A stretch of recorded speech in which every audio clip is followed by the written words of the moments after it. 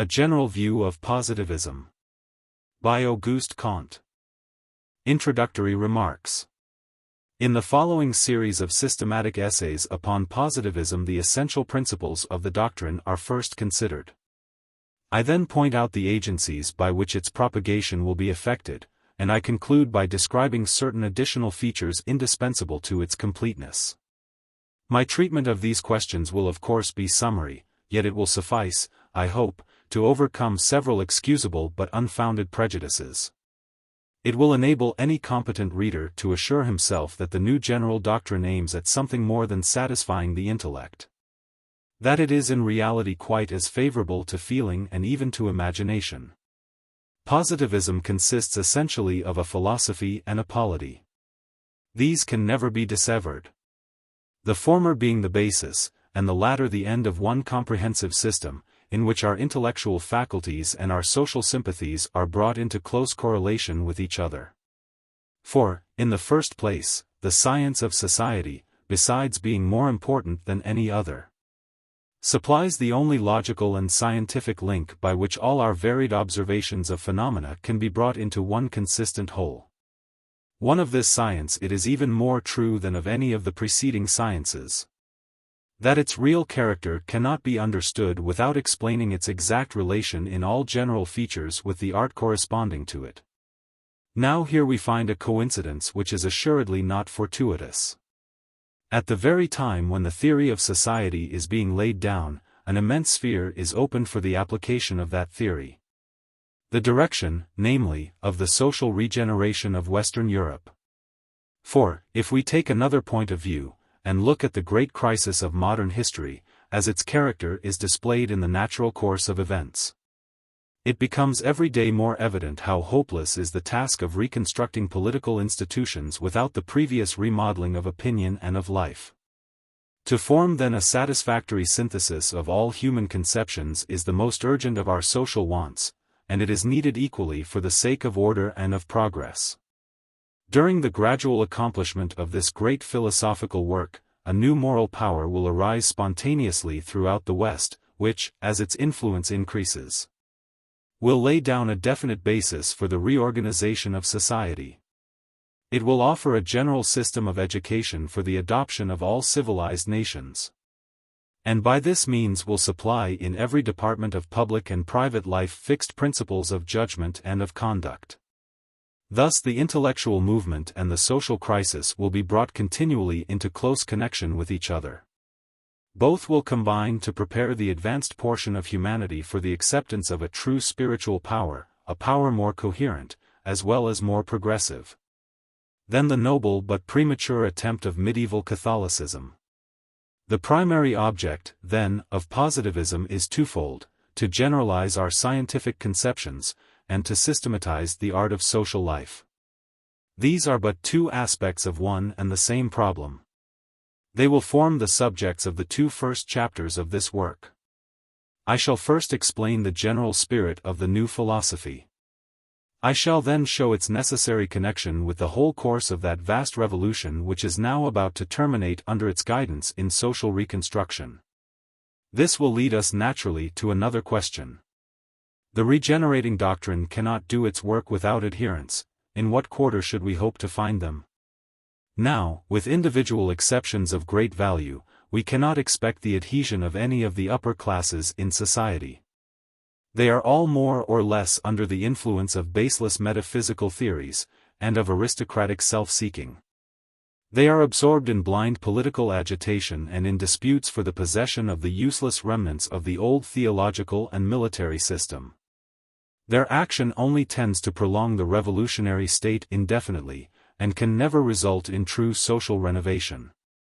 Whether we regard its intellectual character or its social objects, it is certain that positivism must look elsewhere for support. It will find a welcome in those classes only whose good sense has been left unimpaired by our vicious system of education, and whose generous sympathies are allowed to develop themselves freely. It is among women, therefore, and among the working classes that the heartiest supporters of the new doctrine will be found. It is intended, indeed, ultimately for all classes of society. But it will never gain much real influence over the higher ranks till it is forced upon their notice by these powerful patrons. When the work of spiritual reorganization is completed, it is on them that its maintenance will principally depend, and so too, their combined aid is necessary for its commencement. Having but little influence in political government, they are the more likely to appreciate the need of a moral government, the special object of which it will be to protect them against the oppressive action of the temporal power. In the third chapter, therefore, I shall explain the mode in which philosophers and working men will cooperate. Both have been prepared for this coalition by the general course which modern history has taken, and it offers now the only hope we have of really decisive action. We shall find that the efforts of positivism to regulate and develop the natural tendencies of the people, make it, even from the intellectual point of view, more coherent and complete. But there is another and a more unexpected source from which positivism will obtain support, and not till then will its true character and the full extent of its constructive power be appreciated. I shall show in the fourth chapter how eminently calculated is the positive doctrine to raise and regulate the social condition of women. It is from the feminine aspect only that human life, whether individually or collectively considered, can really be comprehended as a whole. For the only basis on which a system really embracing all the requirements of life can be formed is the subordination of intellect to social feeling, a subordination which we find directly represented in the womanly type of character, whether regarded in its personal or social relations. Although these questions cannot be treated fully in the present work, I hope to convince my readers that positivism is more in accordance with the spontaneous tendencies of the people and of women than Catholicism, and is therefore better qualified to institute a spiritual power. It should be observed that the ground on which the support of both these classes is obtained is that positivism is the only system which can supersede the various subversive schemes that are growing every day more dangerous to all the relations of domestic and social life. Yet the tendency of the doctrine is to elevate the character of both of these classes, and it gives a most energetic sanction to all their legitimate aspirations. Thus it is that a philosophy originating in speculations of the most abstract character is found applicable not merely to every department of practical life, but also to the sphere of our moral nature. But to complete the proof of its universality I have still to speak of another very essential feature. I shall show, in spite of prejudices which exist very naturally on this point, that positivism is eminently calculated to call the imaginative faculties into exercise. It is by these faculties that the unity of human nature is most distinctly represented. They are themselves intellectual, but their field lies principally in our moral nature, and the result of their operation is to influence the active powers. The subject of women treated in the fourth chapter will lead me by a natural transition to speak in the fifth of the aesthetic aspects of positivism. I shall attempt to show that the new doctrine, by the very fact of embracing the whole range of human relations in the spirit of reality, discloses the true theory of art, which has hitherto been so great a deficiency in our speculative conceptions. The principle of the theory is that, in coordinating the primary functions of humanity, positivism places the idealities of the poet midway between the ideas of the philosopher and the realities of the statesman. We see from this theory how it is that the poetical power of positivism cannot be manifested at present. We must wait until moral and mental regeneration has advanced far enough to awaken the sympathies which naturally belong to it, and on which art in its renewed state must depend for the future.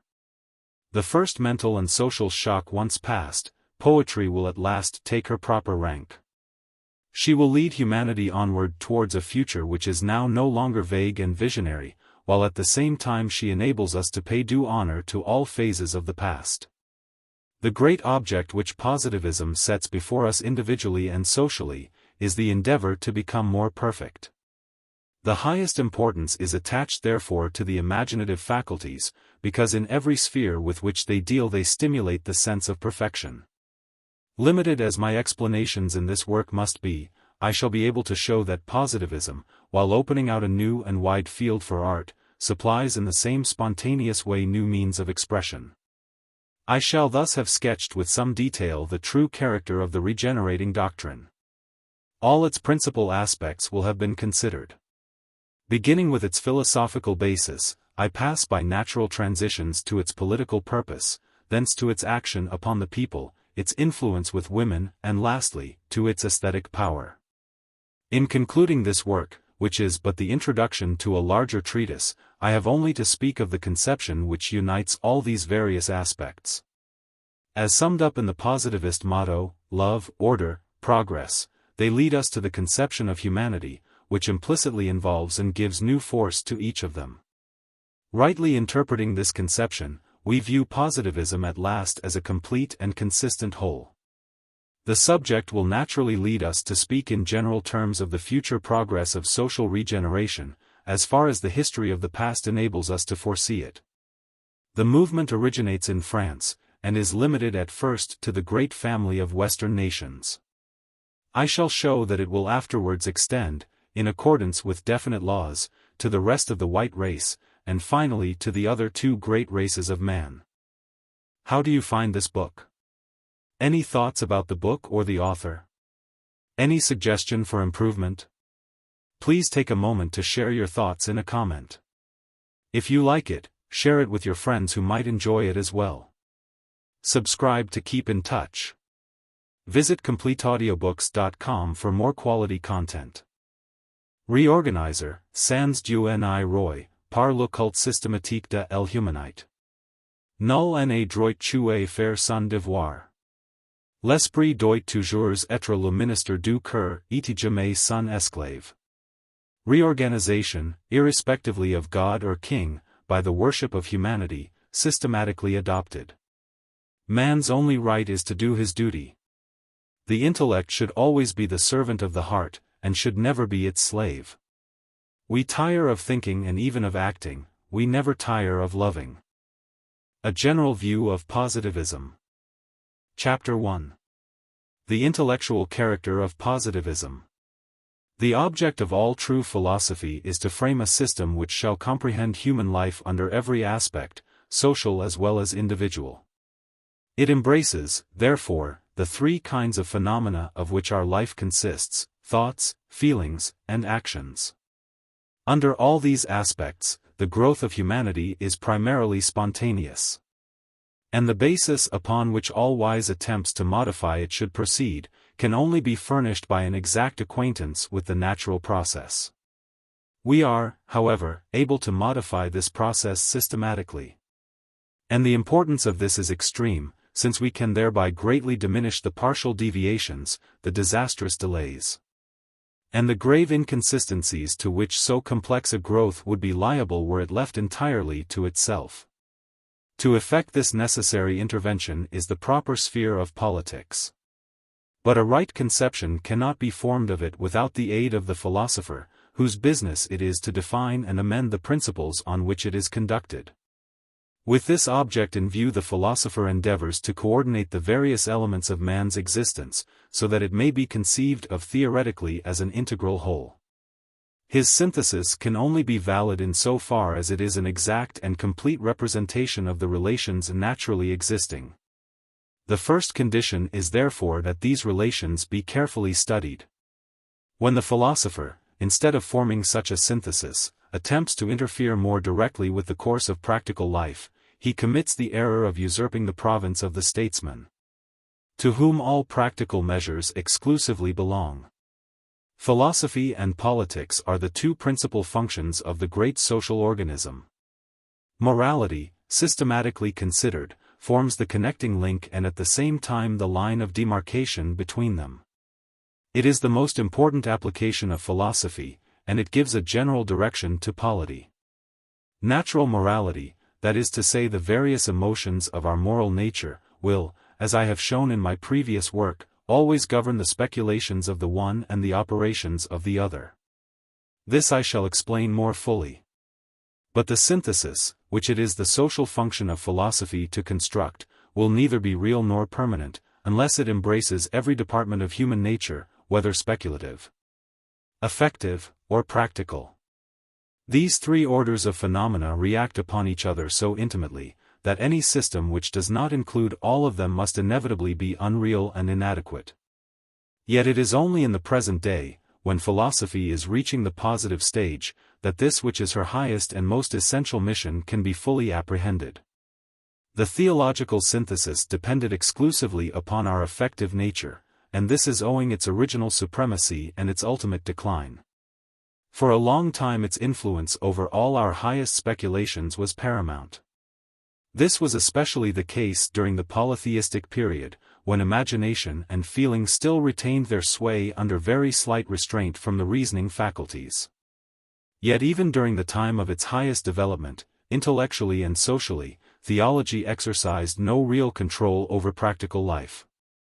It reacted, of course, upon it to some extent, but the effects of this were in most cases far more apparent than real. There was a natural antagonism between them, which though at first hardly perceived, went on increasing till at last it brought about the entire destruction of the theological fabric. A system so purely subjective could not harmonize with the necessarily objective tendencies and stubborn realities of practical life. Theology asserted all phenomena to be under the dominion of wills more or less arbitrary, whereas in practical life men were led more and more clearly to the conception of invariable laws. For without laws human action would have admitted of no rule or plan. In consequence of this utter inability of theology to deal with practical life, its treatment of speculative and even of moral problems was exceedingly imperfect. Such problems being all more or less dependent on the practical necessities of life. To present a perfectly synthetic view of human nature was, then, impossible as long as the influence of theology lasted. Because the intellect was impelled by feeling and by the active powers in two totally different directions. The failure of all metaphysical attempts to form a synthesis need not be dwelt upon here. Metaphysicians, in spite of their claims to absolute truth, have never been able to supersede theology in questions of feeling, and have proved still more inadequate in practical questions. Ontology, even when it was most triumphant in the schools, was always limited to subjects of a purely intellectual nature. And even here its abstractions, useless in themselves, dealt only with the case of individual development, the metaphysical spirit being thoroughly incompatible with the social point of view. In my work on positive philosophy I have clearly proved that it constitutes only a transitory phase of mind, and is totally inadequate for any constructive purpose. For a time it was supreme. But its utility lay simply in its revolutionary tendencies. It aided the preliminary development of humanity by its gradual inroads upon theology, which, though in ancient times entrusted with the sole direction of society, had long since become in every respect utterly retrograde. But all positive speculations owe their first origin to the occupations of practical life. And, consequently, they have always given some indication of their capacity for regulating our active powers, which had been omitted from every former synthesis. Their value in this respect has been and still is materially impaired by their want of breadth, and their isolated and incoherent character, but it has always been instinctively felt. The importance that we attach to theories which teach the laws of phenomena, and give us the power of prevision, is chiefly due to the fact that they alone can regulate our otherwise blind action upon the external world. Hence it is that while the positive spirit has been growing more and more theoretical, and has gradually extended to every department of speculation, it has never lost the practical tendencies which it derived from its source. And this even in the case of researches useless in themselves, and only to be justified as logical exercises. From its first origin in mathematics and astronomy, it has always shown its tendency to systematize the whole of our conceptions in every new subject which has been brought within the scope of its fundamental principle. It exercised for a long time a modifying influence upon theological and metaphysical principles, which has gone on increasing. And since the time of Descartes and Bacon it has become evident that it is destined to supersede them altogether. Positivism has gradually taken possession of the preliminary sciences of physics and biology, and in these the old system no longer prevails. All that remained was to complete the range of its influence by including the study of social phenomena. For this study metaphysics had proved incompetent. By theological thinkers it had only been pursued indirectly and empirically as a condition of government. I believe that my work on positive philosophy has so far supplied what was wanting. I think it must now be clear to all that the positive spirit can embrace the entire range of thought without lessening, or rather with the effect of strengthening its original tendency to regulate practical life. And it is a further guarantee for the stability of the new intellectual synthesis that social science, which is the final result of our researches, gives them that systematic character in which they had hitherto been wanting, by supplying the only connecting link of which they all admit. This conception is already adopted by all true thinkers.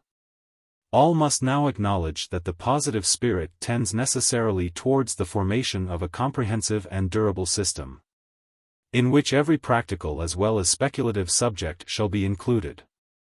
But such a system would still be far from realizing that universal character without which positivism would be incompetent to supersede theology in the spiritual government of humanity. For the element which really preponderates in every human being, that is to say, affection, would still be left untouched. This element it is, and this only, which gives a stimulus and direction to the other two parts of our nature. Without it the one would waste its force in ill-conceived, or, at least, useless studies, and the other in barren or even dangerous contention. With this immense deficiency the combination of our theoretical and active powers would be fruitless, because it would lack the only principle which could ensure its real and permanent stability. The failure would be even greater than the failure of theology in dealing with practical questions. For the unity of human nature cannot really be made to depend either on the rational or the active faculties. In the life of the individual, and, still more, in the life of the race, the basis of unity, as I shall show in the 4th chapter, must always be feeling. It is to the fact that theology arose spontaneously from feeling that its influence is for the most part due. And although theology is now palpably on the decline, yet it will retain, in principle at least, some legitimate claims to the direction of society so long as the new philosophy fails to occupy this important vantage ground. We come then to the final conditions with which the modern synthesis must comply. Without neglecting the spheres of thought and action it must also comprehend the moral sphere. And the very principle on which its claim to universality rests must be derived from feeling. Then, and not till then, can the claims of theology be finally set aside. For then the new system will have surpassed the old in that which is the one essential purpose of all general doctrines. It will have shown itself able to effect what no other doctrine has done, that is, to bring the three primary elements of our nature into harmony. If positivism were to prove incapable of satisfying this condition, we must give up all hope of systematization of any kind. For while positive principles are now sufficiently developed to neutralize those of theology, yet, on the other hand, the influence of theology would continue to be far greater. Hence it is that many conscientious thinkers in the present day are so inclined to despair for the future of society. They see that the old principles on which society has been governed must finally become powerless. What they do not see is that a new basis for morality is being gradually laid down. Their theories are too imperfect and incoherent to show them the direction towards which the present time is ultimately tending. It must be owned, too, that their view seems borne out by the present character of the positive method. While all allow its utility in the treatment of practical, and even of speculative, problems, it seems to most men, and very naturally, quite unfit to deal with questions of morality. But on closer examination they will see reason to rectify their judgment. They will see that the hardness with which positive science has been justly reproached, is due to the speciality and want of purpose with which it has hitherto been pursued, and is not at all inherent in its nature.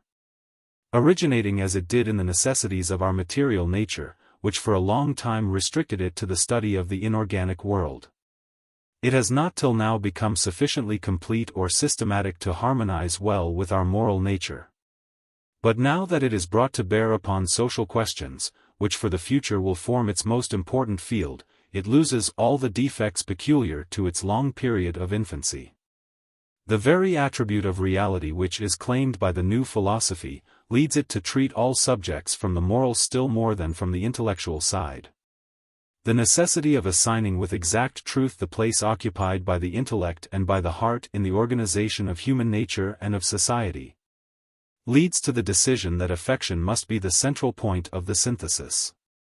In the treatment of social questions, positive science will be found utterly to discard those proud illusions of the supremacy of reason, to which it had been liable during its preliminary stages.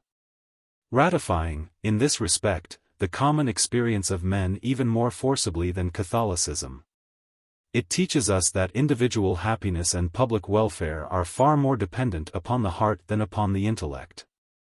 But, independently of this, the question of coordinating the faculties of our nature will convince us that the only basis on which they can be brought into harmonious union is the preponderance of affection over reason, and even over activity. The fact that intellect, as well as social sympathy, is a distinctive attribute of our nature, might lead us to suppose that either of these two might be supreme, and therefore that there might be more than one method of establishing unity. The fact, however, is that there is only one, because these two elements are by no means equal in their fitness for assuming the first place. Whether we look at the distinctive qualities of each, or at the degree of force which they possess, it is easy to see that the only position for which the intellect is permanently adapted is to be the servant of the social sympathies. If, instead of being content with this honorable post, it aspires to become supreme, its ambitious aims, which are never realized, result simply in the most deplorable disorder. Even with the individual, it is impossible to establish permanent harmony between our various impulses, except by giving complete supremacy to the feeling which prompts the sincere and habitual desire of doing good. This feeling is, no doubt, like the rest, in itself blind. It has to learn from reason the right means of obtaining satisfaction. And our active faculties are then called into requisition to apply those means. But common experience proves that after all the principal condition of right action is the benevolent impulse. With the ordinary amount of intellect and activity that is found in men, this stimulus, if well sustained, is enough to direct our thoughts and energies to a good result. Without this habitual spring of action they would inevitably waste themselves in barren or incoherent efforts, and speedily relapse into their original torpor.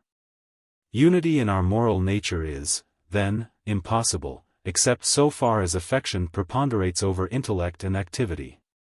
True as this fundamental principle is for the individual, it is in public life that its necessity can be demonstrated most irrefutably.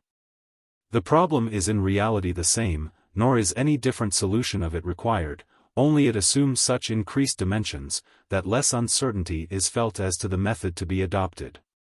The various beings whom it is sought to harmonize have in this case each a separate existence. It is clear, therefore, that the first condition of cooperation must be sought in their own inherent tendency to universal love. No calculations of self-interest can rival this social instinct, whether in promptitude and breadth of intuition, or in boldness and tenacity of purpose. True it is that the benevolent emotions have in most cases less intrinsic energy than the selfish.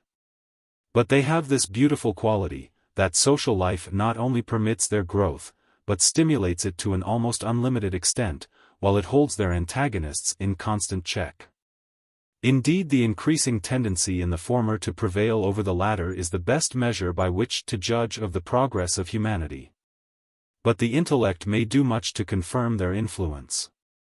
It may strengthen social feeling by diffusing juster views of the relations in which the various parts of society stand to each other. Or it may guide its application by dwelling on the lessons which the past offers to the future. It is to this honorable service that the new philosophy would direct our intellectual powers. Here the highest sanction is given to their operations, and an exhaustless field is opened out for them, from which far deeper satisfaction may be gained than from the approbation of the learned societies, or from the puerile specialties with which they are at present occupied.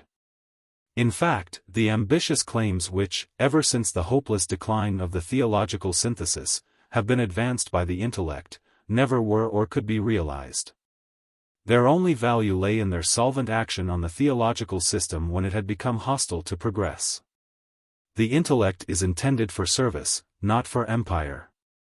When it imagines itself supreme, it is really only obeying the personal instead of the social instincts. It never acts independently of feeling, be that feeling good or bad. The first condition of command is force. Now reason has but light, the impulse that moves it must come from elsewhere. The metaphysical utopias, in which a life of pure contemplation is held out as the highest ideal, attract the notice of our men of science. But are really nothing but illusions of pride, or veils for dishonest schemes. True, there is a genuine satisfaction in the act of discovering truth. But it is not sufficiently intense to be an habitual guide of conduct. Indeed, so feeble is our intellect, that the impulse of some passion is necessary to direct and sustain it in almost every effort. When the impulse comes from kindly feeling, it attracts attention on account of its rarity or value. When it springs from the selfish motives of glory, ambition, or gain, it is too common to be remarked. This is usually the only difference between the two cases. It does indeed occasionally happen that the intellect is actuated by a sort of passion for truth in itself, without any mixture of pride or vanity. Yet, in this case, as in every other, there is intense egotism in exercising the mental powers irrespectively of all social objects. Positivism, as I shall afterwards explain, is even more severe than Catholicism in its condemnation of this type of character, whether in metaphysicians or in men of science. The true philosopher would consider it a most culpable abuse of the opportunities which civilization affords him for the sake of the welfare of society, in leading a speculative life. We have traced the positive principle from its origin in the pursuits of active life, and have seen it extending successively to every department of speculation. We now find it, in its maturity, and that as a simple result of its strict adherence to fact, embracing the sphere of affection, and making that sphere the central point of its synthesis. It is henceforth a fundamental doctrine of positivism, a doctrine of as great political as philosophical importance, that the heart preponderates over the intellect. It is true that this doctrine, which is the only basis for establishing harmony in our nature, had been, as I before remarked, instinctively accepted by theological systems. But it was one of the fatalities of society in its preliminary phase, that the doctrine was coupled with an error which, after a time, destroyed all its value. In acknowledging the superiority of the heart, the intellect was reduced to abject submission. Its only chance of growth lay in resistance to the established system. This course it followed with increasing effect, till after 20 centuries of insurrection, the system collapsed. The natural result of the process was to stimulate metaphysical and scientific pride, and to promote views subversive of all social order. But positivism, while systematically adopting the principle here spoken of as the foundation of individual and social discipline, interprets that principle in a different way. It teaches that while it is for the heart to suggest our problems, it is for the intellect to solve them. Now the intellect was at first quite inadequate to this task, for which a long and laborious training was needed. The heart, therefore, had to take its place, and in default of objective truth, to give free play to its subjective inspirations. But for these inspirations, all progress, as I showed in my system of positive philosophy, would have been totally impossible. For a long time it was necessary that they should be believed absolutely. But as soon as our reason began to mold its conceptions upon observations, more or less accurate, of the external world, these supernatural dogmas became inevitably an obstacle to its growth. Here lies the chief source of the important modifications which theological belief has successively undergone. No further modifications are now possible without violating its essential principles. And since, meantime, positive science is assuming every day larger proportions, the conflict between them is advancing with increasing vehemence and danger. The tendency on the one side is becoming more retrograde, on the other more revolutionary, because the impossibility of reconciling the two opposing forces is felt more and more strongly. Never was this position of affairs more manifest than now. The restoration of theology to its original power, supposing such a thing were possible, would have the most degrading influence on the intellect, and, consequently, on the character also. Since it would involve the admission that our views of scientific truth were to be strained into accordance with our wishes and our wants. Therefore, no important step in the progress of humanity can now be made without totally abandoning the theological principle. The only service of any real value which it still renders, is that of forcing the attention of Western Europe, by the very fact of its reactionary tendencies, upon the greatest of all social questions. It is owing to its influence that the central point of the new synthesis is placed in our moral rather than our intellectual nature. And this, in spite of every prejudice and habit of thought that has been formed during the revolutionary period of the last 5 centuries. And while in this, which is the primary condition of social organization, positivism proves more efficient than theology, it at the same time terminates the disunion which has existed so long between the intellect and the heart. For it follows logically from its principles, and also from the whole spirit of the system, that the intellect shall be free to exercise its full share of influence in every department of human life. When it is said that the intellect should be subordinate to the heart, what is meant is, that the intellect should devote itself exclusively to the problems which the heart suggests. The ultimate object being to find proper satisfaction for our various wants. Without this limitation, experience has shown too clearly that it would almost always follow its natural bent for useless or insoluble questions, which are the most plentiful and the easiest to deal with. But when any problem of a legitimate kind has been once proposed, it is the sole judge of the method to be pursued, and of the utility of the results obtained. Its province is to inquire into the present, in order to foresee the future, and to discover the means of improving it. In this province it is not to be interfered with. In a word, the intellect is to be the servant of the heart, not its slave. Under these two correlative conditions the elements of our nature will at last be brought into harmony. The equilibrium of these two elements, once established, is in little danger of being disturbed. For since it is equally favorable to both of them, both will be interested in maintaining it. The fact that reason in modern times has become habituated to revolt, is no ground for supposing that it will always retain its revolutionary character, even when its legitimate claims have been fully satisfied. Supposing the case to arise, however, society, as I shall show afterwards, would not be without the means of repressing any pretensions that were subversive of order. There is another point of view which may assure us that the position given to the heart under the new system will involve no danger to the growth of intellect. Love, when real, ever desires light, in order to attain its ends.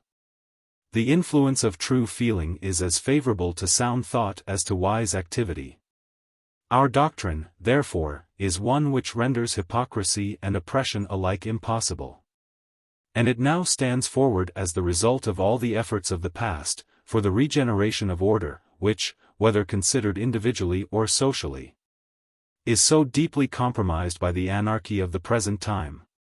It establishes a fundamental principle by which true philosophy and sound polity are brought into correlation. A principle which can be felt as well as proved, and which is at once the keystone of a system and a basis of government.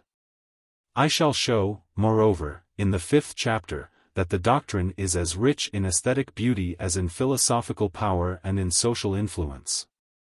This will complete the proof of its efficacy as the center of a universal system.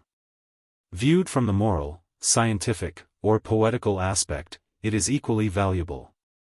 And it is the only principle which can bring humanity safely through the most formidable crisis that she has ever yet undergone. It will be now clear to all that the force of demonstration, a force peculiar to modern times, and which still retains much of its destructive character, becomes matured and elevated by positivism. It begins to develop constructive tendencies, which will soon be developed more largely.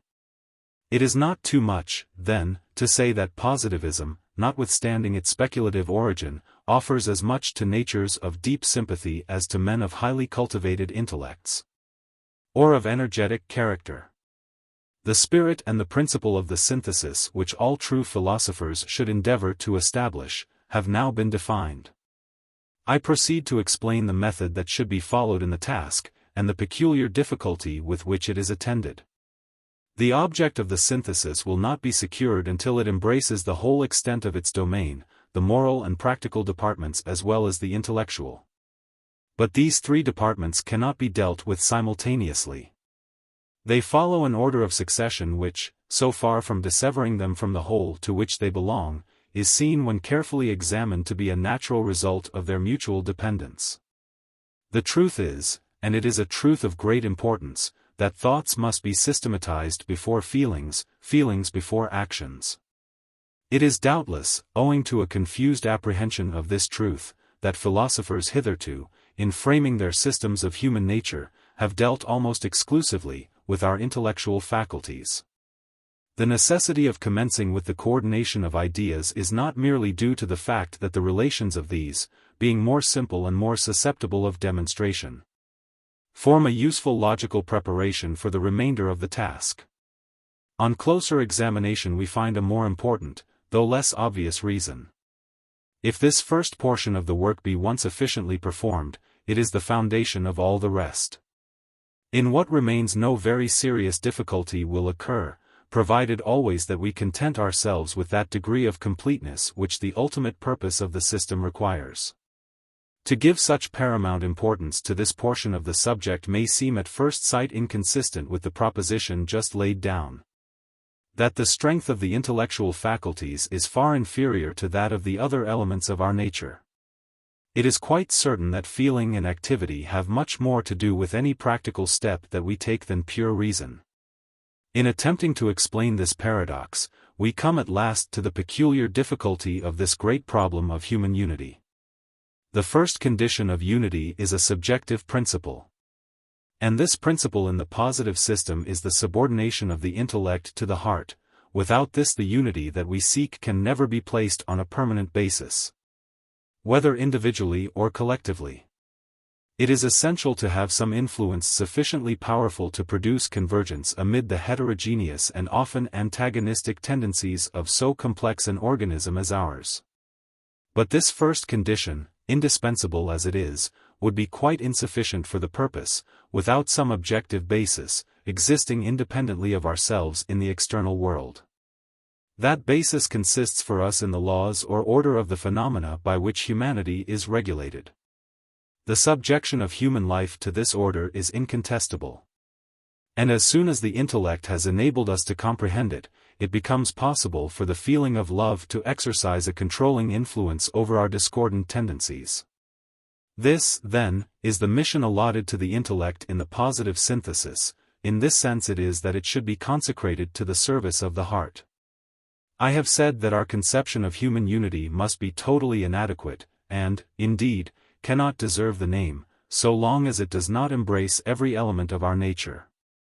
But it would be equally fatal to the completeness of this great conception to think of human nature irrespectively of what lies outside it. A purely subjective unity, without any objective basis, would be simply impossible. In the first place, any attempt to coordinate man's moral nature, without regard to the external world, supposing the attempt feasible, would have very little permanent influence on our happiness, whether collectively or individually. Since happiness depends so largely upon our relations to all that exists around us. Besides this, we have to consider the exceeding imperfection of our nature. Self-love is deeply implanted in it, and when left to itself is far stronger than social sympathy. The social instincts would never gain the mastery were they not sustained and called into constant exercise by the economy of the external world. An influence which at the same time checks the power of the selfish instincts. To understand this economy aright, we must remember that it embraces not merely the inorganic world, but also the phenomena of our own existence. The phenomena of human life, though more modifiable than any others, are yet equally subject to invariable laws which form the principal objects of positive speculation. Now the benevolent affections, which themselves act in harmony with the laws of social development, incline us to submit to all other laws, as soon as the intellect has discovered their existence. The possibility of moral unity depends, therefore, even in the case of the individual, but still more in that of society, upon the necessity of recognizing our subjection to an external power. By this means our self-regarding instincts are rendered susceptible of discipline. In themselves they are strong enough to neutralize all sympathetic tendencies, were it not for the support that the latter find in this external order. Its discovery is due to the intellect, which is thus enlisted in the service of feeling, with the ultimate purpose of regulating action. Thus it is that an intellectual synthesis, or systematic study of the laws of nature, is needed on far higher grounds than those of satisfying our theoretical faculties, which are, for the most part, very feeble, even in men who devote themselves to a life of thought. It is needed, because it solves at once the most difficult problem of the moral synthesis. The higher impulses within us are brought under the influence of a powerful stimulus from without.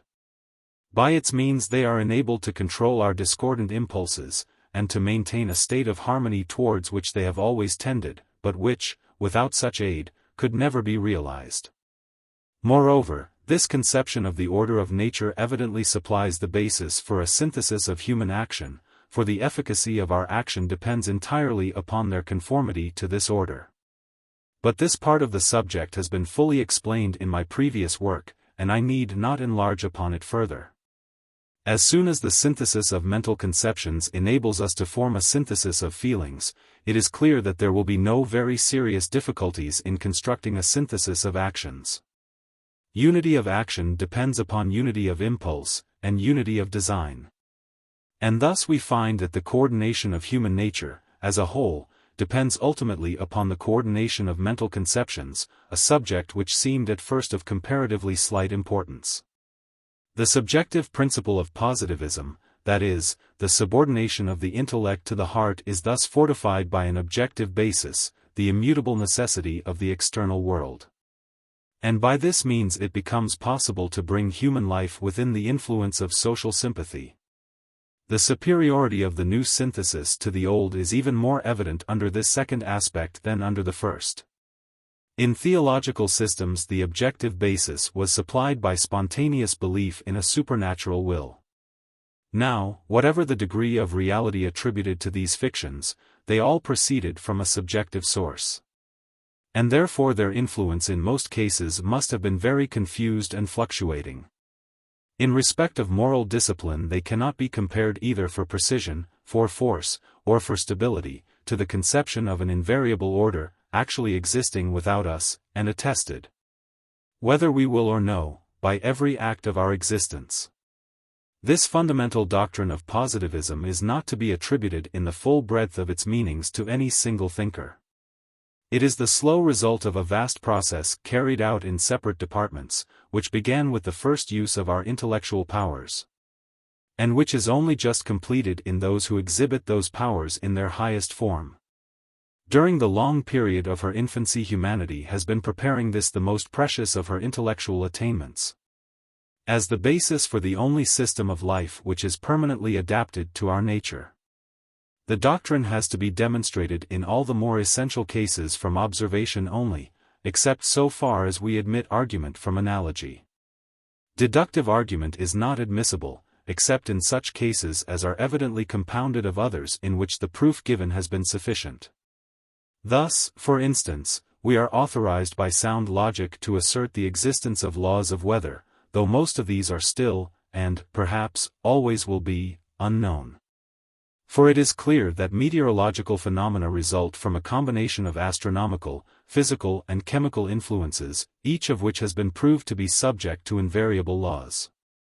But in all phenomena which are not thus reducible, we must have recourse to inductive reasoning, for a principle which is the basis of all deduction cannot be itself deduced.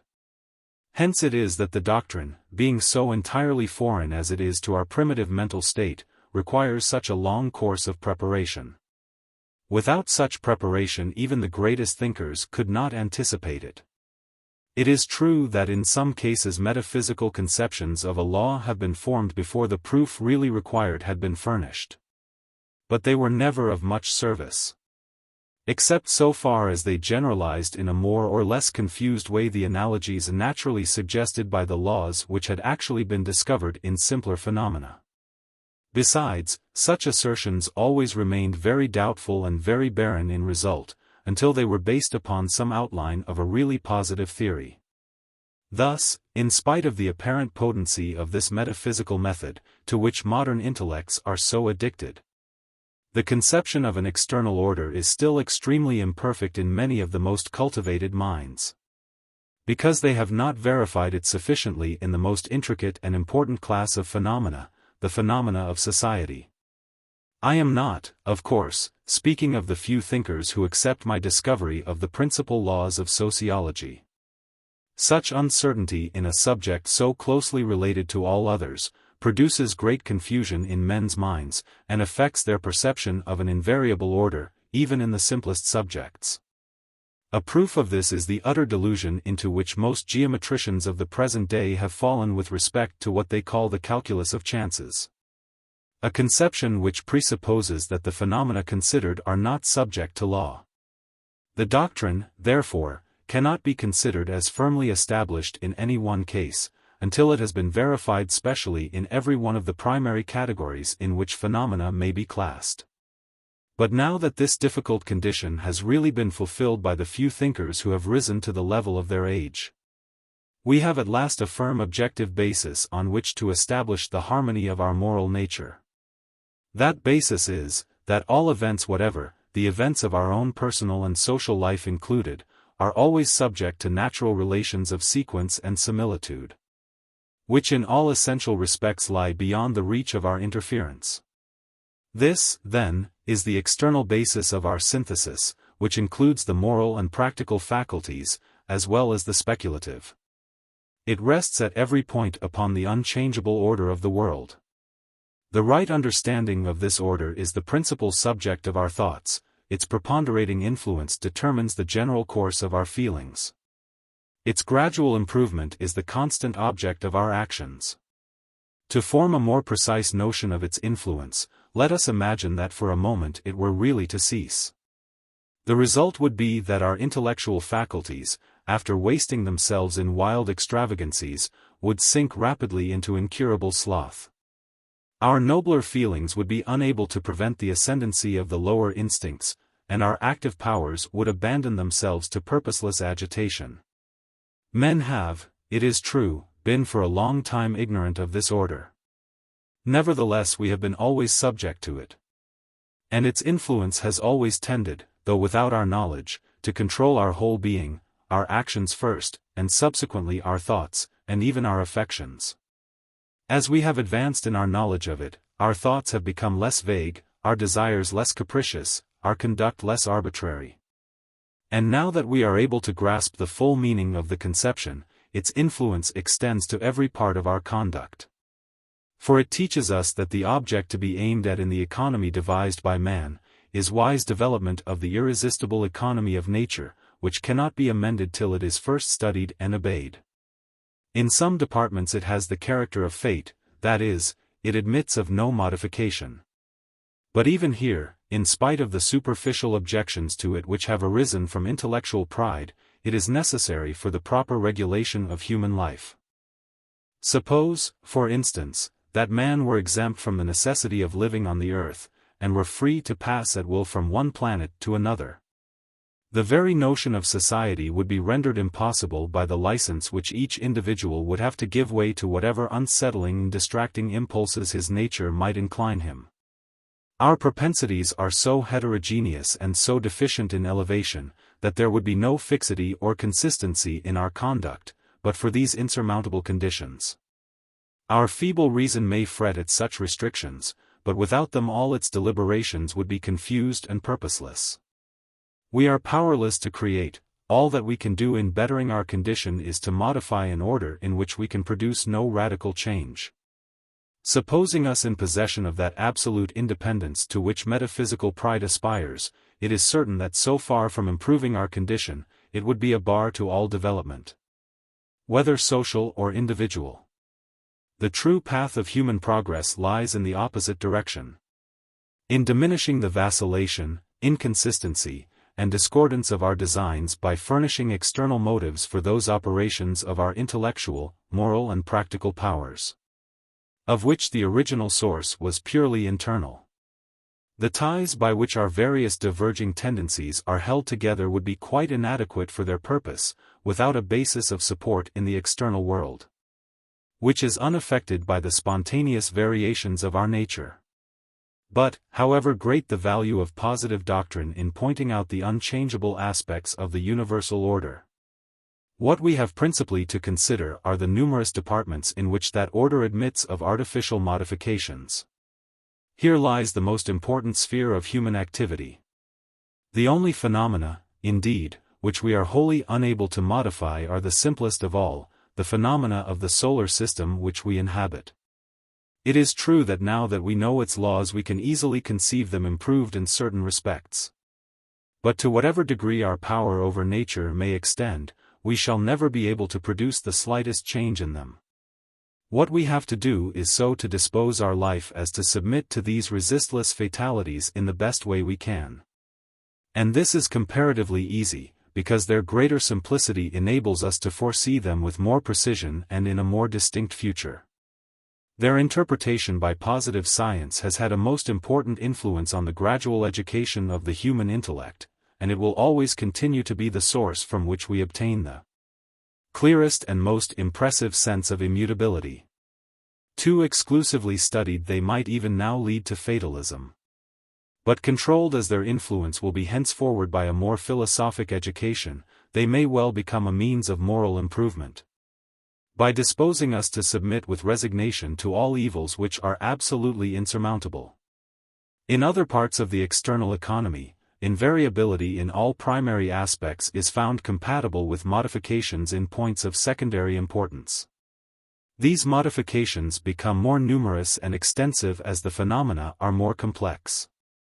The reason of this is that the causes from a combination of which the effects proceed being more varied and more accessible, offer greater facilities to our feeble powers to interfere with advantage. But all this has been fully explained in my system of positive philosophy. The tendency of that work was to show that our intervention became more efficacious in proportion as the phenomena upon which we acted had a closer relation to the life of man or society. Indeed, the extensive modifications of which society admits, go far to keep up the common mistake that social phenomena are not subject to any constant law. At the same time we have to remember that this increased possibility of human intervention in certain parts of the external order necessarily coexists with increased imperfection, for which it is a valuable but very inadequate compensation. Both features alike result from the increase of complexity. Even the laws of the solar system are very far from perfect, notwithstanding their greater simplicity, which indeed makes their defects more perceptible. The existence of these defects should be taken into careful consideration, not indeed with the hope of amending them, but as a check upon unreasoning admiration. Besides, they lead us to a clearer conception of the true position of humanity, a position of which the most striking feature is the necessity of struggling against difficulties of every kind. Lastly, by observing these defects we are less likely to waste our time in seeking for absolute perfection, and so neglecting the wiser course of looking for such improvements as are really possible. In all other phenomena, the increasing imperfection of the economy of nature becomes a powerful stimulus to all our faculties, whether moral, intellectual or practical. Here we find sufferings which can really be alleviated to a large extent by wise and well-sustained combination of efforts. This consideration should give a firmness and dignity of bearing, to which humanity could never attain during her period of infancy. Those who look wisely into the future of society will feel that the conception of man becoming, without fear or boast, the arbiter, within certain limits, of his own destiny, has in it something far more satisfying than the old belief in providence, which implied our remaining passive. Social union will be strengthened by the conception, because everyone will see that union forms our principal resource against the miseries of human life. And while it calls out our noblest sympathies, it impresses us more strongly with the importance of high intellectual culture, being itself the object for which such culture is required. These important results have been ever on the increase in modern times. Yet hitherto they have been too limited and casual to be appreciated rightly, except so far as we could anticipate the future of society by the light of sound historical principles. Art, so far as it is yet organized, does not include that part of the economy of nature which, being the most modifiable, the most imperfect, and the most important of all, ought on every ground to be regarded as the principal object of human exertions. Even medical art, specially so called, is only just beginning to free itself from its primitive routine. And social art, whether moral or political, is plunged in routine so deeply that few statesmen admit the possibility of shaking it off. Yet of all the arts, it is the one which best admits of being reduced to a system, and until this is done it will be impossible to place on a rational basis all the rest of our practical life. All these narrow views are due simply to insufficient recognition of the fact that the highest phenomena are as much subject to laws as others. When the conception of the order of nature has become generally accepted in its full extent, the ordinary definition of art will become as comprehensive and as homogeneous as that of science. And it will then become obvious to all sound thinkers that the principal sphere of both art and science is the social life of man. Thus the social services of the intellect are not limited to revealing the existence of an external economy, and the necessity of submission to its sway. If the theory is to have any influence upon our active powers, it should include an exact estimate of the imperfections of this economy and of the limits within which it varies, so as to indicate and define the boundaries of human intervention. Thus it will always be an important function of philosophy to criticize nature in a positive spirit. Although the antipathy to theology by which such criticism was formerly animated has ceased to have much interest, from the very fact of having done its work so effectually. The object of positive criticism is not controversial. It aims simply at putting the great question of human life in a clearer light. It bears closely on what positivism teaches to be the great end of life, namely, the struggle to become more perfect, which implies previous imperfection. This truth is strikingly apparent when applied to the case of our own nature, for true morality requires a deep and habitual consciousness of our natural defects. I have now described the fundamental condition of the positive synthesis. Deriving its subjective principle from the affections, it is dependent ultimately on the intellect for its objective basis. This basis connects it with the economy of the external world, the dominion of which humanity accepts, and at the same time modifies. I have left many points unexplained. But enough has been said for the purpose of this work, which is only the introduction to a larger treatise. We now come to the essential difficulty that presented itself in the construction of the synthesis. That difficulty was to discover the true theory of human and social development. The first decisive step in this discovery renders the conception of the order of nature complete. It stands out then as the fundamental doctrine of an universal system, for which the whole course of modern progress has been preparing the way.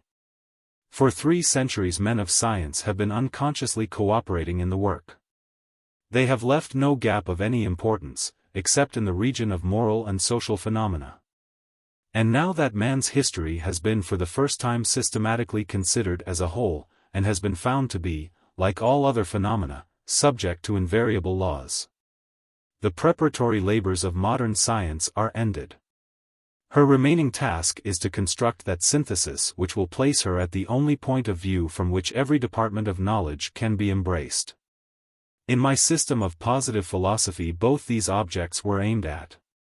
I attempted, and in the opinion of the principal thinkers of our time successfully, to complete and at the same time coordinate natural philosophy. By establishing the general law of human development, social as well as intellectual. I shall not now enter into the discussion of this law, since its truth is no longer contested. Fuller consideration of it is reserved for the 3rd volume of my new treatise.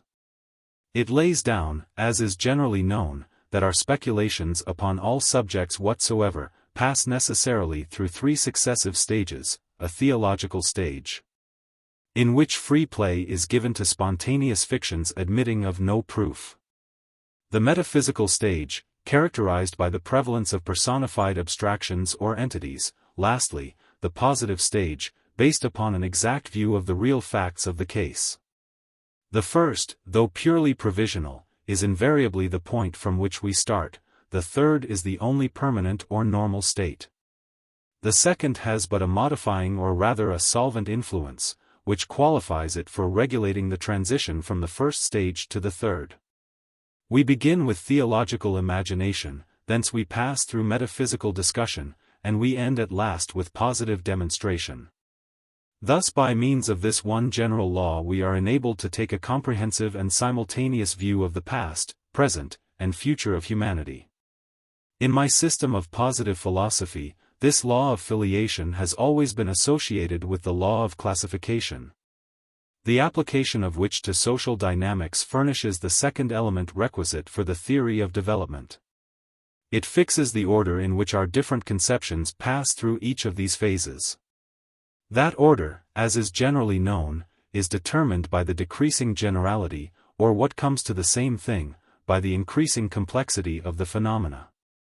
The more complex being naturally dependent upon those that are more simple and less special. Arranging the sciences according to this mutual relation, we find them grouped naturally in 6 primary divisions: 2 mathematics, astronomy, physics, chemistry, biology, and sociology. Each passes through the 3 phases of developments before the one succeeding it.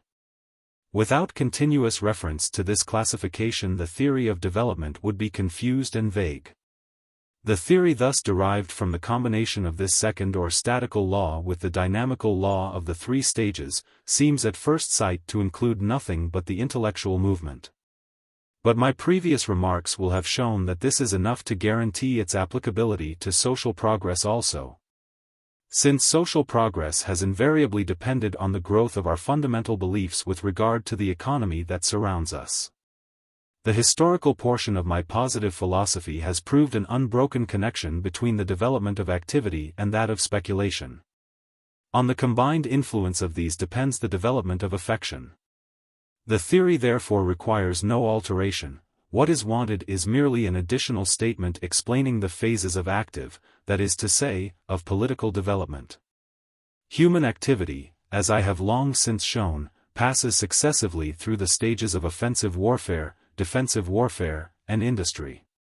The respective connection of these states with the preponderance of the theological, then metaphysical, or the positive spirit leads at once to a complete explanation of history. It reproduces in a systematic form the only historical conception which has become adopted by universal consent, the division, namely, of history into ancient, medieval, and modern. Thus the foundation of social science depends simply upon establishing the truth of this theory of development. We do this by combining the dynamic law, which is its distinctive feature, with the statical principle which renders it coherent. We then complete the theory by extending it to practical life. All knowledge is now brought within the sphere of natural philosophy. And the provisional distinction by which, since Aristotle and Plato, it has been so sharply demarcated from moral philosophy, ceases to exist. The positive spirit, so long confined to the simpler inorganic phenomena, has now passed through its difficult course of probation. It extends to a more important and more intricate class of speculations, and disengages them forever from all theological or metaphysical influence. All our notions of truth are thus rendered homogeneous, and begin at once to converge towards a central principle. A firm objective basis is consequently laid down for that complete coordination of human existence towards which all sound philosophy has ever tended, but which the want of adequate materials has hitherto made impossible. It will be felt, I think, that the principal difficulty of the positive synthesis was met by my discovery of the laws of development. If we bear in mind that while that theory completes and coordinates the objective basis of the system, it at the same time holds it in subordination to the subjective principle. It is under the influence of this moral principle that the whole philosophical construction should be carried on. The inquiry into the order of the universe is an indispensable task, and it comes necessarily within the province of the intellect. But the intellect is too apt to aim in its pride at something beyond its proper function, which consists in unremitting service of the social sympathies. It would willingly escape from all control and follow its own bent toward speculative digressions. a tendency which is at present favored by the undisciplined habits of thought naturally due to the first rise of positivism in its special departments. The influence of the moral principle is necessary to recall it to its true function. Since if its investigations were allowed to assume an absolute character, and to recognize no limit, we should only be repeating in a scientific form many of the worst results of theological and metaphysical belief. The universe is to be studied not for its own sake, but for the sake of man, or rather of humanity. To study it in any other spirit would not only be immoral, but also highly irrational. For, as statements of pure objective truth, our scientific theories can never be really satisfactory. They can only satisfy us from the subjective point of view. That is, by limiting themselves to the treatment of such questions as have some direct or indirect influence over human life. It is for social feeling to determine these limits, outside which our knowledge will always remain imperfect as well as useless, and this even in the case of the simplest phenomena, as astronomy testifies. Were the influence of social feeling to be slackened, the positive spirit would soon fall back to the subjects which were preferred during the period of its infancy. Subjects the most remote from human interest, and therefore also the easiest. While its probationary period lasted, it was natural to investigate all accessible problems without distinction. And this was often justified by the logical value of many problems that, scientifically speaking, were useless. But now that the positive method has been sufficiently developed to be applied exclusively to the purpose for which it was intended, there is no use whatever in prolonging the period of probation by these idle exercises. Indeed, the want of purpose and discipline in our researches is rapidly assuming a retrograde character. Its tendency is to undo the chief results obtained by the spirit of detail during the time when that spirit was really essential to progress. Here, then, we are met by a serious difficulty. The construction of the objective basis for the positive synthesis imposes two conditions which seem, at first sight, incompatible.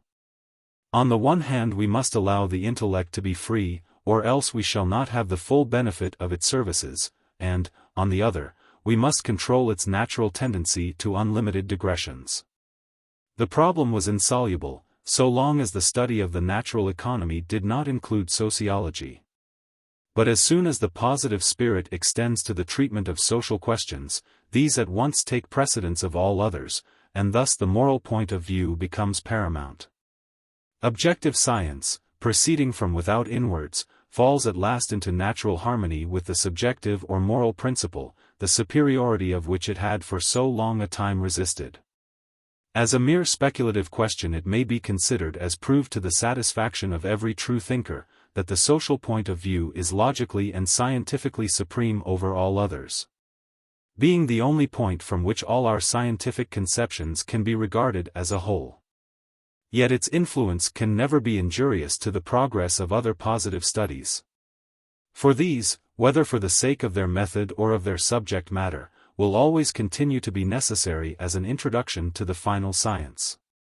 Indeed, the positive system gives the highest sanction and the most powerful stimulus to all preliminary sciences, by insisting on the relation which each of them bears to the great whole, humanity. Thus the foundation of social science bears out the statement made at the beginning of this work, that the intellect would, under positivism, accept its proper position of subordination to the heart.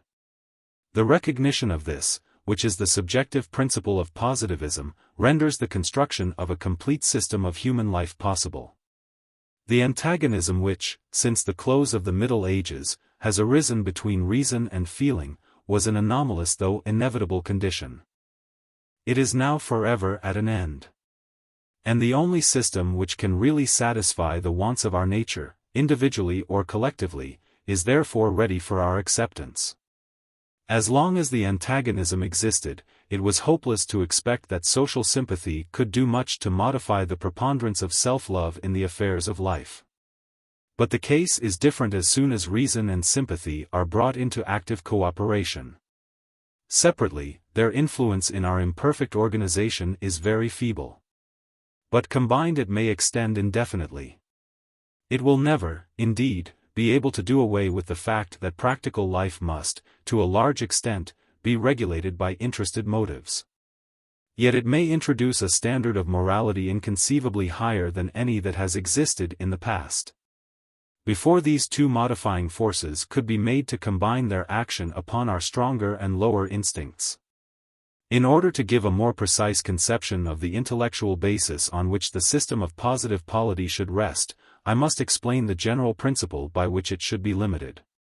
It should be confined to what is really indispensable to the construction of that polity.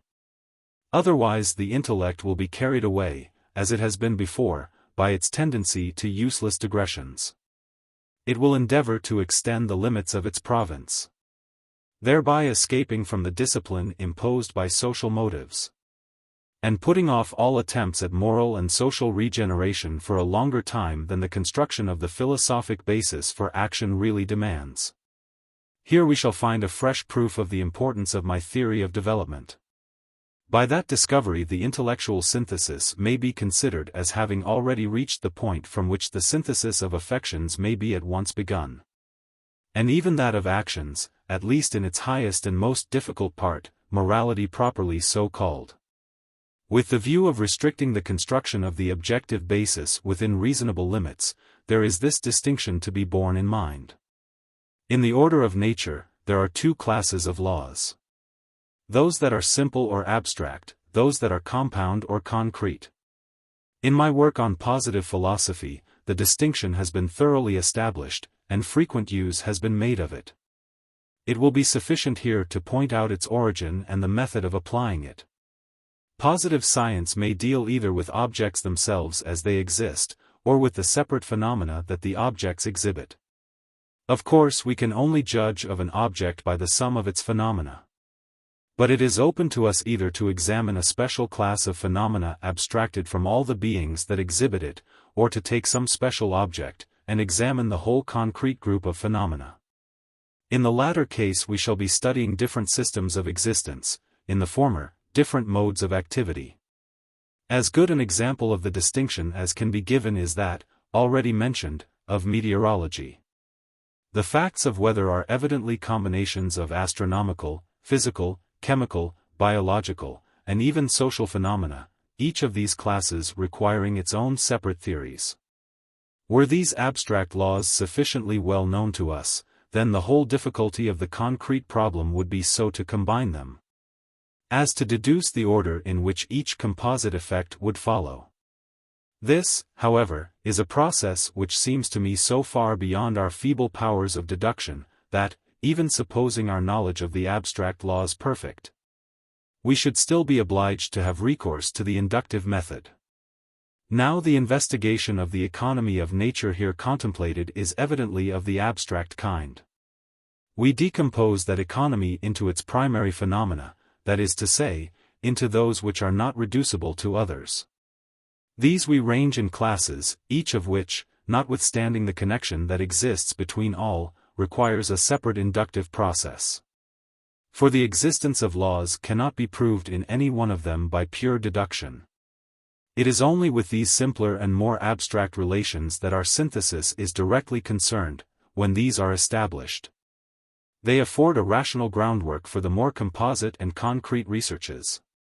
The great complexity of concrete relations makes it probable that we shall never be able to coordinate them perfectly. In that case the synthesis would always remain limited to abstract laws.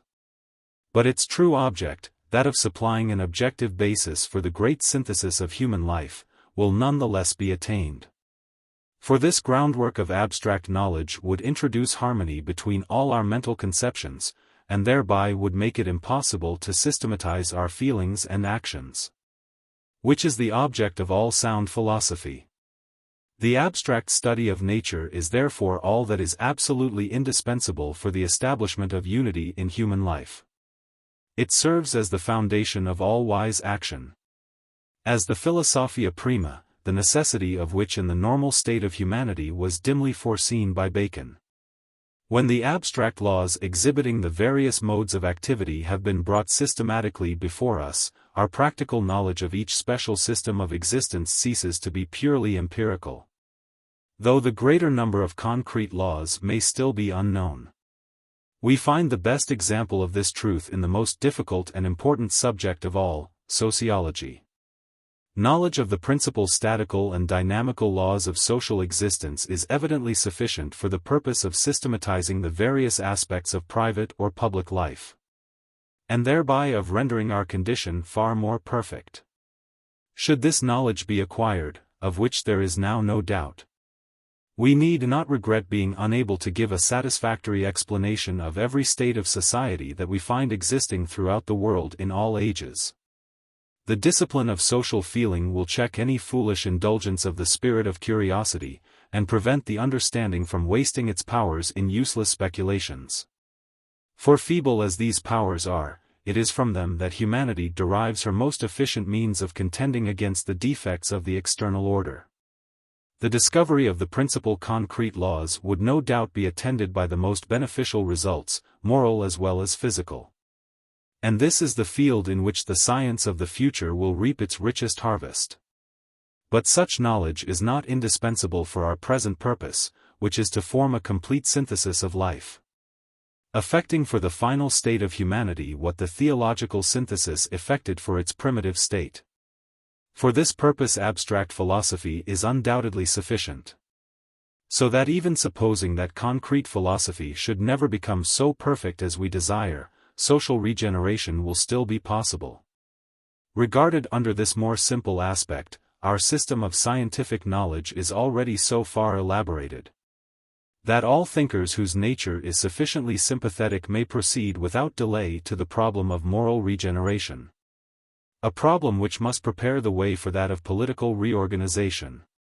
For we shall find that the theory of development of which we have been speaking, when looked at from another point of view, condenses and systematizes all our abstract conceptions of the order of nature. This will be understood by regarding all departments of our knowledge as being really component parts of one and the same science, the science of humanity. All other sciences are but the prelude or the development of this.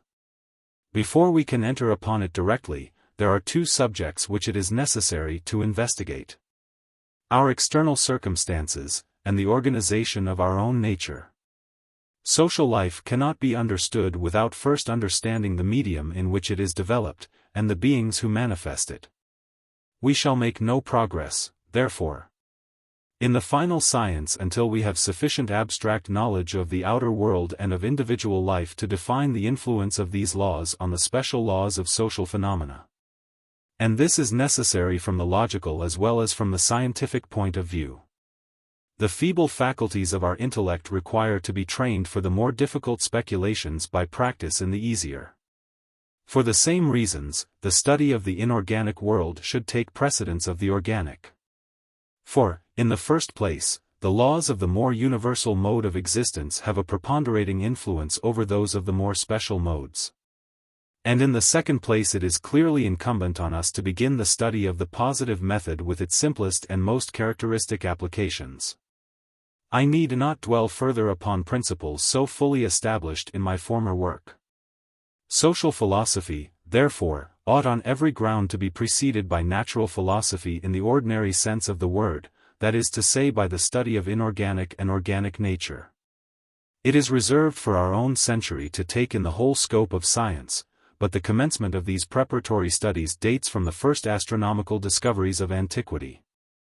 Natural philosophy was completed by the modern science of biology, of which the ancients possessed nothing but a few statical principles.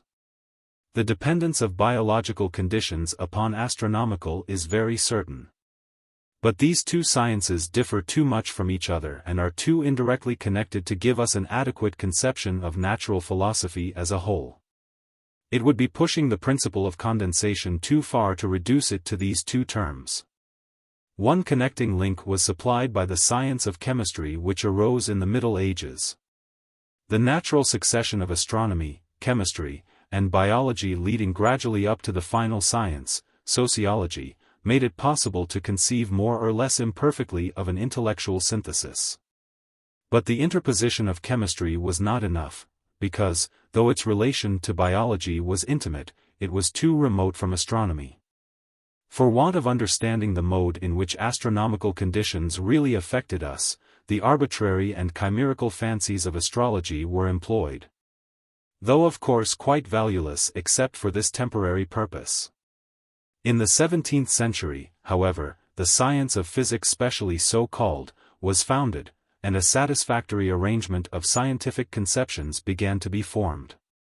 Physics included a series of inorganic researches, the more general branch of which bordered on astronomy, the more special on chemistry. To complete our view of the scientific hierarchy, we have now only to go back to its origin, mathematics. A class of speculations so simple and so general, that they passed at once and without effort into the positive stage. Without mathematics, astronomy was impossible, and they will always continue to be the starting point of positive education for the individual as they have been for the race. Even under the most absolute theological influence, they stimulate the positive spirit to a certain degree of systematic growth. From them it extends step by step to the subjects from which at first it had been most rigidly excluded. We see from these brief remarks that the series of the abstract sciences naturally arranges itself according to the decrease in generality and the increase in complication. We see the reason for the introduction of each member of the series, and the mutual connection between them. The classification is evidently the same as that before laid down in my theory of development. That theory therefore may be regarded, from the statical point of view, as furnishing a direct basis for the coordination of abstract conception, on which, as we have seen, the whole synthesis of human life depends. That coordination at once establishes unity in our intellectual operations. It realizes the desire obscurely expressed by Bacon for a scala intellectualis, a ladder of the understanding, by the aid of which our thoughts may pass with ease from the lowest subjects to the highest, or vice versa, without weakening the sense of their continuous connection in nature. Each of the 6 terms of which our series is composed is in its central portion quite distinct from the 2 adjoining links. But it is closely related in its commencement to the preceding term, in its conclusion to the term which follows. A further proof of the homogeneousness and continuity of the system is that the same principle of classification, when applied more closely, enables us to arrange the various theories of which each science consists. For example, the 3 great orders of mathematical speculations, arithmetic, geometry, and mechanics, follow the same law of classification as that by which the entire scale is regulated. And I have shown in my positive philosophy that the same holds good of the other sciences. As a whole, therefore, the series is the most concise summary that can be formed of the vast range of abstract truth. And conversely, all rational researches of a special kind result in some partial development of this series. Each term in it requires its own special processes of induction. Yet in each we reason deductively from the preceding term, a method which will always be as necessary for purposes of instruction as it was originally for the purpose of discovery. Thus it is that all our other studies are but a preparation for the final science of humanity. By it their mode of culture will always be influenced and will gradually be imbued with the true spirit of generality, which is so closely connected with social sympathy. Nor is there any danger of such influence becoming oppressive, since the very principle of our system is to combine a due measure of independence with practical convergence. The fact that our theory of classification, by the very terms of its composition, subordinates intellectual to social considerations, is eminently calculated to secure its popular acceptance. It brings the whole speculative system under the criticism, and at the same time under the protection of the public, which is usually not slow to check any abuse of those habits of abstraction which are necessary to the philosopher. The same theory then which explains the mental evolution of humanity, lays down the true method by which our abstract conceptions should be classified, thus reconciling the conditions of order and movement, hitherto more or less at variance. Its historical clearness and its philosophical force strengthen each other. For we cannot understand the connection of our conceptions except by studying the succession of the phases through which they pass. And on the other hand, but for the existence of such a connection, it would be impossible to explain the historical phases. So we see that for all sound thinkers, history and philosophy are inseparable. A theory which embraces the statical as well as the dynamical aspects of the subject, and which fulfills the conditions here spoken of, may certainly be regarded as establishing the true objective basis on which unity can be established in our intellectual functions. And this unity will be developed and consolidated as our knowledge of its basis becomes more satisfactory. But the social application of the system will have far more influence on the result than any overstrained attempts at exact scientific accuracy. The object of our philosophy is to direct the spiritual reorganization of the civilized world.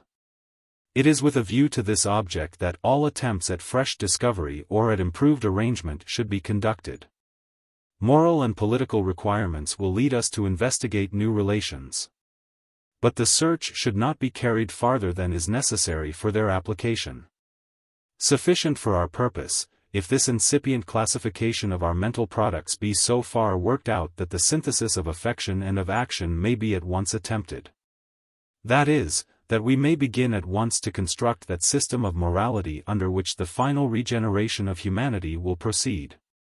Those who have read my positive philosophy will, I think, be convinced that the time for this attempt has arrived. How urgently it is needed will appear in every part of the present work. I have now described the general spirit of positivism. But there are 2 or 3 points on which some further explanation is necessary, as they are the source of misapprehensions too common and too serious to be disregarded. Of course, I only concern myself with such objections as are made in good faith. The fact of entire freedom from theological belief being necessary before the positive state can be perfectly attained, has induced superficial observers to confound positivism with a state of pure negation. Now this state was at one time, and that even so recently as the last century, favorable to progress. But at present in those who unfortunately still remain in it, it is a radical obstacle to all sound social and even intellectual organization. I have long ago repudiated all philosophical or historical connection between positivism and what is called atheism. But it is desirable to expose the error somewhat more clearly. Atheism, even from the intellectual point of view, is a very imperfect form of emancipation. For its tendency is to prolong the metaphysical stage indefinitely, by continuing to seek for new solutions of theological problems. Instead of setting aside all inaccessible researches on the ground of their utter inutility. The true positive spirit consists in substituting the study of the invariable laws of phenomena for that of their so-called causes, whether proximate or primary. In a word, in studying the how instead of the why. Now this is wholly incompatible with the ambitious and visionary attempts of atheism to explain the formation of the universe, the origin of animal life, etc. The positivist, comparing the various phases of human speculation, looks upon these scientific chimeras as far less valuable even from the intellectual point of view than the first spontaneous inspirations of primeval times. The principle of theology is to explain everything by supernatural wills. That principle can never be set aside until we acknowledge the search for causes to be beyond our reach, and limit ourselves to the knowledge of laws. As long as men persist in attempting to answer the insoluble questions which occupied the attention of the childhood of our race, by far the more rational plan is to do as was done then, that is, simply to give free play to the imagination. These spontaneous beliefs have gradually fallen into disuse, not because they have been disproved, but because mankind has become more enlightened as to its wants and the scope of its powers, and has gradually given an entirely new direction to its speculative efforts.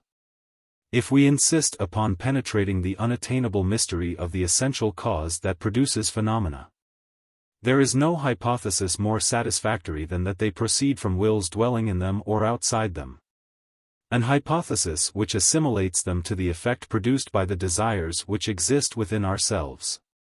Were it not for the pride induced by metaphysical and scientific studies, it would be inconceivable that any atheist, modern or ancient, should have believed that his vague hypotheses on such a subject were preferable to this direct mode of explanation.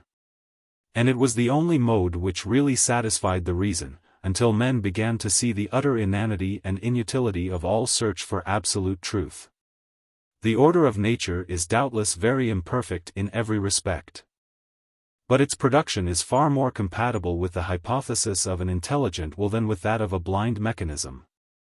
Persistent atheists therefore would seem to be most illogical of theologists, because they occupy themselves with theological problems, and yet reject the only appropriate method of handling them. But the fact is that pure atheism even in the present day is very rare. What is called atheism is usually a phase of pantheism, which is really nothing but a relapse disguised under learned terms, into a vague and abstract form of fetishism.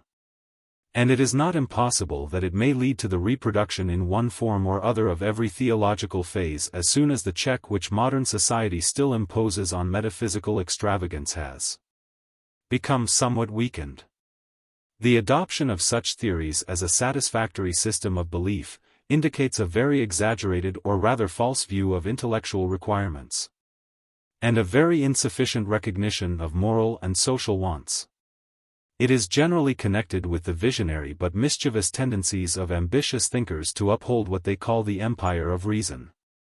In the moral sphere it forms a sort of basis for the degrading fallacies of modern metaphysicians as to the absolute preponderance of self-interest.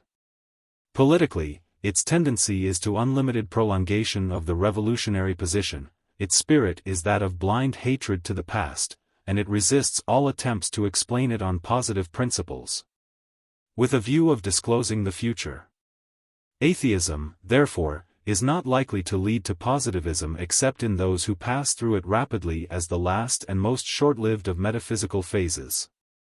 And the wide diffusion of the scientific spirit in the present day makes this passage so easy that to arrive at maturity without accomplishing it is a symptom of a certain mental weakness, which is often connected with moral insufficiency, and is very incompatible with positivism. Negation offers but a feeble and precarious basis for union, and disbelief in monotheism is of itself no better proof of a mind fit to grapple with the questions of the day than disbelief in polytheism or fetishism, which no one would maintain to be an adequate ground for claiming intellectual sympathy. The atheistic phase indeed was not really necessary, except for the revolutionists of the last century who took the lead in the movement towards radical regeneration of society. The necessity has already ceased, for the decayed condition of the old system makes the need of regeneration palpable to all. Persistence in anarchy, and atheism is the most characteristic symptom of anarchy, is a temper of mind more unfavorable to the organic spirit, which ought by this time to have established its influence, than sincere adhesion to the old forms. This latter is of course obstructive, but at least it does not hinder us from fixing our attention upon the great social problem. Indeed, it helps us to do so, because it forces the new philosophy to throw aside every weapon of attack against the older faith except its own higher capacity of satisfying our moral and social wants.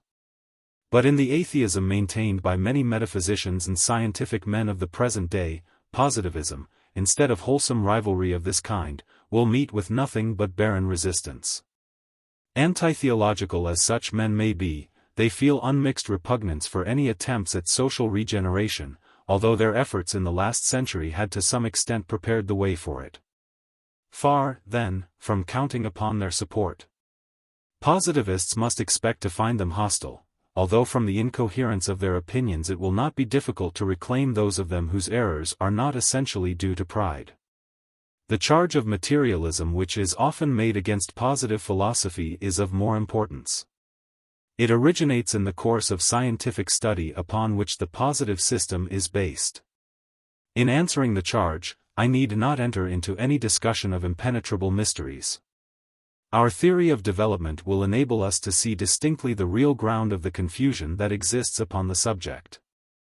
Positive science was for a long time limited to the simplest subjects, it could not reach the highest except by a natural series of intermediate steps. As each of these steps is taken, the student is apt to be influenced too strongly by the methods and results of the preceding stage. Here, as it seems to me, lies the real source of that scientific error which men have instinctively blamed as materialism. The name is just, because the tendency indicated is one which degrades the higher subjects of thought by confounding them with the lower. It was hardly possible that this usurpation by one science of the domain of another should have been wholly avoided. For since the more special phenomena do really depend upon the more general, it is perfectly legitimate for each science to exercise a certain deductive influence upon that which follows it in the scale. By such influence the special inductions of that science were rendered more coherent. The result, however, is that each of the sciences has to undergo a long struggle against the encroachments of the one preceding it. A struggle which, even in the case of the subjects which have been studied longest, is not yet over. Nor can it entirely cease until the controlling influence of sound philosophy be established over the whole scale, introducing juster views of the relations of its several parts, about which at present there is such irrational confusion. Thus it appears that materialism is a danger inherent in the mode in which the scientific studies necessary as a preparation for positivism were pursued. Each science tended to absorb the one next to it, on the ground of having reached the positive stage earlier and more thoroughly. The evil then is really deeper and more extensive than is imagined by most of those who deplore it. It passes generally unnoticed except in the highest class of subjects. These doubtless are more seriously affected, inasmuch as they undergo the encroaching process from all the rest. But we find the same thing in different degrees, in every step of the scientific scale. Even the lowest step, mathematics, is no exception, though its position would seem at first sight to exempt it. To a philosophic eye there is materialism in the common tendency of mathematicians at the present day to absorb geometry or mechanics into the calculus, as well as in the more evident encroachments of mathematics upon physics, of physics upon chemistry, of chemistry, which is more frequent, upon biology. Or lastly in the common tendency of the best biologists to look upon sociology as a mere corollary of their own science. In all cases it is the same fundamental error, that is, an exaggerated use of deductive reasoning, and in all it is attended with the same result. That the higher studies are in constant danger of being disorganized by the indiscriminate application of the lower. All scientific specialists at the present time are more or less materialists, according as the phenomena studied by them are more or less simple and general. Geometricians, therefore, are more liable to the error than any others. They all aim consciously or otherwise at a synthesis in which the most elementary studies, those of number, space, and motion, are made to regulate all the rest. But the biologists who resist this encroachment most energetically, are often guilty of the same mistake. They not unfrequently attempt, for instance, to explain all sociological facts by the influence of climate and race, which are purely secondary, thus showing their ignorance of the fundamental laws of sociology, which can only be discovered by a series of direct inductions from history. This philosophical estimate of materialism explains how it is that it has been brought as a charge against positivism, and at the same time proves the deep injustice of the charge. Positivism, far from countenancing so dangerous an error, is, as we have seen, the only philosophy which can completely remove it. The error arises from certain tendencies which are in themselves legitimate, but which have been carried too far, and positivism satisfies these tendencies in their due measure. Hitherto the evil has remained unchecked, except by the theologico-metaphysical spirit, which, by giving rise to what is called spiritualism, has rendered a very valuable service. But useful as it has been, it could not arrest the active growth of materialism, which has assumed in the eyes of modern thinkers something of a progressive character. From having been so long connected with the cause of resistance to a retrograde system. Notwithstanding all the protests of the spiritualists, the lower sciences have encroached upon the higher to an extent that seriously impairs their independence and their value. But positivism meets the difficulty far more effectually. It satisfies and reconciles all that is really tenable in the rival claims of both materialism and spiritualism. And, having done this, it discards them both. It holds the one to be as dangerous to order as the other to progress. This result is an immediate consequence of the establishment of the encyclopedic scale, in which each science retains its own proper sphere of induction, while deductively it remains subordinate to the science which precedes it. But what really decides the matter is the fact that such paramount importance, both logically and scientifically, is given by positive philosophy to social questions. For these are the questions in which the influence of materialism is most mischievous, and also in which it is most easily introduced. A system therefore which gives them the precedence over all other questions must hold materialism to be quite as obstructive as spiritualism, since both are alike an obstacle to the progress of that science for the sake of which all other sciences are studied. Further advance in the work of social regeneration implies the elimination of both of them, because it cannot proceed without exact knowledge of the laws of moral and social phenomena. In the next chapter one shall have to speak of the mischievous effects of materialism upon the art or practice of social life. It leads to a misconception of the most fundamental principle of that art, namely, the systematic separation of spiritual and temporal power. To maintain that separation, to carry out on a more satisfactory basis the admirable attempt made in the Middle Ages by the Catholic Church, is the most important of political questions. Thus the antagonism of positivism to materialism rests upon political no less than upon philosophical grounds. With the view of securing a dispassionate consideration of this subject, and of avoiding all confusion, I have laid no stress upon the charge of immorality that is so often brought against materialism. The reproach, even when made sincerely, is constantly belied by experience. Indeed, it is inconsistent with all that we know of human nature. Our opinions, whether right or wrong, have not, fortunately, the absolute power over our feelings and conduct which is commonly attributed to them. Materialism has been provisionally connected with the whole movement of emancipation, and it has therefore often been found in common with the noblest aspirations. That connection, however, has now ceased. And it must be owned that even in the most favorable cases this error, purely intellectual though it be, has to a certain extent always checked the free play of our nobler instincts, by leading men to ignore or misconceive moral phenomena, which were left unexplained by its crude hypothesis. Cabanis gave a striking example of this tendency in his unfortunate attack upon medieval chivalry. Cabanis was a philosopher whose moral nature was as pure and sympathetic as his intellect was elevated and enlarged. Yet the materialism of his day had entirely blinded him to the beneficial results of the attempts made by the most energetic of our ancestors to institute the worship of woman. We have now examined the two principal charges brought against the positive system, and we have found that they apply merely to the unsystematic state in which positive principles are first introduced. But the system is also accused of fatalism and of optimism, charges on which it will not be necessary to dwell at great length, because, though frequently made, they are not difficult to refute. The charge of fatalism has accompanied every fresh extension of positive science, from its first beginnings. Nor is this surprising. For when any series of phenomena passes from the dominion of wills, whether modified by metaphysical abstractions or not, to the dominion of laws, the regularity of the latter contrasts so strongly with the instability of the former, as to present an appearance of fatality, which nothing but a very careful examination of the real character of scientific truth can dissipate. And the error is the more likely to occur from the fact that our first types of natural laws are derived from the phenomena of the heavenly bodies.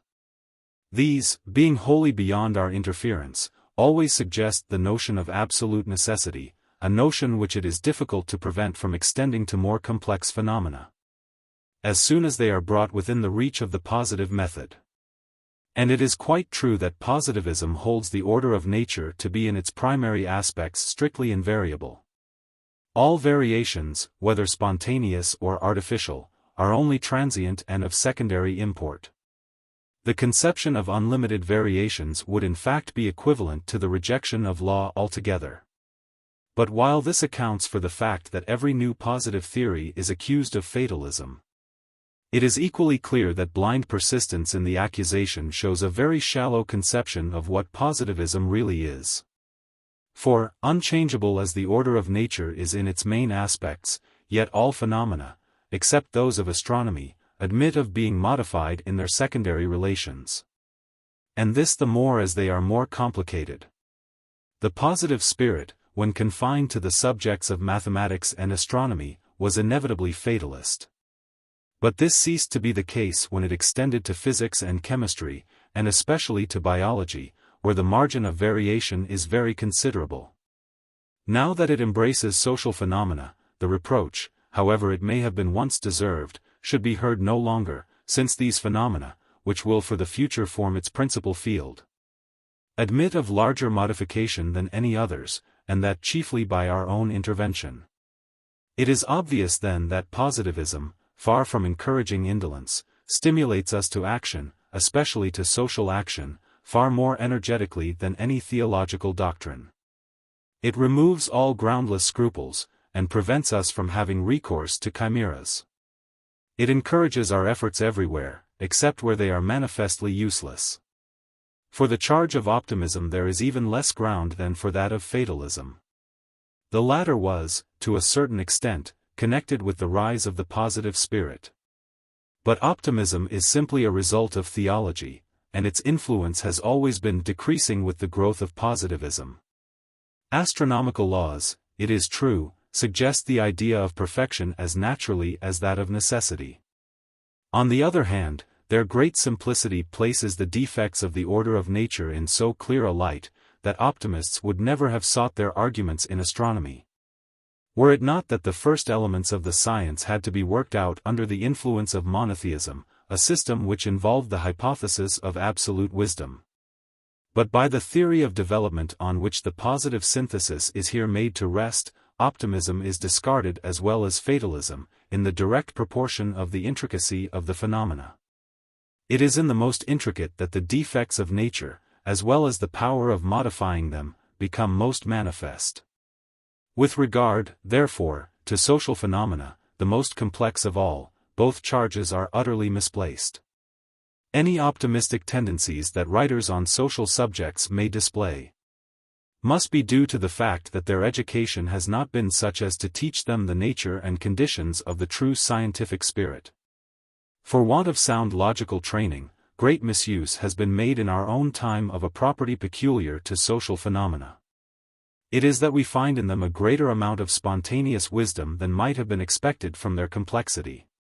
It would be a mistake, however, to suppose this wisdom perfect.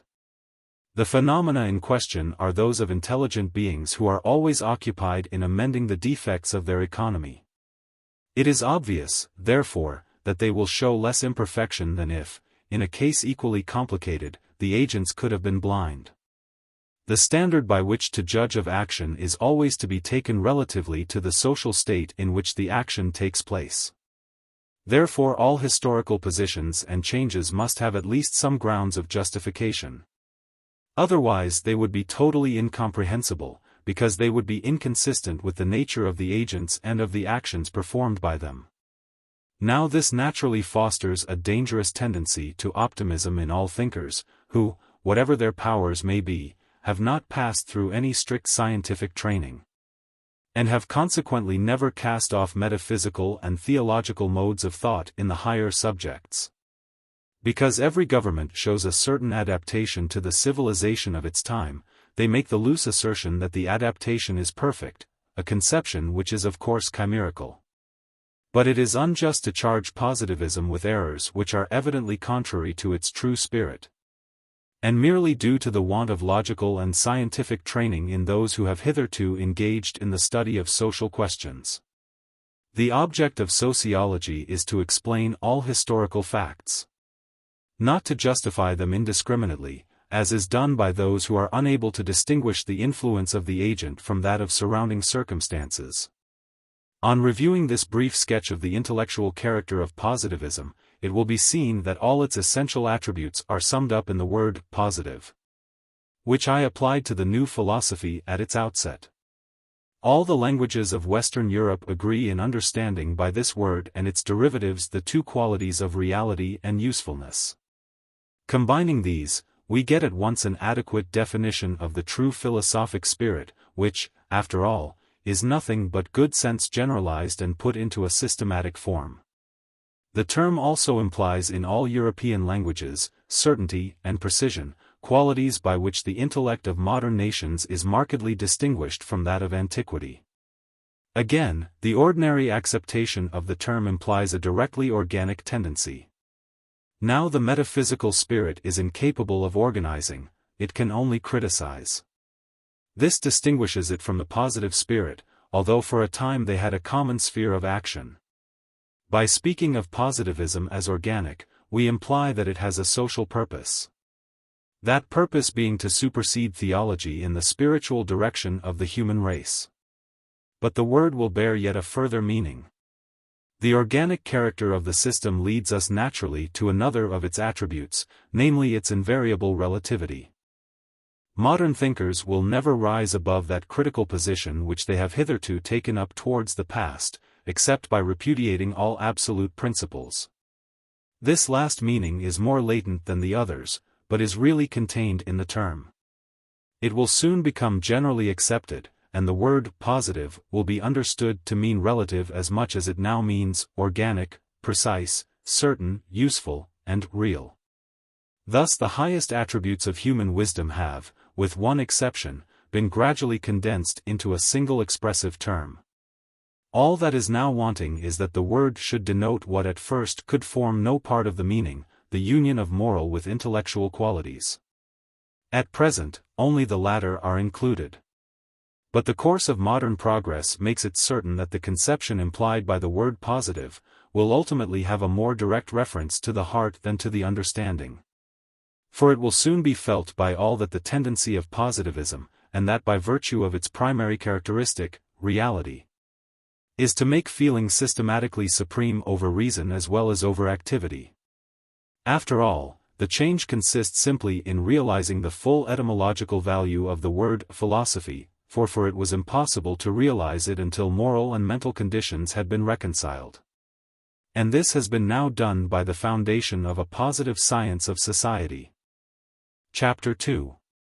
The social aspect of positivism. As shown by its connection with the general revolutionary movement of Western Europe. As the chief characteristic of positive philosophy is the paramount importance that is given, and that on speculative grounds, to social considerations, its efficiency for the purposes of practical life is involved in the very spirit of the system.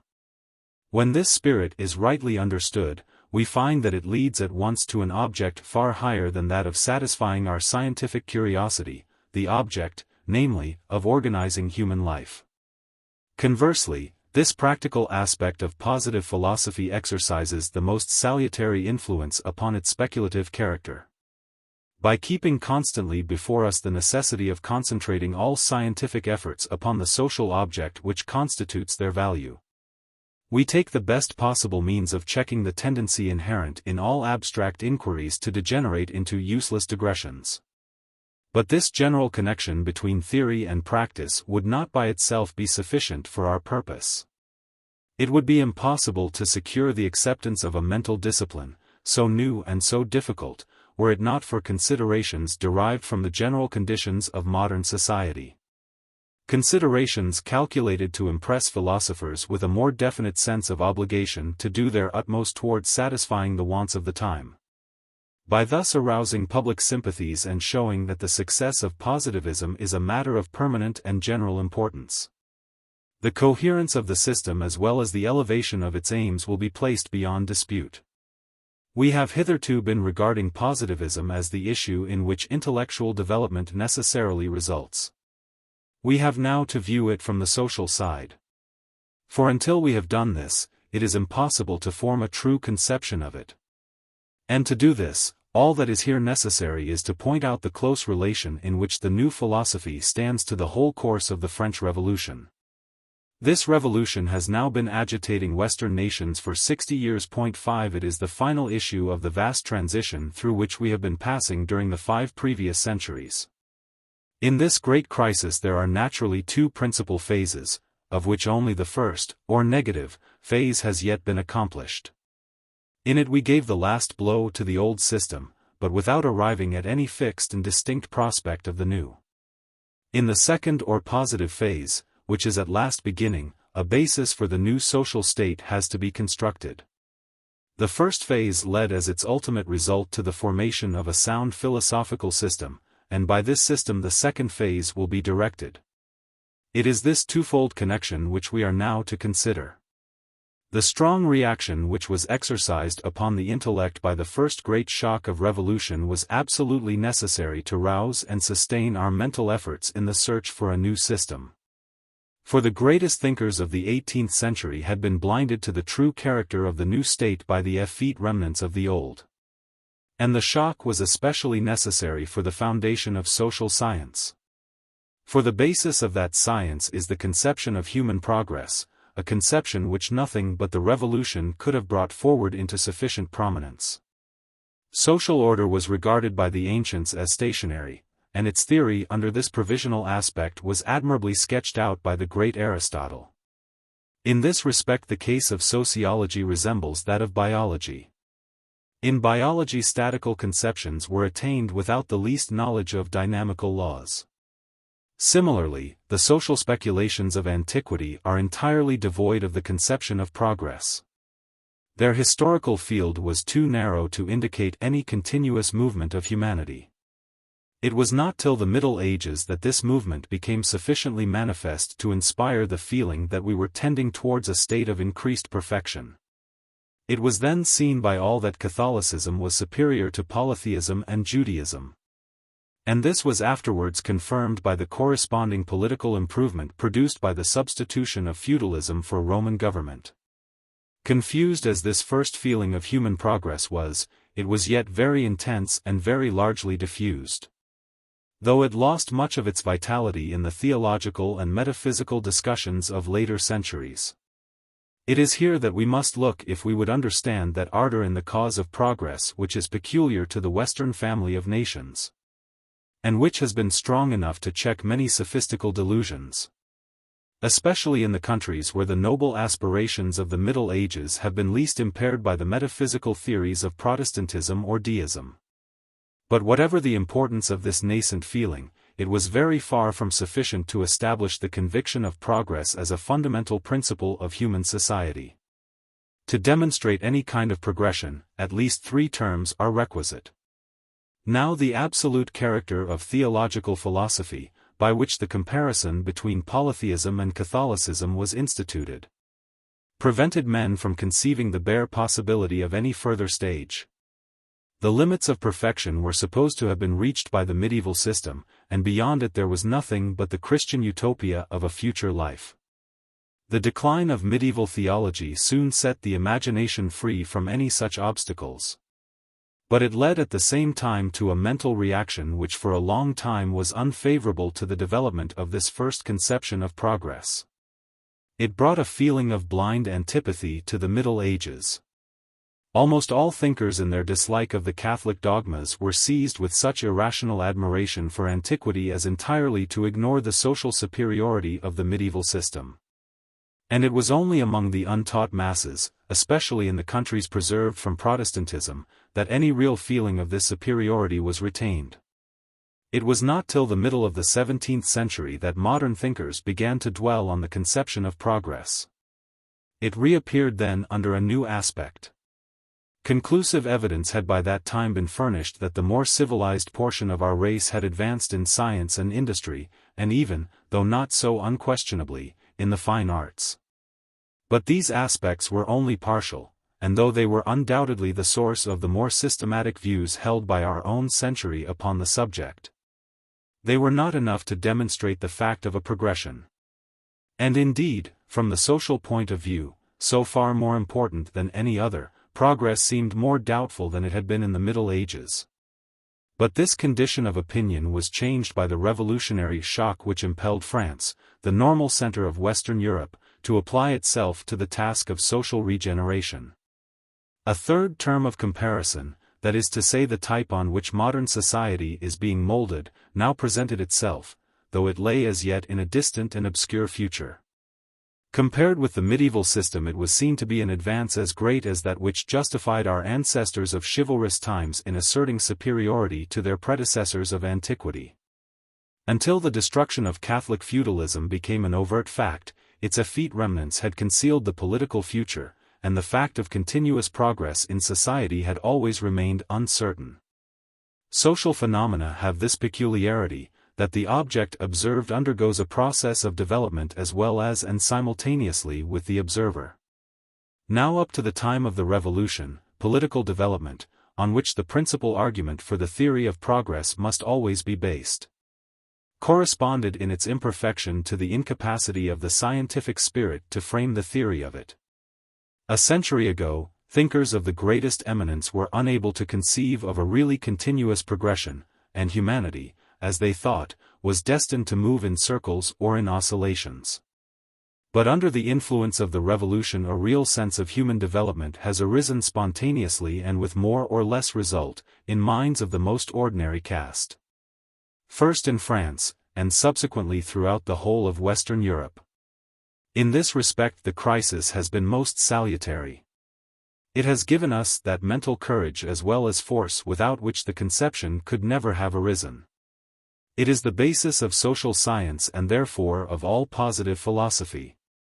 Since it is only from the social aspect that positive philosophy admits of being viewed as a connected whole.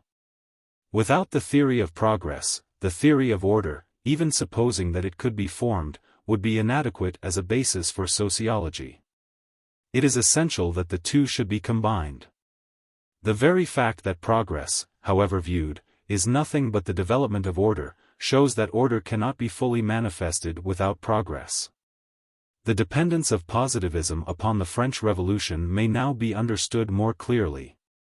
Nor was it by a merely fortuitous coincidence that by this time the introductory course of scientific knowledge by which the mind is prepared for positivism should have been sufficiently completed.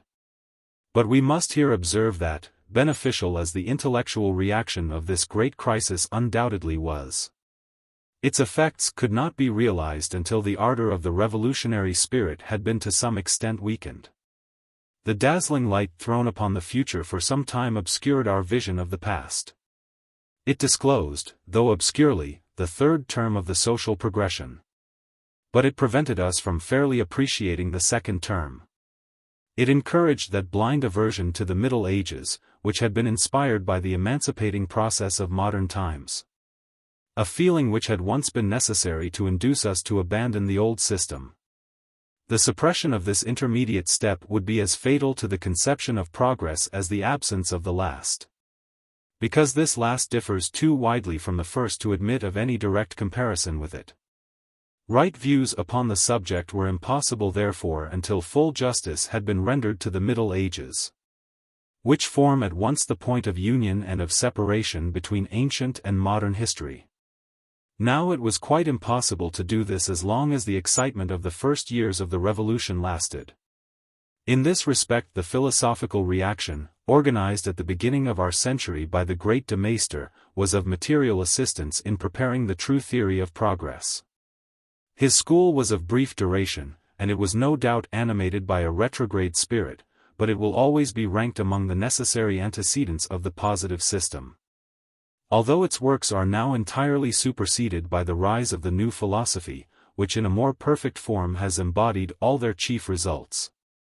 What was required therefore for the discovery of sociological laws, and for the establishment upon these laws of a sound philosophical system, was an intellect in the vigor of youth, imbued with all the ardor of the revolutionary spirit, and yet spontaneously assimilating all that was valuable in the attempts of the retrograde school to appreciate the historical importance of the Middle Ages.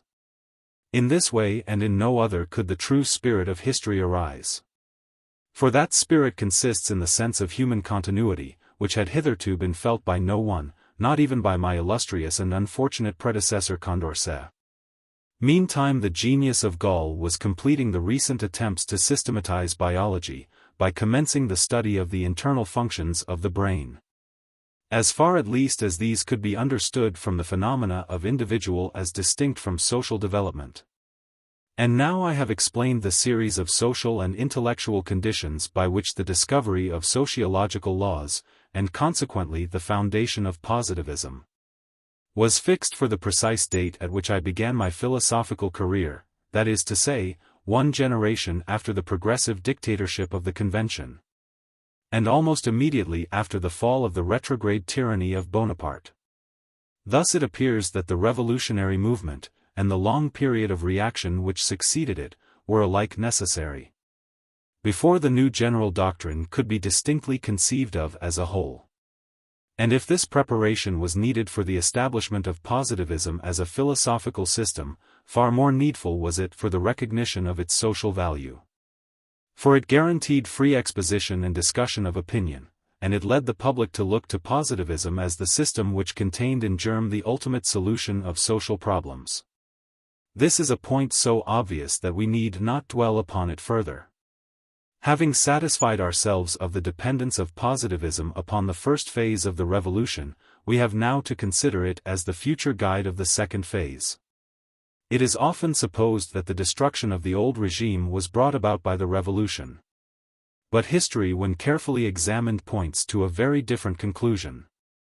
It shows that the revolution was not the cause but the consequence of the utter decomposition of the medieval system. A process which had been going on for 5 centuries throughout Western Europe, and especially in France, spontaneously at first, and afterwards in a more systematic way. The revolution, far from protracting the negative movement of previous centuries, was a bar to its further extension. It was a final outbreak in which men showed their irrevocable purpose of abandoning the old system altogether, and of proceeding at once to the task of entire reconstruction. The most conclusive proof of this intention was given by the abolition of royalty, which had been the rallying point of all the decaying remnants of the old French constitution. But with this exception, which only occupied the convention during its first sitting, the constructive tendencies of the movement were apparent from its outset. And they showed themselves still more clearly as soon as the republican spirit had become predominant. It is obvious, however, that strong as these tendencies may have been, the first period of the revolution produced results of an extremely negative and destructive kind. In fact, the movement was in this respect a failure. This is partly to be attributed to the pressing necessities of the hard struggle for national independence which France maintained so gloriously against the combined attacks of the retrograde nations of Europe. But it is far more largely owing to the purely critical character of the metaphysical doctrines by which the revolutionary spirit was at that time directed. The negative and the positive movements which have been going on in Western Europe since the close of the Middle Ages, have been of course connected with each other. But the former has necessarily advanced with greater rapidity than the latter. The old system had so entirely declined, that a desire for social regeneration had become general. Before the groundwork of the new system had been sufficiently completed for its true character to be understood. As we have just seen, the doctrine by which social regeneration is now to be directed could not have arisen previously to the revolution. The impulse which the revolution gave to thought was indispensable to its formation. Here then was an insurmountable fatality by which men were forced to make use of the critical principles which had been found serviceable in former struggles, as the only available instruments of construction. As soon as the old order had once been fairly abandoned, there was of course no utility whatever in the negative philosophy. But its doctrines had become familiar to men's minds, and its motto of liberty and equality was at that time the one most compatible with social progress. Thus the first stage of the revolutionary movement was accomplished under the influence of principles that had become obsolete, and that were quite inadequate to the new task required of them. For constructive purposes the revolutionary philosophy was valueless, except so far as it put forward a vague program of the political future founded on sentiment rather than conviction, and unaccompanied by any explanation of the right mode of realizing it. In default of organic principles the doctrines of the critical school were employed, and the result speedily showed their inherent tendency to anarchy. A tendency as perilous to the germs of the new order as to the ruins of the old. The experiment was tried once for all, and it left such ineffaceable memories that it is not probable that any serious attempt will be made to repeat it. The incapacity for construction inherent in the doctrine in which the revolutionary spirit had embodied itself was placed beyond the reach of doubt. The result was to impress everyone with the urgent necessity for social renovation, but the principles of that renovation were still left undetermined. In this condition of philosophical and political opinion, the necessity of order was felt to be paramount, and a long period of reaction ensued. Dating from the official deism introduced by Robespierre, it reached its height under the aggressive system of Bonaparte, and it was feebly protracted, in spite of the peace of 1815, by his insignificant successors. The only permanent result of this period was the historical and doctrinal evidence brought forward by de Maistre and his school, of the social inutility of modern metaphysics. While at the same time their intellectual weakness was being proved by the successful attempts of Cabanis, and still more of Gall, to extend the positive method to the highest biological questions.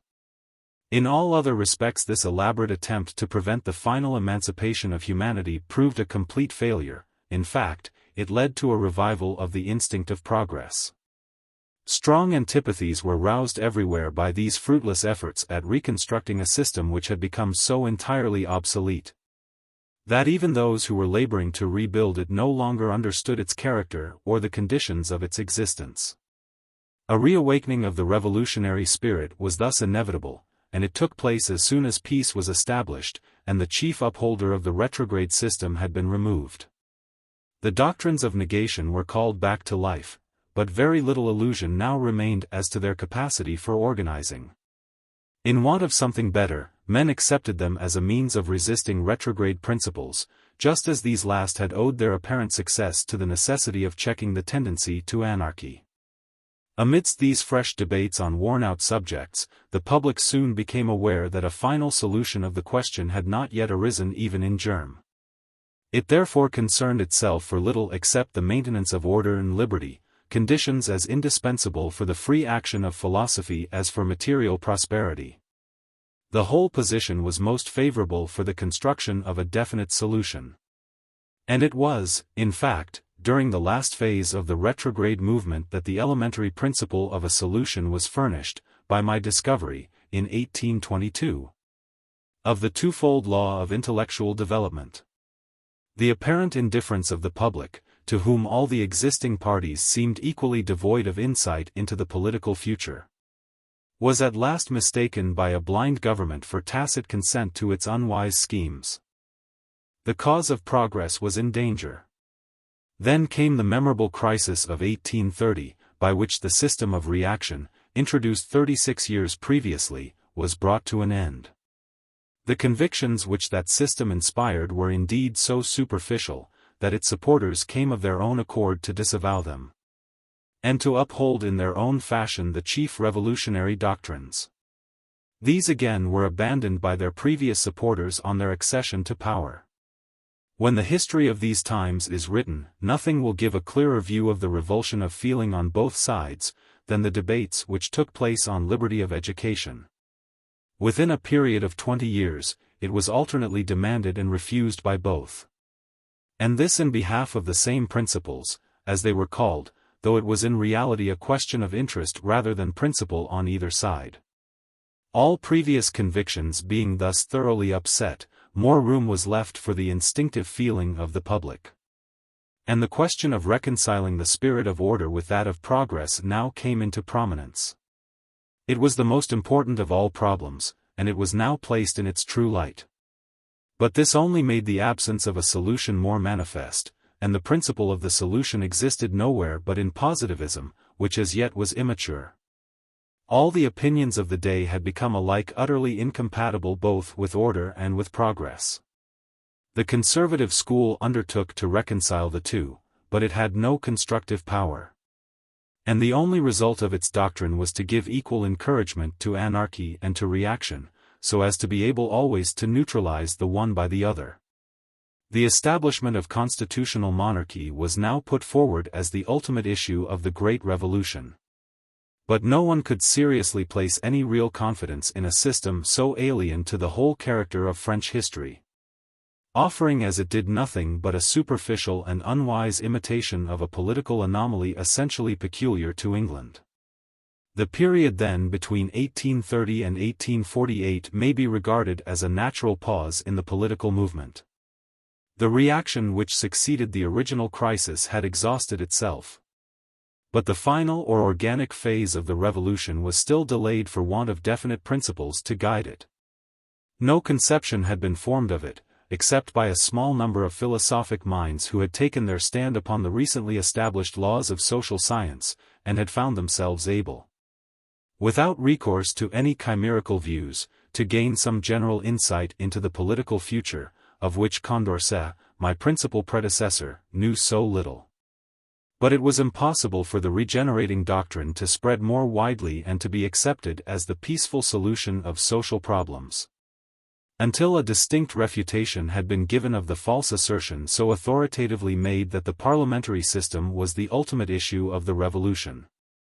This notion once destroyed, the work of spiritual reorganization should be left entirely to the free efforts of independent thinkers. In these respects our last political change, 1848, will have accomplished all that is required. Thanks to the instinctive sense and vigor of our working classes, the reactionist leanings of the Orleanist government, which had become hostile to the purpose for which it was originally instituted, have at last brought about the final abolition of monarchy in France. The prestige of monarchy had long been lost, and it now only impeded progress, without being of any real benefit to order. By its fictitious supremacy it directly hindered the work of spiritual reformation. Whilst the measure of real power which it possessed was insufficient to control the wretched political agitation maintained by animosities of a purely personal character. Viewed negatively, the principle of republicanism sums up the first phase of the revolution. It precludes the possibility of recurrence to royalism, which, ever since the second half of the reign of Louis XIV, has been the rallying point of all reactionist tendencies. Interpreting the principle in its positive sense, we may regard it as a direct step towards the final regeneration of society. By consecrating all human forces of whatever kind to the general service of the community, republicanism recognizes the doctrine of subordinating politics to morals. Of course it is as a feeling rather than as a principle that this doctrine is at present adopted, but it could not obtain acceptance in any other way. And even when put forward in a more systematic shape, it is upon the aid of feeling that it will principally rely, as I have shown in the previous chapter. In this respect France has proved worthy of her position as the leader of the great family of Western nations, and has in reality already entered upon the normal state. Without the intervention of any theological system, she has asserted the true principle on which society should rest, a principle which originated in the Middle Ages under the impulse of Catholicism, but for the general acceptance of which a sounder philosophy and more suitable circumstances were necessary. The direct tendency, then, of the French Republic is to sanction the fundamental principle of positivism, the preponderance, namely, of feeling over intellect and activity. Starting from this point, public opinion will soon be convinced that the work of organizing society on republican principles is one which can only be performed by the new philosophy. The whole position brings into fuller prominence the fundamental problem previously proposed, of reconciling order and progress. The urgent necessity of doing so is acknowledged by all. But the utter incapacity of any of the existing schools of opinion to realize it becomes increasingly evident. The abolition of monarchy removes the most important obstacle to social progress, but at the same time it deprives us of the only remaining guarantee for public order. Thus the time is doubly favorable to constructive tendencies. Yet at present there are no opinions which possess more than the purely negative value of checking, and that very imperfectly, the error opposite to their own. In a position which guarantees progress and compromises order, it is naturally for the latter that the greatest anxiety is felt. And we are still without any organ capable of systematically defending it. Yet experience should have taught us how extremely fragile every government must be which is purely material, that is, which is based solely upon self-interest, and is destitute of sympathies and convictions. On the other hand, spiritual order is not to be hoped for at present in the absence of any doctrine which commands general respect. Even the social instinct is a force on the political value of which we cannot always rely, for when not based on some definite principle, it not unfrequently becomes source of disturbance. Hence we are driven back to the continuance of a material system of government, although its inadequacy is acknowledged by all. In a republic, however, such a government cannot employ its most efficient instrument, corruption. It has to resort instead to repressive measures of a more or less transitory kind, every time that the danger of anarchy becomes too threatening. These occasional measures, however, naturally proportion themselves to the necessities of the case. Thus, though order is exposed to greater perils than progress, it can count on more powerful resources for its defense. Shortly after the publication of the first edition of this work, the extraordinary outbreak of June, 1848, proved that the Republic could call into play, and, indeed, could push to excess. In the cause of public order, forces far greater than those of the monarchy. Thus royalty no longer possesses that monopoly of preserving order, which has hitherto induced a few sincere and thinking men to continue to support it. And henceforth the sole political characteristic which it retains is that of obstructing progress. And yet by another reaction of this contradictory position of affairs, the monarchical party seems at present to have become the organ of resistance in behalf of material order. Retrograde as its doctrines are, yet from their still retaining a certain organic tendency, the conservative instincts rally round them. To this the progressive instincts offer no serious obstacle, their insufficiency for the present needs being more or less distinctly recognized. It is not to the monarchical party, however, that we must look for conservative principles. For in this quarter they are wholly abandoned, and unhesitating adoption of every revolutionary principle is resorted to as a means of retaining power. So that the doctrines of the revolution would seem fated to close their existence in the retrograde camp. So urgent is the need of order that we are driven to accept for the moment a party which has lost all its old convictions, and which had apparently become extinct before the Republic began. Positivism and positivism alone can disentangle and terminate this anomalous position. The principle on which it depends is manifestly this: as long as progress tends towards anarchy, so long will order continue to be retrograde. But the retrograde movement never really attains its object, indeed its principles are always neutralized by inconsistent concessions. Judged by the boastful language of its leaders, we might imagine that it was destroying republicanism. Whereas the movement would not exist at all, but for the peculiar circumstances in which we are placed. Circumstances which are forced into greater prominence by the foolish opposition of most of the authorities. As soon as the instinct of political improvement has placed itself under systematic guidance, its growth will bear down all resistance. And then the reason of its present stagnation will be patent to all. And for this theologism is, unawares, preparing the way. Its apparent preponderance places positivism in precisely that position which I wished for 10 years ago. The two organic principles can now be brought side by side, and their relative strength tested, without the complication of any metaphysical considerations. For the incoherence of metaphysical systems is now recognized, and they are finally decaying under the very political system which seemed at one time likely to promote their acceptance. Construction is seen by all to be the thing wanted, and men are rapidly becoming aware of the utter hollowness of all schools which confine themselves to protests against the institutions of theologism, while admitting its essential principles. So defunct, indeed, have these schools become, that they can no longer fulfill even their old office of destruction. This has fallen now as an accessory task upon positivism, which offers the only systematic guarantee against retrogression as well as against anarchy.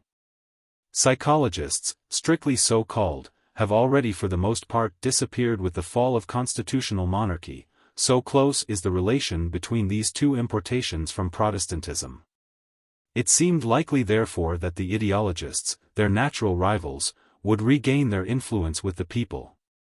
But even they cannot win back the confidence reposed in them during the Great Revolution, because the doctrines in virtue of which it was then given are now so utterly exploded. The most advanced of their number, unworthy successors of the school of Voltaire and Danton, have shown themselves thoroughly incapable either morally or intellectually of directing the second phase of the revolution, which they are hardly able to distinguish from the first phase. Formerly I had taken as their type a man of far superior merit, the noble Armand Carrel, whose death was such a grievous loss to the Republican cause. But he was a complete exception to the general rule. True Republican convictions were impossible with men who had been schooled in parliamentary intrigues, and who had directed or aided the pertinacious efforts of the French press to rehabilitate the name of Bonaparte.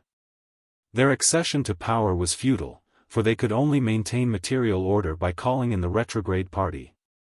And they soon became mere auxiliaries of this party, disgracefully abjuring all their philosophical convictions. There is one proceeding which, though it is but an episode in the course of events, will always remain as a test of the true character of this unnatural alliance.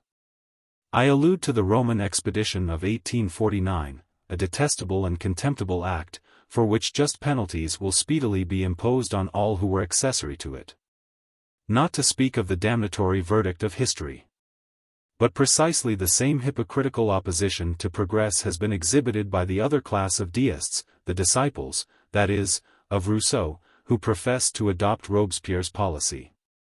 Having had no share in the government, they have not so entirely lost their hold upon the people, but they are at the present time totally devoid of political coherence. Their wild anarchy is incompatible with the general tone of feeling maintained by the industrial activity, the scientific spirit, and the aesthetic culture of modern life. These professors of the guillotine, as they may be called, whose superficial sophisms would reduce exceptional outbreaks of popular fury into a cold-blooded system, soon found themselves forced, for the sake of popularity, to sanction the law which very properly abolished capital punishment for political offenses. In the same way they are now obliged to disown the only real meaning of the red flag which serves to distinguish their party, too vague as it is for any other name. Equally wrong have they shown themselves in interpreting the tendencies of the working classes, from being so entirely taken up with questions of abstract rights. The people have allowed these rights to be taken from them without a struggle whenever the cause of order has seemed to require it. Yet they still persist, mechanically, in maintaining that it is on questions of this sort that the solution of all our difficulties depends. Taking for their political ideal a short and anomalous period of our history which is never likely to recur, they are always attempting to suppress liberty for the sake of what they call progress. In a time of unchangeable peace they are the only real supporters of war. Their conception of the organization of labor is simply to destroy the industrial hierarchy of capitalist and workman established in the Middle Ages. And, in fact, in every respect these sophistical anarchists are utterly out of keeping with the century in which they live. There are some, it is true, who still retain a measure of influence with the working classes, incapable and unworthy though they be of their position. But their credit is rapidly declining. And it is not likely to become dangerous at a time when political enthusiasm is no longer to be won by metaphysical prejudices. The only effect really produced by this party of disorder, is to serve as a bugbear for the benefit of the retrograde party, who thus obtain official support from the middle class. In a way which is quite contrary to all the principles and habits of that class. It is very improbable that these foolish levelers will ever succeed to power. Should they do so, however, their reign will be short, and will soon result in their final extinction. Because it will convince the people of their profound incapacity to direct the regeneration of Europe. The position of affairs, therefore, is now distinct and clear. And it is leading men to withdraw their confidence from all metaphysical schools, as they had already withdrawn it from theology. In this general discredit of all the old systems the way becomes clear for positivism. The only school which harmonizes with the real tendencies as well as with the essential needs of the 19th century. In this explanation of the recent position of French affairs one point yet remains to be insisted on. We have seen from the general course of the philosophical, and yet more of the political, movement, the urgent necessity for a universal doctrine capable of checking erroneous action, and of avoiding or moderating popular outbreaks. But there is another need equally manifest, the need of a spiritual power, without which it would be utterly impossible to bring our philosophy to bear upon practical life. Widely divergent as the various metaphysical sects are, there is one point in which they all spontaneously agree, that is, in repudiating the distinction between temporal and spiritual authority.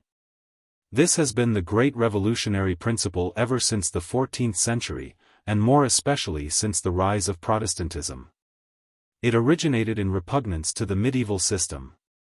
The so-called philosophers of our time, whether psychologists or ideologists, have, like their Greek predecessors, always aimed at a complete concentration of all social powers. And they have even spread this delusion among the students of special sciences. At present there is no appreciation, except in the positive system, of that instinctive sagacity which led all the great men of the Middle Ages to institute, for the first time, the separation of moral from political authority. It was a masterpiece of human wisdom. But it was premature, and could not be permanently successful at a time when men were still governed on theological principles, and practical life still retained its military character. This separation of powers, on which the final organization of society will principally depend, is understood and valued nowhere but in the new school of philosophy. If we accept the unconscious and tacit admiration for it which still exists in the countries from which Protestantism has been excluded. From the outset of the revolution, the pride of theorists has always made them wish to become socially despotic, a state of things to which they have ever looked forward as their political ideal. Public opinion has by this time grown far too enlightened to allow any practical realization of a notion at once so chimerical and so retrograde. But public opinion not being as yet sufficiently organized, efforts in this direction are constantly being made. The longing among metaphysical reformers for practical as well as theoretical supremacy is now greater than ever. Because, from the changed state of affairs, their ambition is no longer limited to mere administrative functions. Their various views diverge so widely, and all find so little sympathy in the public, that there is not much fear of their ever being able to check free discussion to any serious extent, by giving legal sanction to their own particular doctrine. But quite enough has been attempted to convince everyone how essentially despotic every theory of society must be which opposes this fundamental principle of modern polity: the permanent separation of spiritual from temporal power. The disturbances caused by metaphysical ambition corroborate, then, the view urged so conclusively by the adherents of the new school, that this division of powers is equally essential to order and to progress.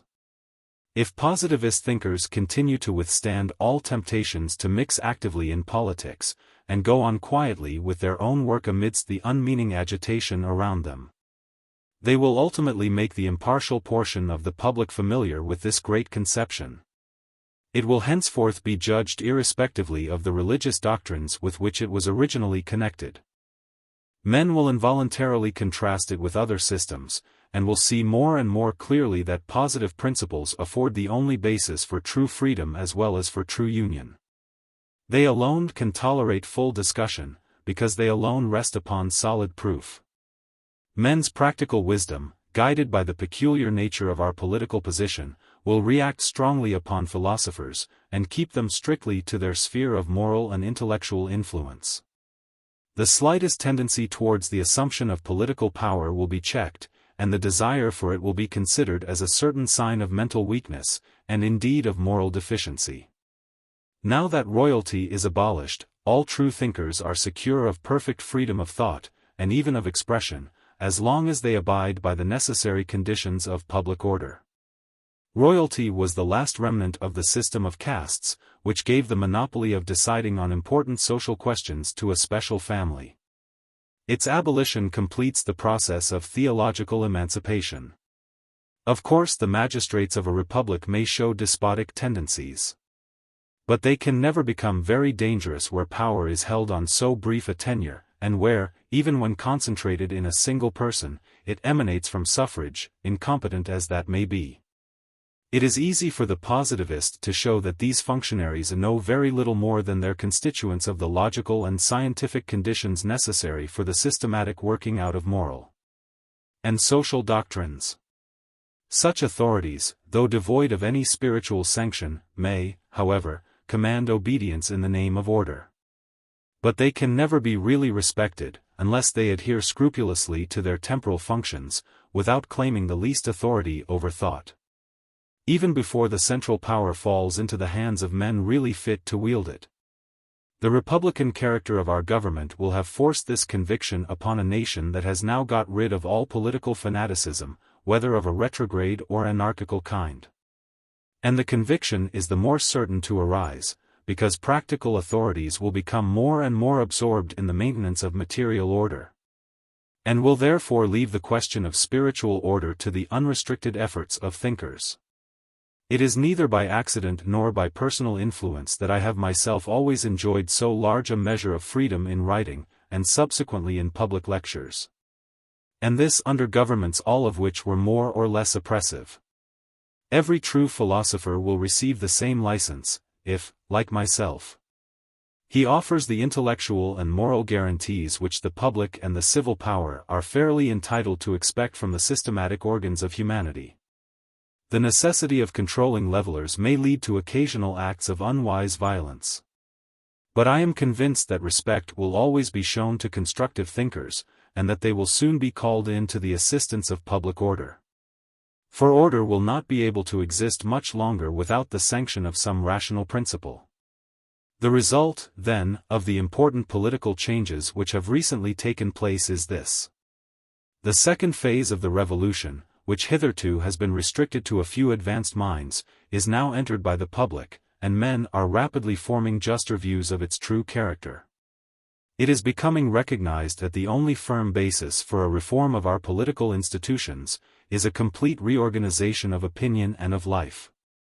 And the way is open for the new religious doctrine to direct this work.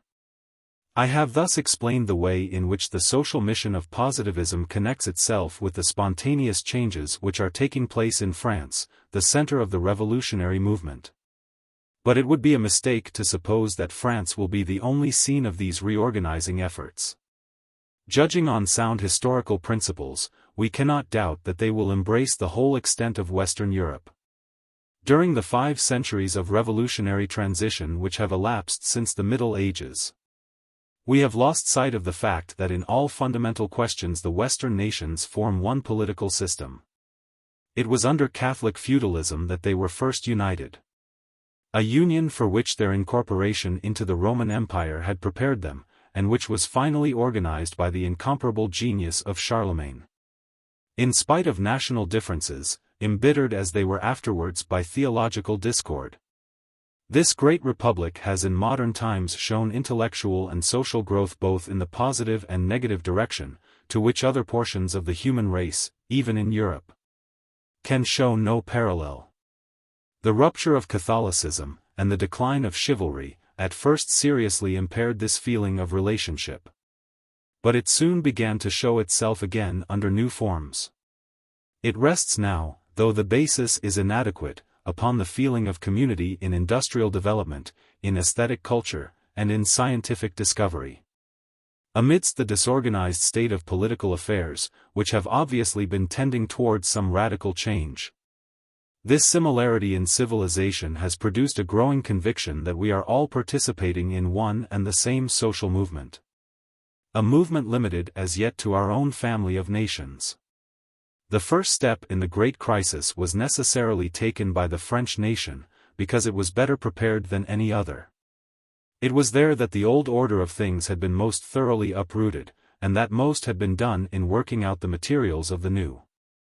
But the strong sympathies which the outbreak of our revolution aroused in every part of Western Europe showed that our sister nations were only granting us the honorable post of danger in a movement in which all the nobler portion of humanity was to participate. And this was the feeling proclaimed by the great Republican Assembly in the midst of their war of defense. The military extravagances which followed, and which formed the distinguishing feature of the counter-revolution, of course checked the feeling of union on both sides. But so deeply was it rooted in all the antecedents of modern history that peace soon restored it to life. In spite of the pugnacious efforts of all parties interested in maintaining unnatural separation between France and other countries.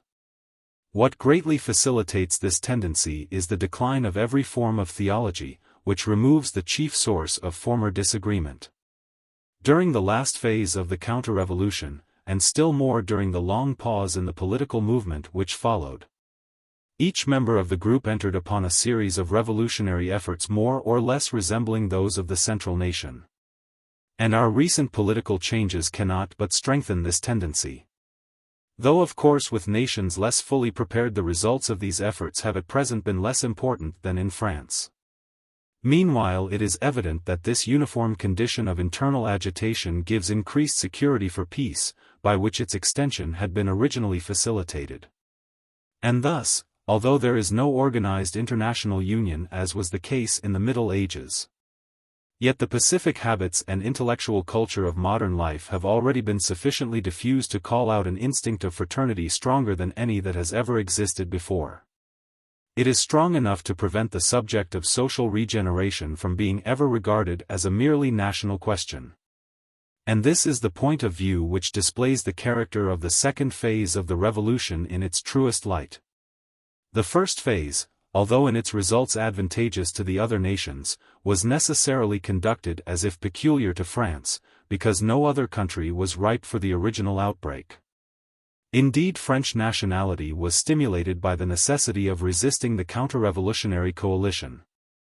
But the final and constructive phase which has begun now that the national limits of the crisis have been reached, should always be regarded as common to the whole of Western Europe.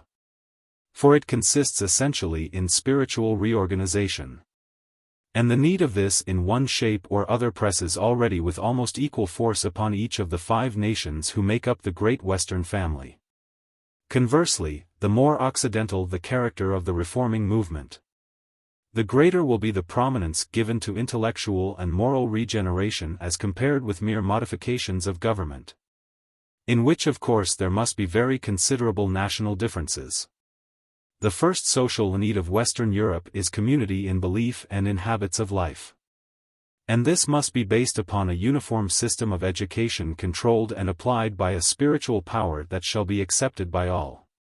This want satisfied, the reconstruction of governments may be carried out in accordance with the special requirements of each nation. Difference in this respect is legitimate, it will not affect the essential unity of the positivist republic, which will be bound together by more complete and durable ties than the Catholic Republic of the Middle Ages. Not only then do we find from the whole condition of Western Europe that the movement of opinion transcends in importance all political agitation, but we find that everything points to the necessity of establishing a spiritual power as the sole means of directing this free yet systematic reform of opinion and of life with the requisite consistency and largeness of view.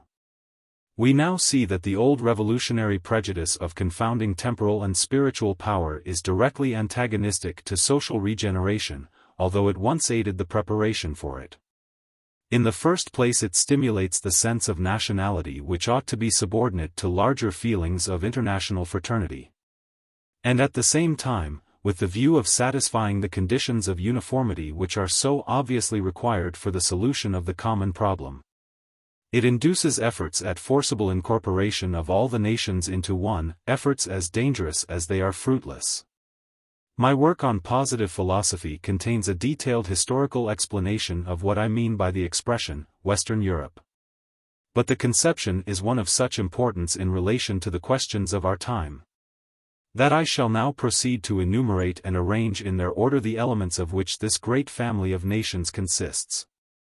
Since the fall of the Roman Empire, and more especially from the time of Charlemagne, France has always been the center, socially as well as geographically, of this western region which may be called the nucleus of humanity. On the one great occasion of united political action on the part of Western Europe, that is, in the Crusades of the 11th and 12th century, it was evidently France that took the initiative. It is true that when the decomposition of Catholicism began to assume a systematic form, the center of the movement for 2 centuries shifted its position. It was Germany that gave birth to the metaphysical principles of negation.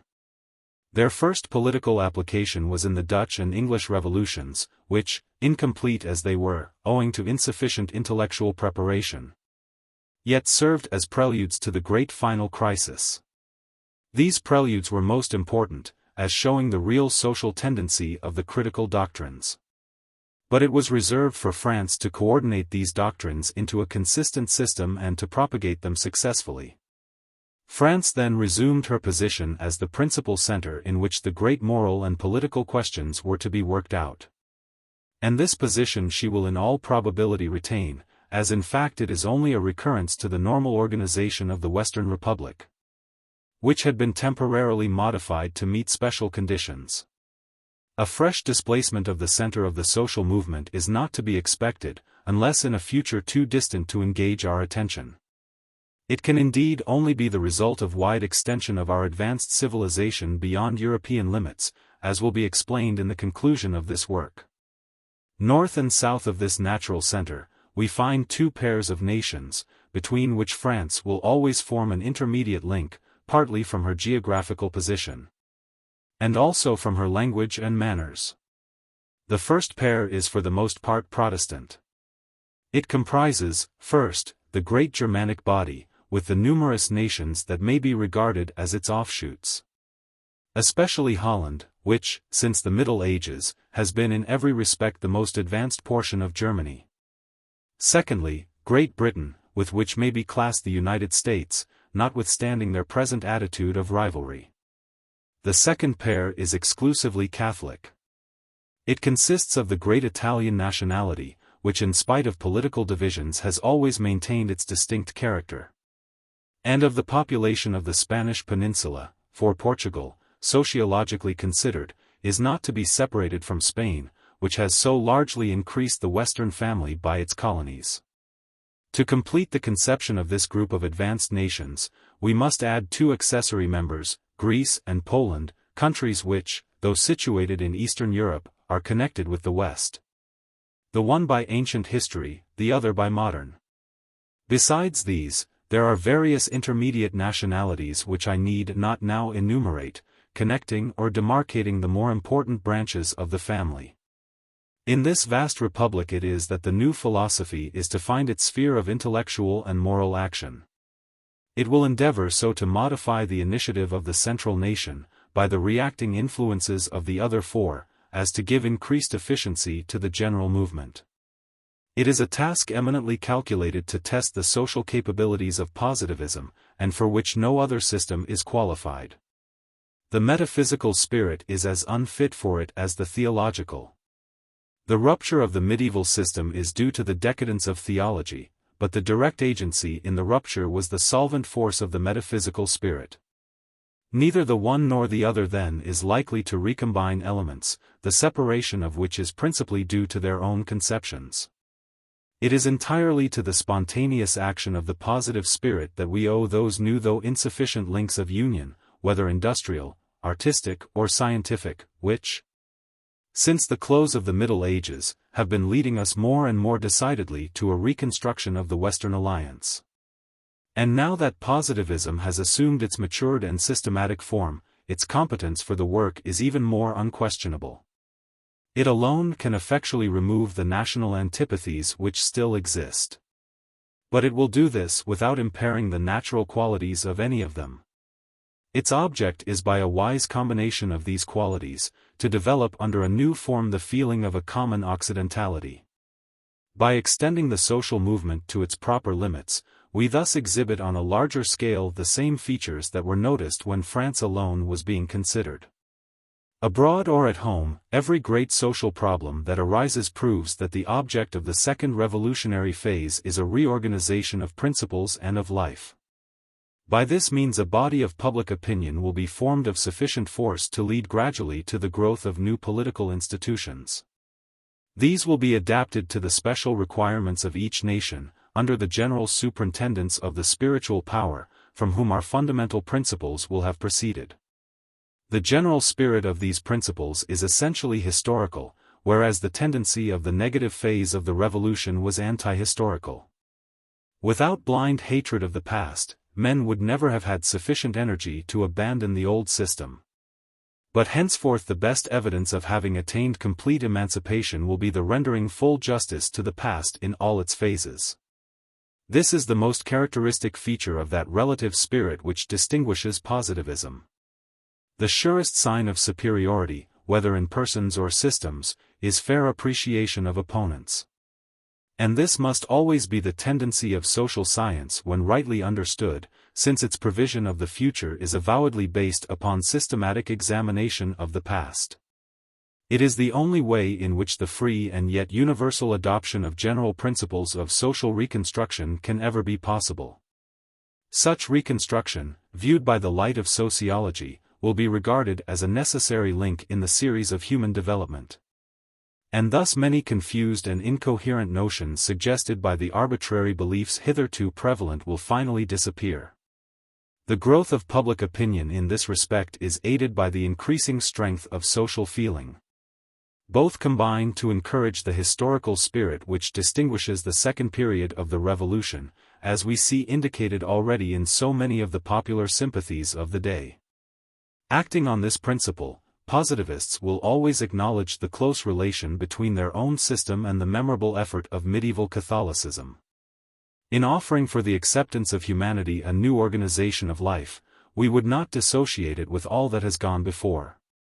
On the contrary, it is our boast that we are but proposing for her maturity the accomplishment of the noble effort of her youth. An effort made when intellectual and social conditions precluded the possibility of success. We are too full of the future to fear any serious charge of retrogression towards the past. It would be strange were such a charge to proceed from those of our opponents whose political ideal is that amalgamation of temporal and spiritual power which was adopted by the theocratic or military systems of antiquity. The separation of these powers in the Middle Ages is the greatest advance ever yet made in the theory of social order. It was imperfectly effected, because the time was not ripe for it. But enough was done to show the object of the separation, and some of its principal results were partially arrived at. It originated the fundamental doctrine of modern social life, the subordination of politics to morals. A doctrine which in spite of the most obstinate resistance has survived the decline of the religion which first proclaimed it. We see it now sanctioned by a republican government which has shaken off the fetters of that religion more completely than any other. A further result of the separation is the keen sense of personal honor, combined with general fraternity, which distinguishes Western nations. Especially those who have been preserved from Protestantism. To the same source is due the general feeling that men should be judged by their intellectual and moral worth, irrespectively of social position. Yet without upsetting that subordination of classes which is rendered necessary by the requirements of practical life. And this has accustomed all classes to free discussion of moral and even of political questions. Since everyone feels it a right and a duty to judge actions and persons by the general principles which a common system of education has inculcated alike on all. I need not enlarge on the value of the medieval church in organizing the political system of Western Europe, in which there was no other recognized principle of union. All these social results are usually attributed to the excellence of the Christian doctrine. But history when fairly examined shows that the source from which they are principally derived is the Catholic principle of separating the two powers.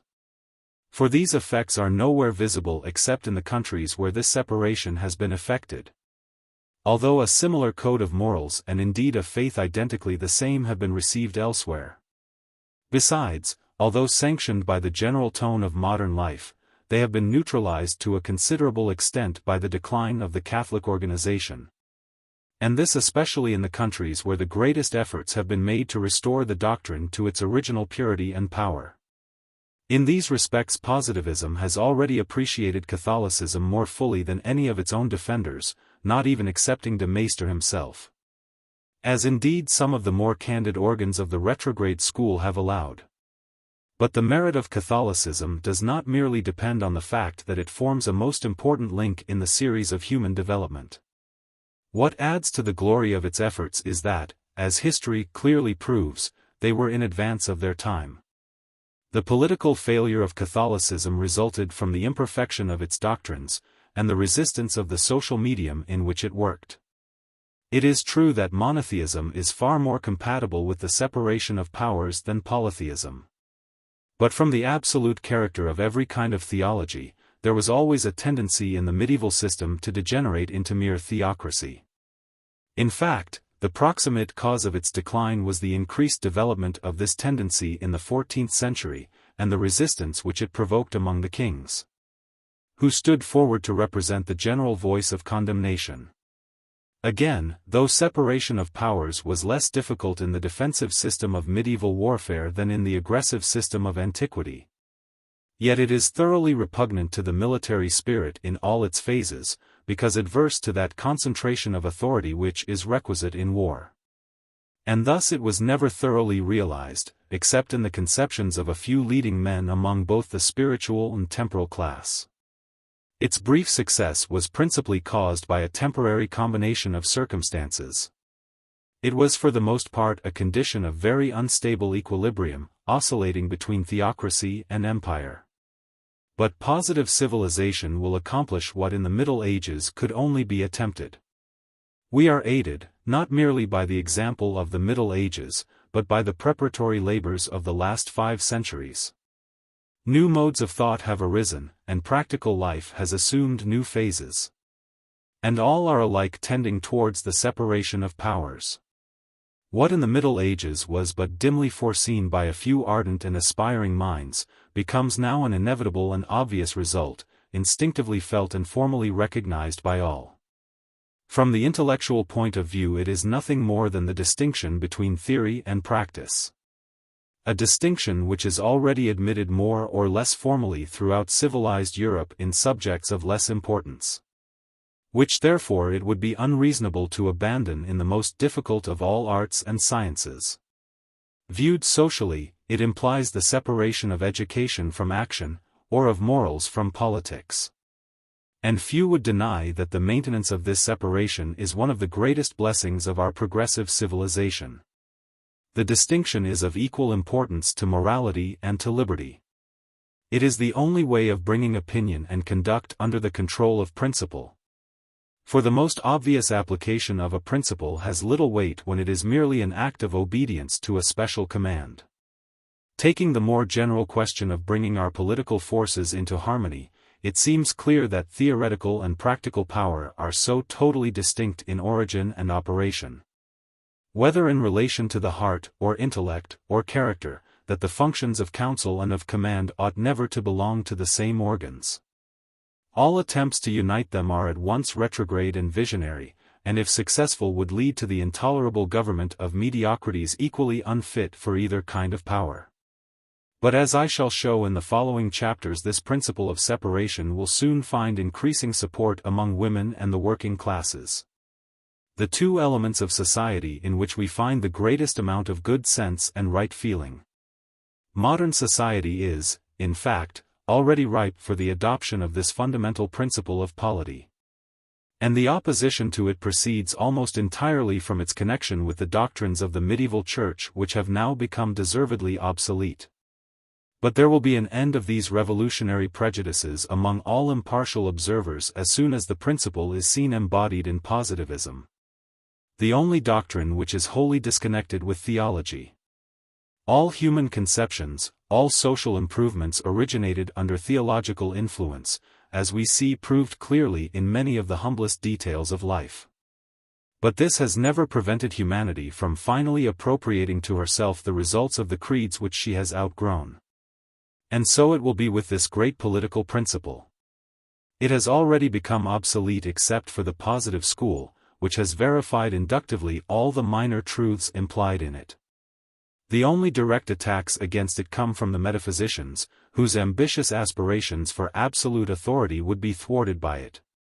It is they who attempt to fasten on positivism the stigma of theocracy, a strange and in most cases disingenuous reproach. Seeing that positivists are distinguished from their opponents by discarding all beliefs which supersede the necessity for discussion. The fact is that serious disturbances will soon be caused by the pugnacious efforts of these adherents of pedantocracy to regulate by law what ought to be left to moral influences. And then the public will become more alive to the necessity of the positivist doctrine of systematically separating political from moral government. The latter should be understood to rely exclusively on the forces of conviction and persuasion, its influence on action being simply that of counsel. Whereas the former employs direct compulsion, based upon superiority of physical force. We now understand what is meant by the constructive character of the second revolutionary phase. It implies a union of the social aspirations of the Middle Ages with the wise political instincts of the Convention. In the interval of these two periods, the more advanced nations were without any systematic organization, and were abandoned to the twofold process of transition, which was decomposing the old order and preparing the new. Both these preliminary steps are now sufficiently accomplished. The desire for social regeneration has become too strong to be resisted, and a philosophical system capable of directing it has already arisen. We may, therefore, recommence on a better intellectual and social basis the great effort of Catholicism, to bring Western Europe to a social system of peaceful activity and intellectual culture, in which thought and action should be subordinated to universal love. Reconstruction will begin at the points where demolition began previously. The dissolution of the old organism began in the 14th century by the destruction of its international character. Conversely, reorganization begins by satisfying the intellectual and mental wants common to the 5 Western nations.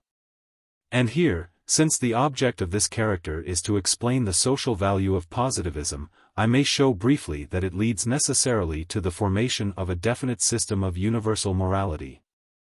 This being the ultimate object of all philosophy, and the starting point of all polity.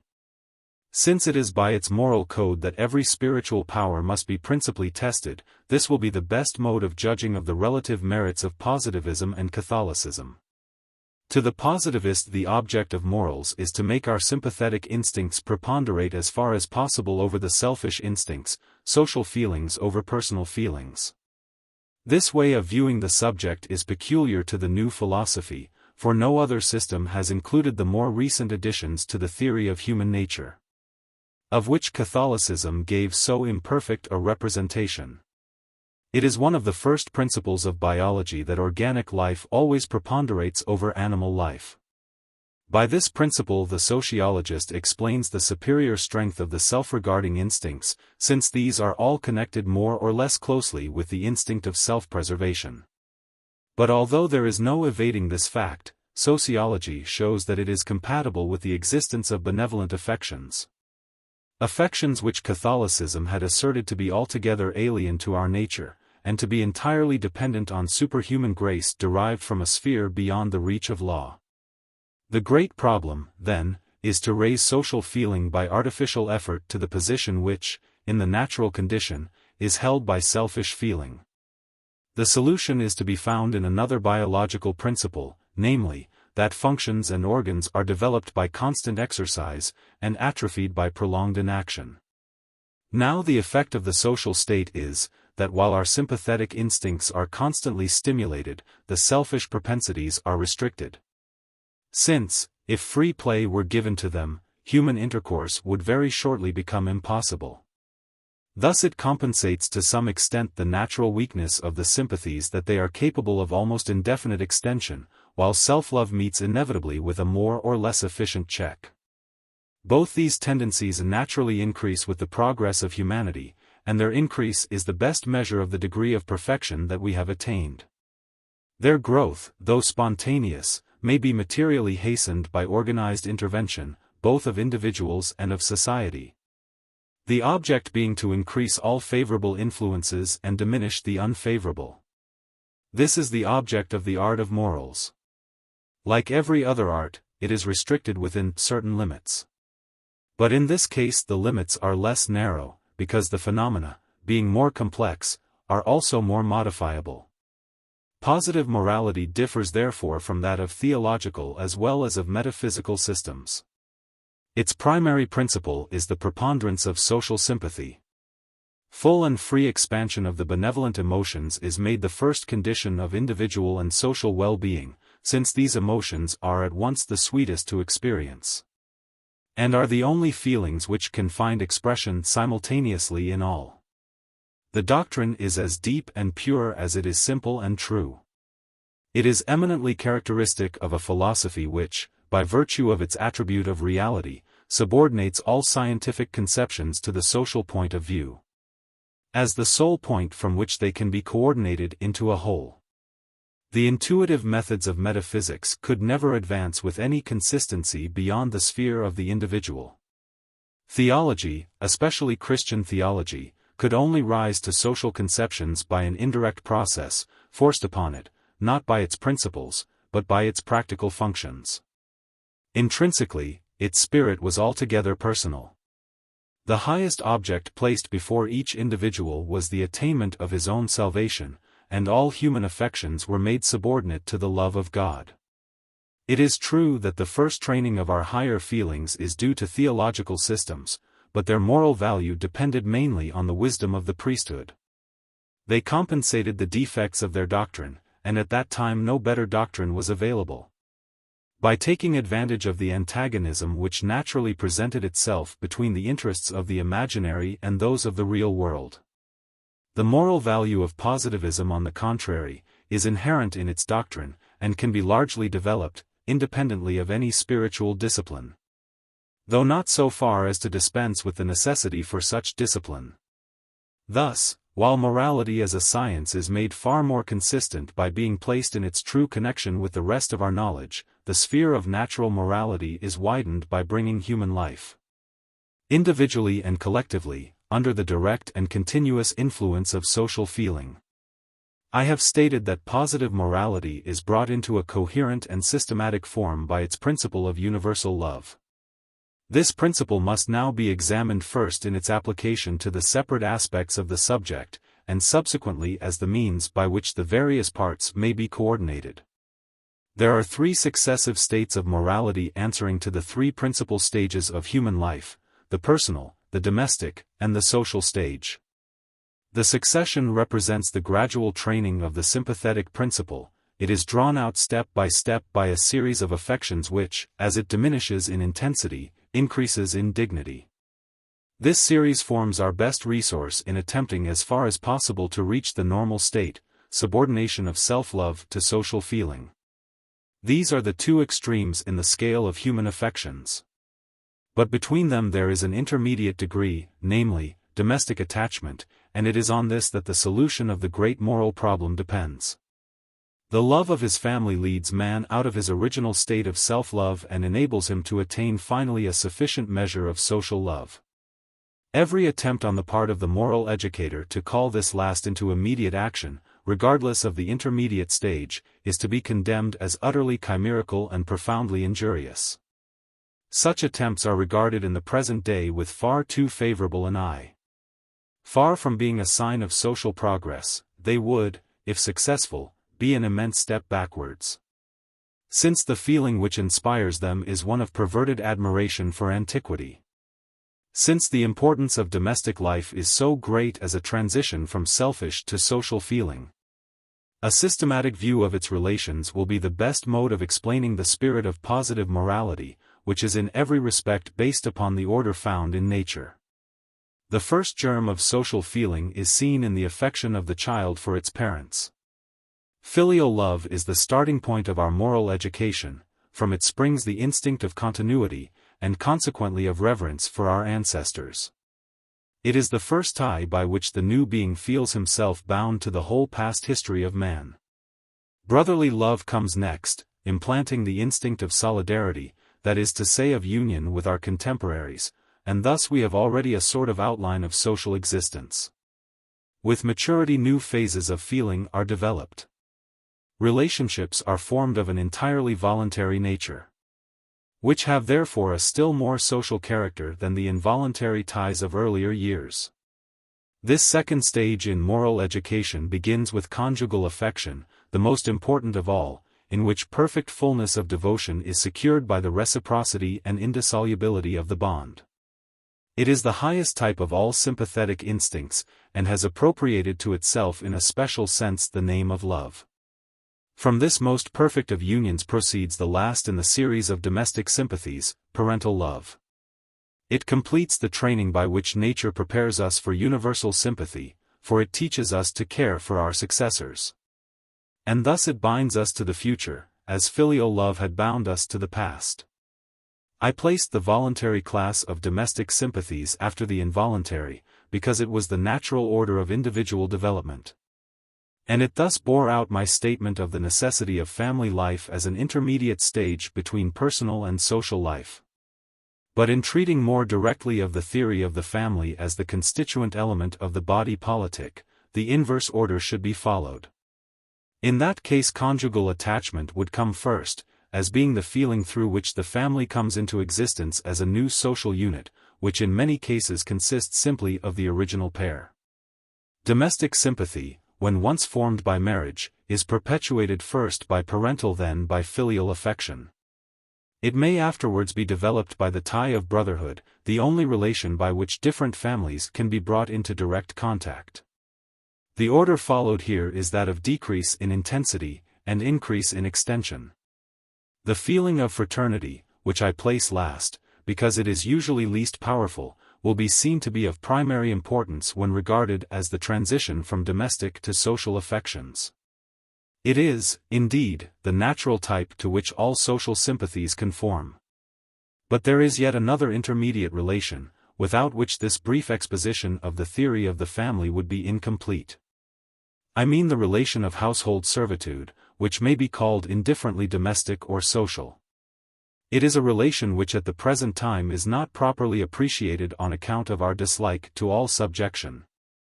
And yet the word domestic is enough to remind us that in every normal state of humanity, it supplies what would otherwise be a want in household relations. Its value lies in completing the education of the social instinct, by a special apprenticeship in obedience and command, both being subordinated to the universal principle of mutual sympathy. The object of the preceding remarks was to show the efficacy of the positive method in moral questions by applying it to the most important of all moral theories, the theory of the family. For more detailed proof, I must refer to my treatise on positive polity, to which this work is introductory. I would call attention, however, to the beneficial influence of positivism on personal morality. Actions which hitherto had always been referred even by Catholic philosophers to personal interests, are now brought under the great principle of love on which the whole positive doctrine is based. Feelings are only to be developed by constant exercise, and exercise is most necessary when the intrinsic energy of the feeling is least. It is therefore quite contrary to the true spirit of moral education to degrade duty in questions of personal morality to a mere calculation of self-interest. Of course, in this elementary part of ethics, it is easier to estimate the consequences of actions, and to show the personal utility of the rules enjoined. But this method of procedure inevitably stimulates the self-regarding propensities, which are already too preponderant, and the exercise of which ought as far as possible to be discouraged. Besides, it often results in practical failure. To leave the decision of such questions to the judgment of the individual, is to give a formal sanction to all the natural difference in men's inclinations. When the only motive urged is consideration for personal consequences, everyone feels himself to be the best judge of these, and modifies the rule at his pleasure. Positivism, guided by a truer estimate of the facts, entirely remodels this elementary part of ethics. Its appeal is to social feeling, and not to personal, since the actions in question are of a kind in which the individual is far from being the only person interested. For example, such virtues as temperance and chastity are inculcated by the positivist on other grounds than those of their personal advantages. He will not, of course, be blind to their individual value. But this is an aspect on which he will not dwell too much, for fear of concentrating attention on self-interest. At all events, he will never make it the basis of his precepts, but will invariably rest them upon their social value. There are cases in which men are preserved by an unusually strong constitution from the injurious effects of intemperance or libertinage. But such men are bound to sobriety and continence as vigorously as the rest, because without these virtues they cannot perform their social duties rightly. Even in the commonest of personal virtues, cleanliness, this alteration in the point of view may be made with advantage. A simple sanitary regulation is thus ennobled by knowing that the object of it is to make each one of us more fit for the service of others. In this way and in no other, can moral education assume its true character at the very outset. We shall become habituated to the feeling of subordination to humanity, even in our smallest actions. It is in these that we should be trained to gain the mastery over the lower propensities, and the more so that, in these simple cases, it is less difficult to appreciate their consequences. The influence of positivism on personal morality is in itself a proof of its superiority to other systems. Its superiority in domestic morality we have already seen, and yet this was the best aspect of Catholicism, forming indeed the principal basis of its admirable moral code. On social morality strictly so called, I need not dwell at length. Here the value of the new philosophy will be more direct and obvious, the fact of its standing at the social point of view being the very feature which distinguishes it from all other systems. In defining the mutual duties arising from the various relations of life, or again in giving solidity and extension to the instinct of our common fraternity. Neither theological nor metaphysical morality can bear comparison with positivism. Its precepts are adapted without difficulty to the special requirements of each case, because they are ever in harmony with the general laws of society and of human nature. But on these obvious characteristics of positivism I need not further enlarge, as I shall have other occasions for referring to them. After this brief exposition of positive morality I must allude with equal brevity to the means by which it will be established and applied. These are of two kinds. The first lay down the foundations of moral training for each individual, they furnish principles, and they regulate feelings. The second carry out the work begun, and ensure the application of the principles inculcated to practical life. Both these functions are in the first instance performed spontaneously, under the influence of the doctrine and of the sympathies evoked by it. But for their adequate performance a spiritual power specially devoted to the purpose is necessary. The moral education of the positivist is based both upon reason and on feeling, the latter having always the preponderance, in accordance with the primary principle of the system. The result of the rational basis is to bring moral precepts to the test of rigorous demonstration, and to secure them against all danger from discussion, by showing that they rest upon the laws of our individual and social nature.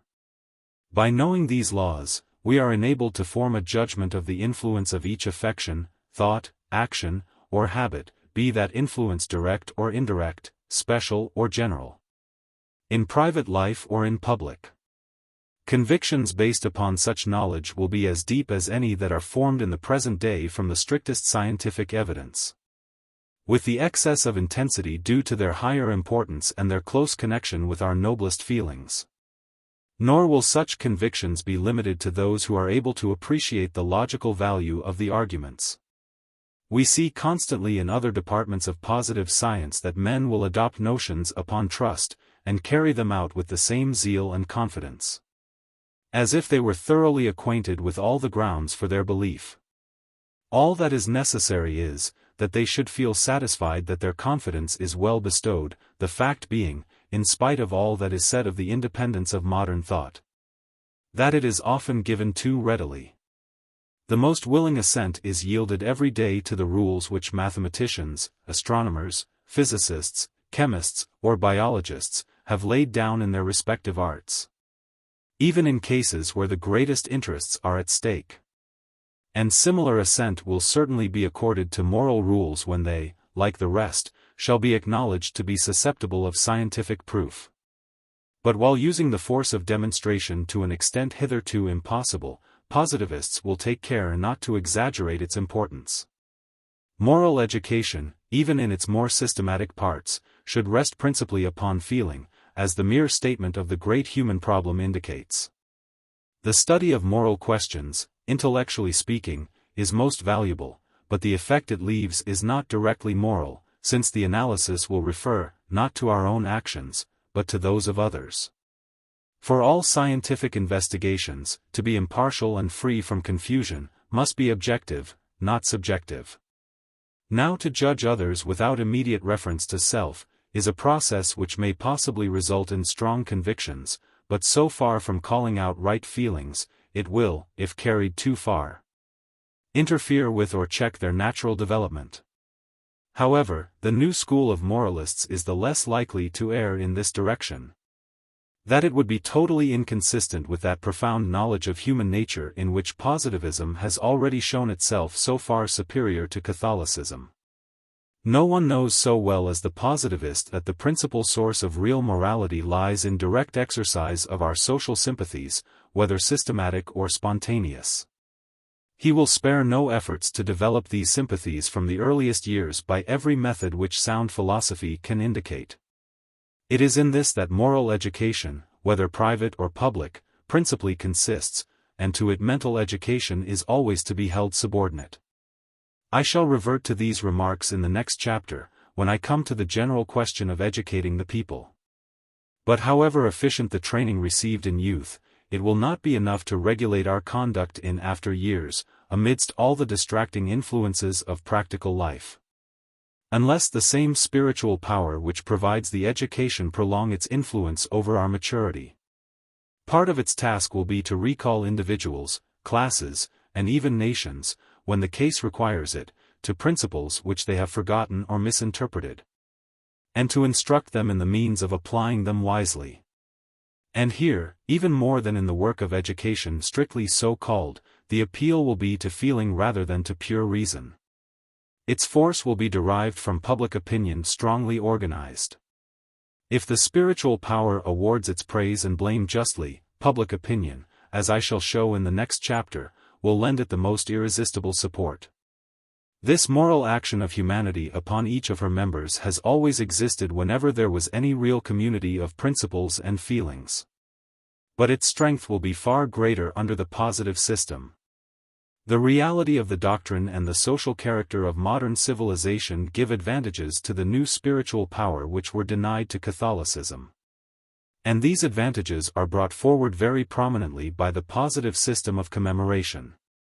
Commemoration, when regularly instituted, is a most valuable instrument in the hands of a spiritual power for continuing the work of moral education. It was the absolute character of Catholicism, even more than the defective state of medieval society, that caused the failure of its noble aspirations to become the universal religion.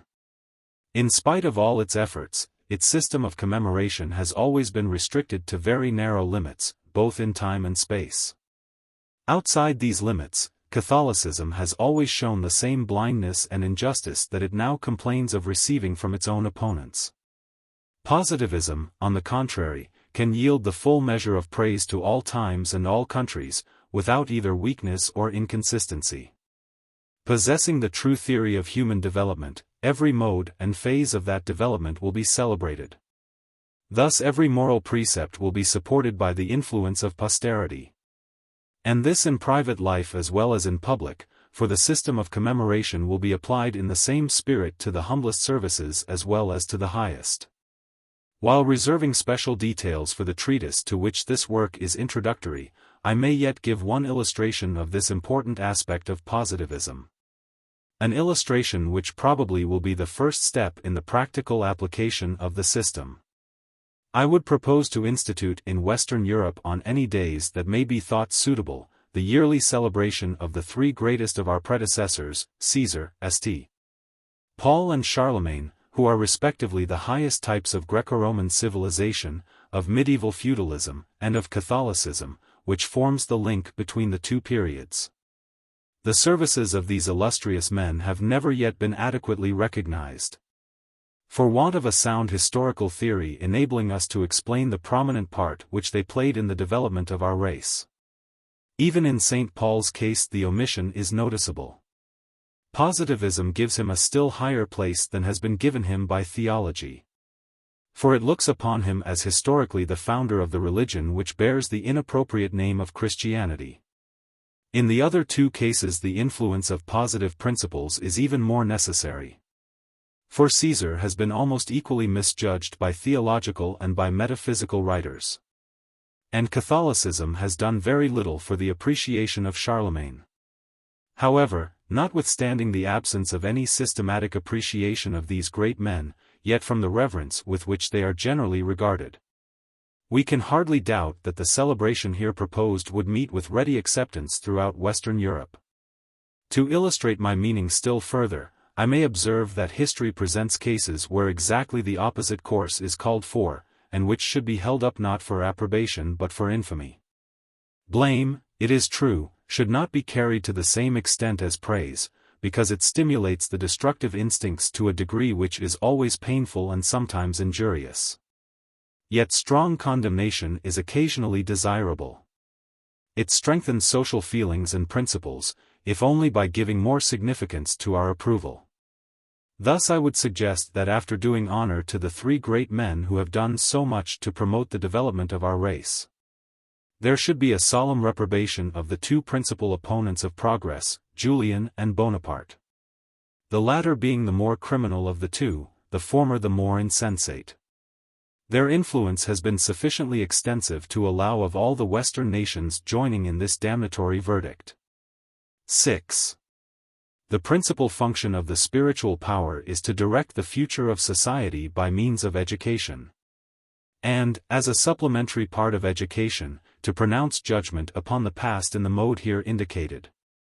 But there are functions of another kind, relating more immediately to the present. And these too result naturally from its position as an educating body.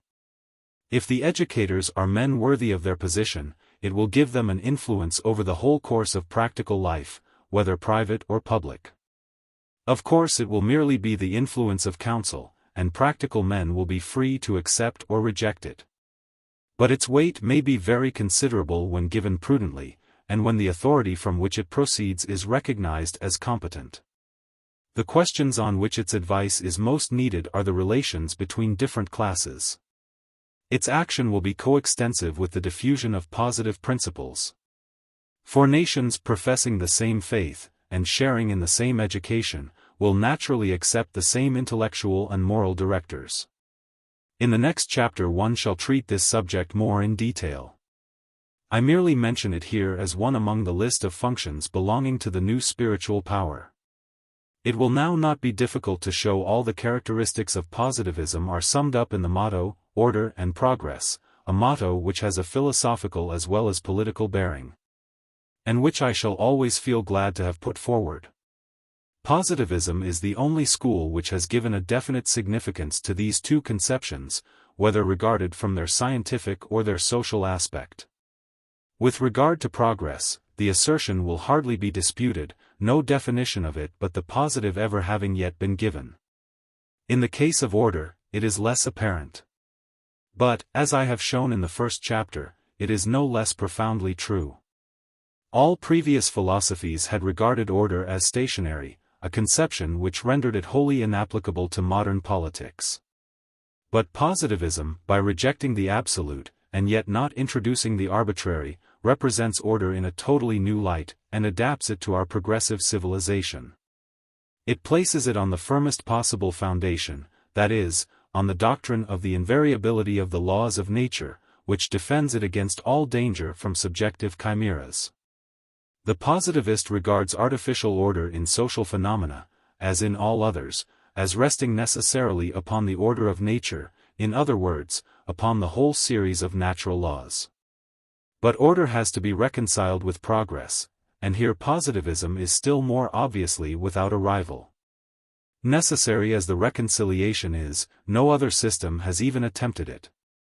But the facility with which we are now enabled, by the encyclopedic scale, to pass from the simplest mathematical phenomena to the most complicated phenomena of political life, leads at once to a solution of the problem. Viewed scientifically, it is an instance of that necessary correlation of existence and movement, which we find indicated in the inorganic world, and which becomes still more distinct in biology. Finding it in all the lower sciences, we are prepared for its appearance in a still more definite shape in sociology. Here its practical importance becomes more obvious, though it had been implicitly involved before. In sociology the correlation assumes this form: order is the condition of all progress. Progress is always the object of order. Or, to penetrate the question still more deeply, progress may be regarded simply as the development of order. For the order of nature necessarily contains within itself the germ of all possible progress. The rational view of human affairs is to look on all their changes, not as new creations, but as new evolutions.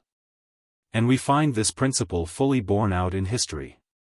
Every social innovation has its roots in the past, and the rudest phases of savage life show the primitive trace of all subsequent improvement. Progress then is in its essence identical with order, and may be looked upon as order made manifest. Therefore, in explaining this double conception on which the science and art of society depend, we may at present limit ourselves to the analysis of progress. Thus simplified, it is more easy to grasp, especially now that the novelty and importance of the question of progress are attracting so much attention. For the public is becoming instinctively alive to its real significance, as the basis on which all sound moral and political teaching must henceforth rest. Taking, then, this point of view, we may say that the one great object of life, personal and social, is to become more perfect in every way. In our external condition first, but also, and more especially, in our own nature. The first kind of progress we share in common with the higher animals. All of which make some efforts to improve their material position. It is of course the least elevated stage of progress. But being the easiest, it is the point from which we start towards the higher stages.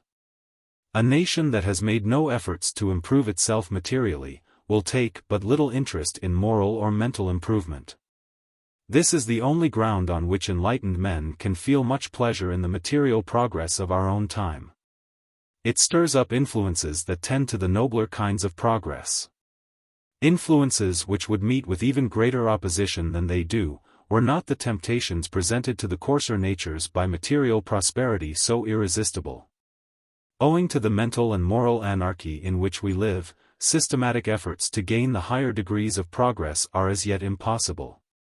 And this explains, though it does not justify, the exaggerated importance attributed nowadays to material improvements. But the only kinds of improvement really characteristic of humanity are those which concern our own nature, and even here we are not quite alone. For several of the higher animals show some slight tendencies to improve themselves physically. Progress in the higher sense includes improvements of three sorts. That is to say, it may be physical, intellectual, or moral progress, the difficulty of each class being in proportion to its value and the extent of its sphere. Physical progress, which again might be divided on the same principle, seems under some of its aspects almost the same thing as material. But regarded as a whole it is far more important and far more difficult, its influence on the well-being of man is also much greater. We gain more, for instance, by the smallest addition to length of life, or by any increased security for health, than by the most elaborate improvements in our modes of traveling by land or water. In which birds will probably always have a great advantage over us. However, as I said before, physical progress is not exclusively confined to man. Some of the animals, for instance, advance as far as cleanliness, which is the first step in the progressive scale. Intellectual and moral progress, then, is the only kind really distinctive of our race. Individual animals sometimes show it, but never a whole species, except as a consequence of prolonged intervention on the part of man. Between these two highest grades, as between the two lower, we shall find a difference of value, extent, and difficulty. Always supposing the standard to be the manner in which they affect man's well-being, collectively or individually. To strengthen the intellectual powers, whether for art or for science, whether it be the powers of observation or those of induction and deduction, is, when circumstances allow of their being made available for social purposes, of greater and more extensive importance, than all physical, and, a fortiori than all material improvements. But we know from the fundamental principle laid down in the first chapter of this work, that moral progress has even more to do with our well-being than intellectual progress. The moral faculties are more modifiable, although the effort required to modify them is greater. If the benevolence or courage of the human race were increased, it would bring more real happiness than any addition to our intellectual powers. Therefore to the question, what is the true object of human life, whether looked at collectively or individually? The simplest and most precise answer would be, the perfection of our moral nature. since it has a more immediate and certain influence on our well-being than perfection of any other kind. All the other kinds are necessary, if for no other reason than to prepare the way for this. But from the very fact of this connection it may be regarded as their representative, since it involves them all implicitly and stimulates them to increased activity. Keeping then to the question of moral perfection, we find two qualities standing above the rest in practical importance, namely, sympathy and energy. Both these qualities are included in the word heart, which in all European languages has a different meaning for the two sexes. Both will be developed by positivism, more directly, more continuously, and with greater result, than under any former system.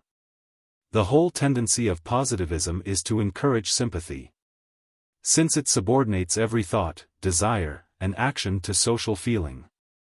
Energy is also presupposed, and at the same time fostered, by the system. For it removes a heavy weight of superstition, it reveals the true dignity of man, and it supplies an unceasing motive for individual and collective action. The very acceptance of positivism demands some vigor of character. It implies the braving of spiritual terrors, which were once enough to intimidate the firmest minds. Progress, then, may be regarded under four successive aspects: material, physical, intellectual, and moral. Each of these might again be divided on the same principle, and we should then discover several intermediate phases. These cannot be investigated here. And I have only to note that the philosophical principle of this analysis is precisely the same as that on which I have based the classification of the sciences. In both cases the order followed is that of increasing generality and complexity in the phenomena. The only difference is in the mode in which the two arrangements are developed. For scientific purposes the lower portion of the scale has to be expanded into greater detail, while from the social point of view attention is concentrated on the higher parts. But whether it be the scale of the true or that of the good, the conclusion is the same in both. Both alike indicate the supremacy of social considerations. Both point to universal love as the highest ideal. I have now explained the principal purpose of positive philosophy, namely, spiritual reorganization.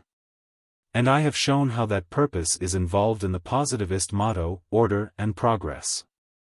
Positivism, then, realizes the highest aspirations of medieval Catholicism, and at the same time fulfills the conditions, the absence of which caused the failure of the Convention. It combines the opposite merits of the Catholic and the revolutionary spirit, and by so doing supersedes them both. Theology and metaphysics may now disappear without danger, because the service which each of them rendered is now harmonized with that of the other, and will be performed more perfectly.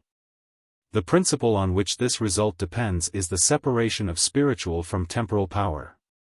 This, it will be remembered, had always been the chief subject of contention between the two antagonistic parties. I have spoken of the moral and mental reorganization of Western Europe as characterizing the second phase of the revolution. Let us now see what are its relations with the present state of politics. Of course, the development of positivism will not be much affected by the retrograde tendencies of the day, whether theological or metaphysical. Still, the general course of events will exercise an influence upon it, of which it is important to take account. So too, although the new doctrine cannot at present do much to modify its surroundings, there are yet certain points in which action may be taken at once. In the fourth volume of this treatise the question of a transitional policy will be carefully considered, with the view of facilitating the advent of the normal state which social science indicates in a more distant future. I cannot complete this chapter without some notice of this provisional policy, which must be carried on until positivism has made its way to general acceptance. The principal feature of this policy is that it is temporary. To set up any permanent institution in a society which has no fixed opinions or principles of life, would be hopeless. Until the most important questions are thoroughly settled, both in principle and practice, the only measures of the least utility are those which facilitate the process of reconstruction. Measures adopted with a view to permanence must end, as we have seen them end so often, in disappointment and failure, however enthusiastically they may have been received at first. Inevitable as this consequence of our revolutionary position is, it has never been understood, except by the great leaders of the Republican movement in 1793. Of the various governments that we have had during the last 2 generations, all, except the Convention, have fallen into the vain delusion of attempting to found permanent institutions, without waiting for any intellectual or moral basis. And therefore it is that none but the Convention has left any deep traces in men's thoughts or feelings. All its principal measures, even those which concern the future more than the present, were avowedly provisional. And the consequence was that they harmonized well with the peculiar circumstances of the time. The true philosopher will always look with respectful admiration on these men, who not only had no rational theory to guide them, but were encumbered with false metaphysical notions, and who yet notwithstanding proved themselves the only real statesmen that Western Europe can boast of since the time of Frederick the Great. Indeed, the wisdom of their policy would be almost unaccountable, only that the very circumstances which called for it so urgently, were to some extent calculated to suggest it. The state of things was such as to make it impossible to settle the government on any permanent basis. Again, amidst all the wild extravagance of the principles in vogue, the necessity of a strong government to resist foreign invasion counteracted many of their worst effects. On the removal of this salutary pressure, the Convention fell into the common error, though to a less extent than the Constituent Assembly. It set up a constitution framed according to some abstract model, which was supposed to be final, but which did not last so long as the period originally proposed for its own provisional labors. It is on this first period of its government that its fame rests. The plan originally proposed was that the government of the Convention should last till the end of the war. If this plan could have been carried out, it would probably have been extended still further, as the impossibility of establishing any permanent system would have been generally recognized. The only avowed motive for making the government provisional was of course the urgent necessity of national defense. But beneath this temporary motive, which for the time superseded every other consideration, there was another and a deeper motive for it, which could not have been understood without sounder historical principles than were at that time possible. That motive was the utterly negative character of the metaphysical doctrines then accepted, and the consequent absence of any intellectual or moral basis for political reconstruction. This of course was not recognized, but it was really the principal reason why the establishment of any definite system of government was delayed. Had the war been brought to an end, clearer views of the subject would no doubt have been formed. Indeed, they had been formed already in the opposite camp, by men of the neo-Catholic school, who were not absorbed by the urgent question of defending the Republic. What blinded men to the truth was the fundamental yet inevitable error of supposing the critical doctrines of the preceding generation applicable to purposes of construction. They were undeceived at last by the utter anarchy which the triumph of these principles occasioned. And the next generation occupied itself with the counter-revolutionary movement, in which similar attempts at finality were made by the various reactionist parties. For these parties were quite as destitute as their opponents of any principles suited to the task of reconstruction. And they had to fall back upon the old system as the only recognized basis on which public order could be maintained. And in this respect the situation is still unchanged. It still retains its revolutionary character. And any immediate attempt to reorganize political administration would only be the signal for fresh attempts at reaction, attempts which now can have no other result than anarchy. It is true that positivism has just supplied us with a philosophical basis for political reconstruction. But its principles are still so new and undeveloped, and besides are understood by so few, that they cannot exercise much influence at present on political life. Ultimately, and by slow degrees, they will mold the institutions of the future.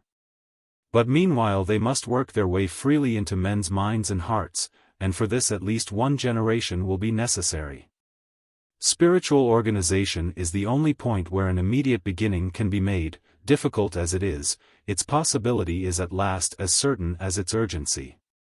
When sufficient progress has been made with it, it will cause a gradual regeneration of political institutions.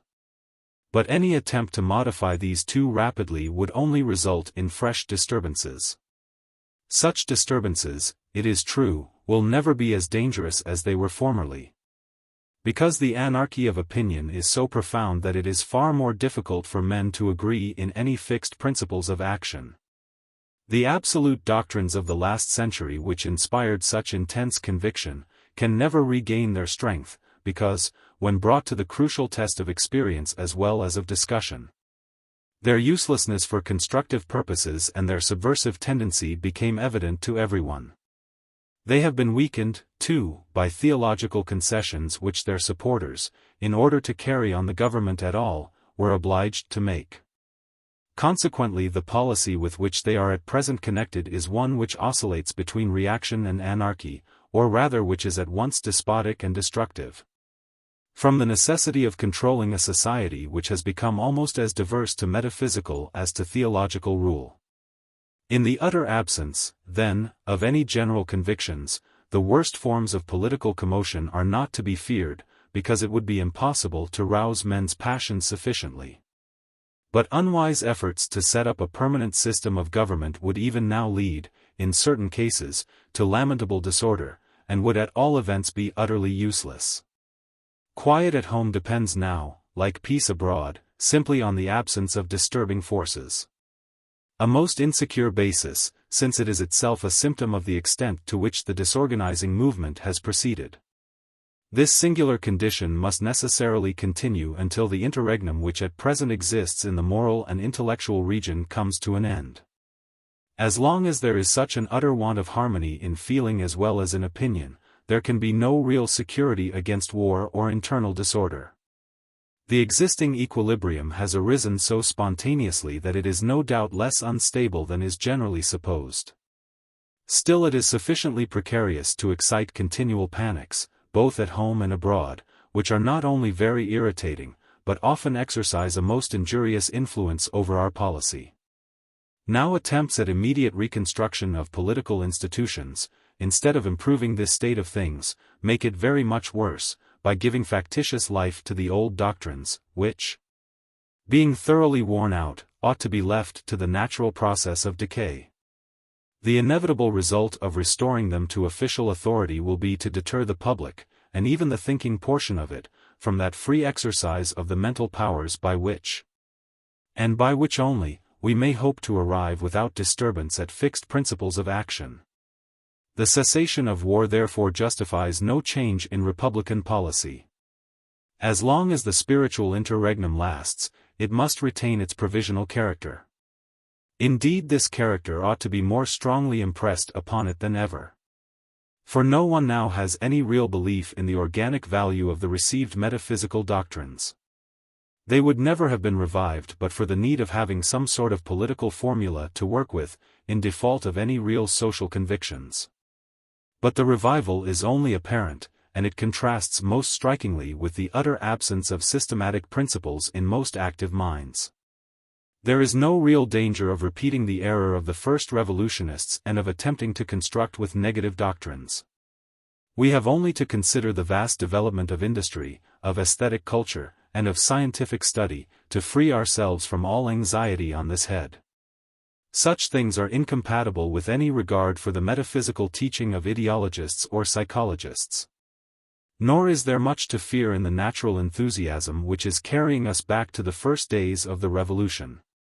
It will only revive the old republican spirit, and make us forget the long period of retrogression and stagnation which have elapsed since the first great outbreak. For this is the point on which the attention of posterity will be finally concentrated. But while satisfying these very legitimate feelings, the people will soon find that the only aspect of this great crisis which we have to imitate is the wise insight of the Convention during the first part of its administration. In perceiving that its policy could only be provisional, and that definite reconstruction must be reserved for better times, we may fairly hope that the next formal attempt to set up a constitution according to some abstract ideal, will convince the French nation, and ultimately the whole West, of the utter futility of such schemes. Besides, the free discussion which has now become habitual to us, and the temper of the people, which is as skeptical of political entities as of Christian mysteries, would make any such attempts extremely difficult. Never was there a time so unfavorable to doctrines admitting of no real demonstration, demonstration being now the only possible basis of permanent belief. Supposing then a new constitution to be set on foot, and the usual time to be spent in the process of elaborating it, public opinion will very possibly discard it before it is completed, not allowing it even the short average duration of former constitutions. Any attempt to check free discussion on the subject would defeat its own object. Since free discussion is the natural consequence of our intellectual and social position, the same conditions which require our policy to be provisional while the spiritual interregnum lasts, point also to the mode in which this provisional policy should be carried out. Had the revolutionary government of the Convention continued till the end of the war, it would probably have been prolonged up to the present time. But in one most important respect a modification would have been necessary. During the struggle for independence what was wanted was a vigorous dictatorship, combining spiritual with temporal powers, a dictatorship even stronger than the old monarchy, and only distinguished from despotism by its ardor in the cause of progress. Without complete concentration of political power, the Republic could never have been saved. But with peace the necessity for such concentration was at an end. The only motive for still continuing the provisional system was the absence of social convictions. But this would also be a motive for giving perfect liberty of speech and discussion, which till then had been impossible or dangerous. For liberty was a necessary condition for elaborating and diffusing a new system of universal principles, as the only sure basis for the future regeneration of society. This hypothetical view of changes which might have taken place in the conventional government, may be applied to the existing condition of affairs. It is the policy best adapted for the republican government which is now arising in all the security of a settled peace, and yet amidst the most entire anarchy of opinion. The successors of the convention, men unworthy of their task, degraded the progressive dictatorship entrusted to them by the circumstances of the time into a retrograde tyranny. During the reign of Charles X, which was the last phase of the reaction, the central power was thoroughly undermined by the legal opposition of the parliamentary or local power. The central government still refused to recognize any limits to its authority. But the growth of free thought made its claims to spiritual jurisdiction more and more untenable, leaving it merely the temporal authority requisite for public order. During the neutral period which followed the counter-revolution, the dictatorship was not merely restricted to its proper functions, but was legally destroyed. That is, the local power as represented by Parliament took the place of the central power. All pretensions to spiritual influence were abandoned by both, their thoughts being sufficiently occupied with the maintenance of material order. The intellectual anarchy of the time made this task difficult enough. But they aggravated the difficulty by unprincipled attempts to establish their government on the basis of pure self-interest, irrespectively of all moral considerations. The restoration of the Republic and the progressive spirit aroused by it has no doubt given to both legislative and executive a large increase of power, to an extent indeed which a few years back would have caused violent antipathy. But it would be a grievous error for either of them to attempt to imitate the dictatorial style of the conventional government. Unsuccessful in any true sense as the attempt would be, it might occasion very serious disturbances, which, like the obsolete metaphysical principles in which they originate, would be equally dangerous to order and to progress. We see, then, that in the total absence of any fixed principles on which men can unite, the policy required is one which shall be purely provisional, and limited almost entirely to the maintenance of material order. If order be preserved, the situation is in all other respects most favorable to the work of mental and moral regeneration which will prepare the way for the society of the future.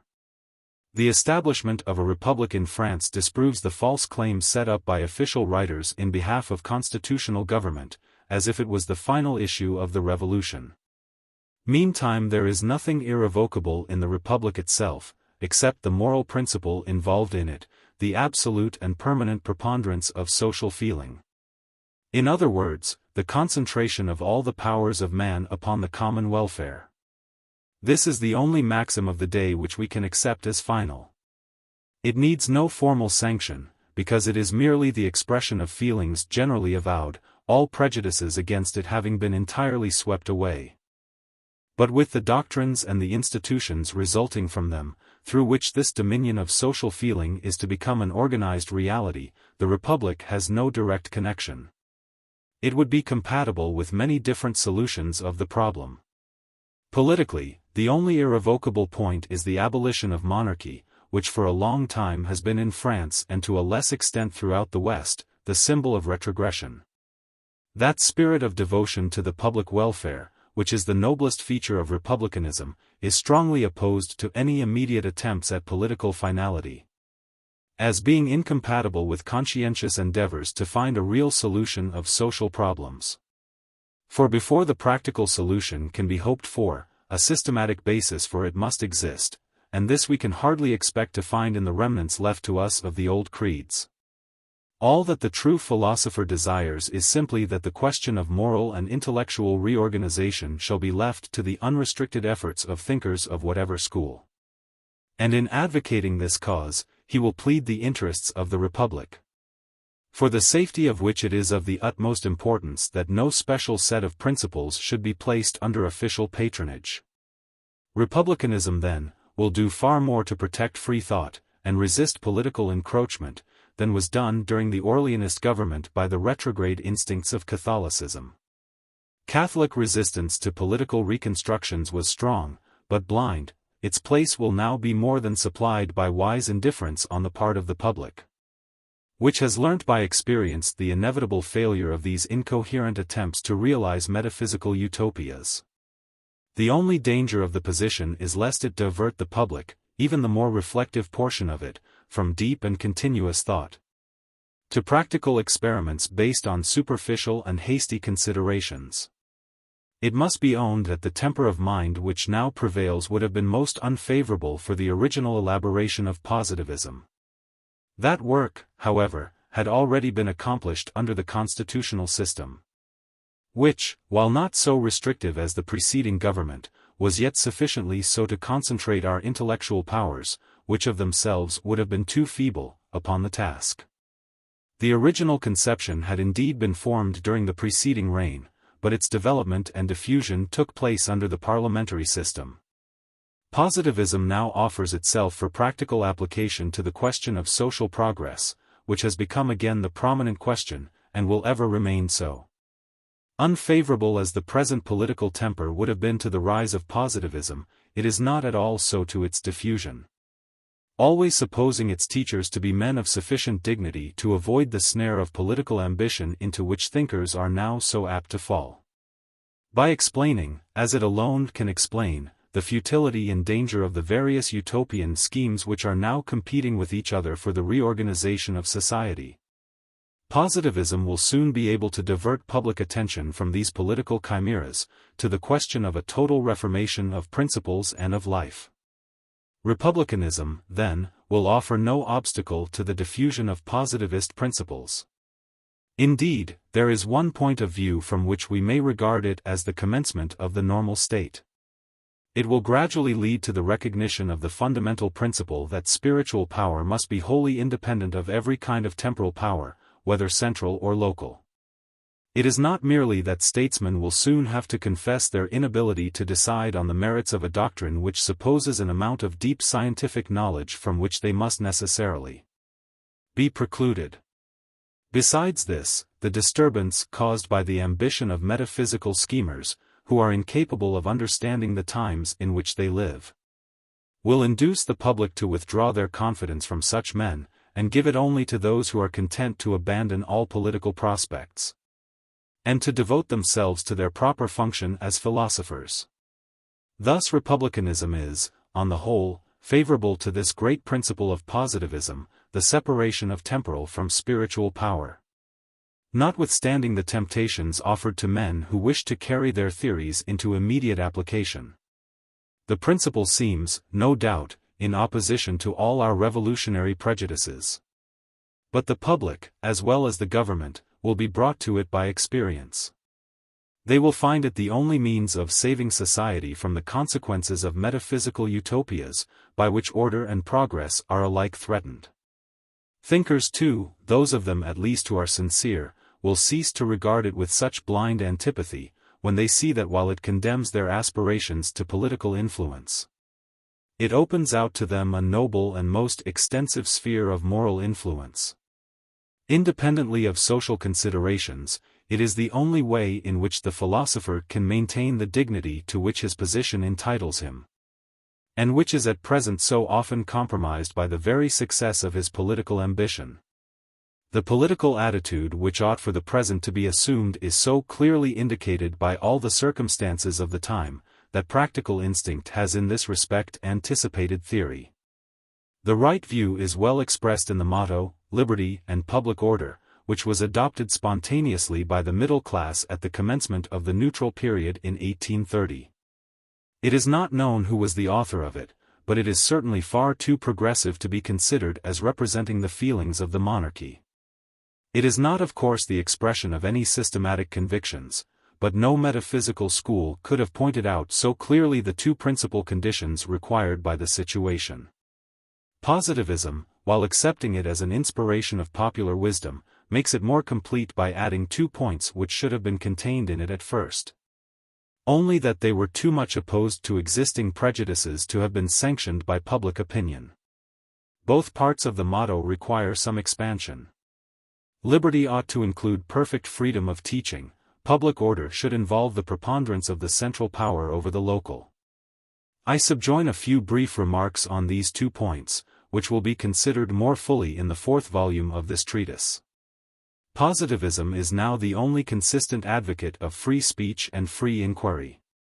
Schools of opinion which do not rest on demonstration, and would consequently be shaken by any argumentative attacks, can never be sincere in their wish for liberty, in the extended sense here given to it. Liberty of writing we have now had for a long time. But besides this we want liberty of speech, and also liberty of teaching. That is to say, the abandonment by the state of all its educational monopolies. Freedom of teaching, of which positivists are the only genuine supporters, has become a condition of the first importance, and this not merely as a provisional measure, but as an indication of the normal state of things. In the first place, it is the only means by which any doctrine that has the power of fixing and harmonizing men's convictions can become generally known. To legalize any system of education would imply that such a doctrine had been already found. It most assuredly is not the way to find it. But again, freedom of teaching is a step towards the normal state. It amounts to an admission that the problem of education is one which temporal authorities are incompetent to solve. Positivists would be the last to deny that education ought to be regularly organized. Only they assert, first, that as long as the spiritual interregnum lasts, no organization is possible.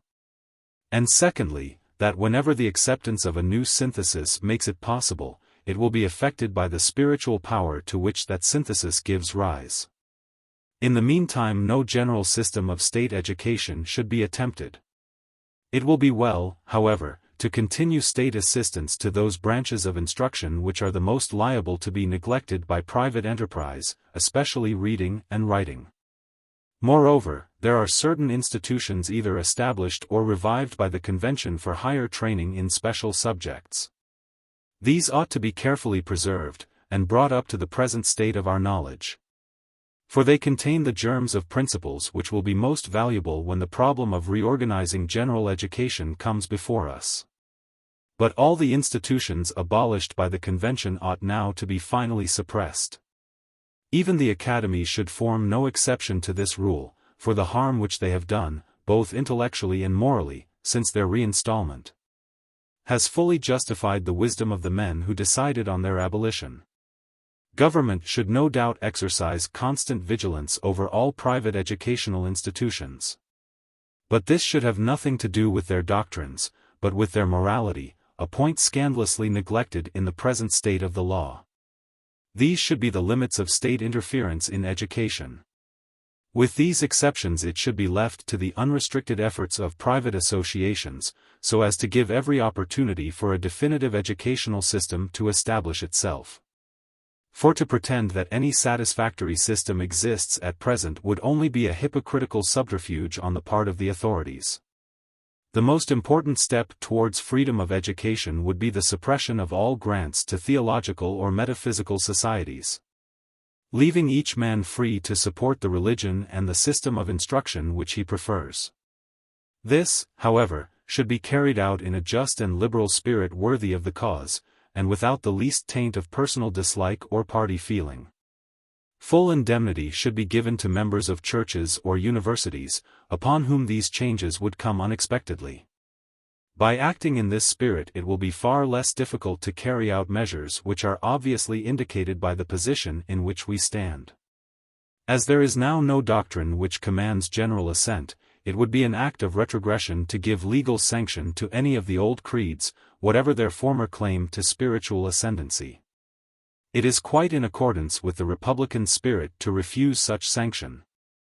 Notwithstanding the tendency that there is to allow ideologists to succeed to the academic offices held under the constitutional system by psychologists. But positivism will have as beneficial an influence on public order as on liberty. It holds, in exact opposition to revolutionary prejudices, that the central power should preponderate over the local. The constitutionalist principle of separating the legislative from the executive is only an empirical imitation of the larger principle of separating temporal and spiritual power, which was adopted in the Middle Ages. There will always be a contest for political supremacy between the central and local authorities. And it is an error into which, from various causes, we have fallen recently, to attempt to balance them against each other. The whole tendency of French history has been to let the central power preponderate, until it degenerated and became retrograde towards the end of the 17th century. Our present preference for the local power is therefore an historical anomaly, which is sure to cease as soon as the fear of reaction has passed away. And as republicanism secures us against any dangers of this kind, our political sympathies will soon resume their old course. The advantages of the central power are, first, that it is more directly responsible than the other. And, secondly, that it is more practical and less likely to set up any claims to spiritual influence. This last feature is of the highest importance, and is likely to become every day more marked. Whereas the local or legislative power, not having its functions clearly defined, is very apt to interfere in theoretical questions without being in any sense qualified for doing so. Its preponderance would, then, in most cases be injurious to intellectual freedom, which, as it feels instinctively, will ultimately result in the rise of a spiritual authority destined to supersede its own. On the strength of these tendencies, which have never before been explained, positivists have little hesitation in siding in almost all cases with the central as against the local power. Philosophers, whom no one can accuse of reactionist or servile views, who have given up all political prospects, and who are devoting themselves wholly to the work of spiritual reorganization, need not be afraid to take this course. And they ought to exert themselves vigorously in making the central power preponderant, limiting the functions of the local power to what is strictly indispensable. And, notwithstanding all appearances to the contrary, republicanism will help to modify the revolutionary feeling on this point. It removes the distrust of authority caused naturally by the retrograde spirit of the old monarchy.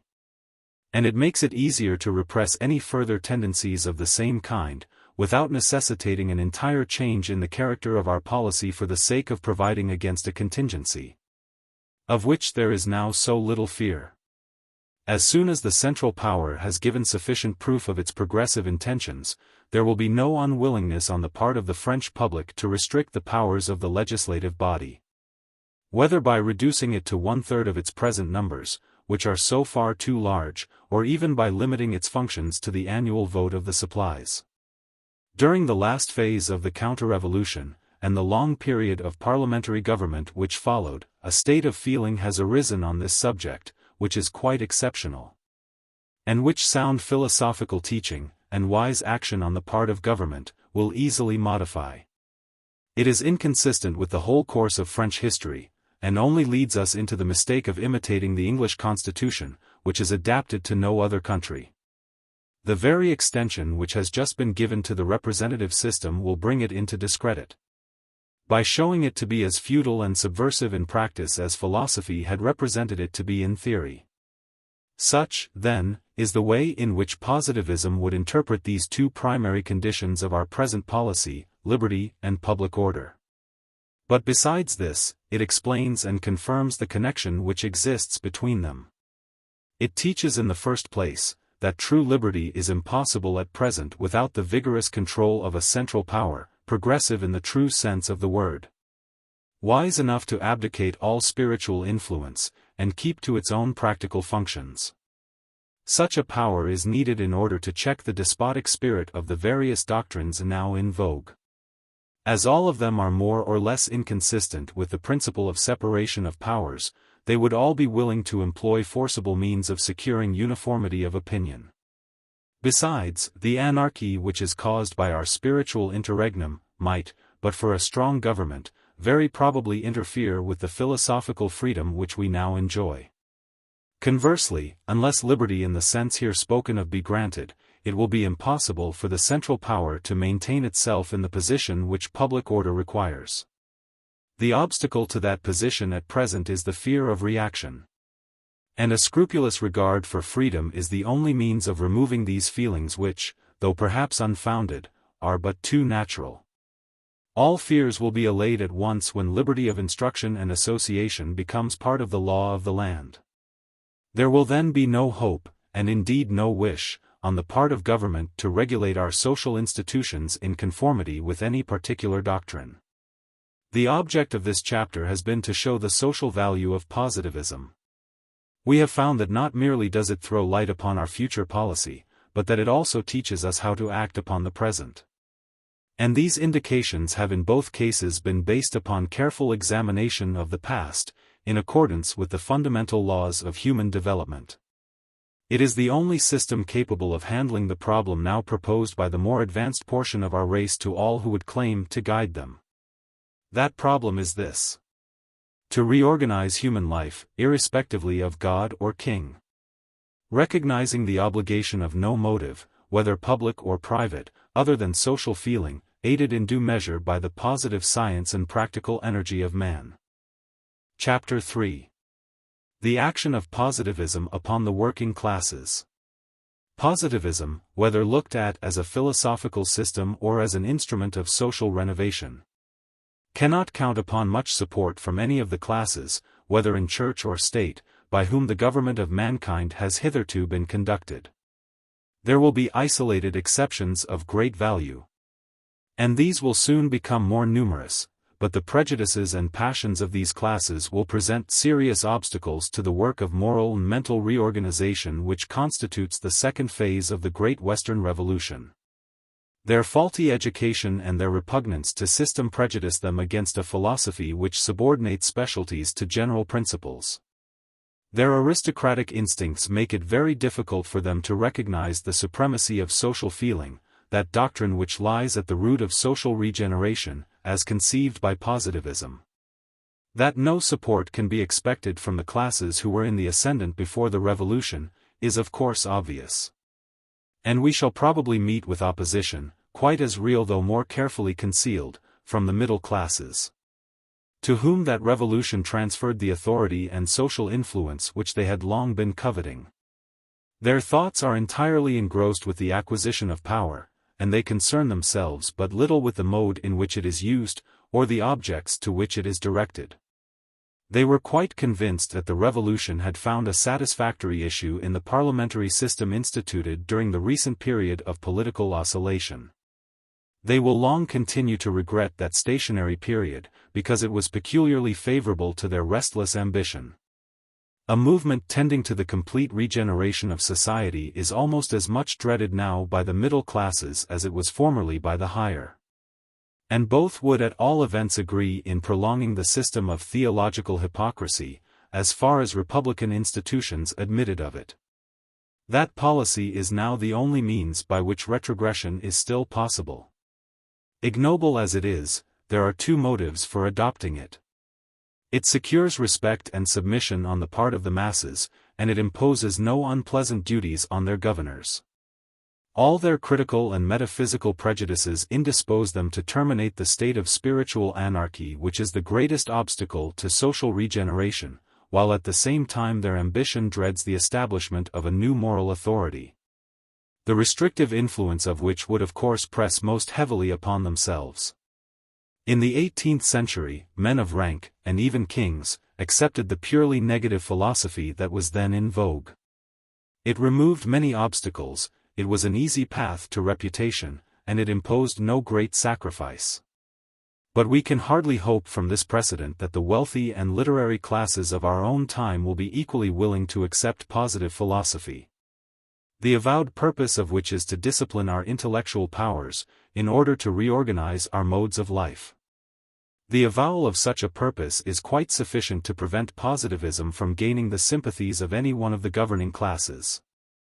The classes to which it must appeal are those who have been left untrained in the present worthless methods of instruction by words and entities, who are animated with strong social instincts, and who consequently have the largest stock of good sense and good feeling. In a word, it is among the working classes that the new philosophers will find their most energetic allies. They are the two extreme terms in the social series as finally constituted. And it is only through their combined action that social regeneration can become a practical possibility. Notwithstanding their difference of position, a difference which indeed is more apparent than real, there are strong affinities between them, both morally and intellectually.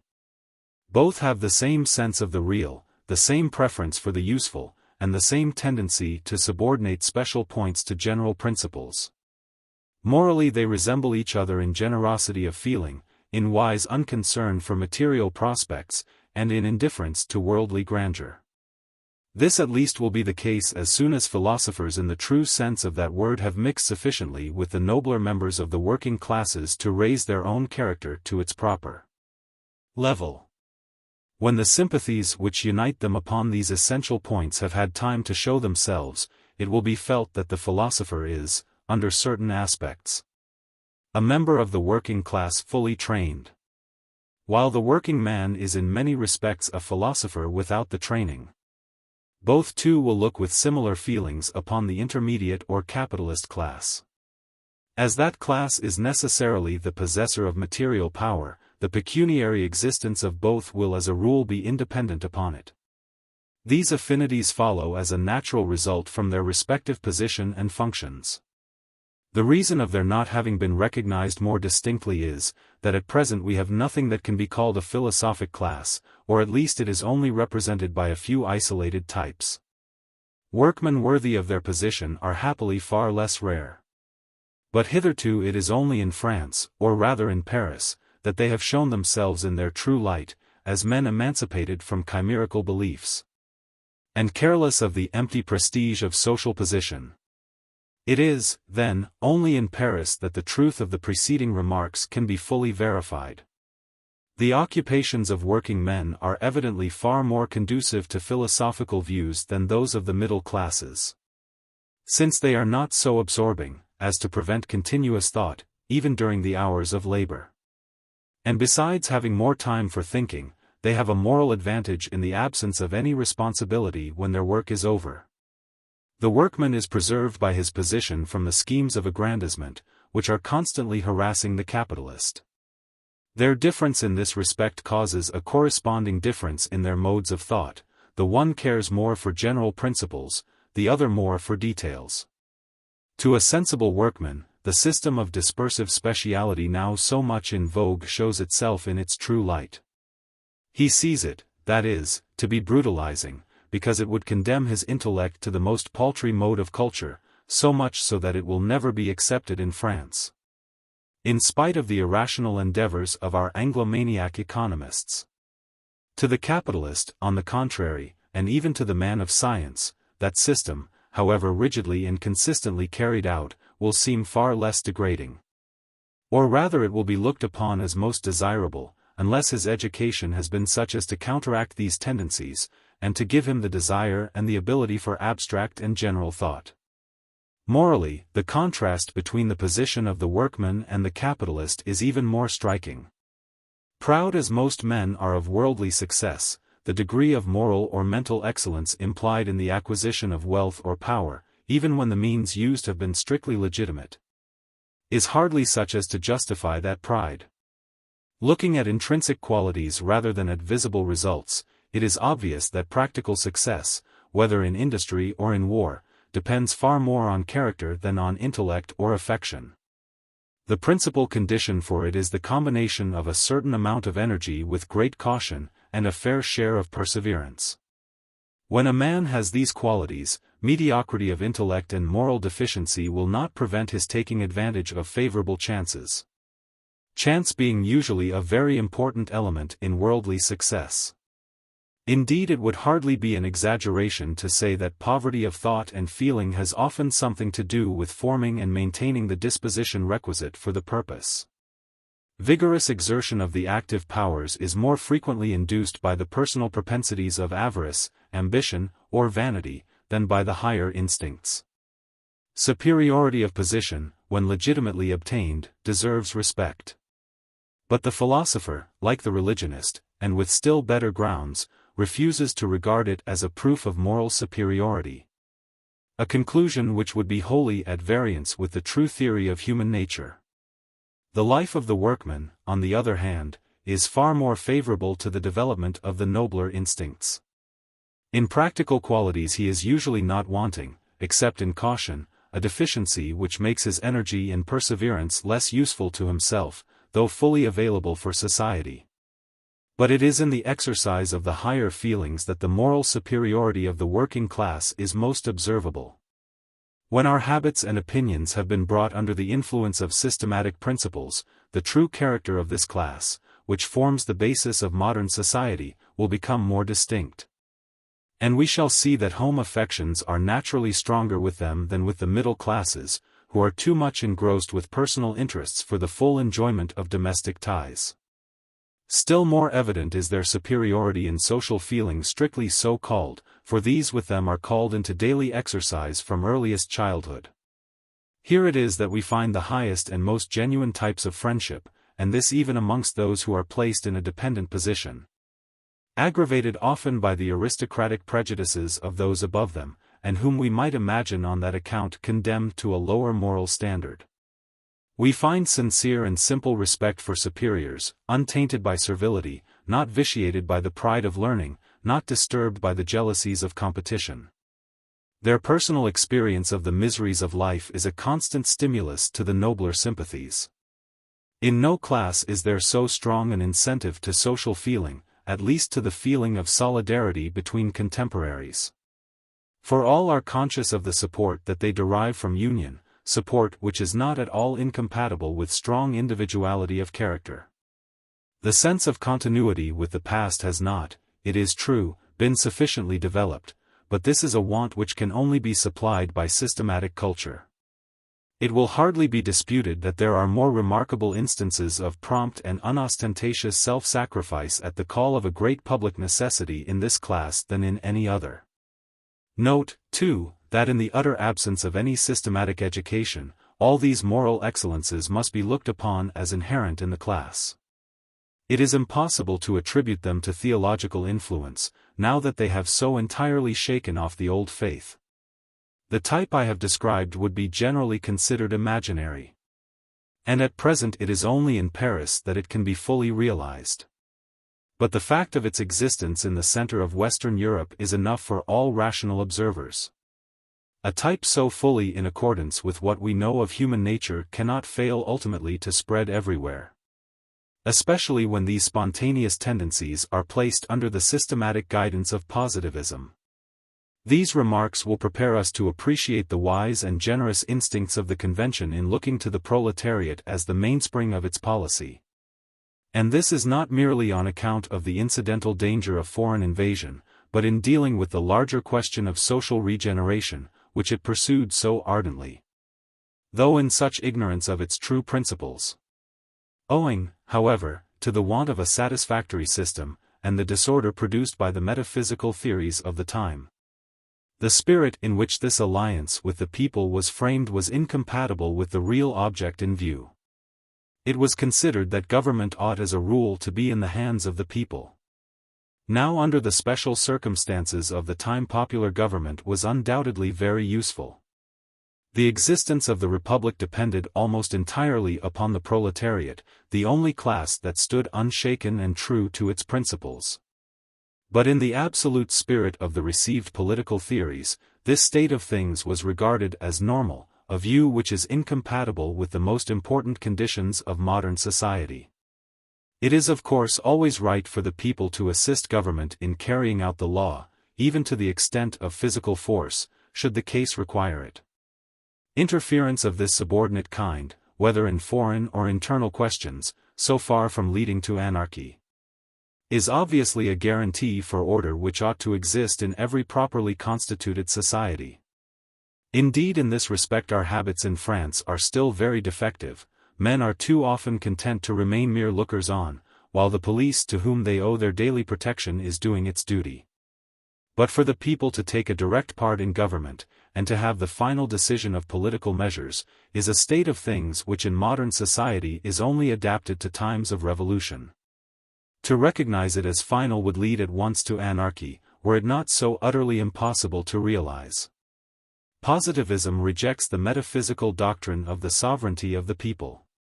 But it appropriates all that is really sound in the doctrine, and this with reference not merely to exceptional cases but to the normal state.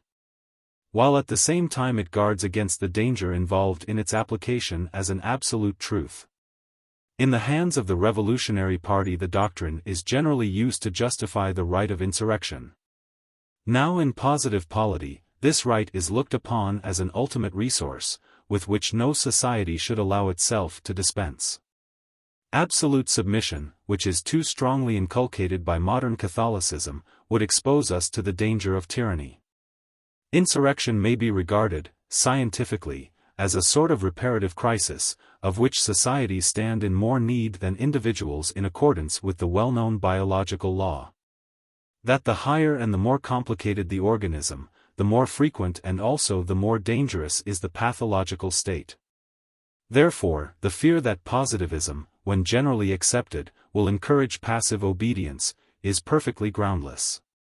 Although it is certainly not favorable to the pure revolutionary spirit, which would fain take the disease for the normal type of health. Its whole character is so essentially relative, that it finds no difficulty in accepting subordination as the rule, and yet allowing for exceptional cases of revolt. A course by which good taste and human dignity are alike satisfied. Positivism looks upon insurrection as a dangerous remedy that should be reserved for extreme cases.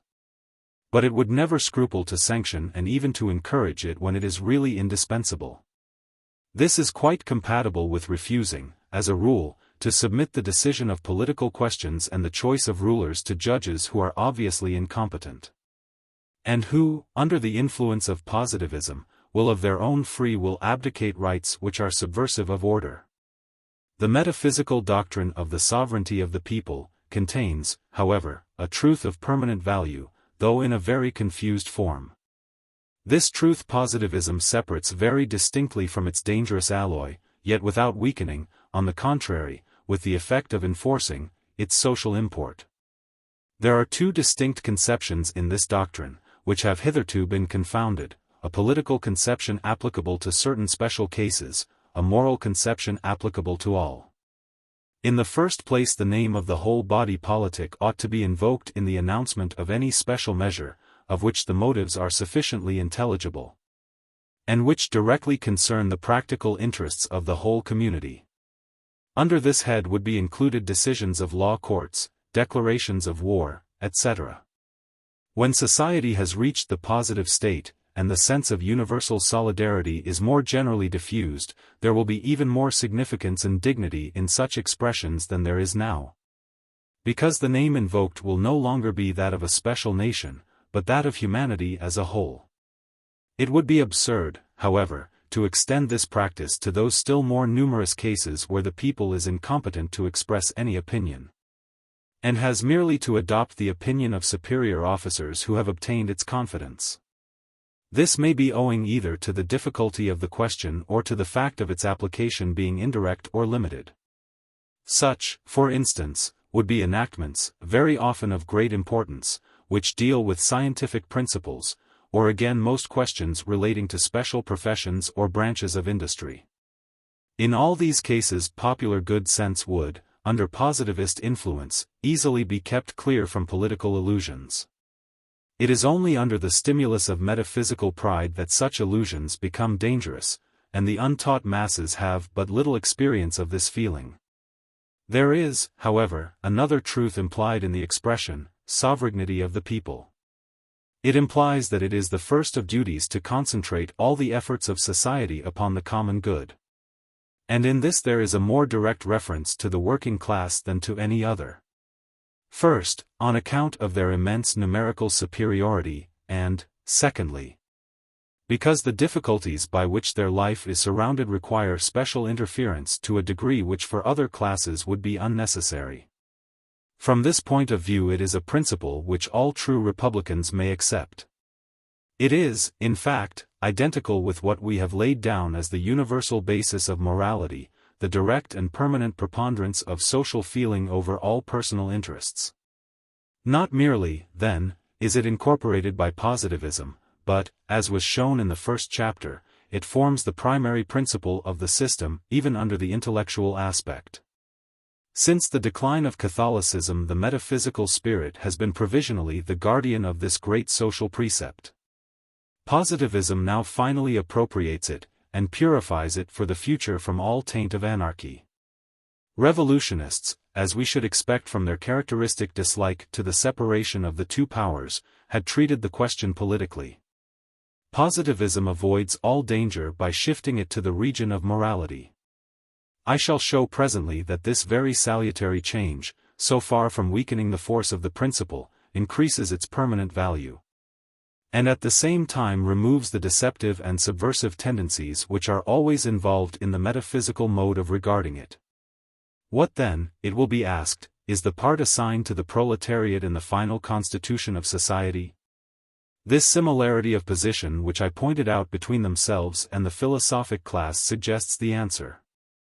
They will be of the most essential service to the spiritual power in each of its three social functions, judgment, counsel, and even education. All the intellectual and moral qualities that we have just indicated in this class concur in fitting them for this service. If we accept the philosophic body, which is the recognized organ of general principles, there is no class which is so habitually inclined to take comprehensive views of any subject. Their superiority in social feeling is still more obvious. In this even the best philosophers are rarely their equals. And it would be a most beneficial corrective of their tendency to over-abstraction to come into daily contact with the noble and spontaneous instincts of the people. The working class, then, is better qualified than any other for understanding, and still more for sympathizing with the highest truths of morality, though it may not be able to give them a systematic form. And, as we have seen, it is in social morality, the most important and the highest of the three branches of ethics, that their superiority is most observable. Besides, independently of their intrinsic merits, whether intellectual or moral, the necessities of their daily life serve to impress them with respect for the great rules of morality, which in most cases were framed for their own protection. To secure the application of these rules in daily life is a function of the spiritual power in the performance of which they will meet with but slight assistance from the middle classes. It is with them that temporal power naturally resides, and it is their misuse of power that has to be controlled and set right. The working classes are the chief sufferers from the selfishness and domineering of men of wealth and power. For this reason they are the likeliest to come forward in defense of public morality. And they will be all the more disposed to give it their hearty support if they have nothing to do directly with political administration. Habitual participation in temporal power, to say nothing of its unsettling influence, would lead them away from the best remedy for their sufferings of which the constitution of society admits. Popular sagacity will soon detect the utter hollowness of the offhand solutions that are now being obtruded upon us. The people will rapidly become convinced that the surest method of satisfying all legitimate claims lies in the moral agencies which positivism offers. Though it appears to them at the same time to abdicate political power which either yields them nothing or results in anarchy. So natural is this tendency of the people to rally round the spiritual power in defense of morality, that we find it to have been the case even in medieval times.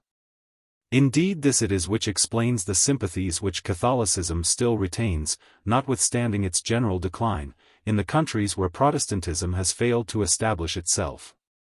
Superficial observers often mistake these sympathies for evidence of sincere attachment to the old creeds, though in point of fact they are more thoroughly undermined in those countries than anywhere else. It is an historical error which will, however, soon be corrected by the reception which these nations, so wrongly imagined to be in a backward stage of political development, will give to positivism. For they will soon see its superiority to Catholicism in satisfying the primary necessity with which their social instincts are so justly preoccupied. In the Middle Ages, however, the relations between the working classes and the priesthood were hampered by the institution of serfage, which was not wholly abolished until Catholicism had begun to decline. In fact, a careful study of history will show that one of the principal causes of its decline was the want of popular support. The medieval church was a noble, but premature attempt. Disbelief in its doctrines, and also retrograde tendencies in its directors, had virtually destroyed it, before the proletariat had attained sufficient social importance to support it successfully. Supposing it could have deserved their support. But we are now sufficiently advanced for the perfect realization of the Catholic ideal in positivism. And the principal means of realizing it will be the formation of an alliance between philosophers and the working classes, for which both are alike prepared by the negative and positive progress of the last 5 centuries. The direct object of their combined action will be to set in motion the force of public opinion. All views of the future condition of society, the views of practical men as well as of philosophic thinkers, agree in the belief that the principal feature of the state to which we are tending will be the increased influence which public opinion is destined to exercise. It is in this beneficial influence that we shall find the surest guarantee for morality, for domestic and even for personal morality, as well as for social. For as the whole tendency of positivism is to induce everyone to live as far as possible without concealment, the public will be entrusted with a strong check upon the life of the individual. Now that all theological illusions have become so entirely obsolete, the need of such a check is greater than it was before. It compensates for the insufficiency of natural goodness which we find in most men, however wisely their education has been conducted. Except the noblest of joys, that which springs from social sympathy when called into constant exercise, there is no reward for doing right so satisfactory as the approval of our fellow beings. Even under theological systems it has been one of our strongest aspirations to live esteemed in the memory of others. And still more prominence will be given to this noble form of ambition under positivism, because it is the only way left us of satisfying the desire which all men feel of prolonging their life into the future. And the increased force of public opinion will correspond to the increased necessity for it. The peculiar reality of positive doctrine and its constant conformity with facts facilitate the recognition of its principles, and remove all obscurity in their application. They are not to be evaded by subterfuges like those to which metaphysical and theological principles, from their vague and absolute character, have been always liable. Again, the primary principle of positivism, which is to judge every question by the standard of social interests, is in itself a direct appeal to public opinion. Since the public is naturally the judge of the good or bad effect of action upon the common welfare. Under theological and metaphysical systems no appeal of this sort was recognized, because the objects upheld as the highest aims of life were purely personal. In political questions the application of our principle is still more obvious. For political morality public opinion is almost our only guarantee. We feel its force even now in spite of the intellectual anarchy in which we live. Neutralized as it is in most cases by the wide divergences of men's convictions, yet it shows itself on the occasion of any great public excitement. Indeed, we feel it to our cost sometimes when the popular mind has taken a wrong direction, government in such cases being very seldom able to offer adequate resistance. These cases may convince us how irresistible this power will prove when used legitimately, and when it is formed by systematic accordance in general principles instead of by a precarious and momentary coincidence of feeling. And here we see more clearly than ever how impossible it is to effect any permanent reconstruction of the institutions of society, without a previous reorganization of opinion and of life. The spiritual basis is necessary not merely to determine the character of the temporal reconstruction, but to supply the principal motive force by which the work is to be carried out. Intellectual and moral harmony will gradually be restored, and under its influence the new political system will by degrees arise. Social improvements of the highest importance may therefore be realized long before the work of spiritual reorganization is completed. We find in medieval history that Catholicism exercised a powerful influence on society during its emergence from barbarism, before its own internal constitution had advanced far. And this will be the case to a still greater degree with the regeneration which is now in progress. Having defined the sphere within which public opinion should operate, we shall find little difficulty in determining the conditions requisite for its proper organization. These are, first, the establishment of fixed principles of social action, secondly, their adoption by the public, and its consent to their application in special cases. And, lastly, a recognized organ to lay down the principles, and to apply them to the conduct of daily life. Obvious as these three conditions appear, they are still so little understood, that it will be well to explain each of them somewhat more fully. The first condition, that of laying down fixed principles, is, in fact, the extension to social questions of that separation between theory and practice, which in subjects of less importance is universally recognized. This is the aspect in which the superiority of the new spiritual system to the old is most perceptible. The principles of moral and political conduct that were accepted in the Middle Ages were little better than empirical, and owed their stability entirely to the sanction of religion. In this respect, indeed, the superiority of Catholicism to the systems which preceded it, consisted merely in the fact of separating its precepts from the special application of them. By making its precepts the distinct object of preliminary study, it secured them against the bias of human passions. Yet important as this separation was, the system was so defective intellectually, that the successful application of its principles depended simply on the good sense of the teachers. For the principles in themselves were as vague and as absolute as the creeds from which they were derived. The influence exercised by Catholicism was due to its indirect action upon social feeling in the only mode then possible. But the claims with which positivism presents itself are far more satisfactory. It is based on a complete synthesis, one which embraces, not the outer world only, but the inner world of human nature. This, while in no way detracting from the practical value of social principles, gives them the imposing weight of theoretical truth, and ensures their stability and coherence, by connecting them with the whole series of laws on which the life of man and of society depend. For these laws will corroborate even those which are not immediately deduced from them. By connecting all our rules of action with the fundamental conception of social duty, we render their interpretation in each special case clear and consistent. And we secure it against the sophisms of passion. Principles such as these, based on reason, and rendering our conduct independent of the impulses of the moment, are the only means of sustaining the vigor of social feeling, and at the same time of saving us from the errors to which its unguided suggestions so often lead. Direct and constant culture of social feeling in public as well as in private life is no doubt the first condition of morality. But the natural strength of self-love is such that something besides this is required to control it.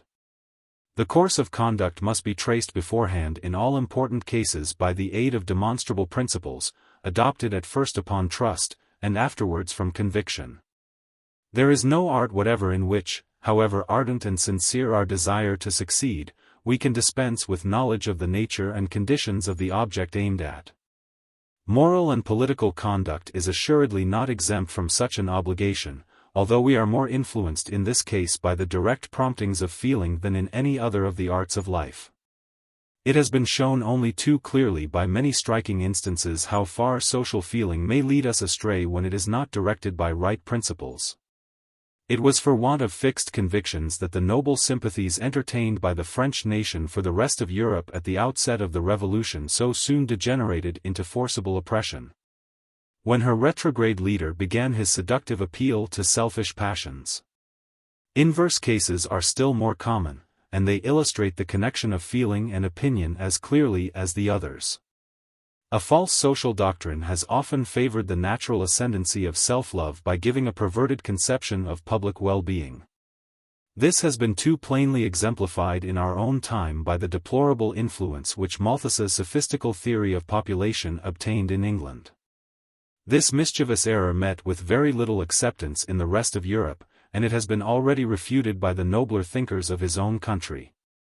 But it still gives the show of scientific sanction to the criminal antipathy of the governing classes in Great Britain to all effectual measures of reform.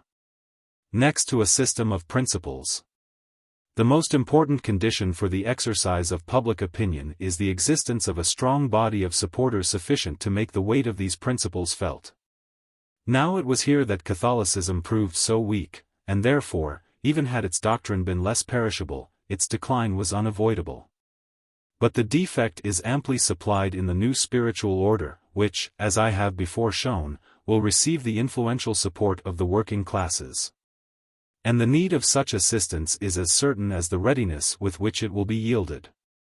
For though the intrinsic efficacy of positive teaching is far greater than that of any doctrine which is not susceptible of demonstration, yet the convictions it inspires cannot be expected to dispense with the aid of vigorous popular support. Human nature is imperfectly organized, and the influence which reason exercises over it is not by any means so great as this supposition would imply.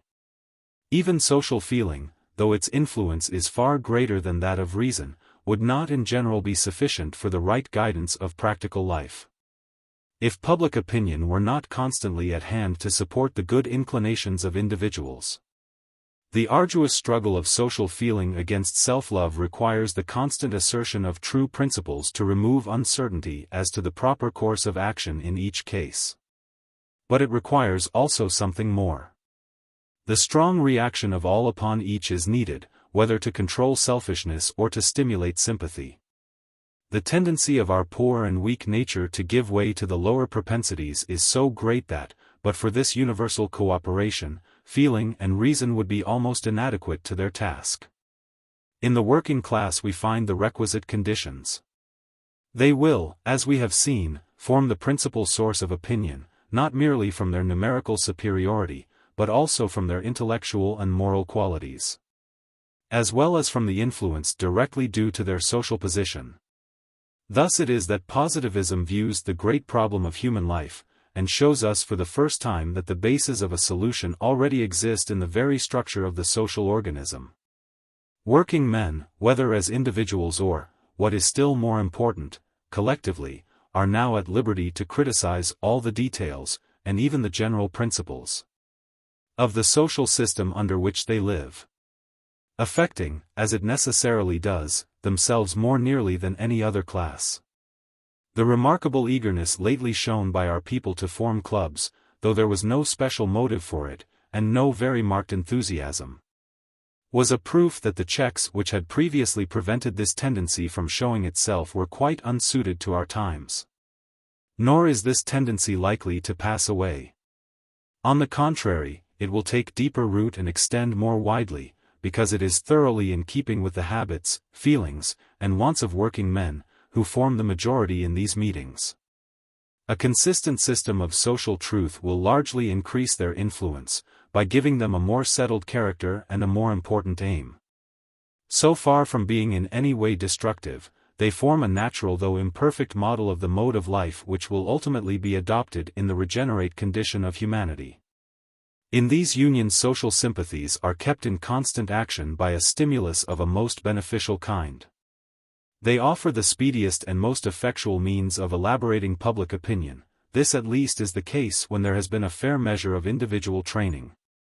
No one at present has any idea of the extent of the advantages which will one day spring from these spontaneous meetings, when there is an adequate system of general principles to direct them. Spiritual reorganization will find them its principal basis of support, for they secure its acceptance by the people. And this will have the greater weight, because it will always be given without compulsion or violence. The objection that meetings of this kind may lead to dangerous political agitation rests upon a misinterpretation of the events of the Revolution. So far from their stimulating a desire for what are called political rights, or encouraging their exercise in those who possess them, their tendency is quite in the opposite direction. They will soon divert working men entirely from all useless attempts to interfere with existing political institutions, and bring them to their true social function, that of assisting and carrying out the operations of the new spiritual power. It is a noble prospect which is thus held out to them by positivism, a prospect far more inviting than any of the metaphysical illusions of the day. The real intention of the club is to form a provisional substitute for the church of old times, or rather to prepare the way for the religious building of the new form of worship. The worship of humanity, which, as I shall explain in a subsequent chapter, will be gradually introduced under the regenerating influence of positive doctrine. Under our present Republican government all progressive tendencies are allowed free scope, and therefore it will not be long before our people accept this new vent for social sympathies, which in former times could find expression only in Catholicism.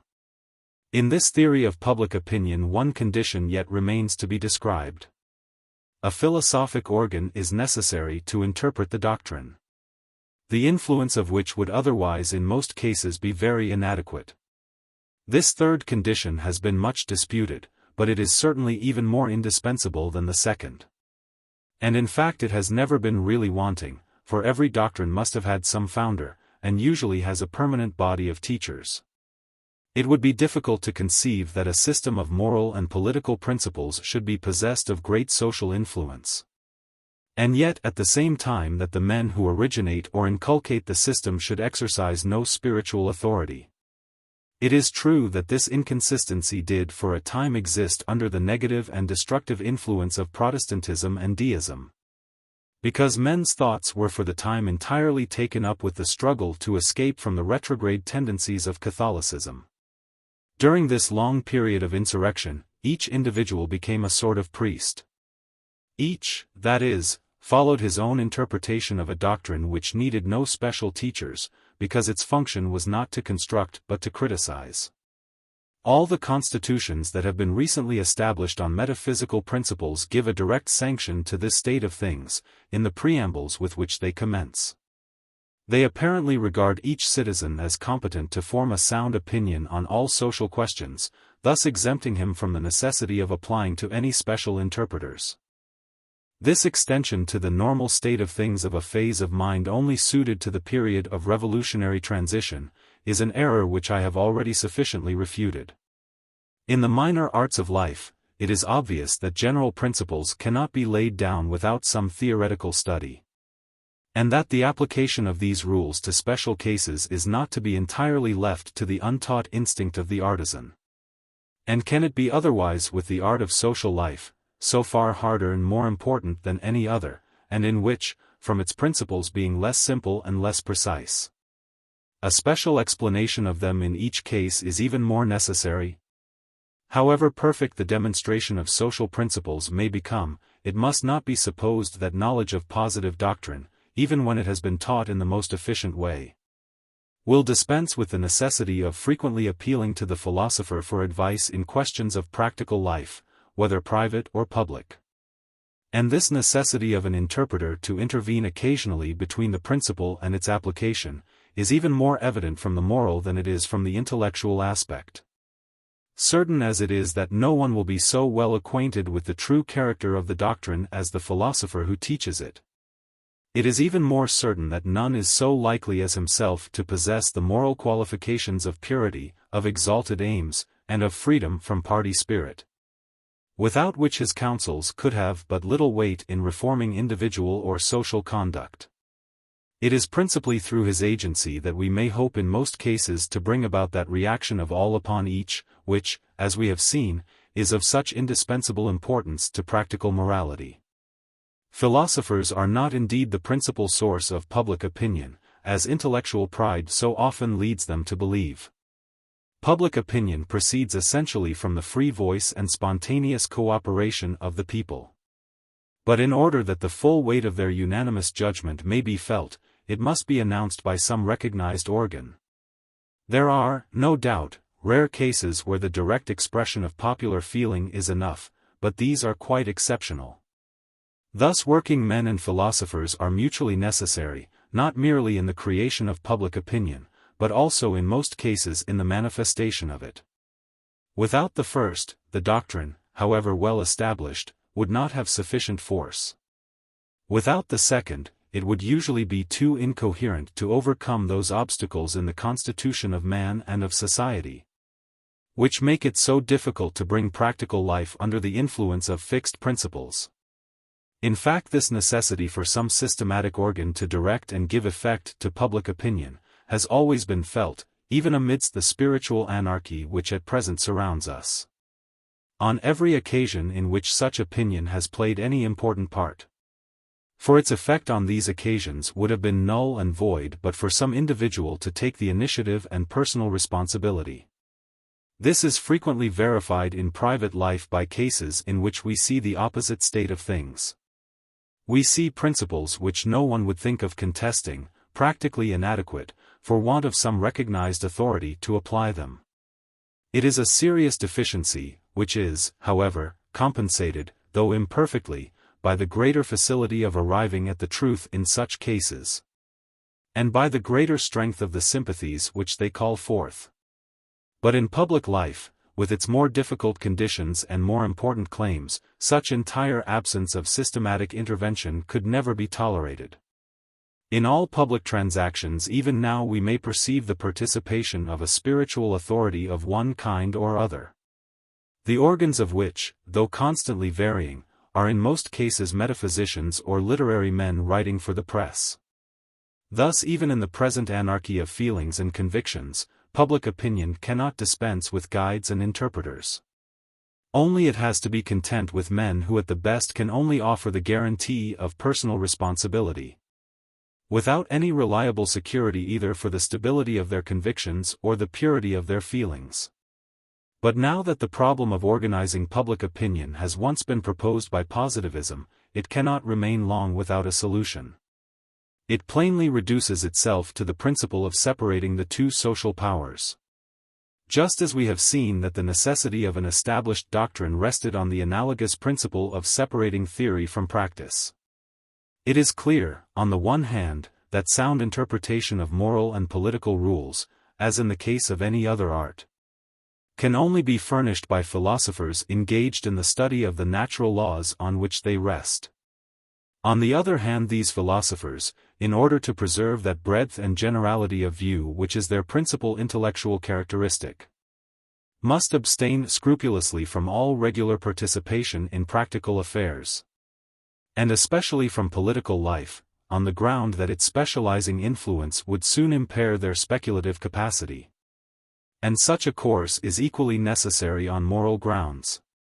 It helps to preserve purity of feeling and impartiality of character, qualities essential to their influence upon public as well as upon private life. Such, in outline, is the positive theory of public opinion. In each of its three constituent elements, the doctrine, the power, and the organ, it is intimately connected with the whole question of spiritual reorganization. Or rather, it forms the simplest mode of viewing that great subject. All the essential parts of it are closely related to each other. Positive principles, on the one hand, cannot count on much material support, except from the working classes. These in their turn will for the future regard positivism as the only doctrine with which they can sympathize. So, again, with the philosophic organs of opinion. Without the people, their necessary independence cannot be established or sustained. To our literary classes, the separation of the two powers is instinctively repugnant, because it would lay down systematic limits to the unwise ambition which we now see in them. And it will be disliked as strongly by the rich classes, who will look with fear upon a new moral authority destined to impose an irresistible check upon their selfishness. At present it will be generally understood and welcomed only by the proletary class, who have more aptitude for general views and for social sympathy. In France especially, they are less under the delusion of metaphysical sophisms and of aristocratic prestige than any other class. And the positivist view of this primary condition of social regeneration will find a ready entrance into their minds and hearts. Our theory of public opinion shows us at once how far we have already gone in organizing this great regulator of modern society, how far we still fall short of what is wanted. The doctrine has at last arisen, there is no doubt of the existence of the power, and even the organ is not wanting. But they do not as yet stand in their right relation to each other. The effective impulse toward social regeneration depends, then, on one ultimate condition, the formation of a firm alliance between philosophers and proletaries. Of this powerful coalition I have already spoken. I have now to explain the advantages which it offers to the people in the way of obtaining sufficient recognition of all legitimate claims. Of these advantages, the principal, and that by which the rest will speedily be developed and secured, is the important social function which is hereby conferred upon them. They become auxiliaries of the new spiritual power, auxiliaries indispensable to its action. This vast proletary class, which ever since its rise in the Middle Ages has been shut out from the political system, will now assume the position for which by nature it is best adapted, and which is most conducive to the general well-being of society. Its members, independently of their special vocation, will at last take a regular and most important part in public life. A part which will compensate for the hardships inseparable from their social position. Their combined action, far from disturbing the established order of things, will be its most solid guarantee, from the fact of being moral, not political. And here we see definitely the alteration which positivism introduces in the revolutionary conception of the action of the working classes upon society. For stormy discussions about rights, it substitutes peaceable definition of duties. It supersedes useless disputes for the possession of power, by inquiring into the rules that should regulate its wise employment. A superficial observer of the present state of things might imagine our working classes to be as yet very far from this frame of mind. But he who looks deeper into the question will see that the very experiment which they are now trying, of extending their political rights, will soon have the effect of showing them the hollowness of a remedy which has so slight a bearing upon the objects really important to them. Without making any formal abdication of rights, which might seem inconsistent with their social dignity, there is little doubt that their instinctive sagacity will lead them to the still more efficacious plan of indifference. Positivism will readily convince them that whereas spiritual power, in order to do its work, must ramify in every direction, it is essential to public order that political power should be as a rule concentrated. And this conviction will grow upon them, as they see more clearly that the primary social problems which are very properly absorbing their attention are essentially moral rather than political. One step in this direction they have already taken of their own accord, though its importance has not been duly appreciated. The well-known scheme of communism, which has found such rapid acceptance with them, serves, in the absence of sounder doctrine, to express the way in which they are now looking at the great social problem. The experience of the first part of the revolution has not yet wholly disabused them of political illusions. But it has at least brought them to feel that property is of more importance than power in the ordinary sense of the word. So far communism has given a wider meaning to the great social problem, and has thereby rendered an essential service, which is not neutralized by the temporary dangers involved in the metaphysical forms in which it comes before us. Communism should therefore be carefully distinguished from the numerous extravagant schemes brought forward in this time of spiritual anarchy. A time which stimulates incompetent and ill-trained minds to the most difficult subjects of thought. The foolish schemes referred to have so few definite features, that we have to distinguish them by the names of their authors. But communism bears the name of no single author, and is something more than an accidental product of anomalous circumstances. We should look upon it as the natural progress in the right direction of the revolutionary spirit, progress of a moral rather than intellectual kind. It is a proof that revolutionary tendencies are now concentrating themselves upon moral questions, leaving all purely political questions in the background. It is quite true that the solution of the problem which communists are now putting forward is still as essentially political as that of their predecessors. Since the only mode by which they propose to regulate the employment of property is by a change in the mode of its tenure.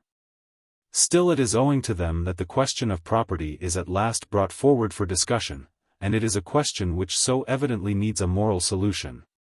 The solution of it by political means is at once so inadequate and so destructive, that it cannot long continue to be debated, without leading to the more satisfactory result offered by positivism.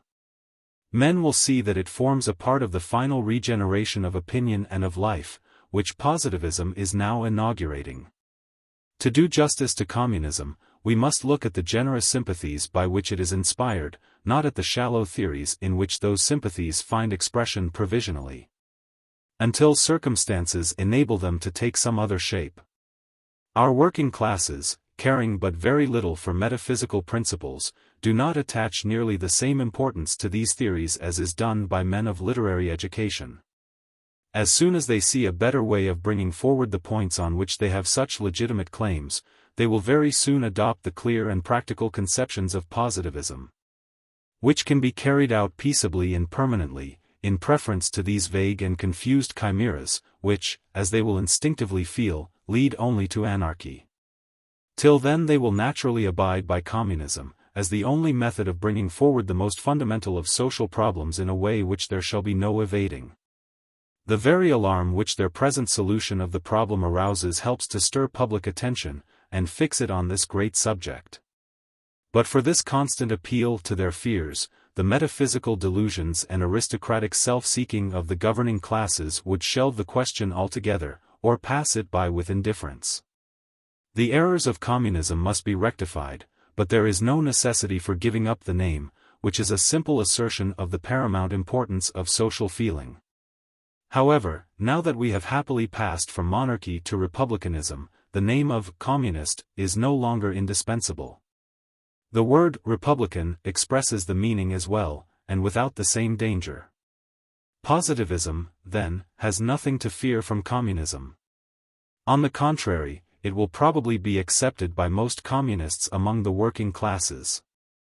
Especially in France, where abstractions have but little influence on minds thoroughly emancipated from theology. The people will gradually find that the solution of the great social problem which positivism offers is better than the communistic solution. A tendency in this direction has already shown itself since the first edition of this work was published. The working classes have now adopted a new expression, socialism, thus indicating that they accept the problem of the communists while rejecting their solution. Indeed, that solution would seem to be finally disposed of by the voluntary exile of their leader. Yet, if the socialists at present keep clear of communism, it is only because their position is one of criticism or inaction. If they were to succeed to power, with principles so far below the level of their sympathies, they would inevitably fall into the same errors and extravagances which they now instinctively feel to be wrong. Consequently, the rapid spread of socialism very naturally alarms the upper classes, and their resistance, blind though it be, is at present the only legal guarantee for material order. In fact, the problem brought forward by the communists admits of no solution but their own, so long as the revolutionary confusion of temporal and spiritual power continues. Therefore, the universal blame that is lavished on these utopian schemes cannot fail to inspire respect for positivism, as the only doctrine which can preserve Western Europe from some serious attempt to bring communism into practical operation. Positivists stand forward now as the party of construction, with a definite basis for political action. Namely, systematic prosecution of the wise attempt of medieval statesmen to separate the two social powers. On this basis they are enabled to satisfy the poor, and at the same time to restore the confidence of the rich. It is a final solution of our difficulties which will make the titles of which we have been speaking unnecessary. Stripping the old word, Republican, of any false meaning at present attached to it, we may retain it as the best expression of the social sympathies on which the regeneration of society depends. For the opinions, manners, and even institutions of future society, positivist is the only word suitable. The peculiar reality of positivism, and its invariable tendency to concentrate our intellectual powers upon social questions, are attributes, both of which involve its adoption of the essential principle of communism. That principle being, that property is in its nature social, and that it needs control. Property has been erroneously represented by most modern jurists as conferring an absolute right upon the possessor, irrespectively of the good or bad use made of it. This view is instinctively felt by the working classes to be unsound, and all true philosophers will agree with them.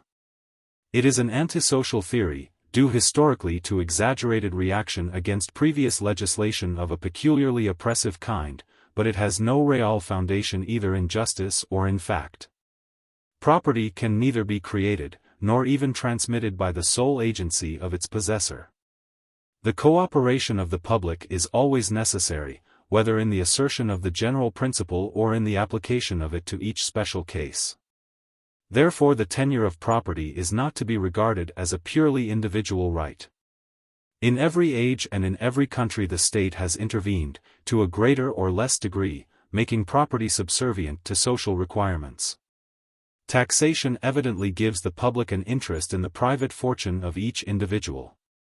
An interest which, instead of diminishing with the progress of civilization, has been always on the increase, especially in modern times. Now that the connection of each member of society with the whole is becoming more apparent. The practice of confiscation, which also is in universal use, shows that in certain extreme cases the community considers itself authorized to assume entire possession of private property. Confiscation has, it is true, been abolished for a time in France. But this isolated exception is due only to the abuses which recently accompanied the exercise of what was in itself an undoubted right. And it will hardly survive when the causes which led to it are forgotten, and the power which introduced it has passed away. In their abstract views of property, then, communists are perfectly able to maintain their ground against the jurists.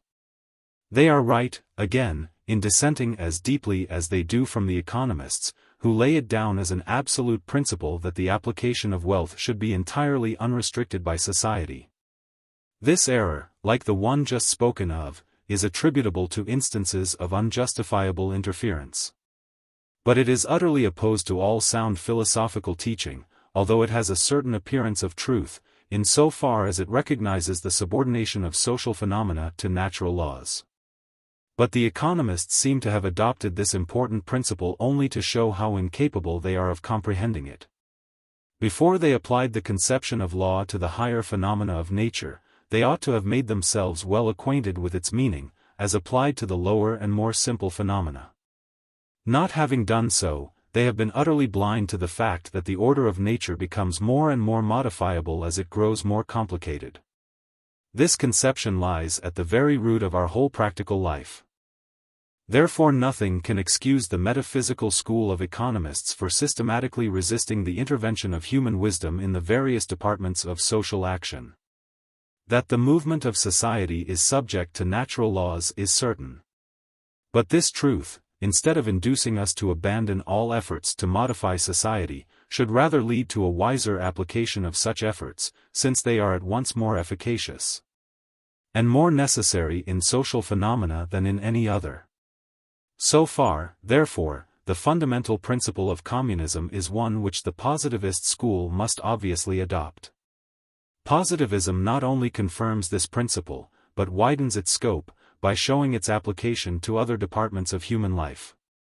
By insisting that, not wealth only, but that all our powers shall be devoted in the true republican spirit to the continuous service of the community. The long period of revolution which has elapsed since the Middle Ages has encouraged individualism in the moral world, as in the intellectual it has fostered the specializing tendency. But both are equally inconsistent with the final order of modern society. In all healthy conditions of humanity, the citizen, whatever his position, has been regarded as a public functionary, whose duties and claims were determined more or less distinctly by his faculties. The case of property is certainly no exception to this general principle. Proprietorship is regarded by the positivist as an important social function. The function, namely, of creating and administering that capital by means of which each generation lays the foundation for the operations of its successor. This is the only tenable view of property. And wisely interpreted, it is one which, while ennobling to its possessor, does not exclude a due measure of freedom. It will in fact place his position on a firmer basis than ever. But the agreement here pointed out between sociological science and the spontaneous inspirations of popular judgment, goes no farther. Positivists accept, and indeed enlarge, the program of communism, but we reject its practical solution on the ground that it is at once inadequate and subversive. The chief difference between our own solution and theirs is that we substitute moral agencies for political. Thus we come again to our leading principle of separating spiritual from temporal power. A principle which, disregarded as it has hitherto been in the system of modern renovators, will be found in every one of the important problems of our time to be the sole possible issue. In the present case, while throwing such light on the fallacy of communism, it should lead us to excuse the fallacy, by reminding us that politicians of every accredited school are equally guilty of it. At a time when there are so very few, even of cultivated minds, who have a clear conception of this the primary principle of modern politics, it would be harsh to blame the people for still accepting a result of revolutionary empiricism, which is so universally adopted by other classes. I need not enter here into any detailed criticism of the utopian scheme of Plato. It was conclusively refuted 22 centuries ago, by the great Aristotle, who thus exemplified the organic character, by which, even in its earliest manifestations, the positive spirit is distinguished. In modern communism, moreover, there is one fatal inconsistency, which while it proves the utter weakness of the system, testifies at the same time to the honorable character of the motives from which it arose. Modern communism differs from the ancient, as expounded by Plato, in not making women and children common as well as property, a result to which the principle itself obviously leads. Yet this, the only consistent view of communism, is adopted by none but a very few literary men, whose affections, in themselves too feeble, have been perverted by vicious intellectual training. Our untaught proletaries, who are the only communists worthy of our consideration, are nobly inconsistent in this respect. Indivisible as their erroneous system is, they only adopt that side of it which touches on their social requirements. The other side is repugnant to all their highest instincts, and they utterly repudiate it. Without discussing these chimerical schemes in detail, it will be well to expose the errors inherent in the method of reasoning which leads to them. Because they are common to all the other progressive schools, the positivist school excepted. The mistake consists in the first place, in disregarding or even denying the natural laws which regulate social phenomena. And secondly, in resorting to political agencies where moral agency is the real thing needed. The inadequacy and the danger of the various utopian systems which are now setting up their rival claims to bring about the regeneration of society are all attributable in reality to these two closely connected errors. For the sake of clearness, I shall continue to refer specially to communism as the most prominent of these systems. But it will be easy to extend the bearing of my remarks to all the rest. The ignorance of the true laws of social life under which communists labor is evident in their dangerous tendency to suppress individuality. Not only do they ignore the inherent preponderance in our nature of the personal instincts, but they forget that, in the collective organism, the separation of functions is a feature no less essential than the cooperation of functions. Suppose for a moment that the connection between men could be made such that they were physically inseparable, as has been actually the case with twins in certain cases of monstrosity. society would obviously be impossible. Extravagant as this supposition is, it may illustrate the fact that in social life individuality cannot be dispensed with. It is necessary in order to admit of that variety of simultaneous efforts which constitutes the immense superiority of the social organism over every individual life. The great problem for man is to harmonize, as far as possible, the freedom resulting from isolation, with the equally urgent necessity for convergence. To dwell exclusively upon the necessity of convergence would tend to undermine not merely our practical energy, but our true dignity, since it would do away with the sense of personal responsibility.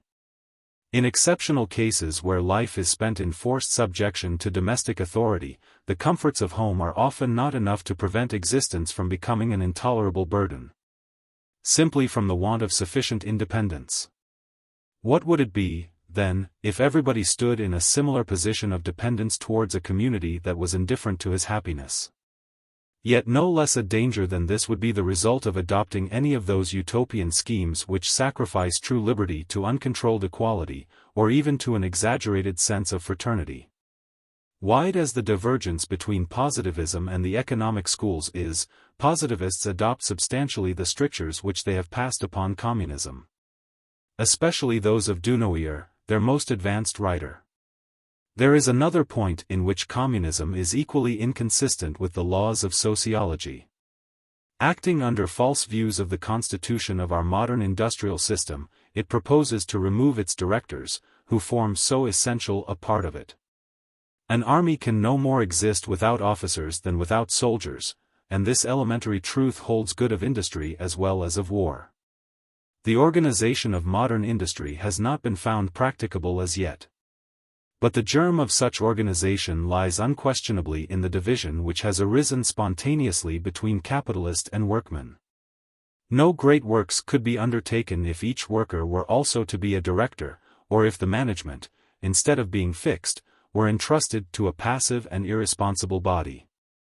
It is evident that under the present system of industry there is a tendency to a constant enlargement of undertakings. Each fresh step leads at once to still further extension. Now this tendency, so far from being opposed to the interests of the working classes, is a condition which will most seriously facilitate the real organization of our material existence. As soon as we have a moral authority competent to control it. For it is only the larger employers that the spiritual power can hope to penetrate with a strong and habitual sense of duty to their subordinates. Without a sufficient concentration of material power, the means of satisfying the claims of morality would be found wanting. Except at such exorbitant sacrifices as would be incompatible with all industrial progress. This is the weak point of every plan of reform which limits itself to the mode of acquiring power, whether public power or private. Instead of aiming at controlling its use in whosever hands it may be placed. It leads to a waste of those forces which, when rightly used, form our principal resource in dealing with grave social difficulties. The motives, therefore, from which modern communism has arisen, however estimable, lead at present, in the want of proper scientific teaching, to a very wrong view both of the nature of the disease and of its remedy. A heavier reproach against it is, that in one point it shows a manifest insufficiency of social instinct. Communists boast of their spirit of social union. But they limit it to the union of the present generation, stopping short of historical continuity, which yet is the principal characteristic of humanity. When they have matured their moral growth, and have followed out in time that connection which at present they only recognize in space, they will at once see the necessity of these general conditions which at present they would reject. They will understand the importance of inheritance, as the natural means by which each generation transmits to its successor the result of its own labors and the means of improving them. The necessity of inheritance, as far as the community is concerned, is evident, and its extension to the individual is an obvious consequence. But whatever reproaches communists may deserve in this respect are equally applicable to all the other progressive sects. They are all pervaded by an anti-historic spirit, which leads them to conceive of society as though it had no ancestors. And this, although their own ideas for the most part can have no bearing except upon posterity. Serious as these errors are, a philosophic mind will treat the communism of our day, so far as it is adopted in good faith, with indulgence, whether he look at the motives from which it arose, or at the practical results which will follow from it. It is hardly fair to criticize the intrinsic merits of a doctrine, the whole meaning and value of which are relative to the peculiar phase of society in which it is proposed. Communism has in its own way discharged an important function. It has brought prominently forward the greatest of social problems. And, if we accept the recent positivist explanation, its mode of stating it has never been surpassed. And let no one suppose that it would have been enough simply to state the problem, without hazarding any solution of it. Those who think so do not understand the exigencies of man's feeble intellect. In far easier subjects than this, it is impossible to give prolonged attention to questions which are simply asked, without any attempt to answer them. Suppose, for instance, that Gall and Broussais had limited themselves to a simple statement of their great problems without venturing on any solution. Their principles, however incontestable, would have been barren of result, for want of that motive power of renovation which nothing can give but a systematic solution of some kind or other. Hazardous as the attempt must be at first. Now it is hardly likely that we should be able to evade this condition of our mental faculties in subjects which are not only of the highest difficulty, but also more exposed than any others to the influence of passion. Besides, when we compare the errors of communism with those of other social doctrines which have recently received official sanction, we shall feel more disposed to palliate them. Are they, for instance, more shallow and more really dangerous than the absurd and chimerical notion which was accepted in France for a whole generation, and is still upheld by so many political teachers? The notion that the Great Revolution has found its final issue in the constitutional system of government, a system peculiar to England during her stage of transition? Moreover, our so-called conservatives only escape the errors of communism by evading or ignoring its problems, though they are becoming every day more urgent. Whenever they are induced to deal with them, they render themselves liable to exactly the same dangers common to all schools which reject the division of the two powers, and which consequently are forever trying to make legislation do the work of morality. Accordingly, we see the governing classes nowadays upholding institutions of a thoroughly communist character, such as almshouses, foundling hospitals, etc. While popular feeling strongly and rightly condemns such institutions, as being incompatible with that healthy growth of home affection which should be common to all ranks. Were it not that communism is provisionally useful in antagonizing other doctrines equally erroneous, it would have, then, no real importance, except that due to the motives which originated it. Since its practical solution is far too chimerical and subversive ever to obtain acceptance. Yet, from the high morality of these motives, it will probably maintain and increase its influence until our working men find that their wants can be more effectually satisfied by gentler and surer means. Our republican system seems at first sight favorable to the scheme. But it cannot fail soon to have the reverse effect, because, while adopting the social principle which constitutes the real merit of communism, it repudiates its mischievous illusions. In France, at all events, where property is so easy to acquire and is consequently so generally enjoyed, the doctrine cannot lead to much practical harm. Rather, its reaction will be beneficial, because it will fix men's minds more seriously on the just claims of the people. The danger is far greater in other parts of Western Europe. Especially in England, where aristocratic influence is less undermined, and where consequently the working classes are less advanced and more oppressed. And even in Catholic countries, where individualism and anarchy have been met by a truer sense of fraternity. Communistic disturbances can only be avoided finally by a more rapid dissemination of positivism, which will ultimately dispel all social delusions, by offering the true solution of the questions that gave rise to them. The nature of the evil shows us at once that the remedy we seek must be almost entirely of a moral kind. This truth, based as it is on real knowledge of human nature, the people will soon come to feel instinctively. And here communists are, without knowing it, preparing the way for the ascendancy of positivism. They are forcing upon men's notice in the strongest possible way a problem to which no peaceable and satisfactory solution can be given, except by the new philosophy. That philosophy, abandoning all useless and irritating discussion as to the origin of wealth and the extent of its possession, proceeds at once to the moral rules which should regulate it as a social function.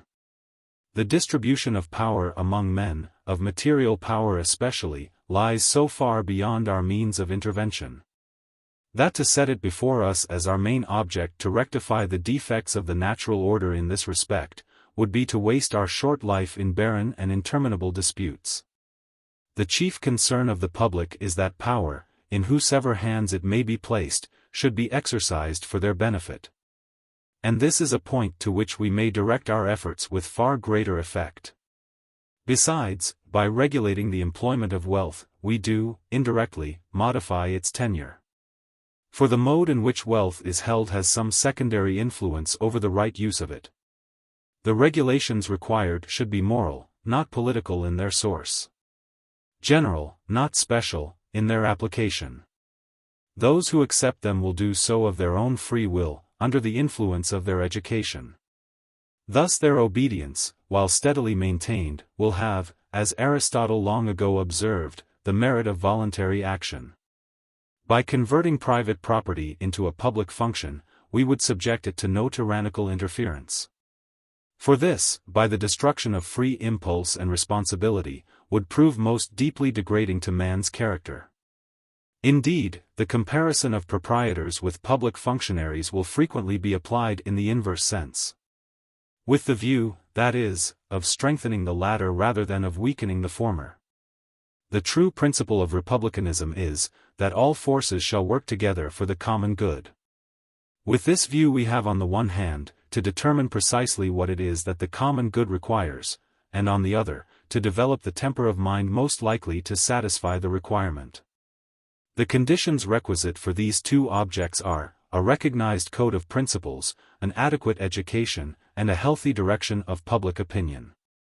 For such conditions we must look principally to the philosophic body which positivism proposes to establish at the apex of modern society.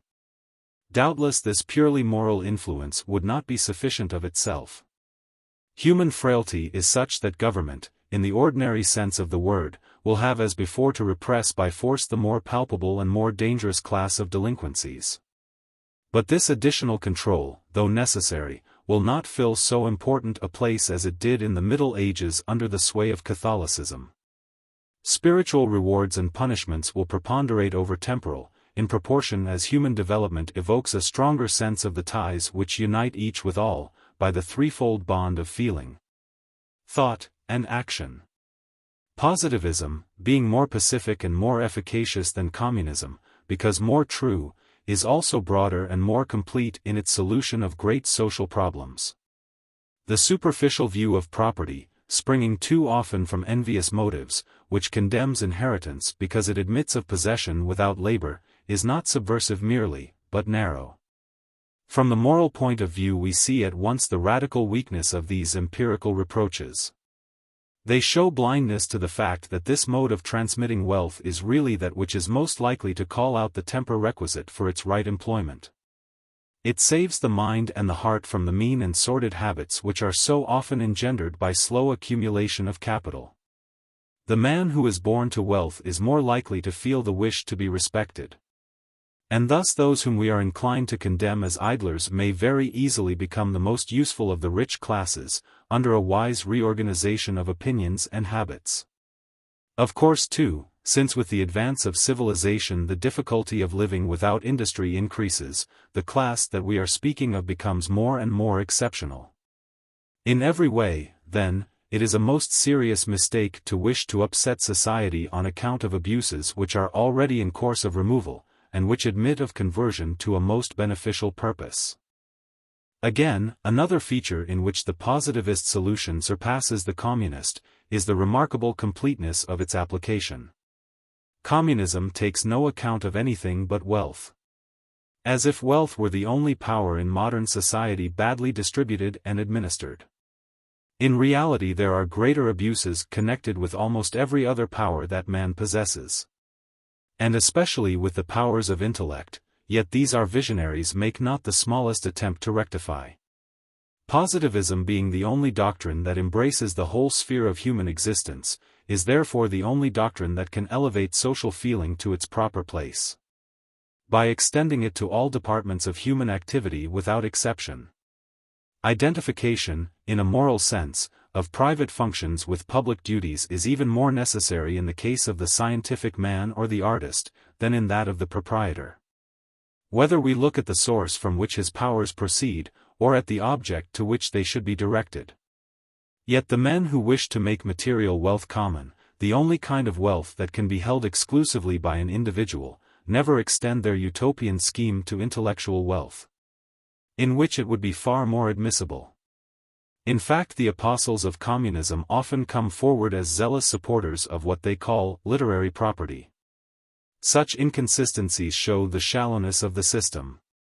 It proclaims its own failure in the very cases that are most favorable for the application.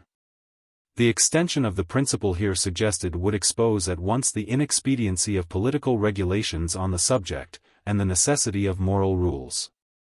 For these and these only can ensure the right use of all our faculties without distinction. Intellectual effort, to be of any value, must be spontaneous. And it is doubtless an instinctive sense of this truth which prevents communists from subjecting intellectual faculties to their utopian regulations. But positivism can deal with these faculties which stand in the most urgent need of wise direction, without inconsistency and without disturbance. It leaves to them their fair measure of free action.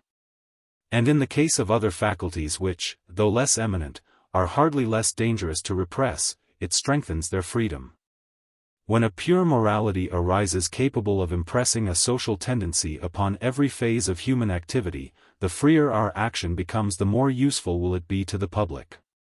The tendency of modern civilization, far from impeding private industry, is to entrust it more and more with functions, especially with those of a material kind, which were originally left to government. Unfortunately, this tendency, which is very evident, leads economists into the mistake of supposing that industry may be left altogether without organization.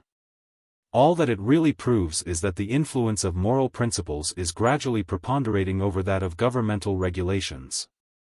The method which is peculiar to positivism of solving our great social problems by moral agencies, will be found applicable also to the settlement of industrial disputes. So far as the popular claims involved are well founded. These claims will thus become clear from all tendency to disorder, and will consequently gain immensely in force. Especially when they are seen to be consistent with principles which are freely accepted by all, and when they are supported by a philosophic body of known impartiality and enlightenment. This spiritual power, while impressing on the people the duty of respecting their temporal leaders, will impose duties upon these latter, which they will find impossible to evade. As all classes will have received a common education, they will all alike be penetrated with the general principles on which these special obligations will rest. And these weapons, derived from no source but that of feeling and reason, and aided solely by public opinion, will wield an influence over practical life, of which nothing in the present day can give any conception.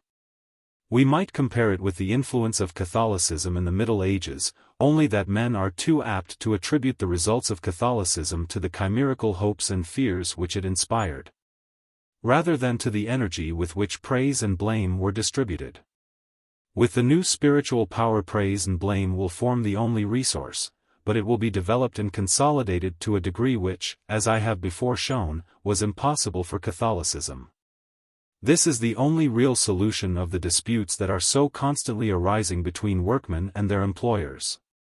Both parties will look to this philosophic authority as a supreme court of arbitration. In estimating its importance, we must not forget that the antagonism of employer and employed has not yet been pushed to its full consequences. The struggle between wealth and numbers would have been far more serious, but for the fact that combination, without which there can be no struggle worth speaking of, has hitherto only been permitted to the capitalist. It is true that in England combinations of workmen are not legally prohibited. But in that country they are not yet sufficiently emancipated either intellectually or morally, to make such use of the power as would be the case in France. When French workmen are allowed to concert their plans as freely as their employers, the antagonism of interests that will then arise will make both sides feel the need of a moral power to arbitrate between them. Not that the conciliating influence of such a power will ever be such as to do away entirely with extreme measures.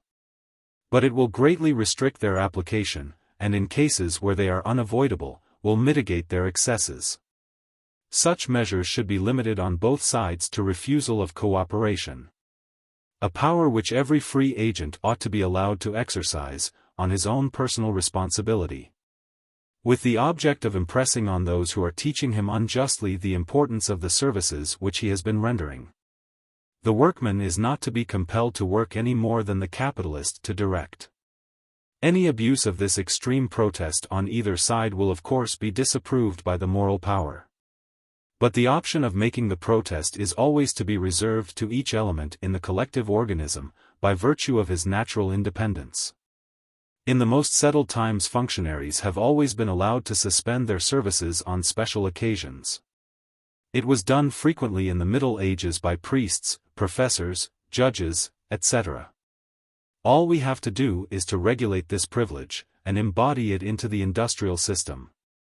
This will be one of the secondary duties of the philosophic body, who will naturally be consulted on most of these occasions, as on all others of public or private moment.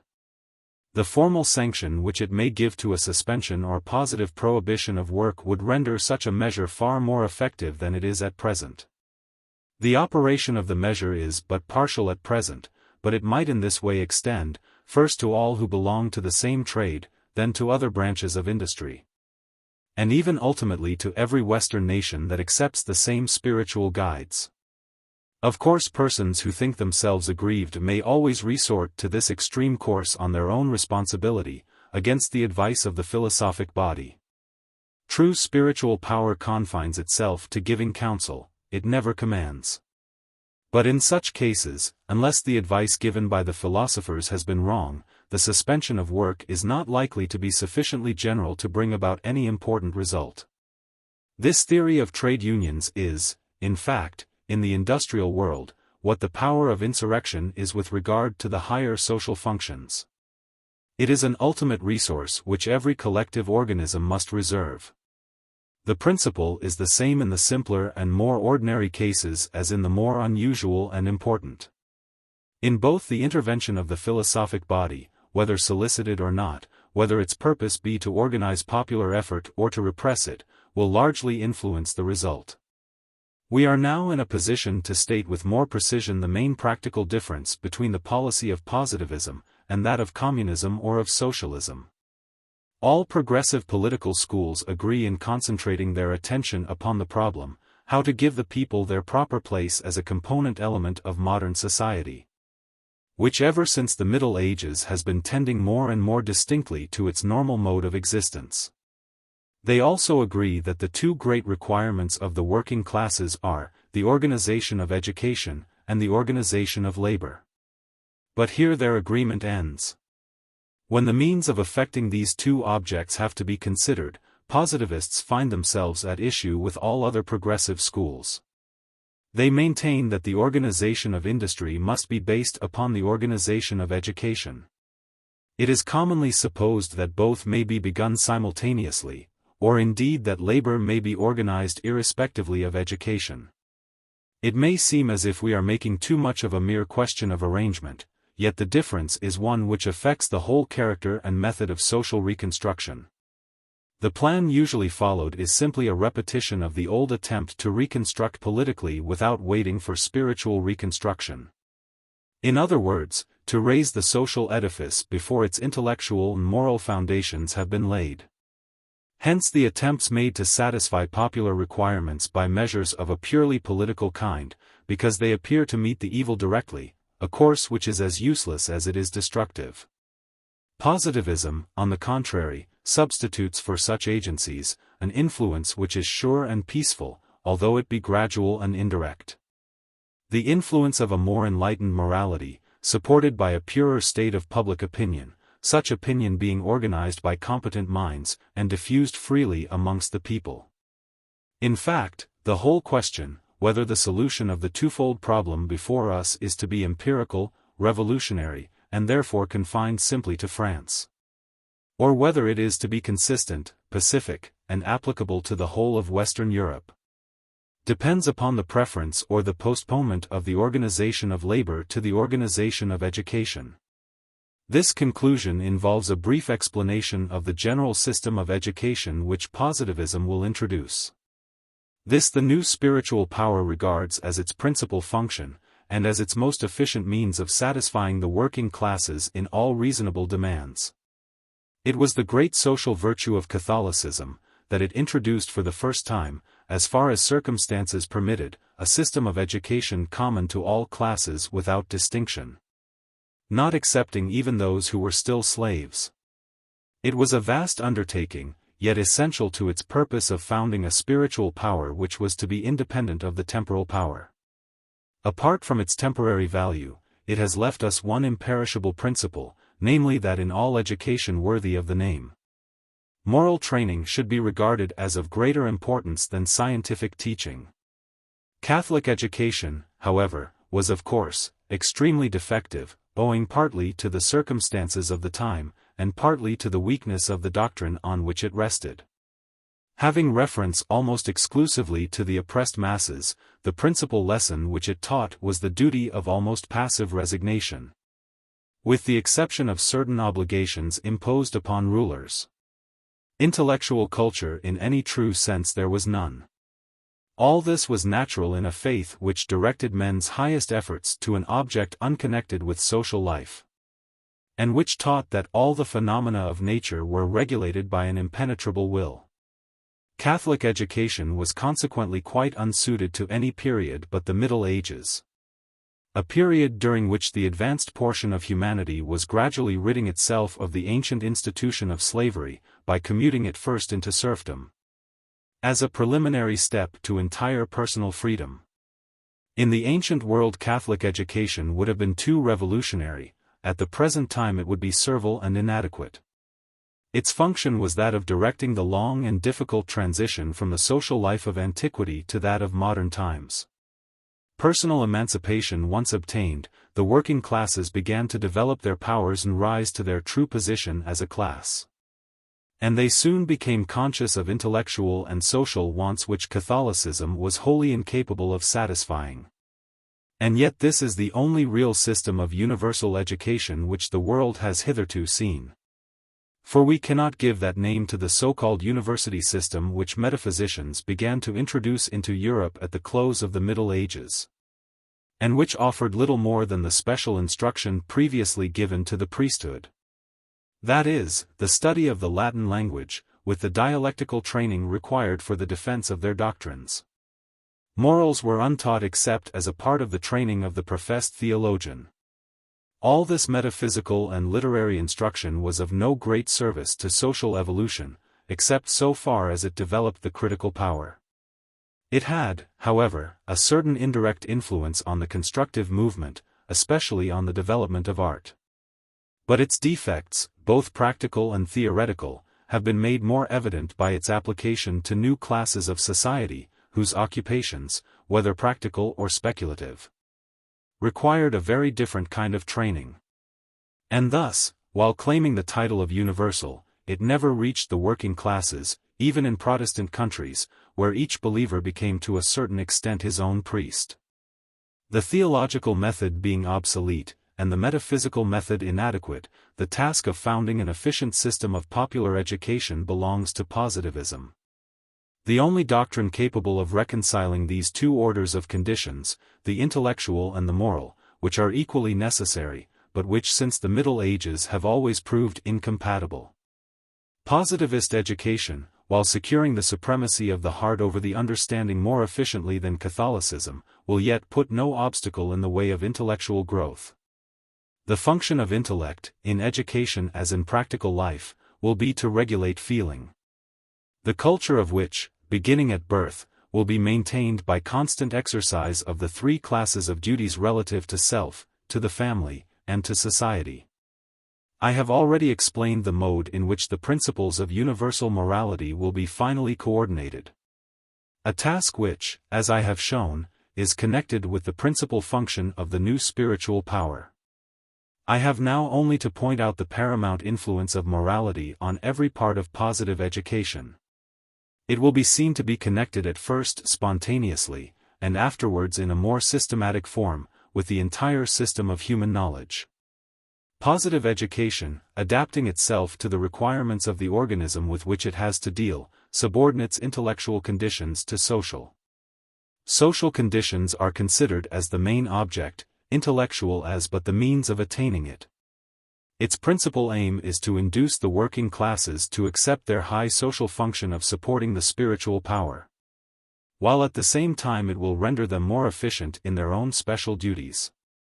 Presuming that education extends from birth to manhood, we may divide it into two periods, the first ending with puberty, that is, at the beginning of industrial apprenticeship. Education here should be essentially spontaneous, and should be carried on as far as possible in the bosom of the family. The only studies required should be of an aesthetic kind. In the second period, education takes a systematic form, consisting chiefly of a public course of scientific lectures, explaining the essential laws of the various orders of phenomena. These lectures will be the groundwork of moral science, which will coordinate the whole, and point out the relation of each part to the social purpose common to all. Thus, at about the time which long experience has fixed as that of legal majority, and when in most cases the term of apprenticeship closes, the workman will be prepared intellectually and morally for his public and private service. The first years of life, from infancy to the end of the period of second dentition, should be devoted to education of the physical powers, carried on under the superintendence of the parents, especially of the mother. Physical education, as usually practiced, is nothing but mere muscular exercise. But a more important object is that of training the senses, and giving manual skill, so as to develop from the very first our powers of observation and action.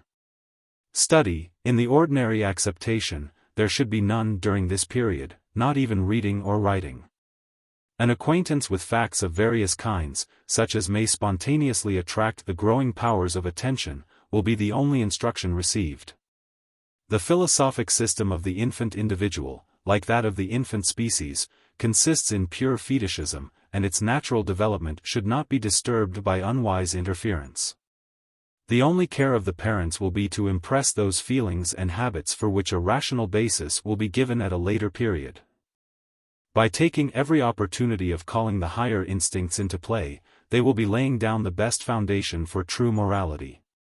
During the period of about 7 years comprised between the second dentition and puberty, education will become somewhat more systematic, but it will be limited to the culture of the fine arts.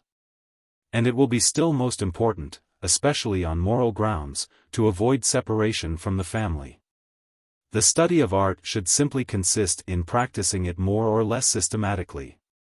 No formal lectures are necessary, at least for the purposes of general education, though of course for professional purposes they may still be required. There is no reason why these studies should not be carried on at home by the second generation of positivists, when the culture of the parents will be sufficiently advanced to allow them to superintend it. They will include poetry, the art on which all the rest are based, and the two most important of the special arts, music and drawing. Meantime the pupil will become familiar with the principal Western languages, which are included in the study of poetry, since modern poetry cannot be properly appreciated without them. Moreover, independently of aesthetic considerations, a knowledge of them is most important morally, as a means of destroying national prejudices, and of forming the true positivist standard of Occidental feeling. Each nation will be taught to consider it a duty to learn the language of contiguous countries. An obvious principle, which, in the case of Frenchmen, will involve their learning all the other 4 languages, as a consequence of that central position which gives them so many advantages. When this rule becomes general, and the natural affinities of the 5 advanced nations are brought fully into play, a common Occidental language will not be long in forming itself spontaneously. Without the aid of any metaphysical scheme for producing a language that shall be absolutely universal. During the latter portion of primary education, which is devoted to the culture of the imaginative powers, the philosophic development of the individual, corresponding to that of the race, will carry him from the simple fetishism with which he began to the state of polytheism. This resemblance between the growth of the individual and that of society has always shown itself more or less, in spite of the irrational precautions of Christian teachers. They have never been able to give children a distaste for those simple tales of fairies and genii, which are natural to this phase. The positivist teacher will let this tendency take its own course. It should not, however, involve any hypocrisy on the part of the parents, nor need it lead to any subsequent contradiction. The simple truth is enough. The child may be told that these spontaneous beliefs are but natural to his age, but that they will gradually lead him on to others, by the fundamental law of all human development. Language of this kind will not only have the advantage of familiarizing him with a great principle of positivism, but will stimulate the nascent sense of sociability, by leading him to sympathize with the various nations who still remain at his own primitive stage of intellectual development. The second part of positivist education cannot be conducted altogether at home, since it involves public lectures, in which of course the part taken by the parent can only be accessory. But this is no reason for depriving the pupil of the advantages of family life. It remains as indispensable as ever to his moral development, which is always to be the first consideration. It will be easy for him to follow the best masters without weakening his sense of personal and domestic morality, which is the almost inevitable result of the monastic seclusion of modern schools. The public school system is commonly thought to compensate for these disadvantages, by the knowledge of the world which it gives. But this is better obtained by free intercourse with society, where sympathies are far more likely to be satisfied. Recognition of this truth would do much to facilitate and improve popular education. And it applies to all cases, except perhaps to some special professions, where seclusion of the pupils may still be necessary, though even in these cases probably it may be ultimately dispensed with. The plan to be followed in this period of education will obviously be that indicated by the encyclopedic law of classification, which forms part of my theory of development. Scientific study, whether for the working man or the philosopher, should begin with the inorganic world around us, and then pass to the subject of man and society. Since our ideas on these two subjects form the basis of our practical action. The first class of studies, as I have stated before, includes 4 sciences which we may arrange in pairs, mathematics and astronomy forming the first pair, physics and chemistry the second. To each of these pairs, 2 years may be given. But as the first ranges over a wide field, and is of greater logical importance, it will require 2 lectures weekly. Whereas, for all the subsequent studies 1 lecture will be sufficient. Besides, during these 2 years, the necessities of practical life will not press heavily, and more time may fairly be spent in mental occupation. From the study of inorganic science, the pupil will proceed to biology. This subject may easily be condensed in the 5th year into a series of 40 lectures, without really losing either its philosophic or its popular character. This concludes the introductory part of education. The student will now coordinate all his previous knowledge by the direct study of sociology, statically and dynamically viewed. On this subject also 40 lectures will be given, in which the structure and growth of human societies, especially those of modern times, will be clearly explained. With this foundation we come to the last of the 7 years of pupillage, in which the great social purpose of the scheme is at last reached. It will be devoted to a systematic exposition of moral science, the principles of which may be now fully understood by the light of the knowledge previously obtained of the world, of life, and of humanity. During this course of study, part of the 3 unoccupied months of each year will be spent in public examinations, to test the degree to which the instruction has been assimilated. The pupils will of their own accord continue their aesthetic pursuits, even supposing their natural tastes in this direction not to be encouraged as they ought to be. During the last 2 years the Latin and Greek languages might be acquired, as an accessory study, which would improve the poetic culture of the student, and be useful to him in the historical and moral questions with which he will then be occupied. For the purposes of art, Greek is the more useful of the two, but in the second object, that of enabling us to realize our social filiation, Latin is of even greater importance. In the course of these 7 years the philosophic development of the individual, preserving its correspondence with that of the race, will pass through its last phase. As the pupil passed before from fetishism to polytheism, so he will now pass, as spontaneously, into monotheism, induced by the influence on his imaginative powers which hitherto have been supreme. Of the spirit of discussion. No interference should be offered to this metaphysical transition, which is the homage that he pays to the necessary conditions under which mankind arrives at truth. There is something in this provisional phase which evidently harmonizes well with the abstract and independent character of mathematics, with which the 2 first years of the 7 are occupied. As long as more attention is given to deduction than to induction, the mind cannot but retain a leaning to metaphysical theories. Under their influence the student will soon reduce his primitive theology to deism of a more or less distinct kind. And this during his physico-chemical studies will most likely degenerate into a species of atheism. Which last phase, under the enlightening influence of biological and still more of sociological knowledge, will be finally replaced by positivism.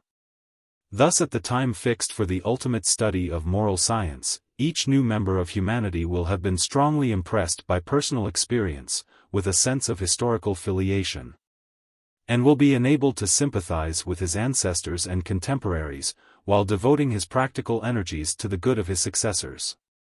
There is an excellent custom prevalent among the working men of France and creditable to their good sense, with which our educational scheme seems at first sight incompatible. I refer to the custom of traveling from place to place during the last years of apprenticeship, which is as beneficial to their mind and character, as the purposeless excursions of our wealthy and idle classes are in most cases injurious.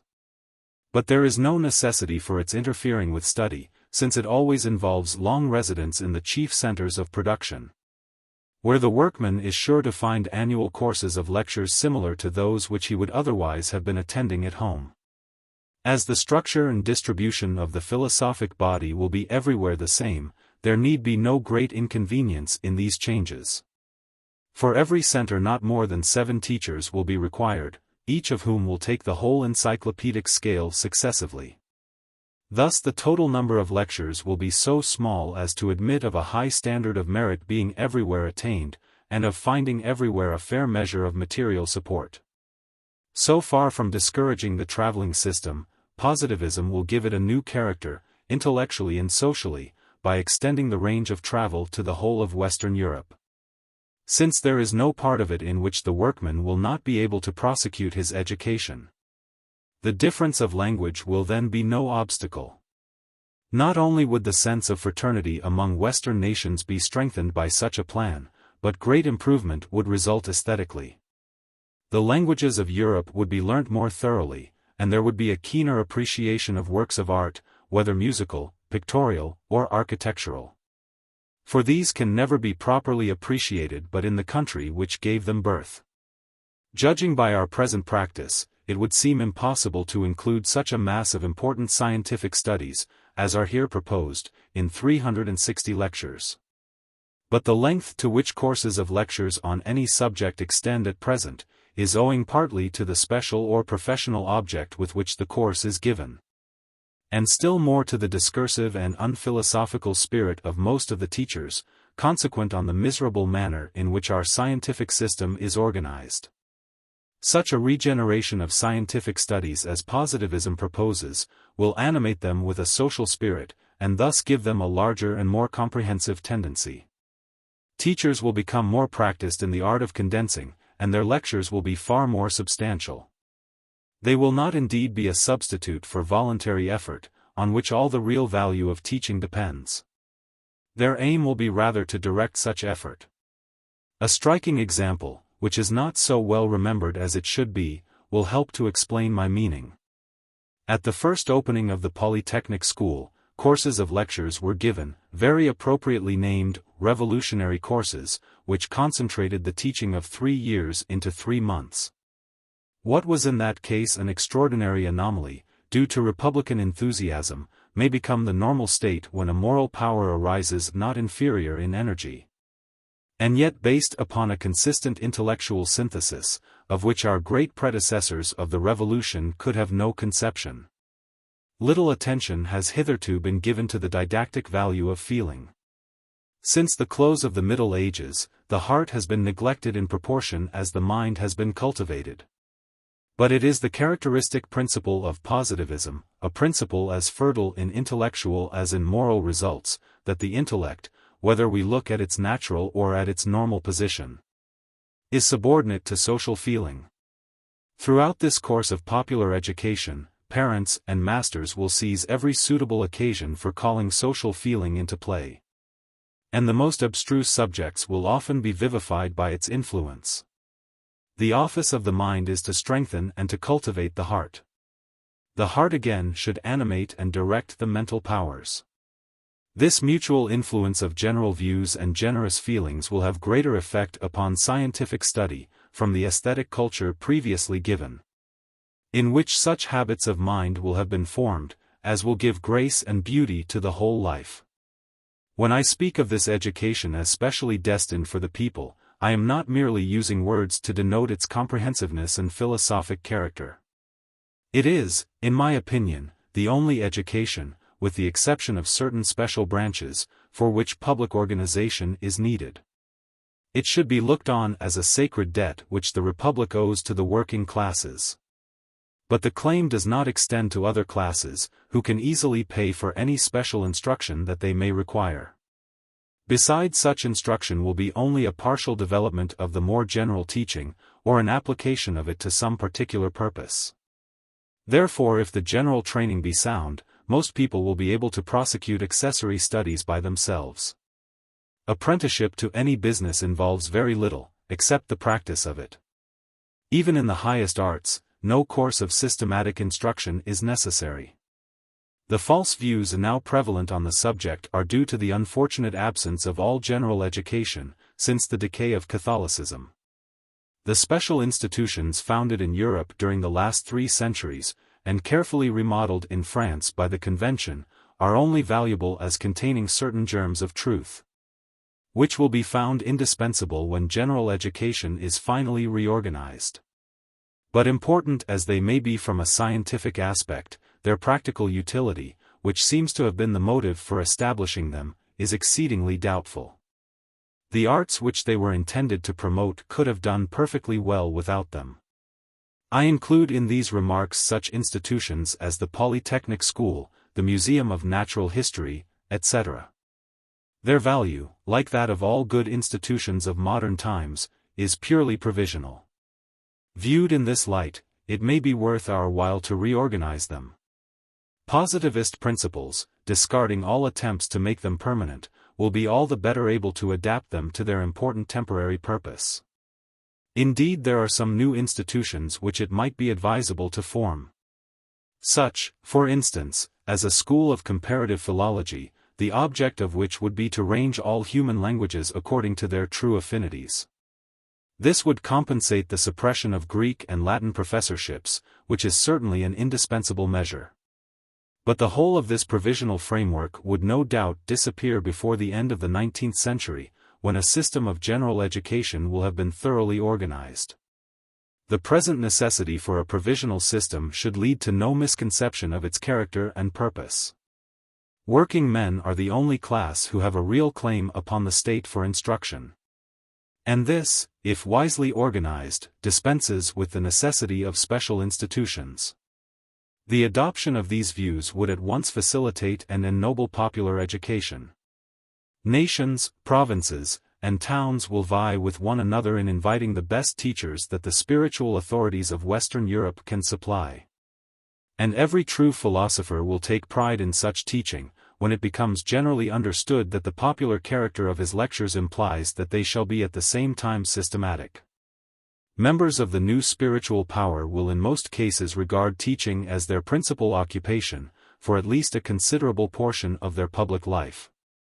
What has been said makes it clear that any organization of such education as this at the present time would be impossible.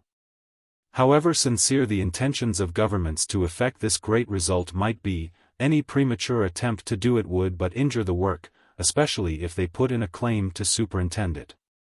The truth is that a system of education, if it deserve the name, presupposes the acceptance of a definite philosophical and social creed to determine its character and purpose. Children cannot be brought up in convictions contrary to those of their parents. Indeed, the influence of the parent is essential to the instructor. Opinions and habits that have been already formed may subsequently be strengthened by an educational system. But the carrying out of any such system is impossible, until the principles of combined action and belief have been well established. Till then the organization that we propose can only be effected in the case of individuals who are ripe for it.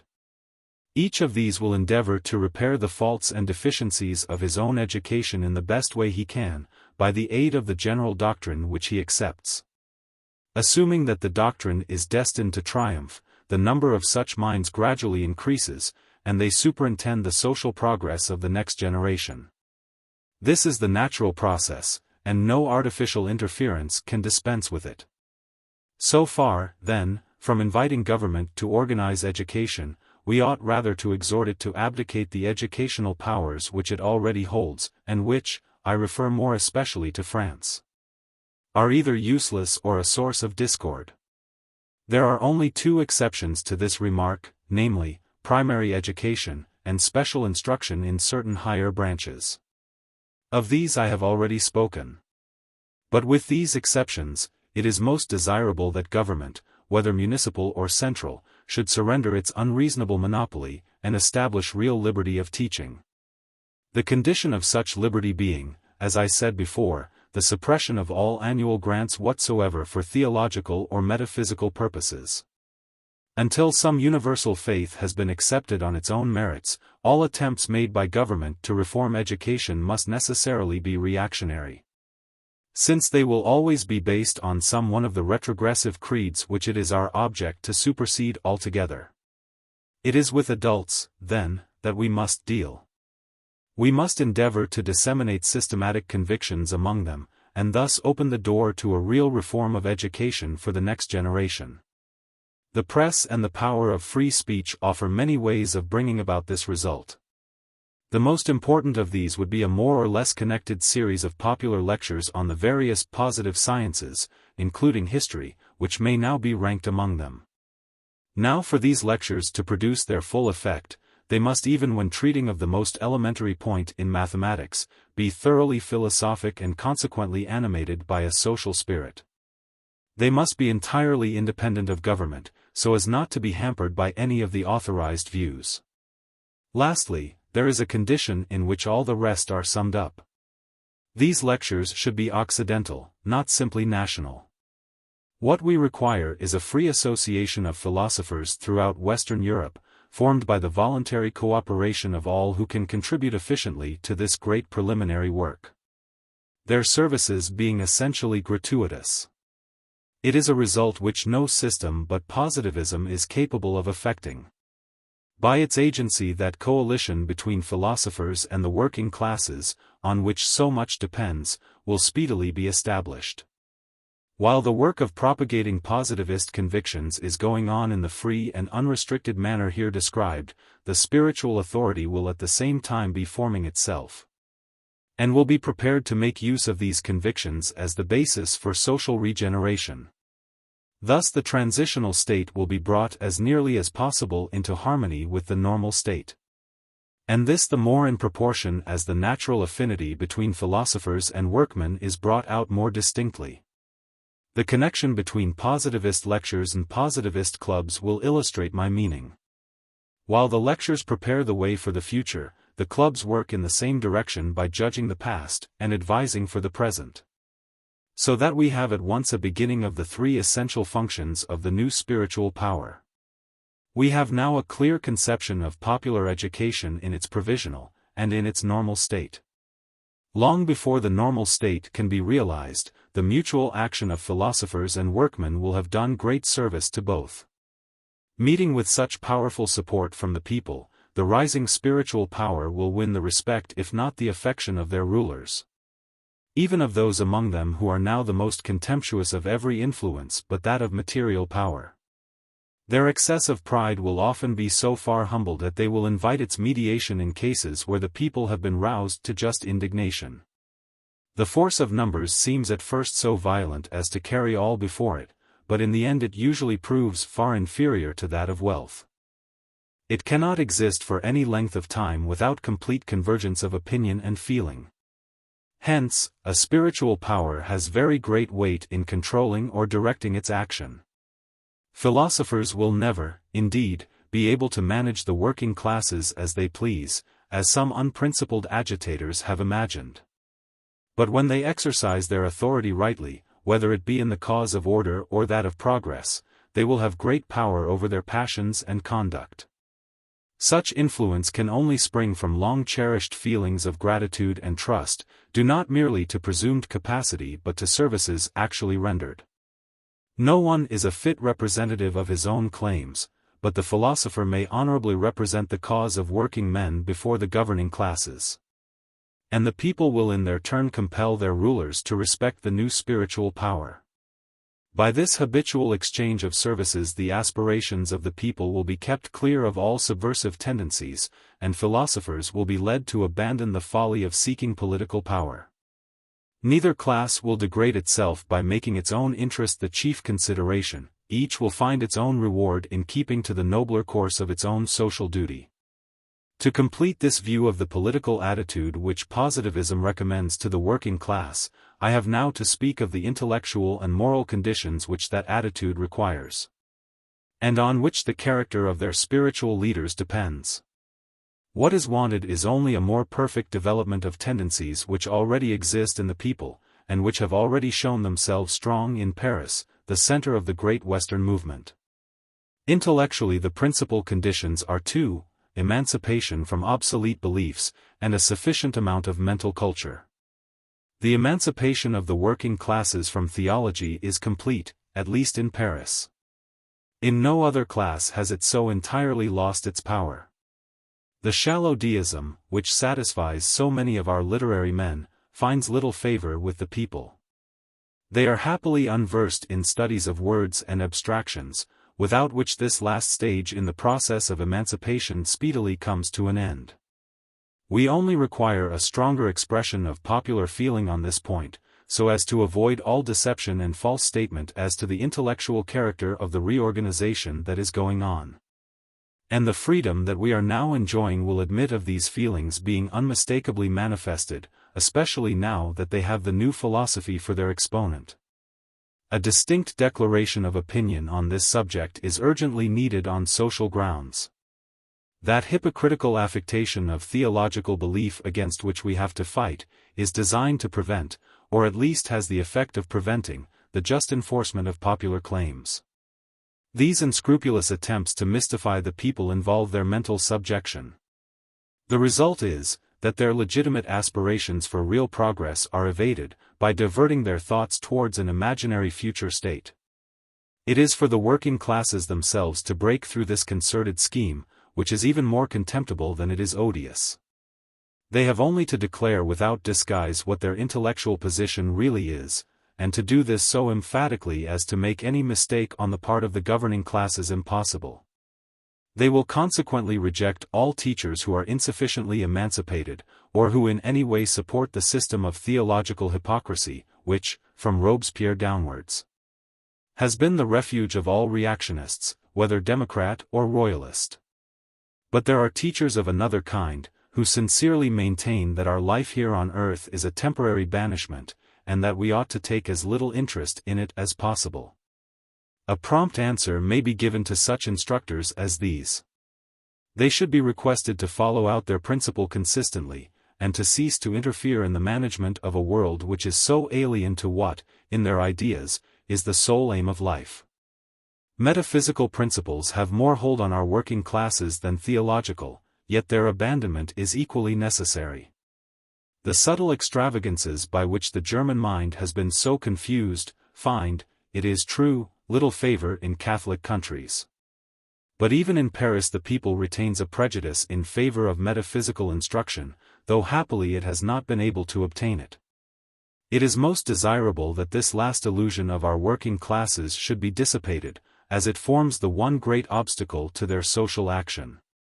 One reason for it is that they fall into the common error of confounding knowledge with intelligence, and imagine in their modesty that none but instructed men are capable of governing.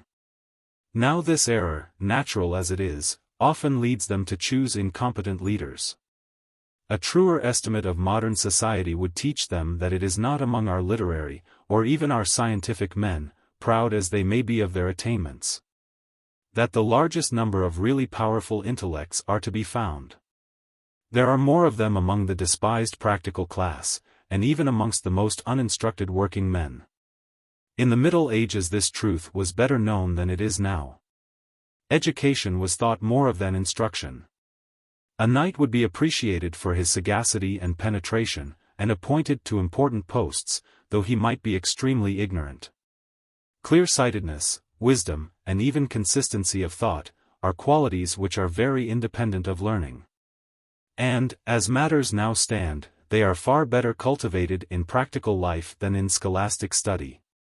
In breadth of view, which lies at the root of all political capacity, our literary classes have certainly shown themselves far below the average.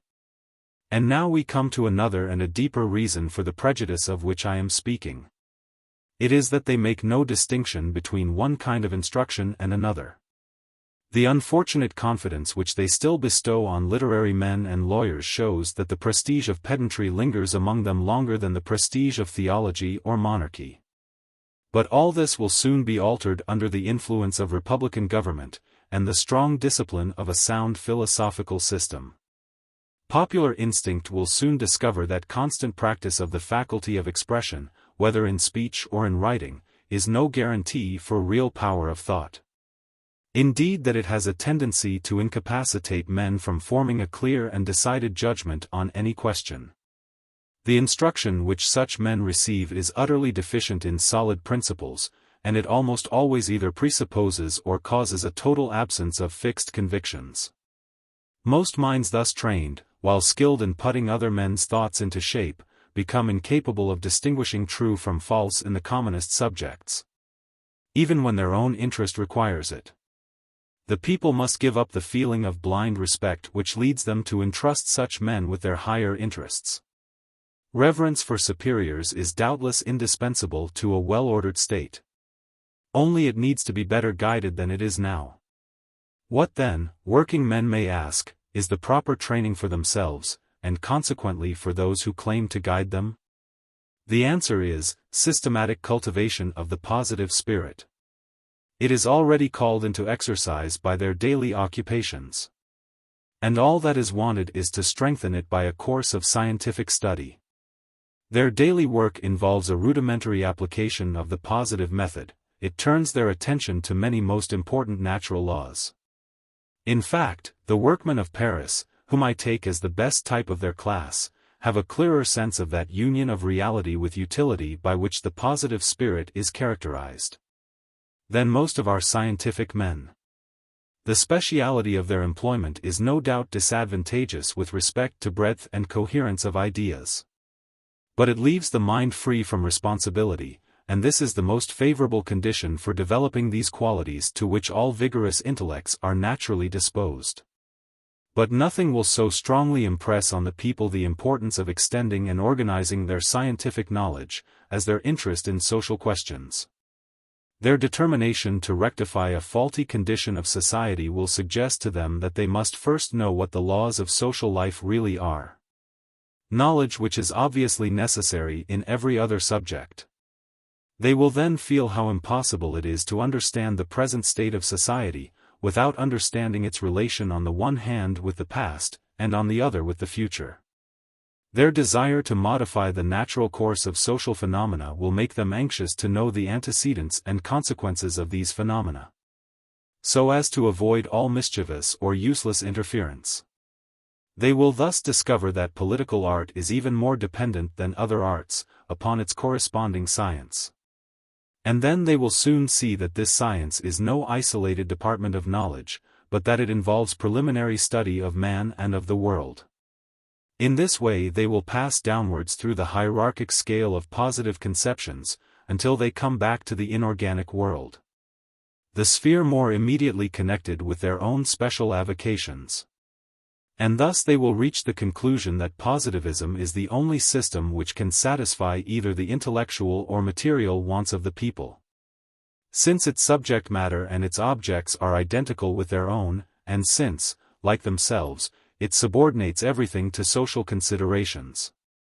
All that it claims is to present in a systematic form principles which they already hold instinctively. By coordinating these principles of morality in good sense, their value, whether in public or in private questions, is largely increased. And the union of the two forms of wisdom, theoretical and practical wisdom, is permanently secured. When all this is understood, the people will feel some shame at having entrusted questions of the greatest complexity to minds that have never quite comprehended the difference between a cubic inch and a cubic foot. As to men of science, in the common acceptation of the word, who are so respected by the middle classes, we need not be afraid of their gaining much influence with the people. They are alienated from them by their utter indifference to social questions, and before these their learned puerilities fade into insignificance. Absorbed in the details of their own special science, they are quite incapable of satisfying unsophisticated minds. What the people want is to have clear conceptions on all subjects, Descartes de tout, as Molière has it. Whenever the savants of our time are drawn by their foolish ambition into politics, ordinary men find to their surprise that, except in a few questions of limited extent and importance, their minds have become thoroughly narrow under the influence of the specializing system of which they are so proud. Positivism explains the mystery, by showing that, since the necessity for the specializing system now no longer exists, it naturally results, if prolonged, in a sort of academic idiocy. During the last 3 centuries it did real service to society, by laying down the scientific groundwork for the renovation of philosophy projected by Bacon and Descartes. But as soon as the groundwork was sufficiently finished to admit of the formation of true science, that is, of science viewed relatively to humanity, the specializing method became retrograde. It ceased to be of any assistance to the modern spirit, and indeed it is now, especially in France, a serious obstacle to its diffusion and systematic working. The wise revolutionists of the Convention were well aware of this when they took the bold step of suppressing the Academy of Sciences. The beneficial results of this statesmanlike policy will soon be appreciated by our workmen. The danger lest, in withdrawing their confidence from metaphysicians or literary men, they should fall into the bad scientific spirit, is not therefore very great. With the social aims which they have in view, they cannot but see that generality in their conceptions is as necessary as positivity. The capitalist class by which industry is directed, being more concentrated on special objects, will always look on men of pure science with more respect. But the people will be drawn by their political leanings towards philosophers in the true sense of that word. The number of such men is but very small at present. But it will soon increase at the call of the working classes, and will indeed be recruited from their ranks. This, then, should be the attitude of the working class, intellectually. Morally, what is required is, that they should have a sufficient sense of the dignity of labor, and that they should be prepared for the mission that now lies before them. The workman must learn to look upon himself, morally, as a public servant, with functions of a special and also of a general kind. Not that he is to receive his wages for the future from the state instead of from a private hand. The present plan is perfectly well adapted to all services which are so direct and definite, that a common standard of value can be at once applied to them. Only let it be understood that the service is not sufficiently recompensed, without the social feeling of gratitude towards the agent that performs it. In what are called liberal professions, this feeling already obtains. The client or patient is not dispensed from gratitude by payment of his fee. In this respect the republican instincts of the Convention have anticipated the teaching of philosophy. They valued the workman's labor at its true worth. Workmen have only to imagine labor suppressed or even suspended in the trade to which they may belong, to see its importance to the whole fabric of modern society. Their general function as a class, the function of forming public opinion, and of supporting the action of the spiritual power, it is of course less easy for them to understand at present. But, as I have already shown, it follows so naturally from their character and position, and corresponds so perfectly with their requirements as a class, that they cannot fail to appreciate its importance, when the course of events allows, or rather compels them to bring it into play. The only danger lies in their insisting on the possession of what metaphysicians call political rights, and in engaging in useless discussions about the distribution of power, instead of fixing their attention on the manner in which it is used. Of this, however, there is no great fear, at all events in France, where the metaphysical theory of right has never reached so fanatical a pitch with the working classes as elsewhere. Ideologists may blame them, and may use their official influence as they will, but the people have too much good sense to be permanently misled as to their true function in society. Deluged as they have been with electoral votes, they will soon voluntarily abandon this useless qualification, which now has not even the charm of a privilege.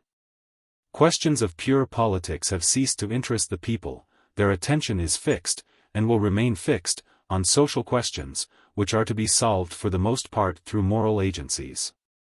That substitutions of one person or party for another, or that mere modifications of any kind in the administration should be looked on as the final issue of the great revolution, is a result in which they will never acquiesce. And if this is to be the attitude of the people, it must be the attitude no less of those who seek to gain their confidence. With them, as with the people, political questions should be subordinate to social questions. And with them the conviction should be even more distinct, that the solution of social problems depends essentially on moral agencies. They must, in fact, accept the great principle of separation of spiritual from temporal power, as the basis on which modern society is to be prominently organized. So entirely does the principle meet the wants of the people, that they will soon insist on its adoption by their teachers. They will accept none who do not formally abandon any prospects they may have of temporal power, parliamentary as well as administrative. And by thus dedicating their lives without reservation to the priesthood of humanity, they will gain confidence, not merely from the people, but from the governing classes. Governments will offer no impediment to social speculations which do not profess to be susceptible of immediate application. And thus the normal state may be prepared for in the future without disturbance, and yet without neglecting the present.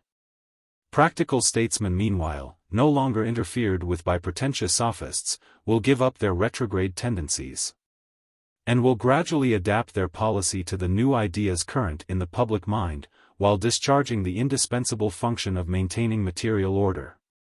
For the people to rise to the true level of their position, they have only to develop and cultivate certain dispositions which already exist in them spontaneously.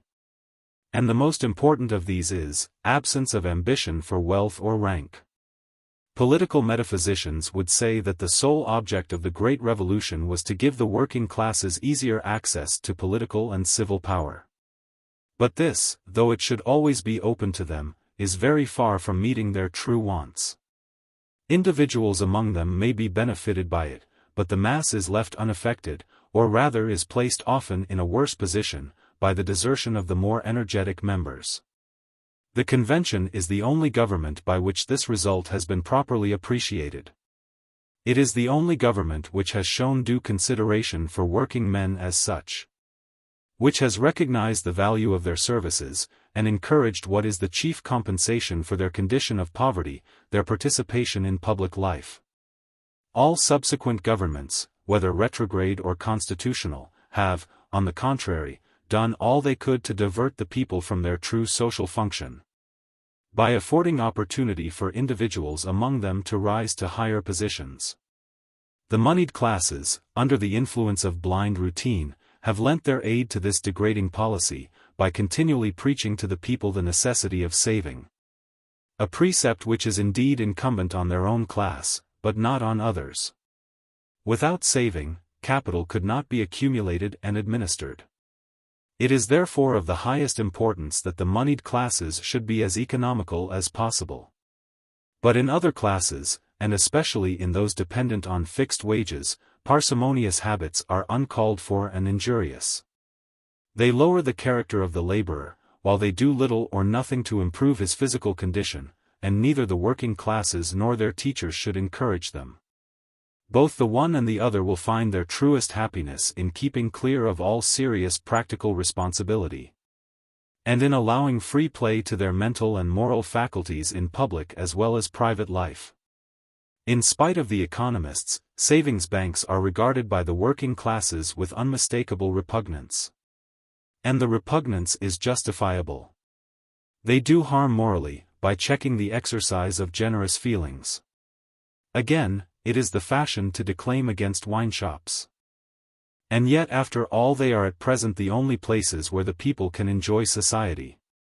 Social instincts are cultivated there which deserve our approval far more than the self-helping spirit which carries men to the savings bank.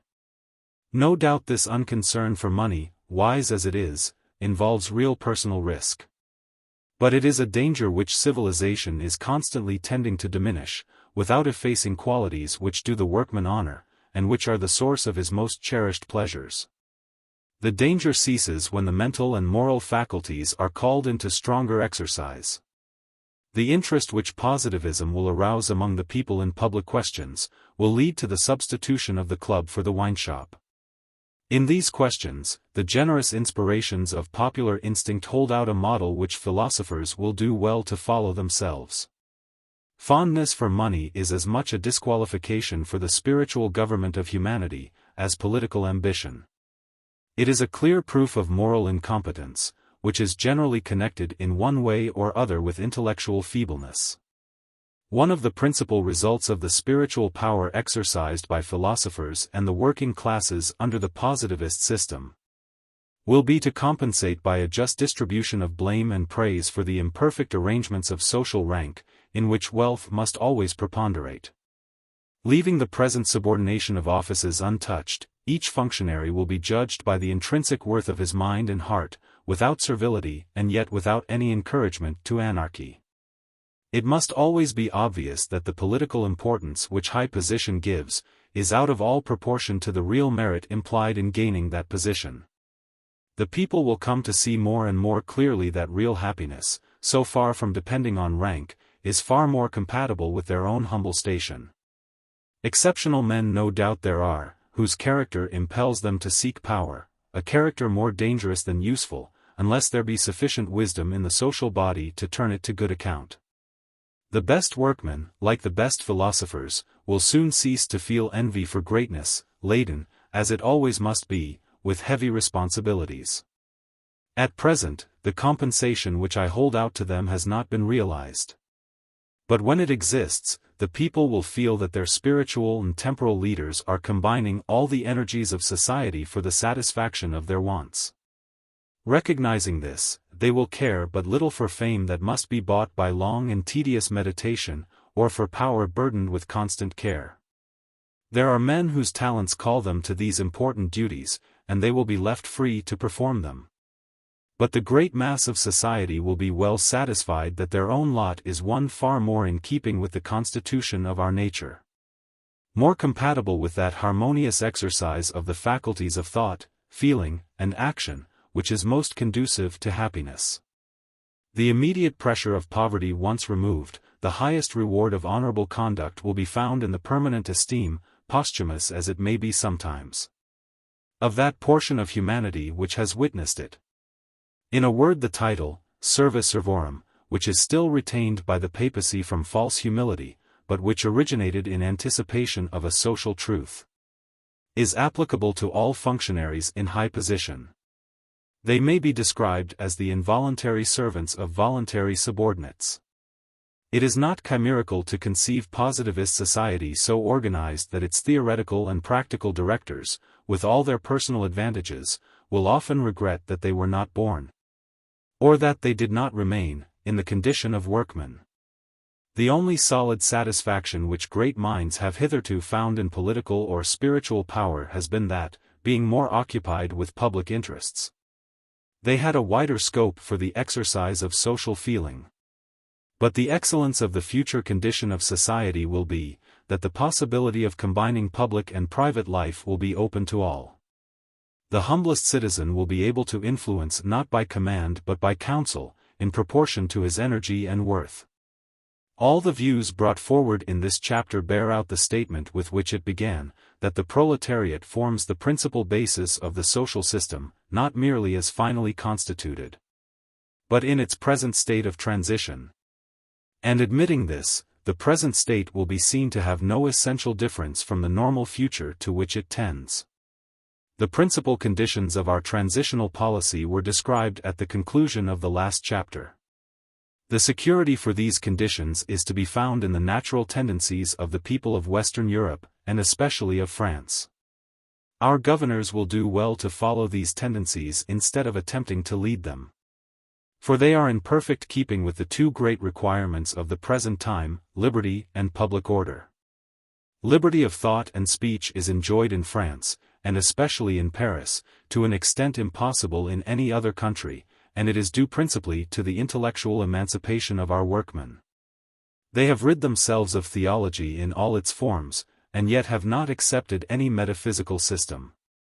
At the same time, though totally devoid at present of systematic convictions, there is in them a submissiveness of mind which predisposes them to receive convictions combining reality with utility.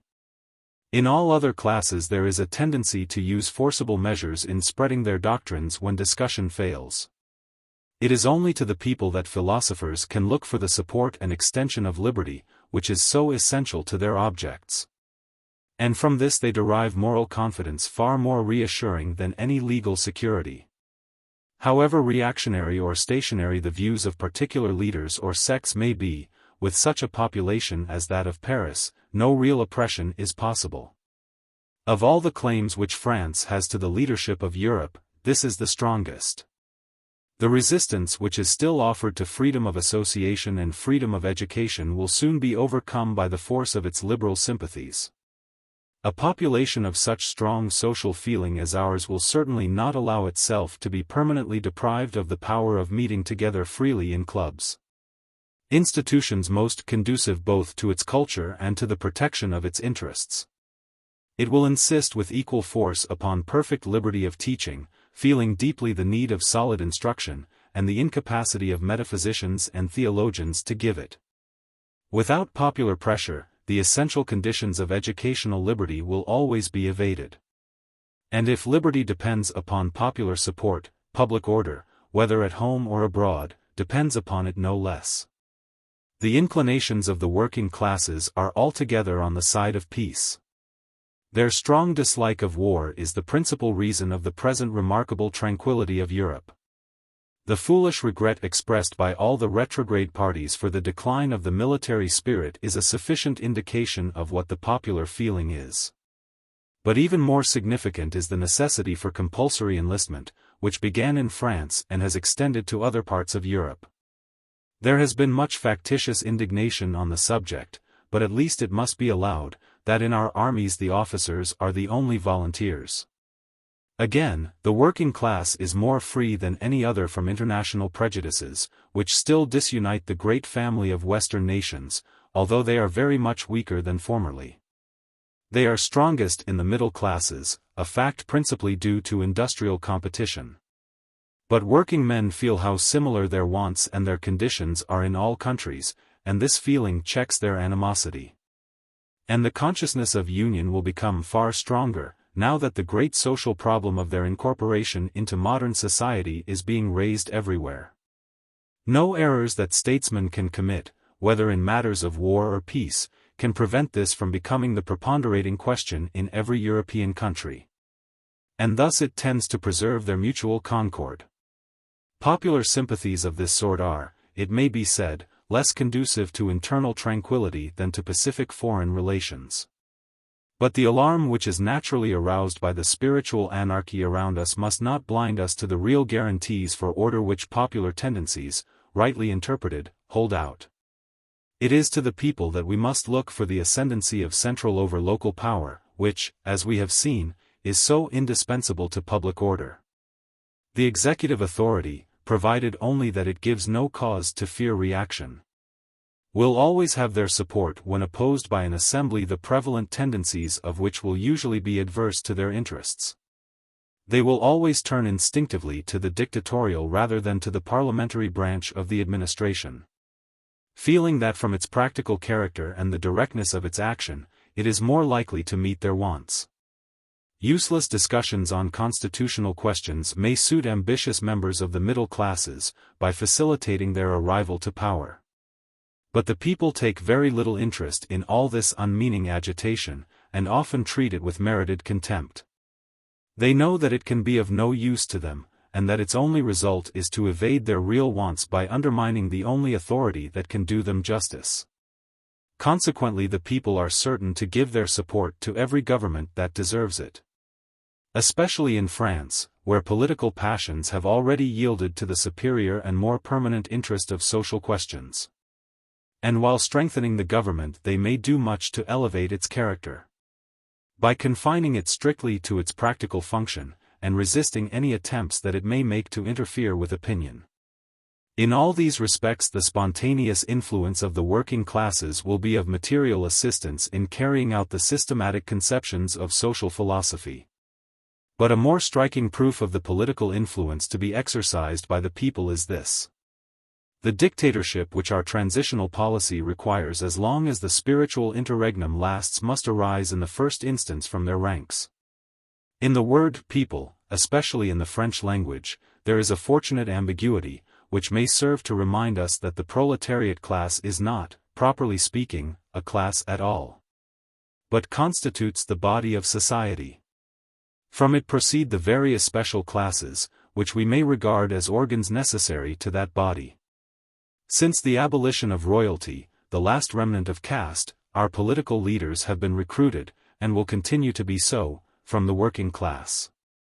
In the normal state, however, it will be required as a preliminary condition that the holder of dictatorial power shall have first received the political training which is given by the exercise of authority in his own business. In a settled state of society, government, strictly so called, is a mere extension of civil influence. Ultimately, therefore, political power will fall into the hands of the great leaders of industry. As spiritual reorganization proceeds, they will gradually become more worthy of it than they are at present. Besides, the tenure of power will become less burdensome, because it will be confined to duties of a purely practical kind. As yet, however, the case is very different. And therefore the wealthy, though ultimately they will be the administrators of power, are not those to whom it should as a rule be entrusted in our present condition. Special departments may be given to them with advantage, as we have seen proved recently, and that in cases where the functions to be performed had no relation whatever to industrial skill. But they are not competent as yet for dictatorial power, the power which has to supply the place of royalty. Individual exceptions, of course, there may be, though none have appeared hitherto, and at least they are not enough for our provisional system to rely on. As yet the wealthy classes have shown themselves too debased in thought and feeling for an office of such importance. Nor do we find greater aptitude for it outside the industrial class. Scientific men are most assuredly unfit for it, especially in France, where the system of academies has narrowed the mind, withered the feelings, and enervated the character to such an extent that most of them fail in the conduct of common life, and are utterly unworthy of the smallest post of authority, even in their own department. All other classes failing us, we have to look to the working class, which has been left more free to form broad views, and in which the sense of duty has been better cultivated. On historical grounds I feel convinced that the workmen of France are more likely than any other class to supply men competent for supreme power, as long as the spiritual interregnum lasts. That is, for at least one generation. On looking at this question calmly and without scholastic or aristocratic prejudice, it will be seen, as I pointed out at the beginning of this chapter, that the working class is better situated than any other with respect to generality of views and generosity of feeling. In knowledge and experience of administration they would ordinarily be deficient, they would therefore not be fit for the work of any special department. But this is no disqualification for the supreme power, or indeed for any of the higher offices for which breadth of view rather than special knowledge is required. These may be filled by working men, whose good sense and modesty will at once lead them to choose their agents for special departments from the classes who have usually furnished them before. The practical character and progressive spirit of such a government being beyond suspicion, special talent of whatever kind may be made available, even in the case of men who, if they had been placed in a higher position, would have proved thoroughly hostile to republican institutions. Of all the diversified elements of modern society, there is not one which may not be of real service in assisting the transition. Among soldiers and magistrates, for instance, there are many who will join the popular movement, and become sincere supporters of republicanism. A government of this kind would tranquilize the people, would obviate the necessity for violent compressive measures, and would at the same time have a most beneficial influence on the capitalist class. It would show them the necessity of attaining to greater purity of feeling and greater breadth of view, if they are to become worthy of the position for which they are ultimately destined. Thus, whether we look at the interests of public order, or at those of liberty, it appears necessary as a provisional measure, during the continuance of our spiritual interregnum, that the holders of dictatorial power shall be chosen from the working class. The success of a few working men in the pursuit of wealth has exercised an unsettling influence on the rest, but in the present instance we need not fear this result. It will be obvious that the career of a proletary governor is a rare exception, and one which requires peculiar endowments. In examining the mode in which this anomalous policy should be carried out, we must bear in mind the object with which it was instituted. It is most important to get rid of the custom, based on motives of self-interest, which has grown up during the last generation, of insisting on parliamentary experience as an apprenticeship for executive power. Executive power being always the real object of ambition. We have found from experience what we might have anticipated on theoretical grounds, that this plan excludes all except mere talkers of the Girondin type. Men totally devoid of statesmanlike qualities. To working men it offers almost insurmountable obstacles. And even supposing these obstacles to be overcome, we may be sure that they would lose the straightforwardness and native vigor which constitute their best claim to the exceptional position proposed for them. It is best, then, that they should reach the position assigned to them at once, without the circuitous process of a parliamentary career. Our transition towards the normal state will then exhibit its true character. It will be tranquil and yet decisive. For it will rest on the combined action of philosophers without political ambition, and dictators adverse to spiritual encroachment. The teacher who attempts to govern, the governor who attempts to educate, will both incur severe public censure, as enemies alike of peace and progress. The whole result will be a change in our revolutionary condition identical with that which the Convention would have realized, if, as its founders contemplated, it had lasted till the peace. Such, then, is the nature of the compact into which all true philosophers should enter with the leading members of the proletary class. Their object is to direct the organic and final phase through which the great revolution is now passing. What they have to do is carefully to prolong the provisional system adopted by the Convention, and to ignore, as far as possible, the traditions of all succeeding governments, whether stationary or retrograde. Comprehensiveness of view and social sympathy predominate alike in both members of this great alliance. And it is thus a guarantee for our present state of transition, and a sure earnest of the normal future. The people are the spontaneous representatives of this alliance. The philosophers its systematic organ. The intellectual deficiencies of the former will easily be remedied by philosophers, who will show them how essential it is on social grounds that they should understand the true meaning of history. Since otherwise their conception of the union of mankind must be limited to the present generation, ignoring the more important truth of the continuity of the present with the past and the future. A far greater obstacle is the moral deficiency of most philosophers of our time. But the wholesome influence of the people upon them, combined with a deep philosophic conviction of the preponderance of feeling in every subject of thought, will do much to overcome the ambitious instincts which weaken and distract their energies in the common cause of social renovation. Chapter 4. The Influence of Positivism upon Women. In their action, then, upon society, philosophers may hope for the energetic support of the working classes.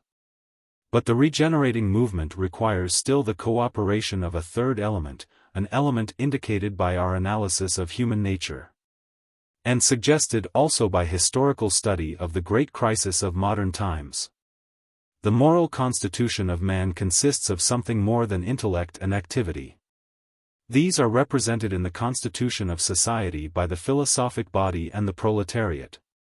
But besides these there is feeling, which, in the theory put forward in the first chapter of this work, was shown to be the predominating principle, the motive power of our being.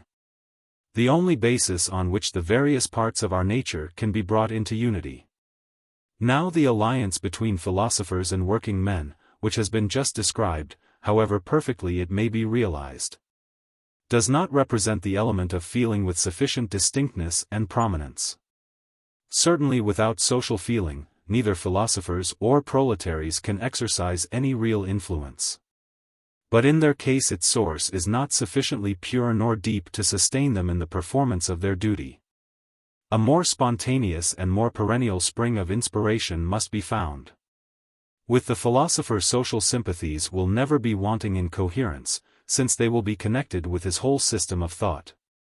But this very scientific character will deaden their vigor, unless they are revived by impulses in which reflection has no share. Roused as he will be by the consciousness of public duty to a degree of activity of which abstract thinkers can form no conception, the emotions of private life will yet be not less necessary for him than for others. Intercourse with the working classes will be of the greatest benefit to him, but even this is not enough to compensate the defects of a life devoted to speculation. The sympathies of the people again, though stronger and more spontaneous than those of the philosopher, are, in most cases, less pure and not so lasting. From the pressure of daily necessities it is difficult for them to maintain the same consistent and disinterested character. Great as are the moral advantages which will result from the incorporation of the people in modern society, they are not enough by themselves to outweigh the force of self-interest aroused by the precarious nature of their position. Emotions of a gentler and less transient kind must be called into play. Philosophers may relieve the working classes from the necessity of pressing their own claims and grievances. But the fact still remains, that the instincts by which those claims are prompted are personal rather than social. Thus, in the alliance which has been here proposed as necessary for social reorganization, feeling, the most influential part of human nature, has not been adequately represented. An element is wanting which shall have the same relation to the moral side of our constitution, as the philosophic body has with intellect, and the people with activity. On this, as well as on other grounds, it is indispensable that women be associated in the work of regeneration as soon as its tendencies and conditions can be explained to them. With the addition of this third element, the constructive movement at last assumes its true character. We may then feel confident that our intellectual and practical faculties will be kept in due subordination to universal love. The digressions of intellect, and the subversive tendencies of our active powers will be as far as possible prevented. Indispensable to positivism as the cooperation of women is, it involves one essential condition. Modern progress must rise above its present imperfect character, before women can thoroughly sympathize with it. At present the general feeling amongst them is antipathy to the revolution.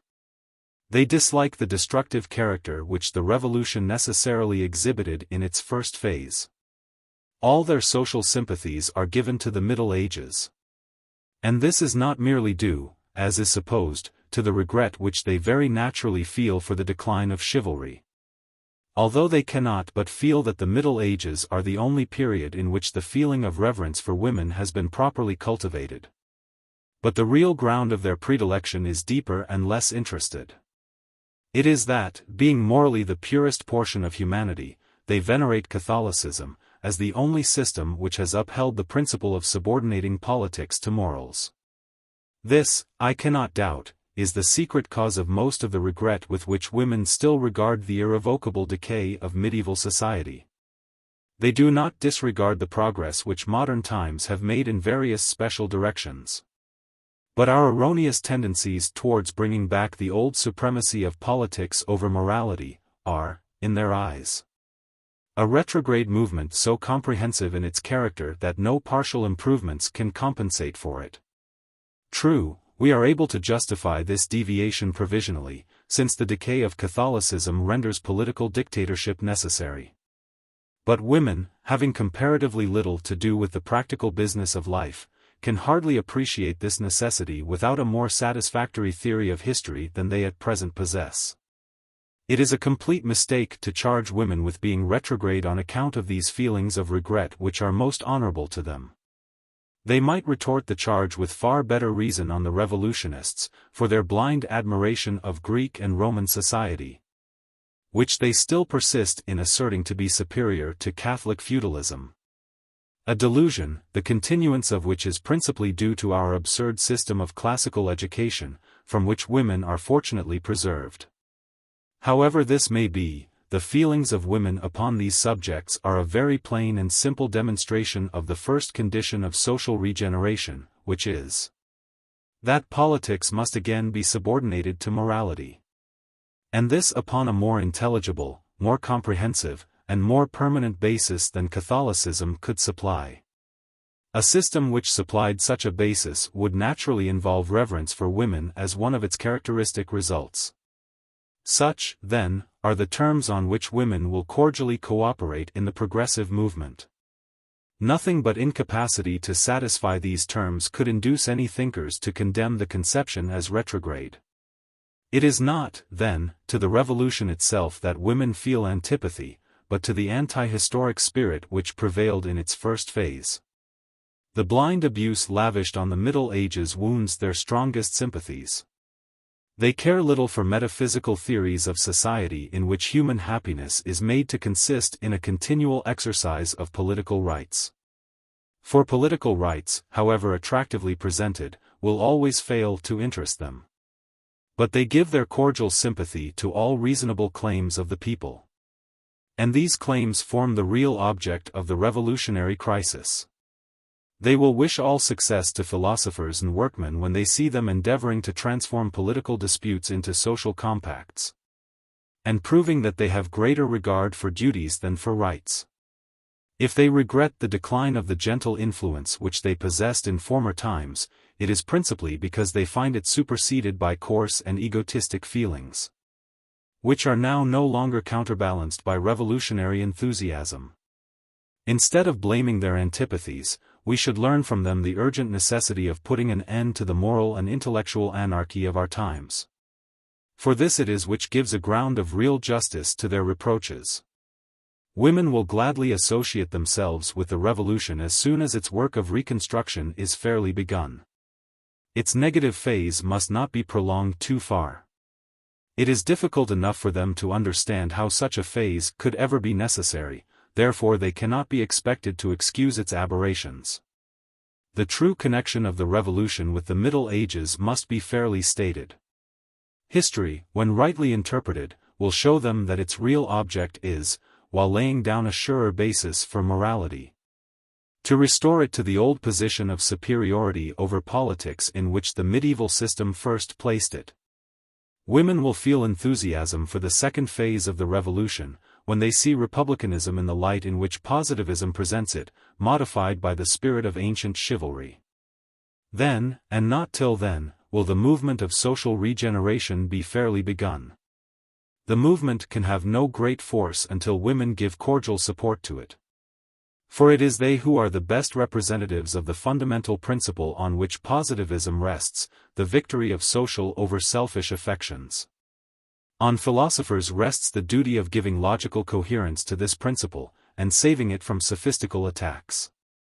Its practical working depends upon the proletary class, without whose aid it would almost always be evaded. But to maintain it in all its purity, as an inspiration that needs neither argument nor compulsion, is the work of women only. So constituted, the alliance of the three classes will be the foreshadowed image of the normal state to which humanity is tending. It will be the living type of perfect human nature. Unless the new philosophy can obtain the support of women, the attempt to substitute it for theology in the regulation of social life had better be abandoned. But if the theory stated in my first chapter be true, positivism will have even greater influence with women than with the working classes. In the principle which animates it, in its manner of regarding and of handling the great problem of human life, it is but a systematic development of what women have always felt instinctively.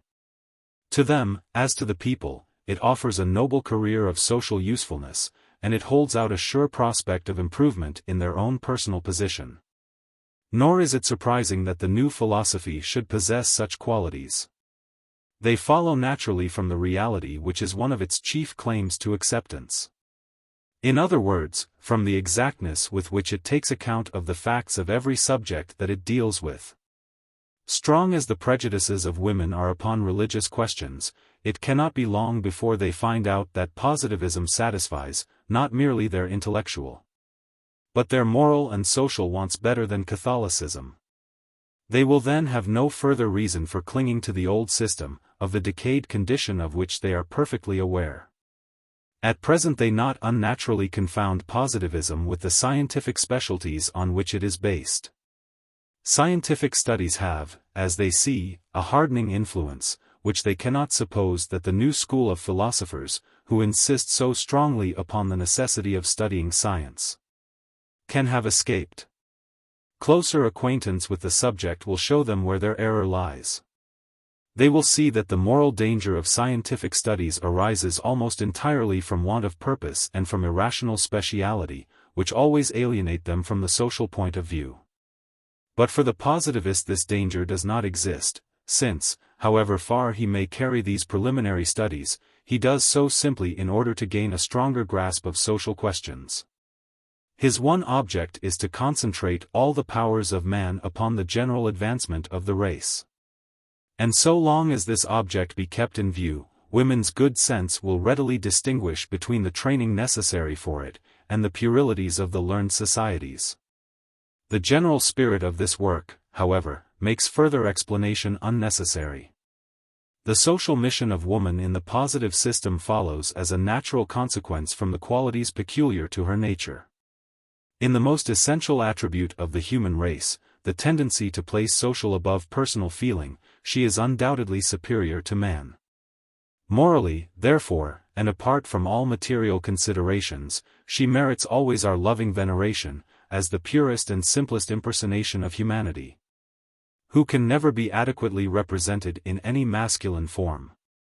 But these qualities do not involve the possession of political power, which some visionaries have claimed for women, though without their own consent. In that which is the great object of human life, they are superior to men, but in the various means of attaining that object they are undoubtedly inferior. In all kinds of force, whether physical, intellectual, or practical, it is certain that man surpasses woman, in accordance with a general law which prevails throughout the animal kingdom. Now practical life is necessarily governed by force rather than by affection, because it requires unremitting and laborious activity. If there were nothing else to do but to love, as in the Christian utopia of a future life in which there are no material wants, women would be supreme. But life is surrounded with difficulties, which it needs all our thoughts and energies to avoid, therefore man takes the command, notwithstanding his inferiority in goodness. Success in all great efforts depends more upon energy and talent than upon goodwill, although this last condition reacts strongly upon the others. Thus the three elements of our moral constitution do not act in perfect harmony. Force is naturally supreme, and all that women can do is to modify it by affection. Justly conscious of their superiority in strength of feeling, they endeavor to assert their influence in a way which is often attributed by superficial observers to the mere love of power. But experience always teaches them that in a world where the simplest necessaries of life are scarce and difficult to procure, power must belong to the strongest, not to the most affectionate, even though the latter may deserve it best. With all their efforts they can never do more than modify the harshness with which men exercise their authority. And men submit more readily to this modifying influence, from feeling that in the highest attributes of humanity women are their superiors. They see that their own supremacy is due principally to the material necessities of life, provision for which calls into play the self-regarding rather than the social instincts. Hence we find it the case in every phase of human society that women's life is essentially domestic, public life being confined to men. Civilization, so far from effacing this natural distinction, tends, as I shall afterwards show, to develop it, while remedying its abuses. Thus the social position of women is in this respect very similar to that of philosophers and of the working classes. And we now see why these three elements should be united. It is their combined action which constitutes the moral or modifying force of society. Philosophers are excluded from political power by the same fatality as women, although they are apt to think that their intellectual eminence gives them a claim to it. Were our material wants more easily satisfied, the influence of intellect would be less impeded than it is by the practical business of life. But, on this hypothesis, women would have a better claim to govern than philosophers. For the reasoning faculties would have remained almost inert had they not been needed to guide our energies. The constitution of the brain not being such as to favor their spontaneous development. Whereas the affective principle is dependent on no such external stimulus for its activity. A life of thought is a more evident disqualification for the government of the world even than a life of feeling. Although the pride of philosophers is a greater obstacle to submission than the vanity of women. With all its pretensions, intellectual force is not in itself more moral than material force.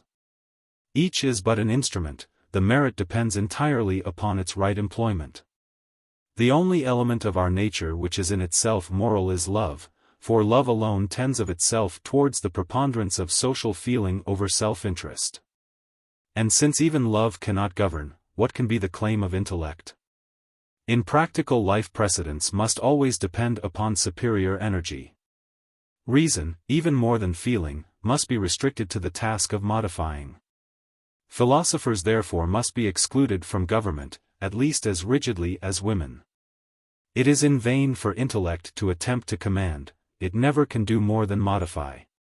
In fact, the morality which it indirectly possesses is due to this impossibility of exercising compulsory power, and would be ruined by the attainment of it, supposing it were possible. Intellect may do much to amend the natural order of things, provided that it does not attempt to subvert it. What it can do is by its power of systematic arrangement to effect the union of all the classes who are likely to exert a beneficial influence on material power. It is with this view that every spiritual power has availed itself of the aid of women, as we see was the case in the Middle Ages. Proceeding with our sociological analysis of moral force, we shall find an equally striking resemblance between the influence of women and that exercised by the people. In the first stage of progress, there is no modifying power except what springs from feeling, afterwards intellect combines with it, finding itself unable to govern. The only element now wanting is activity, and this want, which is indispensable, is supplied by the cooperation of the people. The fact is, that although the people constitute the basis on which all political power rests, yet they have as little to do directly with the administration of power as philosophers or women. Power, in the strict sense of the word, power, that is, which controls action without persuading the will, has two perfectly distinct sources, numbers and wealth. The force of numbers is usually considered the more material of the two, but in reality it is the more moral. Being created by cooperation, it involves some convergence of ideas and feelings. And therefore it does not give such free scope for the self-regarding instincts as the more concentrated power of wealth. But for this very reason, it is too indirect and precarious for the ordinary purposes of government. It can influence government morally, but cannot take an active part in it. The same causes which exclude philosophers and women apply in the case of the people. Our material necessities are so urgent, that those who have the means of providing for them will always be the possessors of power. Now the wealthy have these means. They hold in their hands the products of labor, by which each generation facilitates the existence and prepares the operations of its successor. Consequently, the power of the capitalist is one of so concentrated a kind, that numbers can very seldom resist it successfully. Even in military nations we find the same thing. The influence of numbers, though more direct, affects only the mode of acquiring wealth, not its tenure. But in industrial states, where wealth is acquired by other ways than violence, the law is evident. And with the advance of civilization it will operate not less, but more strongly. Capital is ever on the increase, and consequently is ever creating means of subsistence for those who possess nothing. In this sense, but in no other, the cynical maxim of antiquity, paucis nascitur humanum genus, will always bear a true meaning. The few provide subsistence for the many. We come back, then, to the conclusion of the last chapter, that the working classes are not destined for political power, but that they tend to become a most important source of moral power. The moral value of their influence is even more indirect than that of philosophers, and depends even more in their case upon subordination politically. In the few cases where government passes for a time into the hands of the masses, wealth in its turn assumes a sort of moral influence foreign to its nature. It moderates the violence with which government is apt to be administered in such cases. The high intellectual and moral qualities belonging to the working classes are, as we have seen, in great part due to their social position. They would be seriously impaired if the political authority that belongs to wealth were habitually transferred to numbers. Such, in outline, is the positive theory of moral force. By it the despotism of material force may be in part controlled. It rests upon the union of the three elements in society who are excluded from the sphere of politics strictly so called. In their combined action lies our principal hope of solving, so far as it can be solved, the great problem of man's nature, the successful struggle of social feeling against self-love. Each of the three elements supplies a quality indispensable to the task. Without women this controlling power would be deficient in purity and spontaneous impulse. Without philosophers, in wisdom and coherence, without the people, in energy and activity. The philosophic element, although neither the most direct nor the most efficient, is yet the distinctive feature of this power. Because its function is to organize its constitution and direct its operations in accordance with the true laws of social life. As being the systematic organ of the spiritual power, it has become identified with it in name. This, however, may lead to an erroneous conception. The moral aspect of the spiritual power is more important than the intellectual.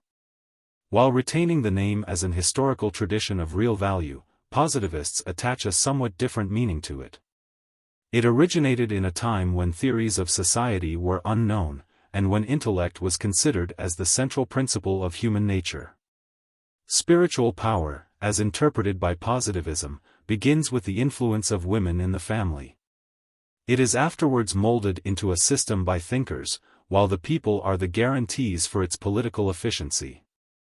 Although it is the intellectual class that institutes the union, yet its own part in it, as it should never forget, is less direct than that of women, less practical than that of the people. The thinker is socially powerless except so far as he is supported by feminine sympathy and popular energy. Thus the necessity of associating women in the movement of social regeneration creates no obstacle whatever to the philosophy by which that movement is to be directed. On the contrary, it aids its progress, by showing the true character of the moral force which is destined to control all the other forces of man. It involves as perfect an inauguration of the normal state as our times of transition admit. For the chief characteristic of that state will be a more complete and more harmonious union of the same three classes to whom we are now looking for the first impulse of reform.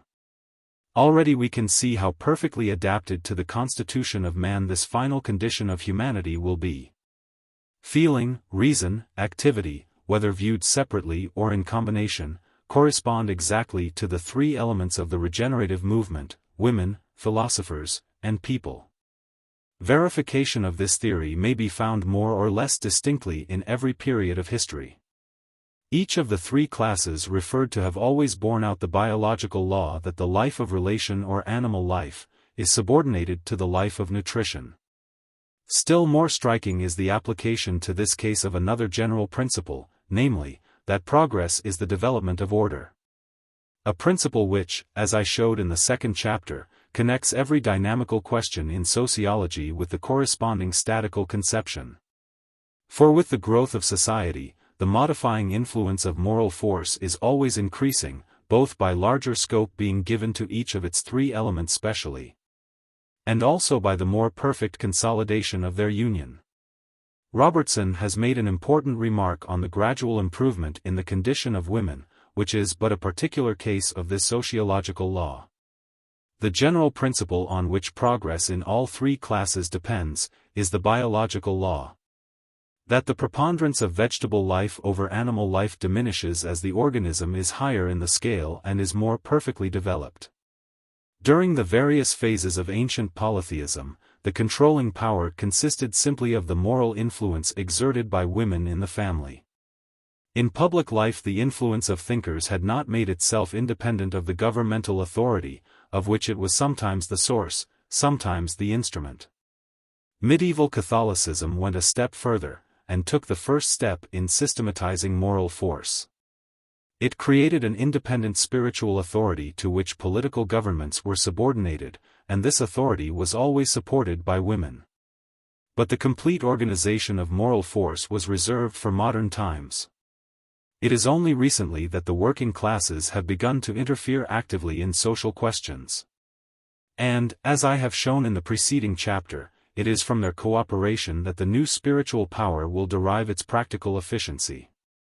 Limited originally to the sphere of feeling, and subsequently extended to the intellectual sphere, it henceforward embraces the sphere of activity. And this without losing its spiritual character, since the influences of which it consists are entirely distinct from the domain of practical politics. Each of its three elements persuades, advises, judges, but except in isolated cases, never commands. The social mission of positivism is to regulate and combine their spontaneous action, by directing each to the objects for which it is best adapted. And this mission, in spite of strong prejudices to the contrary, it will be found well calculated to fulfill. I have already shown its adaptation to the case of the people and of the philosophic body. Whether regarded separately or in combination, I have now to show that it is equally adapted to the case of women. In proof of this I have but to refer to the principle on which, as stated in the first chapter, the whole system of positivism is based, the preponderance of affection in our nature. Such a principle is of itself an appeal to women to associate themselves with the system, as one of its essential elements. In Catholicism, their cooperation, though valuable, was not of primary importance, because Catholicism claimed a divine origin independent of their assistance. But to positivism they are indispensable, as being the purest and simplest embodiment of its fundamental principle. It is not merely in the family that their influence will be required. Their duty will often be to call philosophers and people back to that unity of purpose which originated in the first place with themselves, and which each of the other elements is often disposed to violate. All true philosophers will no doubt accept and be profoundly influenced by the conviction that in all subjects of thought the social point of view should be logically and scientifically preponderant. They will consequently admit the truth that the heart takes precedence of the understanding. Still they require some more direct incentive to universal love than these convictions can supply. Knowing, as they do, how slight is the practical result of purely intellectual considerations, they will welcome so precious an incentive, were it only in the interest of their own mission. I recognized its necessity myself, when I wrote on the 11th of March 1846, to her who, in spite of death, will always remain my constant companion. 7. I was incomplete as a philosopher. Until the experience of deep and pure passion has given me fuller insight into the emotional side of human nature. Strong affection exercises a marvelous influence upon mental effort. It elevates the intellect at once to the only point of view which is really universal. Doubtless, the method of pure science leads up to it also. but only by a long and toilsome process, which exhausts the power of thought, and leaves little energy for following out the new results to which this great principle gives rise. The stimulation of affection under feminine influence is necessary, therefore, for the acceptance of positivism. Not merely in those classes for whom a long preliminary course of scientific study would be impossible. It is equally necessary for the systematic teachers of positivism, in whom it checks the tendency, which is encouraged by habits of abstract speculation, to deviate into useless digressions. These being always easier to prosecute than researches of real value. Under this aspect the new spiritual system is obviously superior to the old. By the institution of celibacy, which was indispensable to Catholicism, its priests were entirely removed from the beneficial influence exercised by women. Only those could profit from it who did not belong to the ecclesiastical body. The members of that body, as Ariosto has remarked in his vigorous satire, were excluded. Nor could the evil be remedied, except in very rare cases, by irregular attachment, which inevitably corrupted the priest's character by involving the necessity of perpetual hypocrisy. And when we look at the difference of the spirit by which the two systems are pervaded, we shall find still more striking evidence that the new system offers a far larger sphere of moral influence to women than the old. Both are based upon the principle of affection, but in positivism the affection inculcated is social, in Catholicism it is essentially personal. The object of Catholic devotion is one of such stupendous magnitude, that feelings which are unconnected with it are in danger of being crushed. The priesthood, it is true, wise interpreters in this respect of a general instinct, brought all the more important social obligations within the compass of religion, and held them out as necessary for salvation. Indirectly, the nobler feelings were thus called into action, but at the same time they were rendered far less spontaneous and pure. There could be no perfectly disinterested affection under a system which promised eternal rewards for all acts of self-denial. For it was impossible, and indeed it would have been thought sinful, to keep the future out of sight, and thus all spontaneous generosity was unavoidably tainted by self-interest. Catholicism gave rise to an ignoble theory of morals which became very mischievous when it was adopted by the metaphysicians. Because, while retaining the vicious principle, they swept away the checks by which the priesthood had controlled it. But even when we look at the purest form in which the love of God was exhibited, we cannot call it a social feeling, except in so far as the same object of worship was held out simultaneously to all. Intrinsically, it is antisocial, since, when attained in absolute perfection, it implies the entire sacrifice of all other love. And in the best representatives of Christian thought and feeling, this tendency is very apparent. No one has portrayed the Catholic ideal with such sublimity and pathos as the author of The Imitation, a work which so well deserved the beautiful translation of Corneille. And yet, reading it as I do daily, I cannot help remarking how grievously the natural nobleness of Thomas à Kempis was impaired by the Catholic system. Although in spite of all obstacles he rises at times to the purest ardor. Certainly those of our feelings which are purely unselfish must be far stronger and more spontaneous than ever has yet been supposed. Since even the oppressive discipline of 12 centuries could not prevent their growth. Positivism, from the fact of its conformity with the constitution of our nature, is the only system calculated to develop, both in public and in private life, those high attributes of humanity which, for want of adequate systematic culture, are still in their rudimentary stage.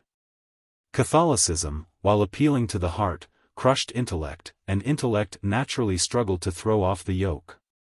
Positivism, on the contrary, brings reason into complete harmony with feeling, without impairing the activity of either.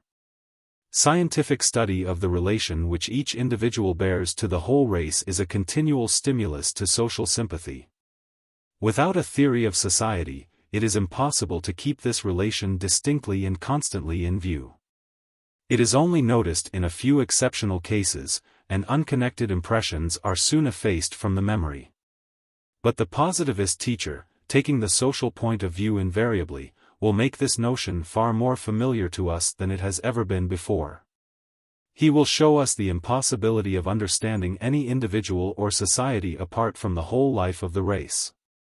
Nothing but the bewilderment caused by theological and metaphysical doctrines can account for the shallow explanations of human affairs given by our teachers, attributing as they do to man what is really due to humanity. But with the sounder theory that we now possess, we can see the truth as it really stands. We have but to look each of us at our own life under its physical, intellectual, or moral aspects, to recognize what it is that we owe to the combined action of our predecessors and contemporaries. The man who dares to think himself independent of others, either in feelings, thoughts, or actions, cannot even put the blasphemous conception into words without immediate self-contradiction, since the very language he uses is not his own. The profoundest thinker cannot by himself form the simplest language, it requires the cooperation of a community for several generations. Without further illustration, the tendency of positive doctrine is evident. It appeals systematically to our social instincts, by constantly impressing upon us that only the whole is real, that the parts exist only in abstraction, but independently of the beneficial influence which, in this final state of humanity, the mind will exercise upon the heart. The direct culture of the heart itself will be more pure and more vigorous than under any former system. It offers us the only means of disengaging our benevolent affections from all calculations of self-interest. As far as the imperfection of man's nature admits, these affections will gradually become supreme, since they give deeper satisfaction than all others, and are capable of fuller development. Setting the rewards and punishments of theology aside, we shall attain at last to that which is the real happiness of man, pure and disinterested love. This is truly the sovereign good, sought for so long by former systems of philosophy in vain. That it surpasses all other good one fact will show, known to the tender-hearted from personal experience. That it is even better to love than to be loved. Overstrained as this may seem to many, it is yet in harmony with a general truth, that our nature is in a healthier state when active than when passive. In the happiness of being loved, there is always some tinge of self-love. It is impossible not to feel pride in the love of one whom we prefer to all others. Since, then, loving gives purer satisfaction than being loved, the superiority of perfectly disinterested affection is at once demonstrated. It is the fundamental defect of our nature, that intrinsically these affections are far weaker than the selfish propensities connected with the preservation of our own existence. But when they have been once aroused, even though the original stimulus may have been personal, they have greater capacity of growth, owing to the peculiar charm inherent in them. Besides, in the exercise of these feelings, all of us can cooperate with and encourage one another, whereas the reverse is the case with the selfish instincts. There is, therefore, nothing unreasonable in supposing that positivism, by regulating and combining these natural tendencies, may rouse our sympathetic instincts to a condition of permanent activity hitherto unknown. When the heart is no longer crushed by theological dogmas, or hardened by metaphysical theories, we soon discover that real happiness, whether public or private, consists in the highest possible development of the social instincts. Self-love comes to be regarded as an incurable infirmity, which is to be yielded to only so far as is absolutely necessary. Here lies the universal adaptability of positivism to every type of character and to all circumstances. In the humblest relations of life, as in the highest, regenerate humanity will apply the obvious truth: it is better to give than to receive. The heart thus aroused will in its turn react beneficially upon the intellect, and it is especially from women that this reaction will proceed. I have spoken of it so fully before, that I need not describe it further. It is in feeling that I find the basis on which the whole structure of positivism, intellectually as well as morally considered, rests. The only remark I have now to add is, that by following out this principle, philosophical difficulties of the most formidable kind are at once surmounted. From moral considerations, the intellect may be readily induced to submit to scientific restrictions, the propriety of which would remain for a long time matter of debate. Were philosophical discussions the only means of indicating it? Attempt, for instance, to convince a pure mathematician, however conscientious and talented, that sociology is both logically and scientifically superior to all other studies. He would not readily admit this, and severe exertion of the inductive and deductive faculties can alone convince him of it. But by the aid of feeling, an artisan or a woman can, without education, readily grasp this great encyclopedic principle, and apply it practically to the common affairs of life. But for this, the larger conceptions of philosophy would have but a limited range, and very few would be capable of the course of study which is yet so important on social grounds for all. Comprehensiveness of mind is no doubt favorable to sympathy, but is itself more actively stimulated by it. When the positivist method of education is accepted, moral excellence will be very generally regarded as a guarantee of real intellectual capacity. The revolutionist leaders of the convention showed their sense of this connection by allowing, as they did sometimes, republican ardor to outweigh scientific attainment. Of course, so long as men remain without a systematic theory of morals, such policy would be likely to fail of its object, and indeed would become positively mischievous. But the reproach is usually that it was a retrograde policy, a reproach far more applicable to the present system, in which the standard of fitness for any office is regulated exclusively by intellectual considerations, the heart being altogether disregarded. Historically, we can explain this practice by the fact that the religious faith in which our moral nature has hitherto been trained has been of a most oppressive character. Ever since the Middle Ages, the intellect and the heart have been unavoidably at issue. Positivism is the only system which can put an end to their antagonism, because, as I have before explained, while subordinating reason to feeling, it does so in such a way as not to impair the development of either. With its present untenable claims to supremacy, intellect is in reality the principal source of social discord. Until it abdicates in favor of the heart, it can never be of real service in reconstruction. But its abdication will be useless, unless it is entirely voluntary. Now this is precisely the result which positivism attains, because it takes up the very ground on which the claims of intellect are defended, namely, scientific demonstration. A ground which the defenders of intellect cannot repudiate without suspicion at once attaching to their motives. But theological or metaphysical remedies can only exasperate the disease. By oppressing the intellect they provoke it to fresh insurrection against the heart. For all these reasons, women, who are better judges of moral questions than ourselves, will admit that positivism, incontestably superior as it is to other systems intellectually, surpasses them yet more in dealing with the affections. Their only objection arises from confounding positive philosophy itself with its preliminary course of scientific study. Women's minds no doubt are less capable than ours of generalizing very widely, or of carrying on long processes of deduction. They are, that is, less capable than men of abstract intellectual exertion. On the other hand, they are generally more alive to that combination of reality with utility which is one of the characteristics of positive speculation.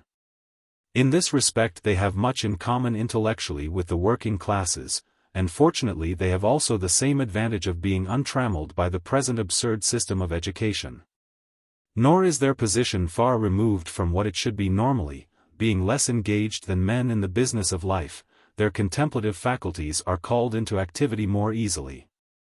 Their minds are neither preoccupied nor indifferent, the most favorable condition for the reception of philosophical truth. They have far more affinity intellectually with philosophers who truly deserve the name, than we find in the scientific men of the present day. Comprehensiveness of thought they consider as important as positivity, whereas our savants care for nothing but the latter quality, and even that they understand imperfectly. Moliere's remarkable expression, de clarté de tout, which I applied in the last chapter to popular education, was used by him in reference to women. Accordingly we find that women took a vivid interest in the very first attempt made to systematize positive speculation, the Cartesian philosophy. No more striking proof could be given of their philosophical affinities, and the more so that in the Cartesian system moral and social speculations were necessarily excluded. Surely, then, we may expect them to receive positivism far more favorably, a system of which the principal subject of speculation is the moral problem in which both sexes are alike interested. Women, therefore, may, like the people, be counted among the future supporters of the new philosophy. Without their combined aid it could never hope to surmount the strong repugnance to it which is felt by our cultivated classes, especially in France, where the question of its success has first to be decided. But when women have sufficient acquaintance with positivism to see its superiority to Catholicism in questions of feeling, they will support it from moral sympathy even more than from intellectual adhesion.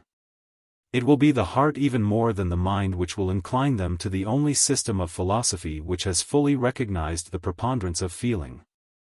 They cannot fail to be drawn towards a system which regards women as the embodiment of this principle. The unity of human nature, of which this principle is the basis, being thus entrusted to their special charge. The only reason of their regret for the past is that the present fails to satisfy their noblest social instincts. Not that Catholicism ever really satisfied them. Indeed, in its general character it is even less adapted to women than to men, since the dominant quality of woman's nature is in direct contradiction with it. Christianity, notwithstanding its claims to moral perfection, has always confounded the quality of tenderness with that of purity. And it is true that love cannot be deep unless it is also pure. But Catholicism, although it purified love from the animal propensities which had been stimulated by polytheism, did nothing otherwise to strengthen it. It has given us indeed too many instances of purity, pushed to the extent of fanaticism, without tenderness. And this result is especially common now, because the austerity of the Christian spirit is not corrected, as it used to be, by the inspiring influences of chivalry. Polytheism, deficient as it was in purity, was really far more conducive than Christianity to tenderness. Love of God, the supreme affection round which Catholicism endeavored to concentrate all other feelings, was essentially a self-regarding principle, and as such conflicted with woman's noblest instincts. Not only did it encourage monastic isolation, but if developed to the full extent, it became inconsistent with love for our fellow men. It was impiety for the knight to love his lady better than his God, and thus the best feelings of his nature were repressed by his religious faith. Women, therefore, are not really interested in perpetuating the old system, and the very instincts by which their nature is characterized will soon incline them to abandon it. They have only been waiting until social life should assume a less material character, so that morality, for the preservation of which they justly consider themselves responsible, may not be compromised. And on this head positivism satisfies their heart no less than their understanding with all the guarantees that they can require. Based as it is upon accurate knowledge of our nature, it can combine the simple affectionate spirit of polytheism with the exquisite purity of Catholicism, without fear of taint from the subversive sophisms engendered by the spiritual anarchy of our times. Not however that purity is to be placed on the same level with tenderness. Tenderness is the more essential of the two qualities, because more closely connected with the grand object of all human effort, the elevation of social feeling over self-love. In a woman without tenderness there is something even more monstrous than in a man without courage. Whatever her talents and even her energy may be, they will in most cases prove mischievous both to herself and to others. Unless indeed they should be nullified by the restraint of theological discipline. If she has force of character it will be wasted in a struggle against all legitimate authority, while her mental power will be employed only in destructive sophisms. Too many cases of this kind present themselves in the social anarchy of the present time. Such is the positivist theory on the subject of women.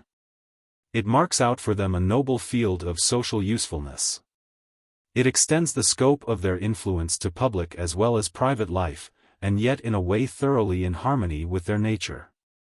Without leaving the family, they will participate in the controlling power exercised by philosophers and workmen, seeking even in their own domestic sphere rather to modify than to govern.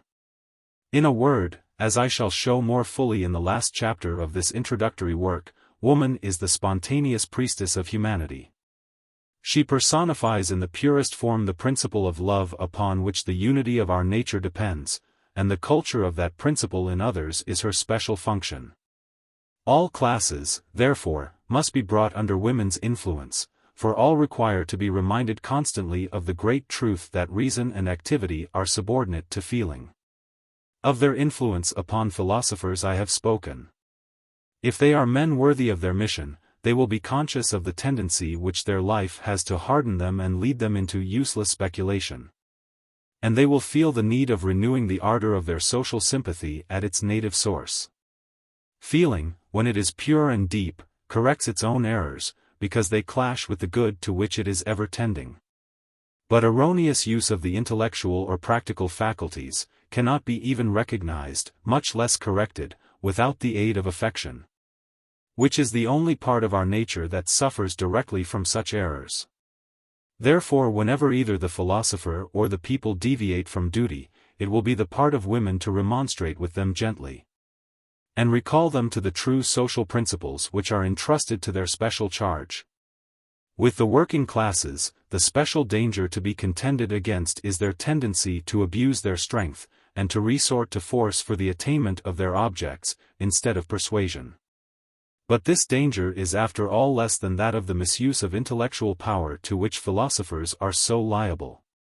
Thinkers who try to make reasoning do the work of feeling can very seldom be convinced of their error.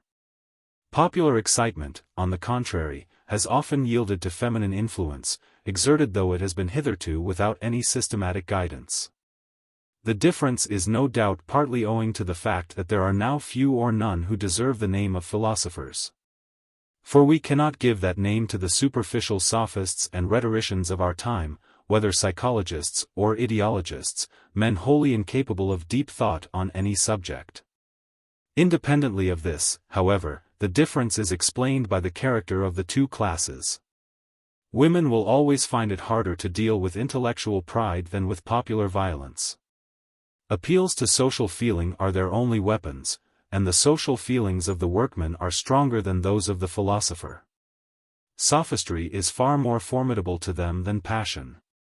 In fact, were it not that the working classes are even now so amenable to female influence, society would be in extreme danger from the disorder caused by intellectual anarchy.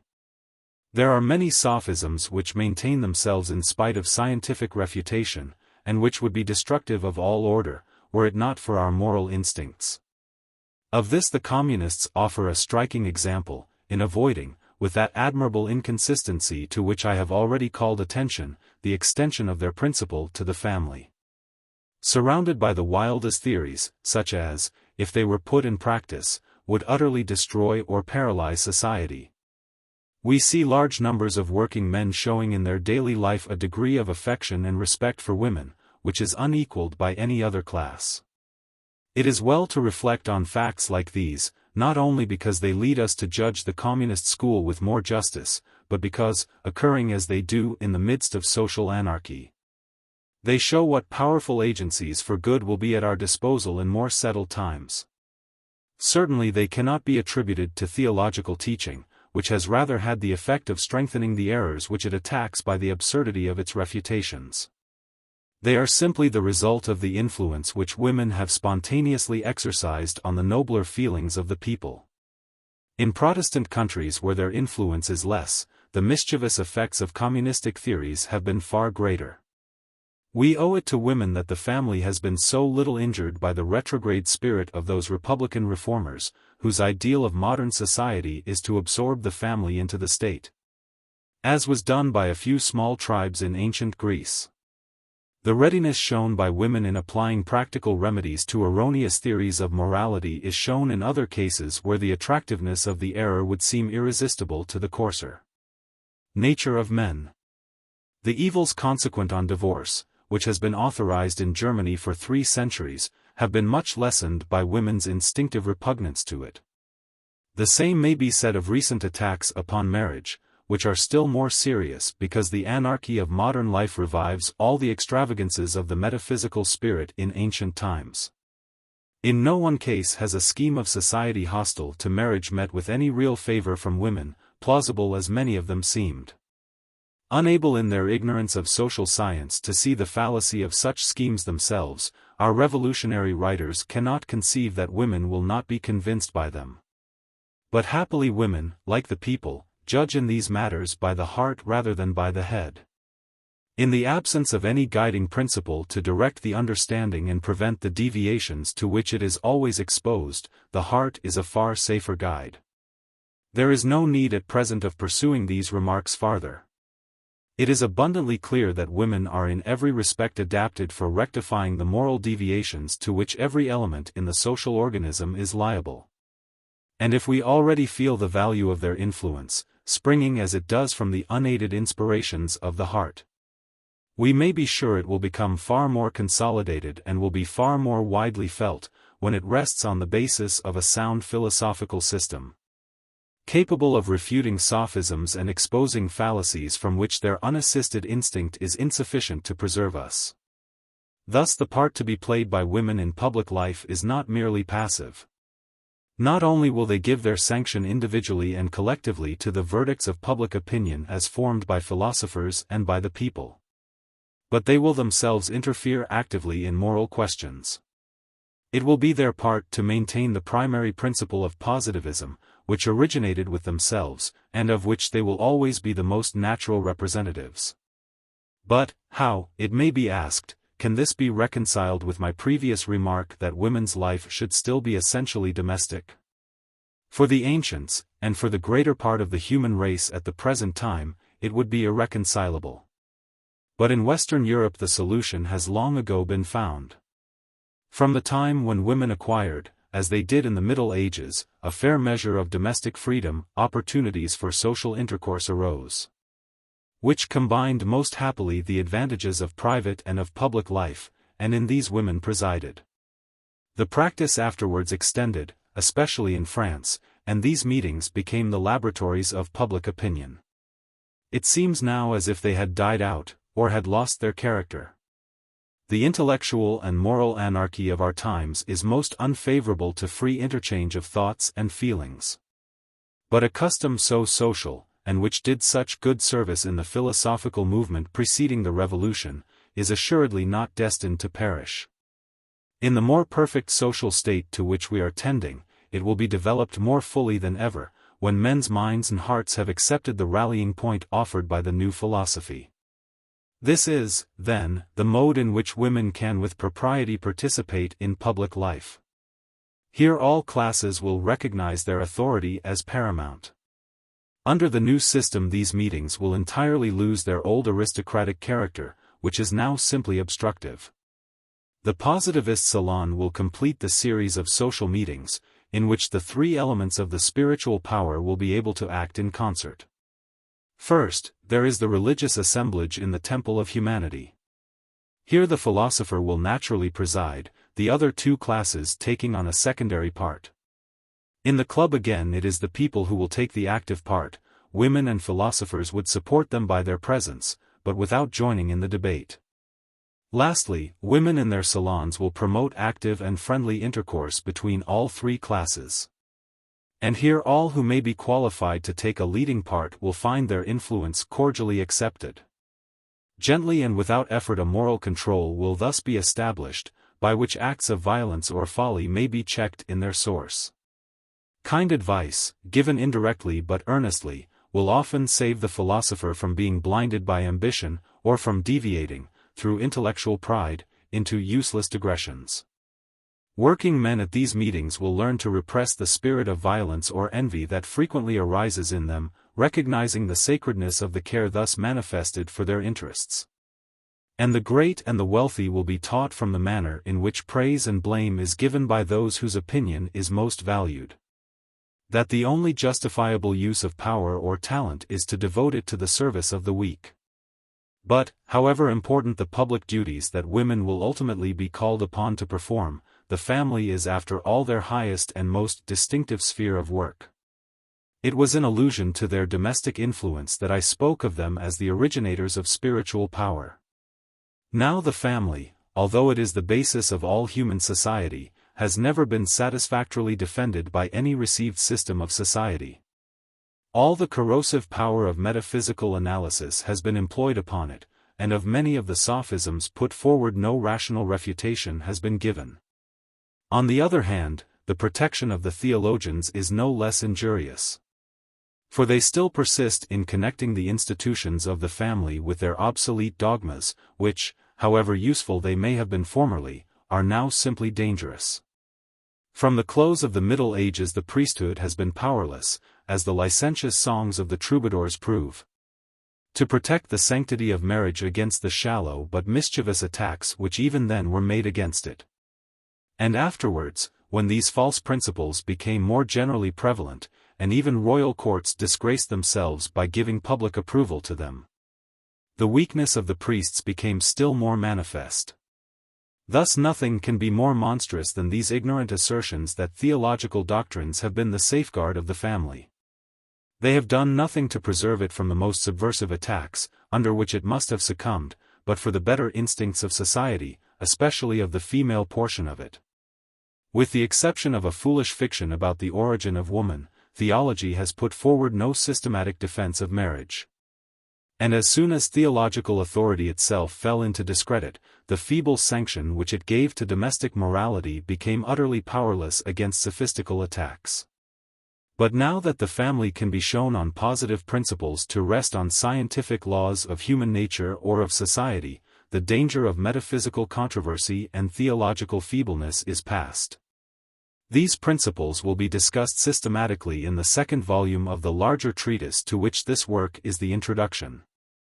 But the few remarks to which I must at present limit myself, will, I hope, at least satisfy the reader as to the capability of positivism to re-establish morality upon a firm basis. According to the lower views of the subject, such as those coarsely expressed by the great hero of reaction, Napoleon, procreation and maternity are the only social functions of woman. Indeed, many theorists object even to her rearing her children, and think it preferable to leave them to the abstract benevolence of the state. But in the positivist theory of marriage, the principal function of woman is one quite unconnected with procreation. It is a function dependent on the highest attributes of our nature. Vast as is the moral importance of maternity, yet the position of wife has always been considered even more characteristic of woman's nature. As shown by the fact that the words woman and wife are in many languages synonymous. Marriage is not always followed by children, and besides this, a bad wife is very seldom indeed a good mother. The first aspect then, under which positivism considers woman, is simply as the companion of man, irrespective of her maternal duties. Viewed thus, marriage is the most elementary and yet the most perfect mode of social life. It is the only association in which entire identity of interests is possible. In this union, to the moral completeness of which the language of all civilized nations bears testimony, the noblest aim of human life is realized, as far as it ever can be. For the object of human existence, as shown in the second chapter, is progress of every kind. Progress in morality, that is to say in the subjection of self-interest to social feeling, holding the first rank. Now this unquestionable principle leads us by a very sure and direct path to the true theory of marriage. Different as the two sexes are by nature, and increased as that difference is by the diversity which happily exists in their social position, each is consequently necessary to the moral development of the other. In practical energy and in the mental capacity which usually accompanies it, man is evidently superior to woman. Woman's strength, on the other hand, lies in feeling. She excels man in love, as man excels her in force. It is impossible to conceive of a closer union than that which binds these two beings to the mutual service and perfection of each other, saving them from all danger of rivalry. The voluntary character too of this union gives it a still further charm, when the choice has been on both sides a happy one. In the positive theory, then, of marriage, its principal object is considered to be that of completing and confirming the education of the heart by calling out the purest and strongest of human sympathies. It is true that sexual instinct, which, in man's case at all events, was the origin of conjugal attachment, is a feeling purely selfish. It is also true that its absence would in the majority of cases, diminish the energy of affection. But woman with her more loving heart, has usually far less need of this coarse stimulus than man. The influence of her purity reacts on man, and ennobles his affection. And affection is in itself so sweet, that when once it has been aroused by whatever agency, its own charm is sufficient to maintain it in activity. When this is the case, conjugal union becomes a perfect ideal of friendship, yet still more beautiful than friendship, because each possesses and is possessed by the other. For perfect friendship, difference of sex is essential, as excluding the possibility of rivalry. No other voluntary tie can admit of such full and unrestrained confidence. It is the source of the most unalloyed happiness that man can enjoy, for there can be no greater happiness than to live for another. But independently of the intrinsic value of this sacred union, we have to consider its importance from the social point of view. It is the first stage in our progress towards that which is the final object of moral education, namely, universal love. Many writers of the so-called socialist school look upon conjugal love and universal benevolence, the two extreme terms in the scale of affections, as opposed to each other. In the second chapter, I pointed out the falseness and danger of this view. The man who is incapable of deep affection for one whom he has chosen as his partner in the most intimate relations of life can hardly expect to be believed when he professes devotion to a mass of human beings of whom he knows nothing. The heart cannot throw off its original selfishness, without the aid of some complete and enduring affection. And conjugal love, concentrated as it is upon one object exclusively, is more enduring and complete than any other. From personal experience of strong love we rise by degrees to sincere affection for all mankind, although, as the scope of feeling widens, its energy must decrease. The connection of these two states of feeling is instinctively recognized by all. And it is clearly indicated by the positive theory of human nature, which has now placed it beyond the reach of metaphysical attacks.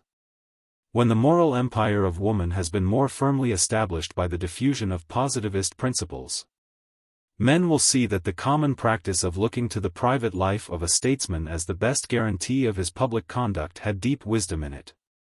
One of the strongest symptoms of the general laxity of morals to which mental anarchy has brought us, is that disgraceful law passed in France 30 years ago, and not yet repealed. The avowed object of which was to surround men's lives with a wall of privacy, a law introduced by psychologist politicians who no doubt needed such a wall. 8. The purpose of marriage once clearly understood, it becomes easy to define its conditions. The intervention of society is necessary. But its only object is to confirm and to develop the order of things which exists naturally. It is essential in the first place to the high purposes for which marriage has been instituted, that the union shall be both exclusive and indissoluble. So essential indeed are both conditions, that we frequently find them even when the connection is illegal. That anyone should have ventured to propound the doctrine that human happiness is to be secured by levity and inconsistency in love, is a fact which nothing but the utter deficiency of social and moral principles can explain. Love cannot be deep unless it remains constant to a fixed object. The very possibility of change is a temptation to it. So differently constituted as man and woman are, is their short life too much for perfect knowledge and love of one another? Yet the versatility to which most human affection is liable makes the intervention of society necessary. Without some check upon indecision and caprice, life might degenerate into a miserable series of experiments, each ending in failure and degradation. Sexual love may become a powerful engine for good, but only on the condition of placing it under rigorous and permanent discipline. Those who doubt the necessity for this, have only to cast a glance beyond Western Europe at the countries where no such discipline has been established. It has been said that the adoption or rejection of monogamy is a simple question of climate. But for this hypothesis there is no ground whatever. It is as contrary to common observation as to philosophic theory. Marriage, like every other human institution, has always been improving. Beginning in all countries with unrestricted polygamy, it tends in all to the purest monogamy. Tracing back the history of Northern Europe, we find polygamy there as well as in the South. And Southern nations, like Northern, adopt polygamy as their social life advances. We see the tendency to it in those parts of the East which come into contact with Western civilization.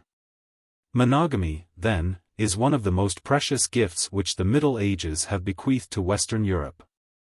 The striking superiority of social life in the West is probably due to it more than to any other cause. Protestant countries have seriously impaired its value by their laws of divorce. But this aberration will hardly be permanent. It is alien to the purer feelings of women and of the people, and the mischief done by it is limited to the privileged classes. France is now threatened with a revival of the metaphysical delusions of the Revolution, and it is feared by some that the disastrous example of Germany in this respect will be imitated. But all such tendencies, being utterly inconsistent with the habits of modern life, will soon be checked by the sounder philosophical principles which have now arisen. The mode of resistance to these errors which positivism adopts will render the struggle most useful in hastening the adoption of the true theory of marriage. The spirit of positivism being always relative, concessions may be made to meet exceptional cases, without weakening or contradicting the principle. Whereas the absolute character of theological doctrine was incompatible with concession. The rules of morality should be general and comprehensive. But in their practical application exceptions have often to be made. By no philosophy but the positive can these two conditions be reconciled. To the spirit of anarchy, however, positivism yields nothing. The unity essential to marriage, it renders more complete than ever. It develops the principle of monogamy, by inculcating, not as a legal institution, but as moral duty, the perpetuity of widowhood. Affection so firmly concentrated has always been regarded with respect even on man's side. But hitherto no religion has had sufficient purity or influence to secure its adoption.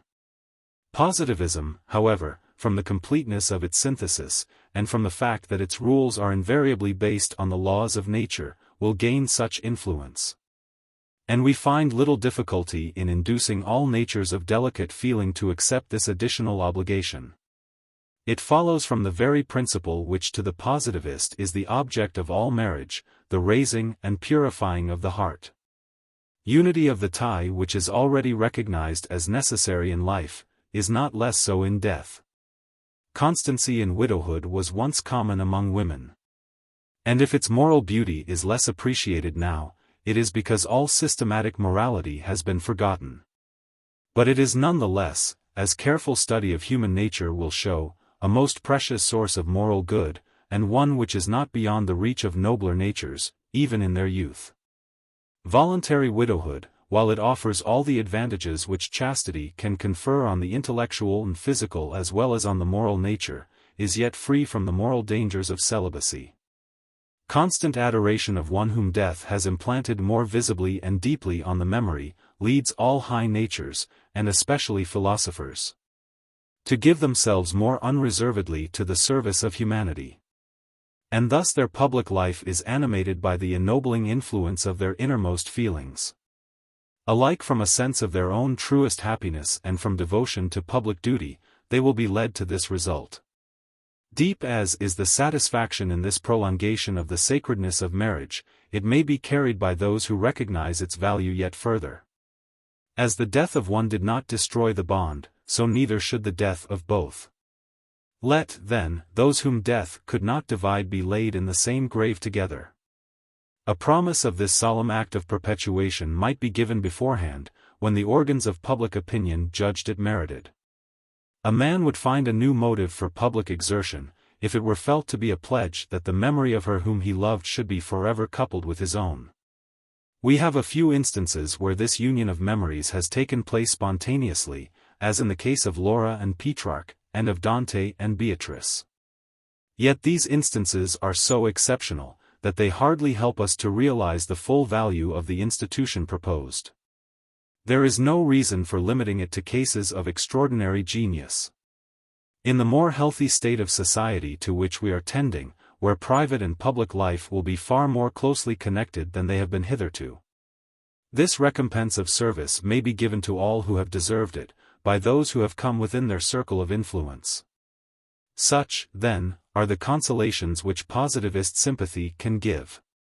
They leave no cause to regret the visionary hopes held out by Christianity, hopes which now are as enfeebling to the heart as to the intellect.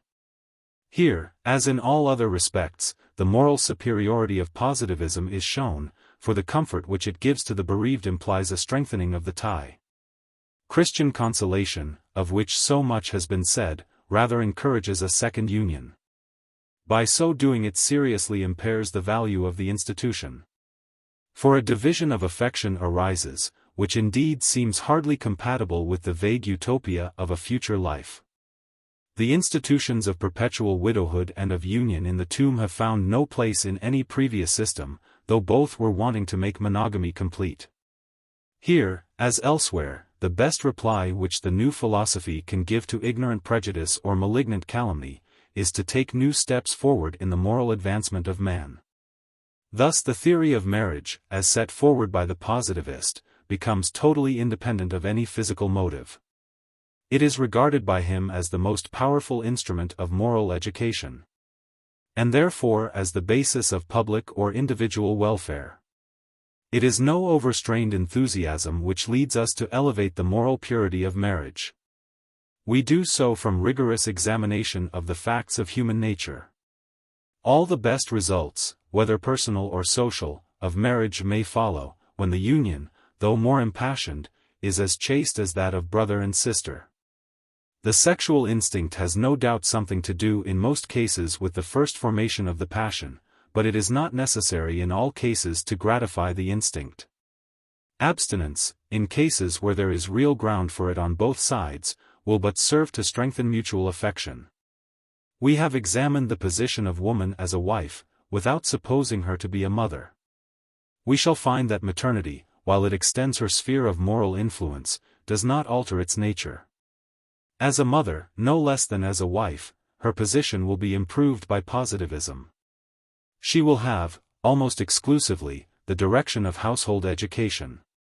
Public education given subsequently, will be little but a systematic development of that which has been previously given at home. For it is a fundamental principle that education, in the normal condition of society, must be entrusted to the spiritual power, and in the family the spiritual power is represented by woman. There are strong prejudices against entrusting the education of children to mothers, prejudices springing from the revolutionary spirit of modern times. Since the close of the Middle Ages, the tendency has been to place the intellect above the heart. We have neglected the moral side of education, and I have given undue importance to its intellectual side. But positivism having superseded this revolutionary phase by demonstrating the preponderance of the heart over the intellect, moral education will resume its proper place.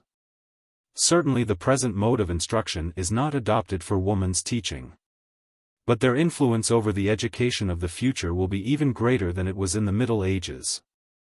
For in the first place, in every part of it, moral considerations will be paramount, and moreover, until puberty, nothing will be studied continuously except art and poetry.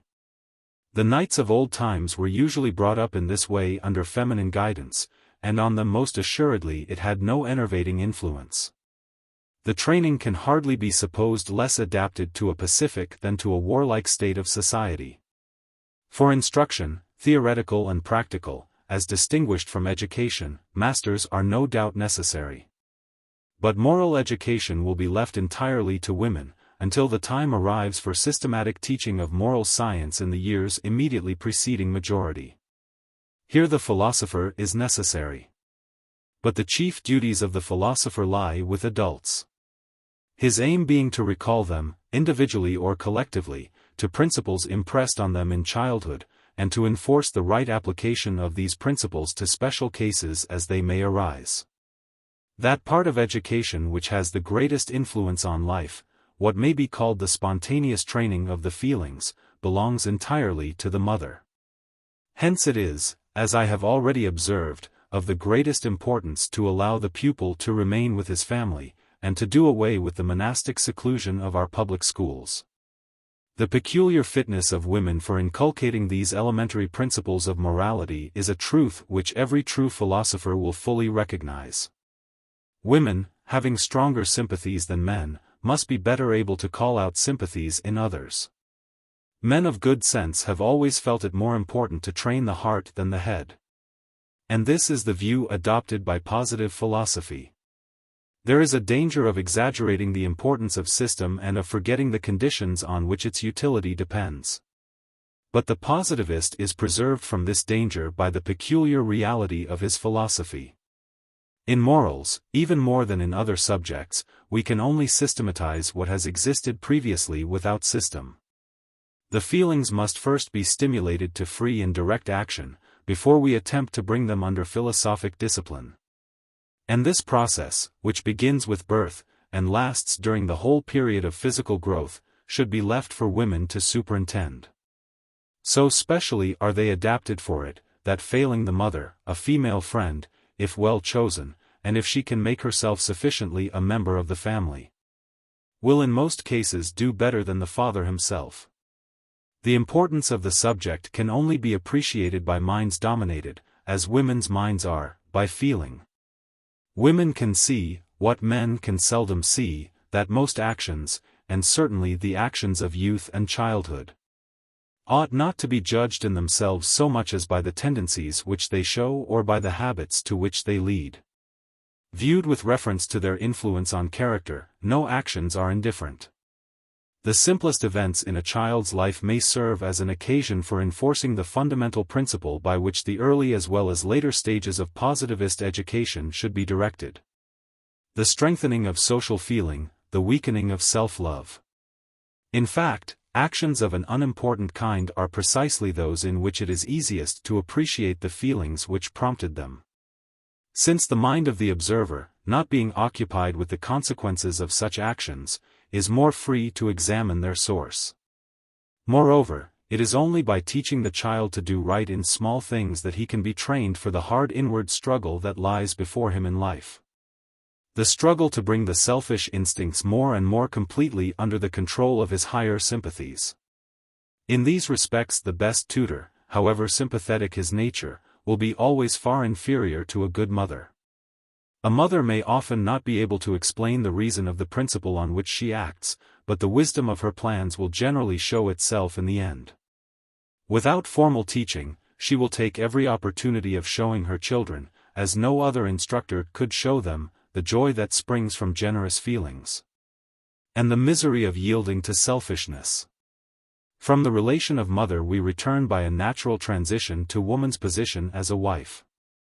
The mother, though her authority of course tends to decrease, continues to superintend the growth of character until the ordinary age of marriage. Up to that time feminine influence over man has been involuntary on his part. By marriage he enters into a voluntary engagement of subordination to woman for the rest of his life. Thus he completes his moral education. Destined himself for action, he finds his highest happiness in honorable submission to one in whom the dominant principle is affection. Positivism holds out to woman a most important sphere of public and private duty. This sphere, as we may now see, is nothing but a larger and more systematic development of the qualities by which she is characterized.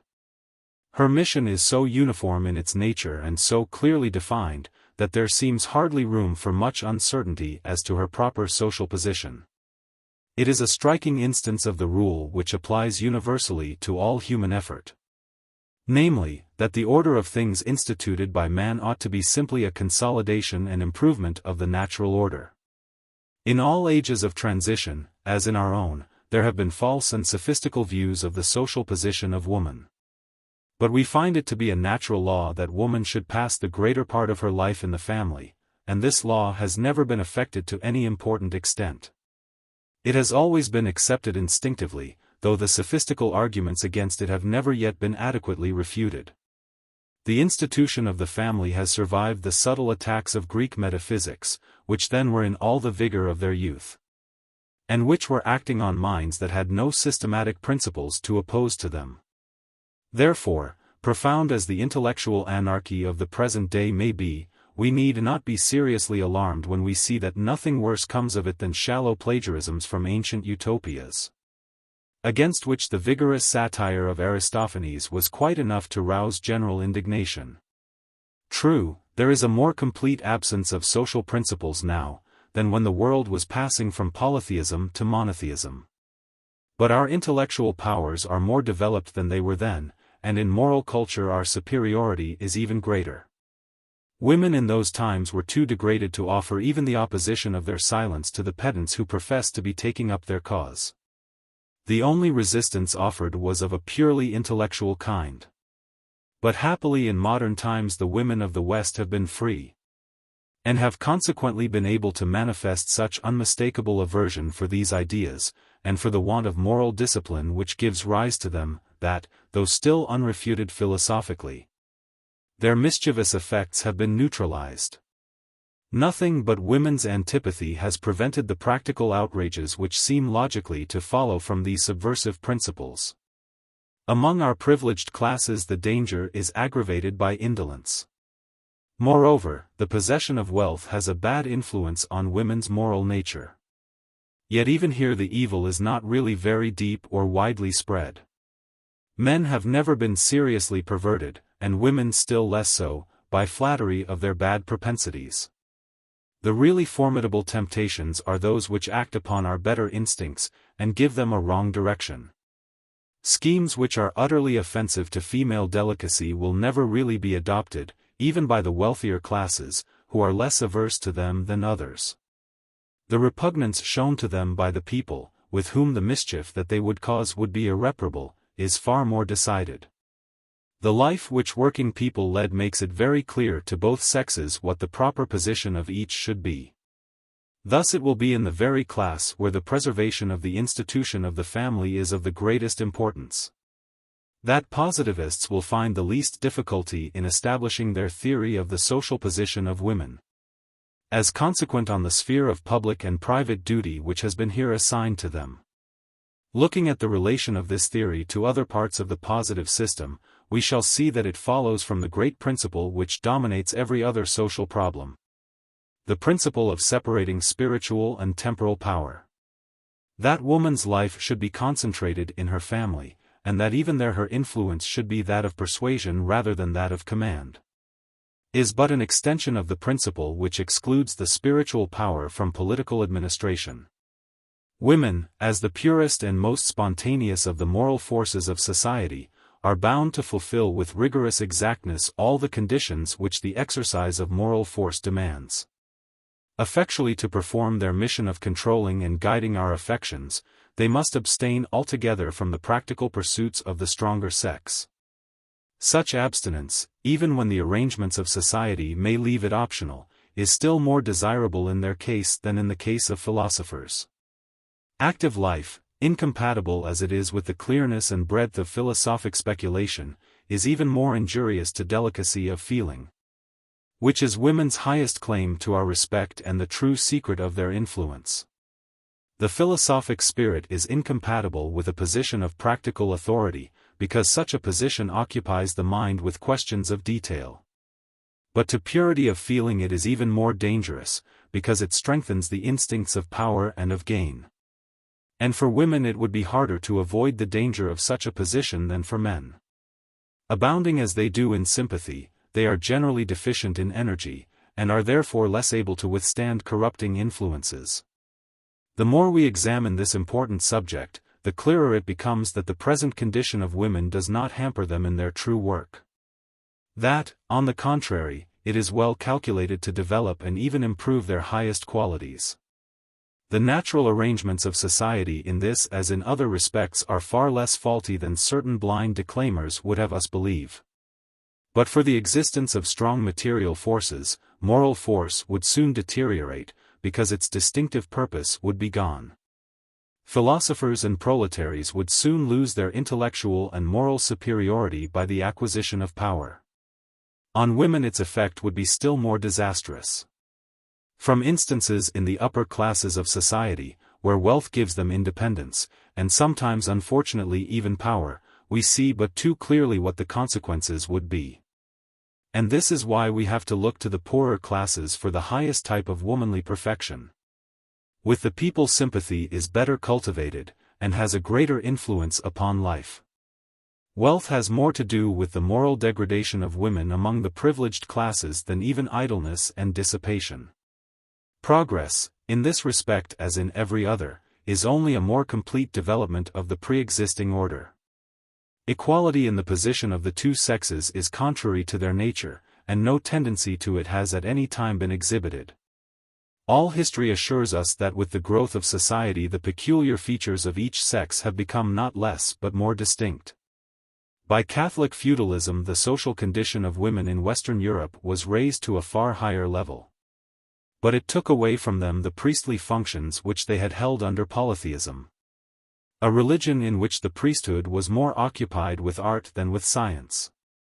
So too with the gradual decline of the principle of caste, women have been excluded more and more rigidly from royalty and from every other kind of political authority.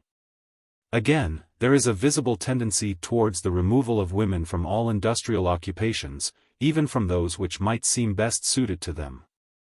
And thus female life, instead of becoming independent of the family, is being more and more concentrated in it, while at the same time their proper sphere of moral influence is constantly extending. The two tendencies, so far from being opposed, are inseparably connected. Without discussing the absurd and retrograde schemes which have been recently put forward on the subject, there is one remark which may serve to illustrate the value of the order which now exists. If women were to obtain that equality in the affairs of life which their so-called champions are claiming for them without their wish, not only would they suffer morally, but their social position would be endangered.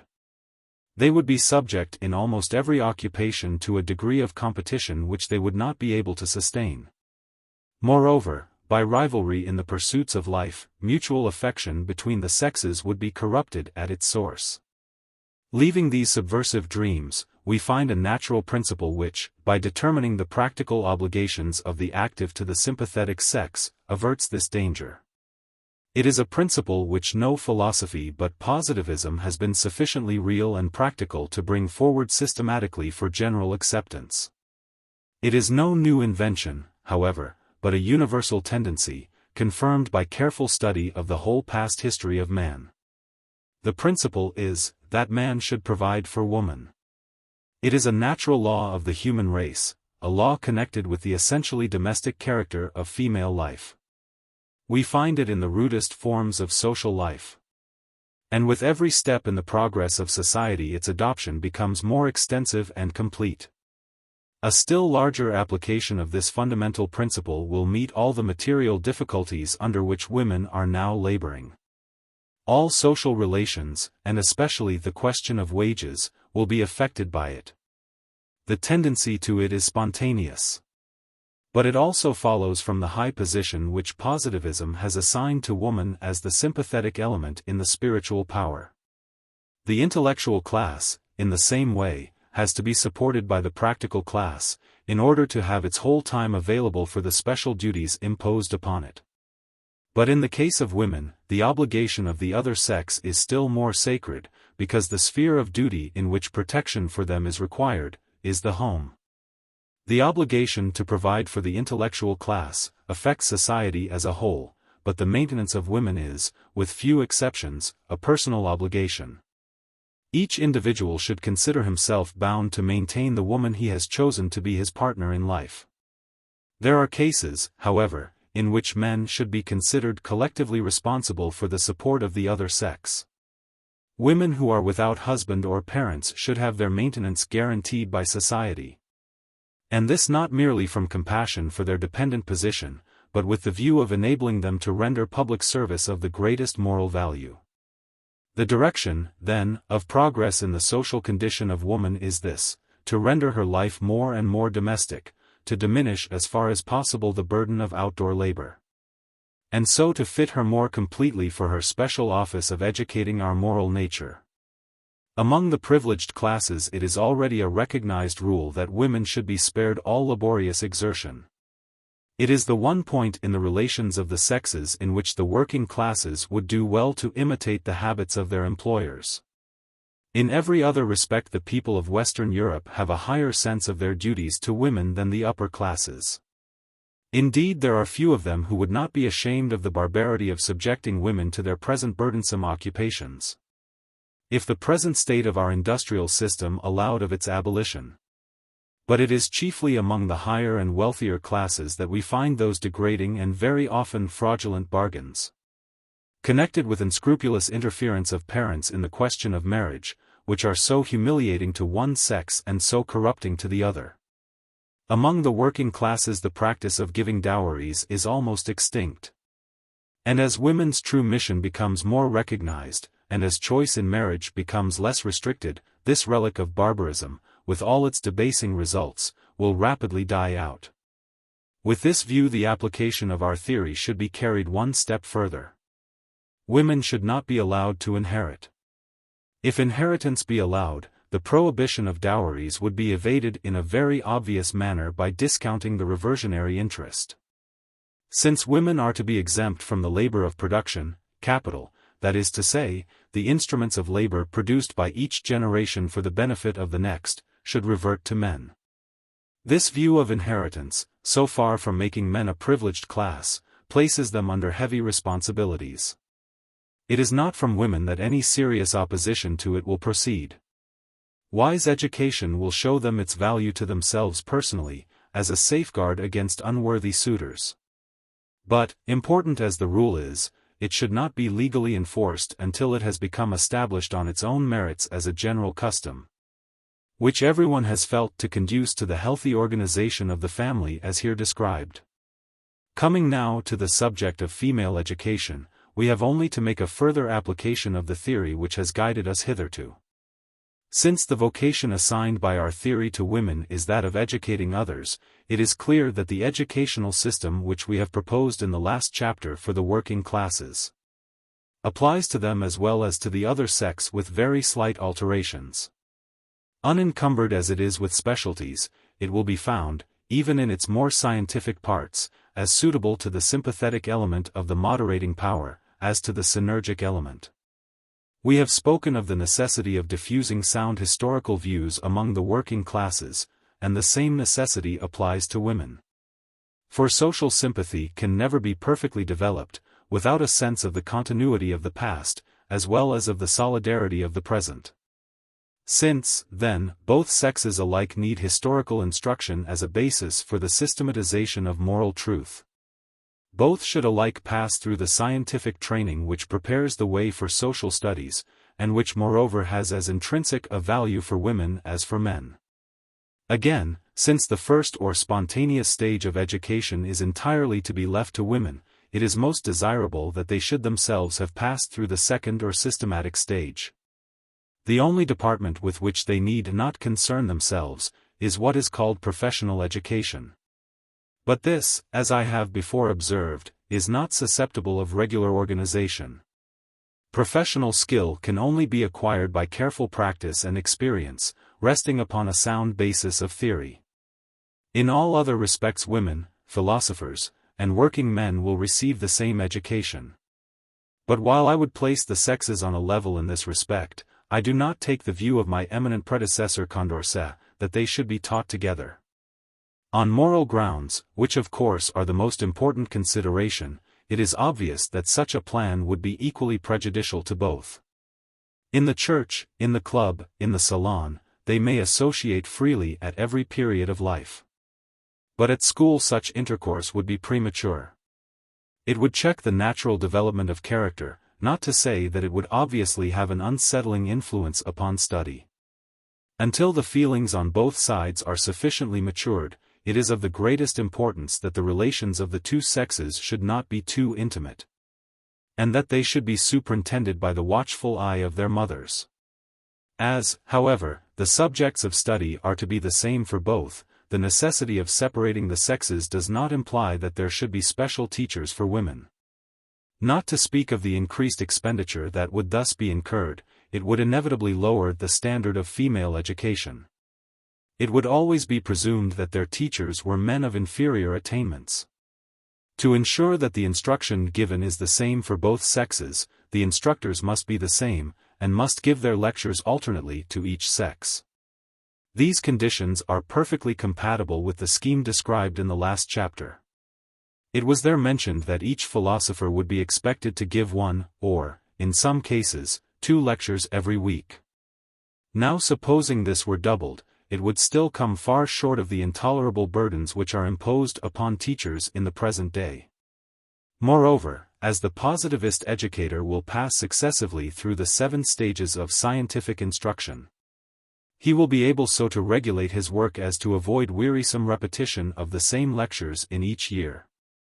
Besides, the distinguished men to whom our educational system will be entrusted will soon discover that their 2 audiences require some difference in the manner of teaching, and that this may be done without in any way lowering the uniform standard which their method and their doctrines require.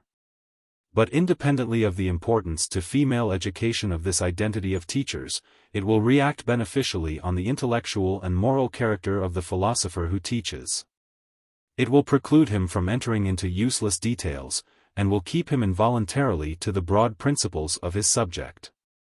By coming into contact simultaneously with 2 natures, in one of which thought, and in the other emotion, is predominant, he will gain clearer insight into the great principle of subordinating the intellect to the heart.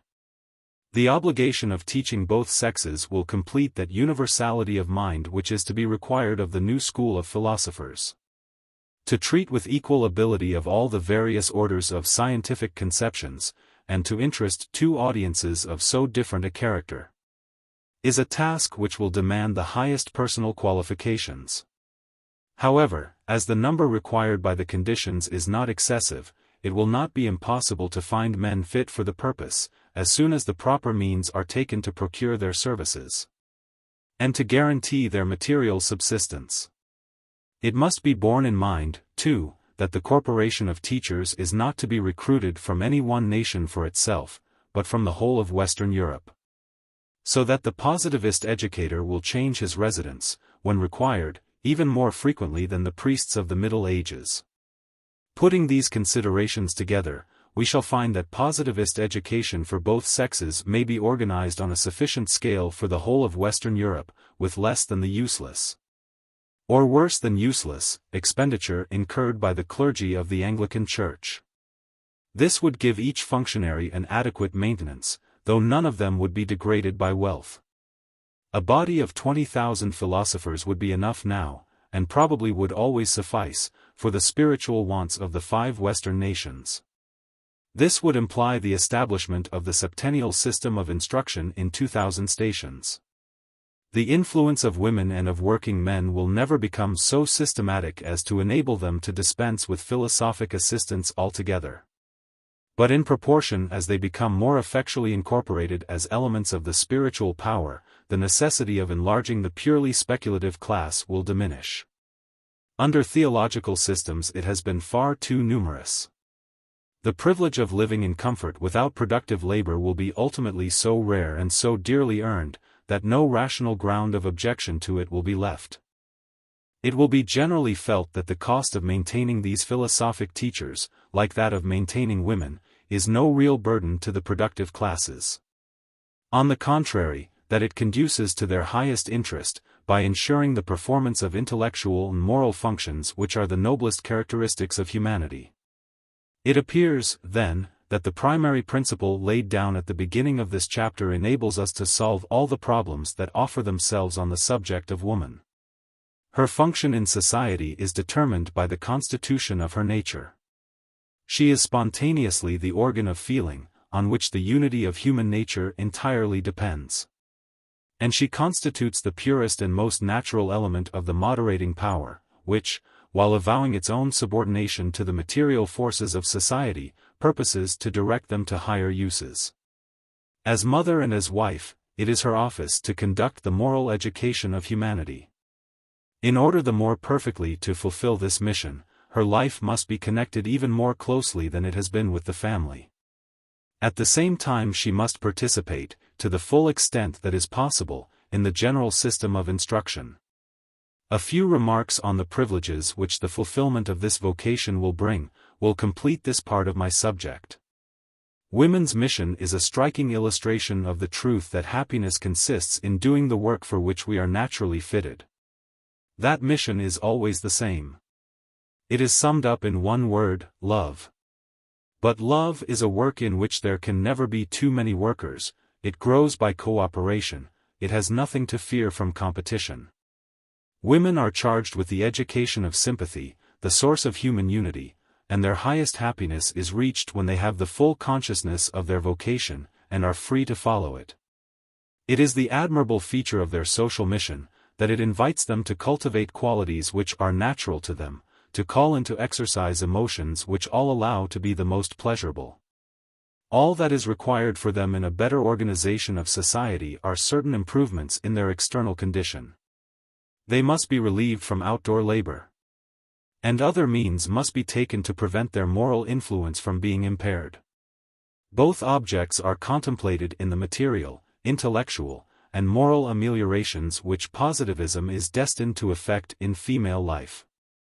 But besides the pleasure inherent in their vocation, positivism offers a recompense for their services, which Catholic feudalism foreshadowed but could not realize.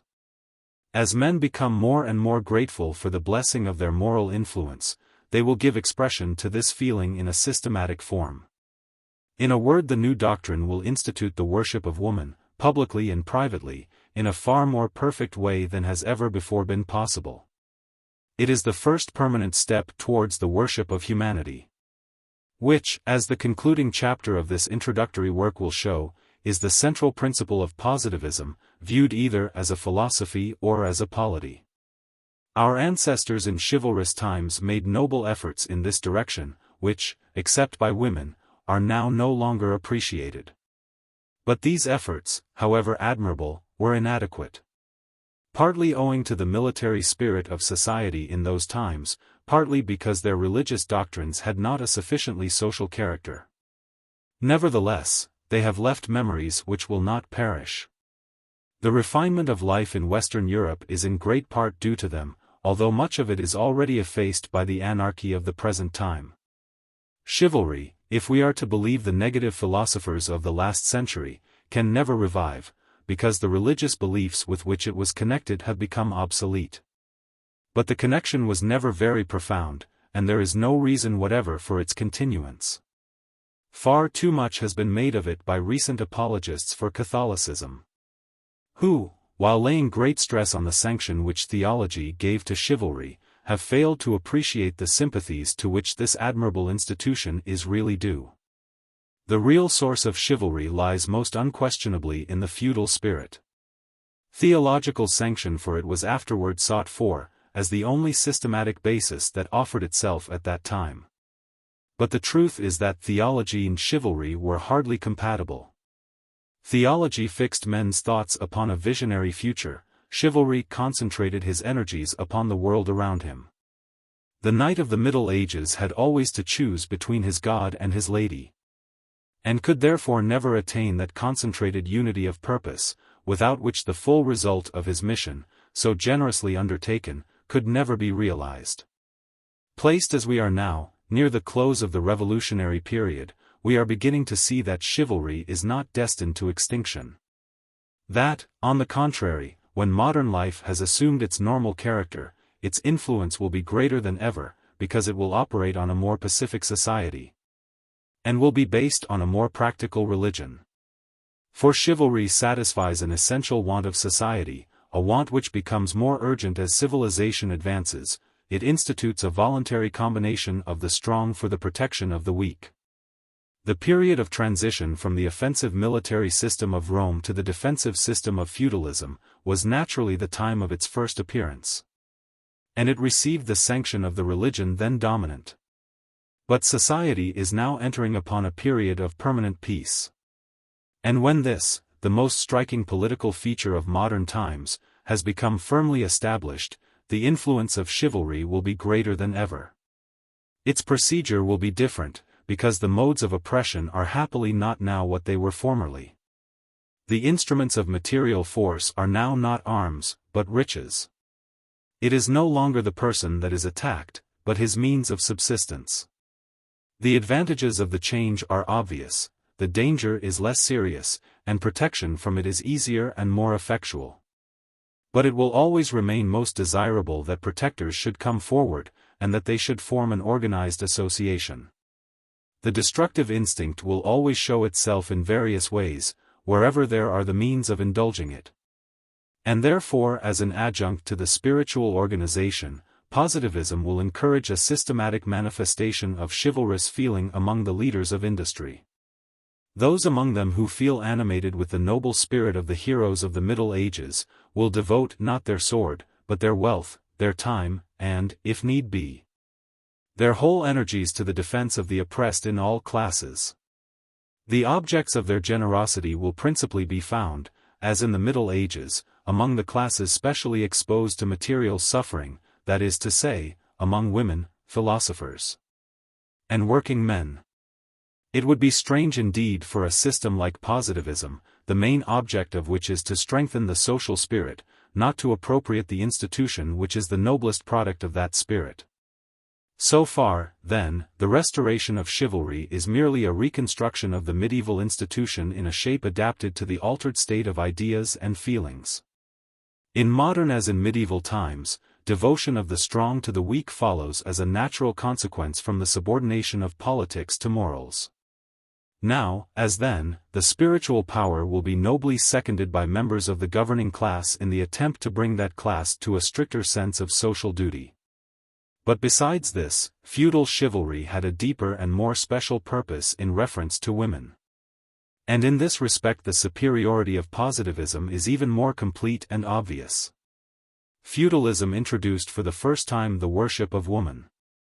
But in this it met with little support from Catholicism, and was in many respects thwarted by it. The habits of Christianity were in themselves adverse to real tenderness of heart. They only strengthened it indirectly, by promoting one of the indispensable conditions of true affection, purity of life. In all other respects chivalry was constantly opposed by the Catholic system, which was so austere and antisocial, that it could not sanction marriage except as an infirmity which it was necessary to tolerate, but which was hazardous to personal salvation. Even its rules of purity, valuable as they were often weakened by interested motives which seriously impaired their value. Consequently, notwithstanding all the noble and long-continued efforts of our medieval ancestors, the institution of the worship of woman was very imperfectly effected, especially in its relation to public life. Whatever Catholic apologists may say, there is every reason to believe that if feudalism could have arisen before the decline of polytheism, the influence of chivalry would have been greater. It was reserved for the more comprehensive system of positivism, in which sound practice is always supported by sound theory, to give full expression to the feeling of veneration for women.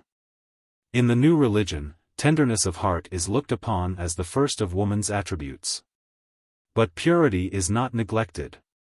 On the contrary, its true source and its essential value, as the first condition of happiness and of moral growth, are pointed out more distinctly than before. The shallow and sophistical views of marriage maintained in these unsettled times by men of narrow minds and coarse feelings, will be easily refuted by a more careful study of human nature. Even the obstacles presented by scientific materialism will rapidly disappear before the spread of positivist morality. A physician of great sagacity, Hufeland, has remarked, with truth, that the well-known vigor of the knights of old times was a sufficient answer to men who talked of the physical dangers of continence. Positivism, dealing with this question in all its aspects, teaches that while the primary reason for insisting on purity is that it is essential to depth of affection, it has as close a connection with the physical and intellectual improvement of the individual and the race as with our moral progress. Positivism then, as the whole tendency of this chapter indicates, encourages, on intellectual as well as on moral grounds, full and systematic expression of the feeling of veneration for women. In public as well as in private life, collectively as well as individually. Born to love and to be loved, relieved from the burdens of practical life, free in the sacred retirement of their homes. The women of the West will receive from positivists the tribute of deep and sincere admiration which their life inspires. They will feel no scruple in accepting their position as spontaneous priestesses of humanity, they will fear no longer the rivalry of a vindictive deity. From childhood each of us will be taught to regard their sex as the principal source of human happiness and improvement, whether in public life or in private. The treasures of affection which our ancestors wasted upon mystical objects, and which these revolutionary times ignore, will then be carefully preserved and directed to their proper purpose. The enervating influence of chimerical beliefs will have passed away. And men in all the vigor of their energies, feeling themselves the masters of the known world, will feel it their highest happiness to submit with gratitude to the beneficent power of womanly sympathy. In a word, man will in those days kneel to woman, and to woman alone. The source from which these reverential feelings for the sympathetic sex proceed, is a clear appreciation in the other sex of benefits received, and a spirit of deep thankfulness for them. The positivist will never forget that moral perfection, the primary condition of public and private happiness, is principally due to the influence of woman over man, first as mother, then as wife. Such a conviction cannot fail to arouse feelings of loving veneration for those with whom, from their position in society, he is in no danger of rivalry in the affairs of life. When the mission of woman is better understood, and is carried out more fully, she will be regarded by man as the most perfect impersonation of humanity. Originating in spontaneous feelings of gratitude, the worship of woman, when it has assumed a more systematic shape, will be valued for its own sake as a new instrument of happiness and moral growth. Inert as the tender sympathies are in man, it is most desirable to strengthen them by such exercise as the public and private institution of this worship will afford. And here it is that positivists will find all the elevating influences which Catholicism derived from prayer. It is a common but very palpable error to imagine that prayer is inseparable from the chimerical motives of self-interest in which it first originated. In Catholicism there was always a tendency to rise above these motives, so far at least as the principles of theology admitted. From St. Augustine downwards, all the nobler spirits have felt more and more strongly, notwithstanding the self-absorbing tendencies of Christian doctrine, that prayer did not necessarily imply petition.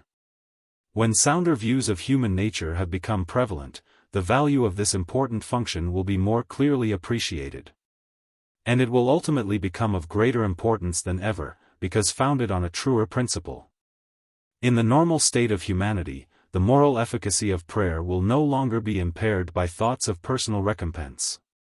It will be simply a solemn outpouring, whether in private or in public, of men's nobler feelings, inspiring them with larger and more comprehensive thoughts. As a daily practice, it is inculcated by positivism as the best preservative against the selfish and narrow views which are so apt to arise in the ordinary avocations of life. To men its value is even greater than to women, their life being less favorable to large views and general sympathies, it is the more important to revive them at regular periods. But prayer would be of little value unless the mind could form a clear conception of its object. The worship of woman satisfies this condition, and is so far of greater efficacy than the worship of God. True, the ultimate object of positivist prayer, as shown in the concluding chapter of this volume, is humanity. But some of its best moral effects would hardly be realized, if it were at once and exclusively directed to an object so difficult to conceive clearly. It is possible that women with their stronger sympathies may be able to reach this stage without intermediate steps. However this may be, men certainly would not be able to do so. Even the intellectual class, with all its powers of generalization, would find it impossible. The worship of woman, begun in private, and afterwards publicly celebrated, is necessary in man's case to prepare him for any effectual worship of humanity. No one can be so unhappy as not to be able to find some woman worthy of his peculiar love, whether in the relation of wife or of mother. Some one who in his solitary prayer may be present to him as a fixed object of devotion. Nor will such devotion, as might be thought, cease with death. Rather, when its object has been rightly chosen, death strengthens it by making it more pure. The principle upon which positivism insists so strongly, the union of the present with the past, and even with the future, is not limited to the life of society. It is a doctrine which unites all individuals and all generations, and when it has become more familiar to us, it will stimulate everyone to call his dearest memories to life. The spirit of the system being that the private life of the very humblest citizen has a close relation to his public duty. We all know how intellectual culture enables us to live with our great predecessors of the Middle Ages and of antiquity, almost as we should do with absent friends. And if intellect can do so much, will it not be far easier for the strong passion of love to effect this ideal resurrection? We have already many instances where whole nations have shown strong sympathies or antipathies to great historical names, especially when their influence was still sensibly felt. There is no reason why a private life should not produce the same effect upon those who have been brought into contact with it. Moral culture has been conducted hitherto on such unsatisfactory principles, that we can hardly form an adequate notion of its results when positivism has regenerated it, and has concentrated the affections as well as the thoughts of man upon human life. To live with the dead is the peculiar privilege of humanity, a privilege which will extend as our conceptions widen and our thoughts become more pure. Under positivism the impulse to it will become far stronger, and it will be recognized as a systematic principle in private as well as in public life. Even the future is not excluded from its application. We may live with those who are not yet born. A thing impossible only till a true theory of history had arisen, of scope sufficient to embrace at one glance the whole course of human destiny. There are numberless instances to prove that the heart of man is capable of emotions which have no outward basis, except what imagination has supplied. The familiar spirits of the polytheist, the mystical desires of the monotheist, all point to a general tendency in the past, which, with our better principles, we shall be able in the future to direct to a nobler and more real purpose. And thus even those who may be so unfortunate as to have no special object of love need not, on that account, be precluded from the act of worship. They may choose from the women of the past some type adapted to their own nature. Men of powerful imagination might even form their own more perfect ideal, and thus open out the path of the future. This, indeed, is what was often done by the knights of chivalrous times, simple and uninstructed as they were. Surely then we, with our fuller understanding and greater familiarity with the past, should be able to idealize more perfectly. But whether the choice lie in the past or in the future, its efficacy would be impaired unless it remained constant to one object. And fixed principles, such as positivism supplies, are needed to check the natural tendency to versatility of feeling. I have dwelt at some length upon the personal adoration of woman under its real or ideal aspects, because upon it depends nearly all the moral value of any public celebration.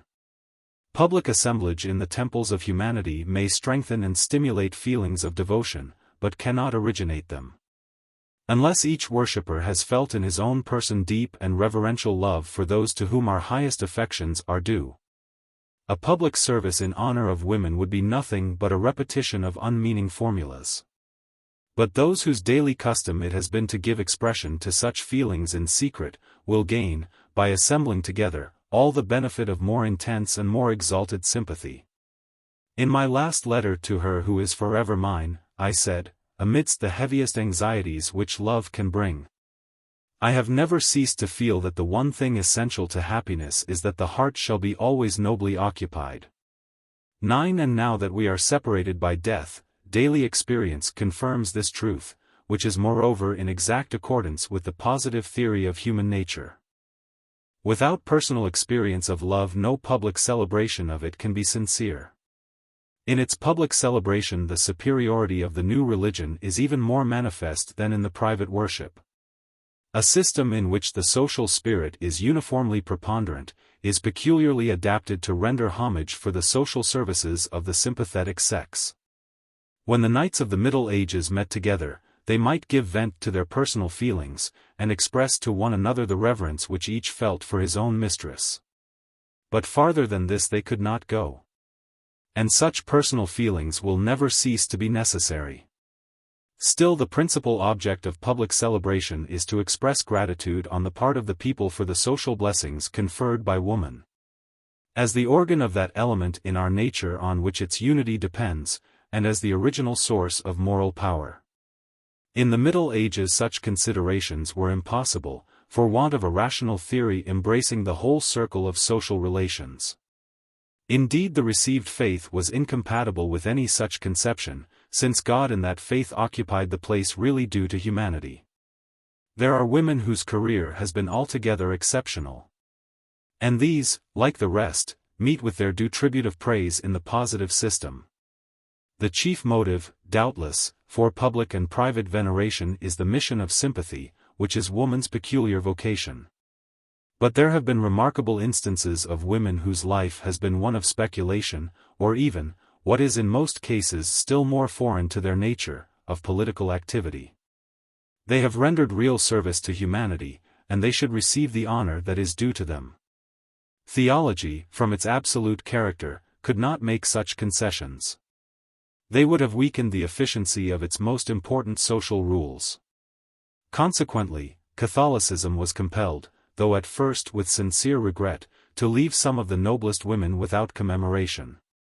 A signal instance is the Maid of Orleans, whose heroism saved France in the 15th century. Our great King Louis XI applied very properly to the Pope for her canonization, and no objection was made to his request. Yet, practically, it was never carried into effect. It was gradually forgotten, and the clergy soon came to feel a sort of dislike to her memory, which reminded them of nothing but their own social weakness. It is easy to account for this result. Nor is anyone really to blame for it. It was feared, not without reason, that to consider Joan of Arc as a saint might have the effect of spreading false and dangerous ideas of feminine duty. The difficulty was insuperable for any absolute system, in which to sanction the exception is to compromise the rule. But in a relative system the case is different. It is even more inconsistent with positive principles than it is with Catholic, for women to lead a military life, a life which of all others is the least compatible with their proper functions. And yet positivists will be the first to do justice to this extraordinary heroine, whom theologians have been afraid to recognize, and whom metaphysicians, even in France, have had the hardihood to insult. The anniversary of her glorious martyrdom will be a solemn festival, not only for France, but for Western Europe. For her work was not merely of national importance. The enslavement of France would have involved the loss of all the influence which France has exercised as the center of the advanced nations of Europe. Moreover, as none of them are altogether clear from the disgrace of detracting, as Voltaire has done, from her character, all should aid in the reparation of it which positivism proposes to institute. So far from her apotheosis having an injurious effect on female character, it will afford an opportunity of pointing out the anomalous nature of her career, and the rarity of the conditions which alone could justify it. It is a fresh proof of the advantages accruing to morality from the relative character of positivism, which enables it to appreciate exceptional cases without weakening the rules. The subject of the worship of woman by man raises a question of much delicacy: how to satisfy the analogous feelings of devotion in the other sex.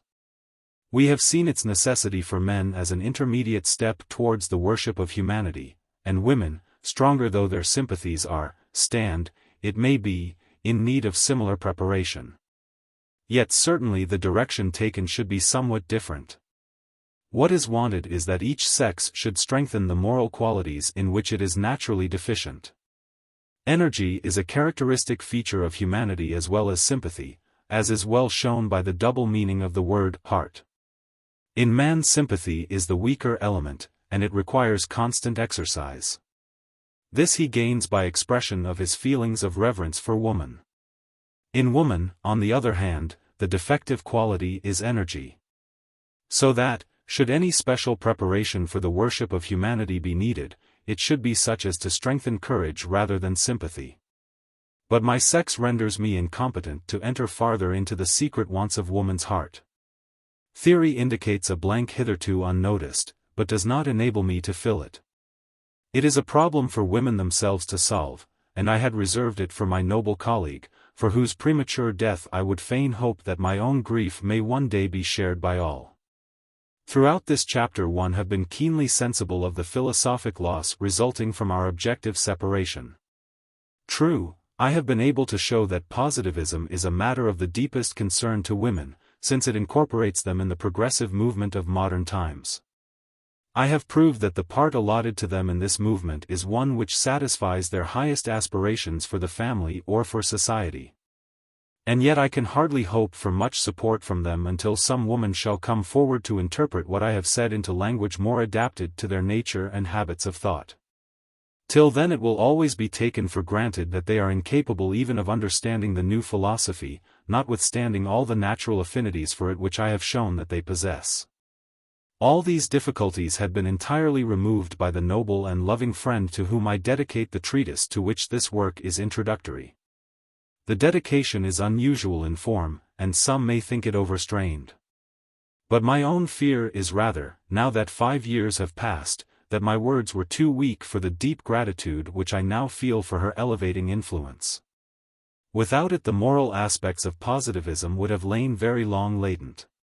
Clotilde de Vaux was gifted equally in mind and heart, and she had already begun to feel the power of the new philosophy to raise feminine influence from the decline into which it had fallen. Under the revolutionary influences of modern times, misunderstood everywhere, even by her own family, her nature was far too noble for bitterness. Her sorrows were as exceptional as they were undeserved. But her purity was even more rare than her sorrow, and it preserved her unscathed from all sophistical attacks on marriage, even before the true theory of marriage had come before her. In the only writing which she published, there is a beautiful remark, which to those who know the history of her life is deeply affecting: great natures should always be above bringing their sorrows upon others. In this charming story, written before she knew anything of positivism, she expressed herself most characteristically on the subject of woman's vocation. Surely the true sphere of woman is to provide man with the comforts and delights of home, receiving in exchange from him the means of subsistence earned by his labors. I would rather see the mother of a poor family washing her children's linen, than see her earning a livelihood by her talents away from home. Of course I do not speak of women of extraordinary powers whose genius leads them out of the sphere of domestic duty. Such natures should have free scope given to them, for great minds are kindled by the exhibition of their powers. These words, coming from a young lady distinguished no less for beauty than for worth, showed her antipathy to the subversive ideas so prevalent in the present day. But in a large work which she did not live to finish, she had intended to refute the attacks upon marriage, contained in the works of George Sand, to whom she was intellectually no less than morally superior. Her nature was of rare endowment, moved by noble impulse, and yet allowing its due influence to reason. When she was beginning to study positivism she wrote to me, "No one knows better than myself how weak our nature is unless it has some lofty aim beyond the reach of passion." A short time afterwards, writing with all the graceful freedom of friendship, she let fall a phrase of deep meaning, almost unawares: "Our race is one which must have duties, in order to form its feelings." With such a nature my Saint Clotilde was, as may be supposed, fully conscious of the moral value of positivism, though she had only 1 year to give to its study. A few months before her death, she wrote to me, "If I were a man, should be your enthusiastic disciple; as a woman, I can but offer you my cordial admiration." In the same letter she explains the part which she proposed to take in diffusing the principles of the new philosophy: "It is always well for a woman to follow modestly behind the army of renovators, even at the risk of losing a little of her own originality." She describes our intellectual anarchy in this charming simile: "We are all standing as yet with one foot in the air over the threshold of truth." With such a colleague, combining as she did qualities hitherto shared amongst the noblest types of womanhood, it would have been easy to induce her sex to cooperate in the regeneration of society. For she gave a perfect example of that normal reaction of feeling upon reason which has been here set forward as the highest aim of woman's efforts. When she had finished the important work on which she was engaged, I had marked out for her a definite yet spacious field of cooperation in the positivist cause, a field which her intellect and character were fully competent to occupy. I mention it here, to illustrate the mode in which women may help to spread positivism through the West. giving thus the first example of the social influence which they will afterwards exert permanently. What I say has special reference to Italy and to Spain. In other countries it only applies to individuals who, though living in an atmosphere of free thought, have not themselves ventured to think freely. Success in this latter case is so frequent, as to make me confident that the agencies of which I am about to speak may be applied collectively with the same favorable result. The intellectual freedom of the West began in England and Germany, and it had all the dangers of original efforts for which at that time no systematic basis could be found. With the legal establishment of Protestantism, the metaphysical movement stopped. Protestantism, by consolidating it, seriously impeded subsequent progress, and is still, in the countries where it prevails, the chief obstacle to all efficient renovation. Happily France, the normal center of Western Europe, was spared this so-called Reformation. She made up for the delay, by passing at one stride, under the impulse given by Voltaire, to a state of entire freedom of thought. And thus resumed her natural place as leader of the common movement of social regeneration. But the French, while escaping the inconsistencies and oscillations of Protestantism, have been exposed to all the dangers resulting from unqualified acceptance of revolutionary metaphysics. Principles of systematic negation have now held their ground with us too long. Useful as they once were in preparing the way for social reconstruction, they are now a hindrance to it. It may be hoped that when the movement of free thought extends, as it assuredly will, to the two southern nations, where Catholicism has been more successful in resisting Protestantism and deism, it will be attended with less injurious consequences. If France was spared the Calvinistic stage, there seems no reason why Italy and even Spain should not be spared Voltaireanism. As a compensation for this apparent stagnation, they might pass at once from Catholicism to Positivism, without halting for any length of time at the negative stage. These countries could not have originated the new philosophy, owing to their insufficient preparation, but as soon as it has taken root in France, they will probably accept it with extreme rapidity. Direct attacks upon Catholicism will not be necessary. The new religion will simply put itself into competition with the old by performing in a better way the same functions that Catholicism fulfills now, or has fulfilled in past times. All evidence, especially the evidence of the poets, goes to prove that before Luther's time, there was less belief in the south of Europe, certainly less in Italy, than in the north. And Catholicism, with all its resistance to the progress of thought, has never been able really to revive the belief in Christianity. We speak of Italy and Spain as less advanced. But the truth is that they only cling to Catholicism because it satisfies their moral and social wants better than any system with which they are acquainted. Morally they have more affinity to positivism than other nations. Because their feelings of fraternity have not been weakened by the industrial development which has done so much harm in Protestant countries. Intellectually, too, they are less hostile to the primary principle of positive polity, the separation of spiritual and temporal power. And therefore they will welcome positivism as soon as they see that in all essential features it equals and surpasses the medieval church. Now as this question is almost entirely a moral one, their convictions in this respect will depend far more upon feeling than upon argument. Consequently, the work of converting them to positivism is one for which women are peculiarly adapted. Positivism has been communicated to England by men. Holland, too, which has been the vanguard of Germany ever since the Middle Ages, has been initiated in the same way still more efficiently.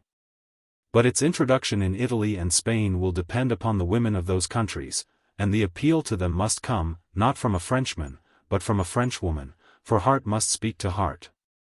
Would that these few words might enable others to appreciate the inestimable worth of the colleague whom I had intended to write such an appeal. And that they might stimulate someone worthy to take her place. Already, then, there is ground for encouragement. Already we have one striking instance of a woman ready to cooperate in the philosophical movement, which assigns to her sex a mission of the highest social consequence as the prelude to the function for which in the normal state they are destined. Such an instance, though it may seem now exceptional, does but anticipate what will one day be universal. Highly gifted natures pass through the same phases as others. Only they undergo them earlier, and so become guides for the rest. The sacred friend of whom I speak had nothing that specially disposed her to accept positivism, except the beauty of her mind and character, prematurely ripened by sorrow.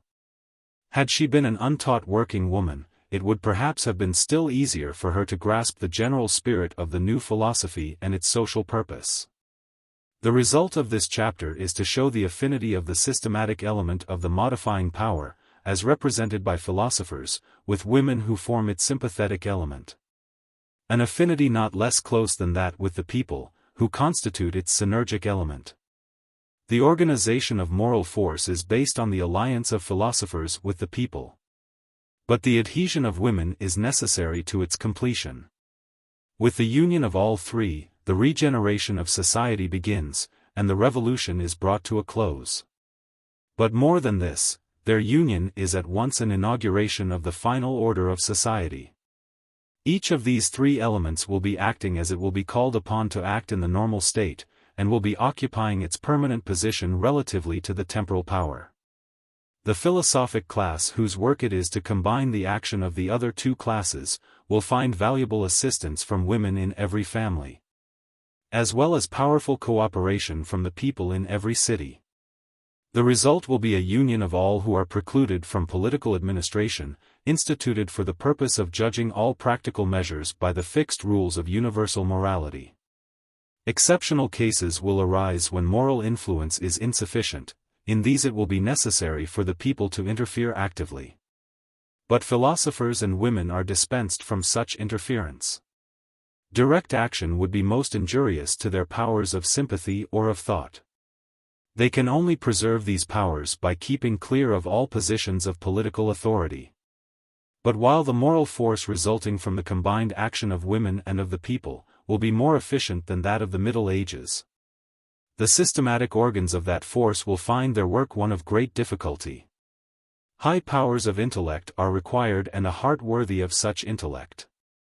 To secure the support of women, and the cooperation of the people, they must have the sympathy and purity of the first, the energy and disinterestedness of the second. Such natures are rare.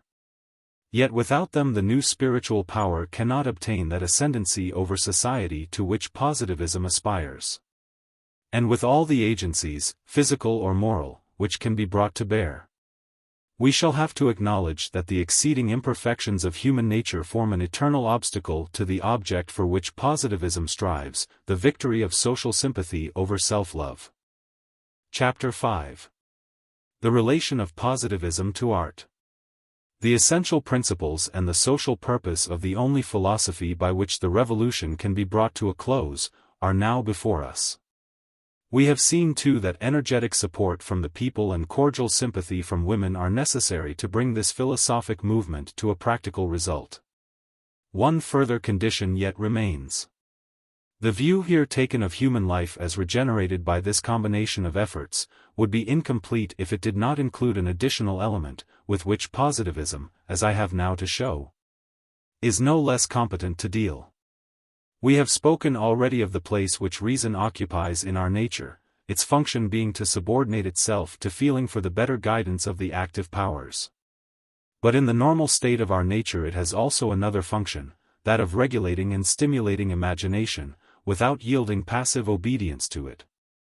The aesthetic faculties are far too important to be disregarded in the normal state of humanity, therefore they must not be omitted from the system which aims to introduce that state. There is a strong but groundless prejudice that in this respect at least positivism will be found wanting. Yet it furnishes, as may readily be shown, the only true foundation of modern art, which, since the Middle Ages, has been cultivated without fixed principles or lofty purpose. The reproach that positivism is incompatible with art arises simply from the fact that almost everyone is in the habit of confounding the philosophy itself with the scientific studies on which it is based.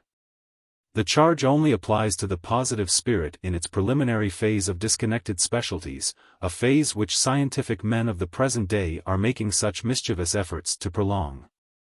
Nothing can be more fatal to the fine arts than the narrow views, the overstraining of analysis, the abuse of the reasoning faculty, which characterize the scientific investigation of the present day. To say nothing of their injurious effects upon moral progress, the first condition of aesthetic development. But all these defects necessarily disappear when the positive spirit becomes more comprehensive and systematic, which is the case as soon as it embraces the higher subjects in the encyclopedic scale of sciences. When it reaches the study of society, which is its true and ultimate sphere, it has to deal with the conceptions of poetry, as well as with the operations of feeling, since its object must then be to give a faithful and complete representation of human nature under its individual, and still more under its social, aspects. Hitherto positive science has avoided these two subjects, but their charm is such that, when the study of them has been once begun, it cannot fail to be prosecuted with ardor. And their proper place in the constitution of man and of society will then be recognized. Reason has been divorced for a long time from feeling and imagination. But, with the more complete and systematic culture here proposed, they will be reunited. To those who have studied the foregoing chapters with attention, the view that the new philosophy is unfavorable to art, will be obviously unjust. Supposing even that there were no important functions specially assigned to the fine arts in the positive system, yet indirectly, the leading principles of the system, its social purpose, and the influences by which it is propagated, are almost conducive to the interests of art. To demonstrate, as positivism alone of all philosophies has done, the subordination of the intellect to the heart, and the dependence of the unity of human nature upon feeling, is to stimulate the aesthetic faculties, because feeling is their true source. To propound a social doctrine by which the revolution is brought to a close, is to remove the principal obstacle to the growth of art, and to open a wide field and a firm foundation for it, by establishing fixed principles and modes of life, in the absence of which poetry can have nothing noble to narrate or to inspire. To exhort the working classes to seek happiness in calling their moral and mental powers into constant exercise, and to give them an education, the principal basis of which is aesthetic, is to place art under the protection of its natural patrons. But one consideration is of itself sufficient for our purpose. We have but to look at the influence of positivism upon women, at its tendency to elevate the social dignity of their sex, while at the same time strengthening all family ties. Now of all the elements of which society is constituted, woman certainly is the most aesthetic, alike from her nature and her position. And both her position and her nature are raised and strengthened by positivism. We receive from women, not only our first ideas of goodness, but our first sense of beauty. For their own sensibility to it is equaled by their power of imparting it to others. We see in them every kind of beauty combined, beauty of mind and character as well as of person. All their actions, even those which are unconscious, exhibit a spontaneous striving for ideal perfection. And their life at home, when free from the necessity of laboring for a livelihood, favors this tendency. Living as they do for affection, they cannot fail to feel aspirations for all that is highest, in the world around them first, and then also in the world of imagination.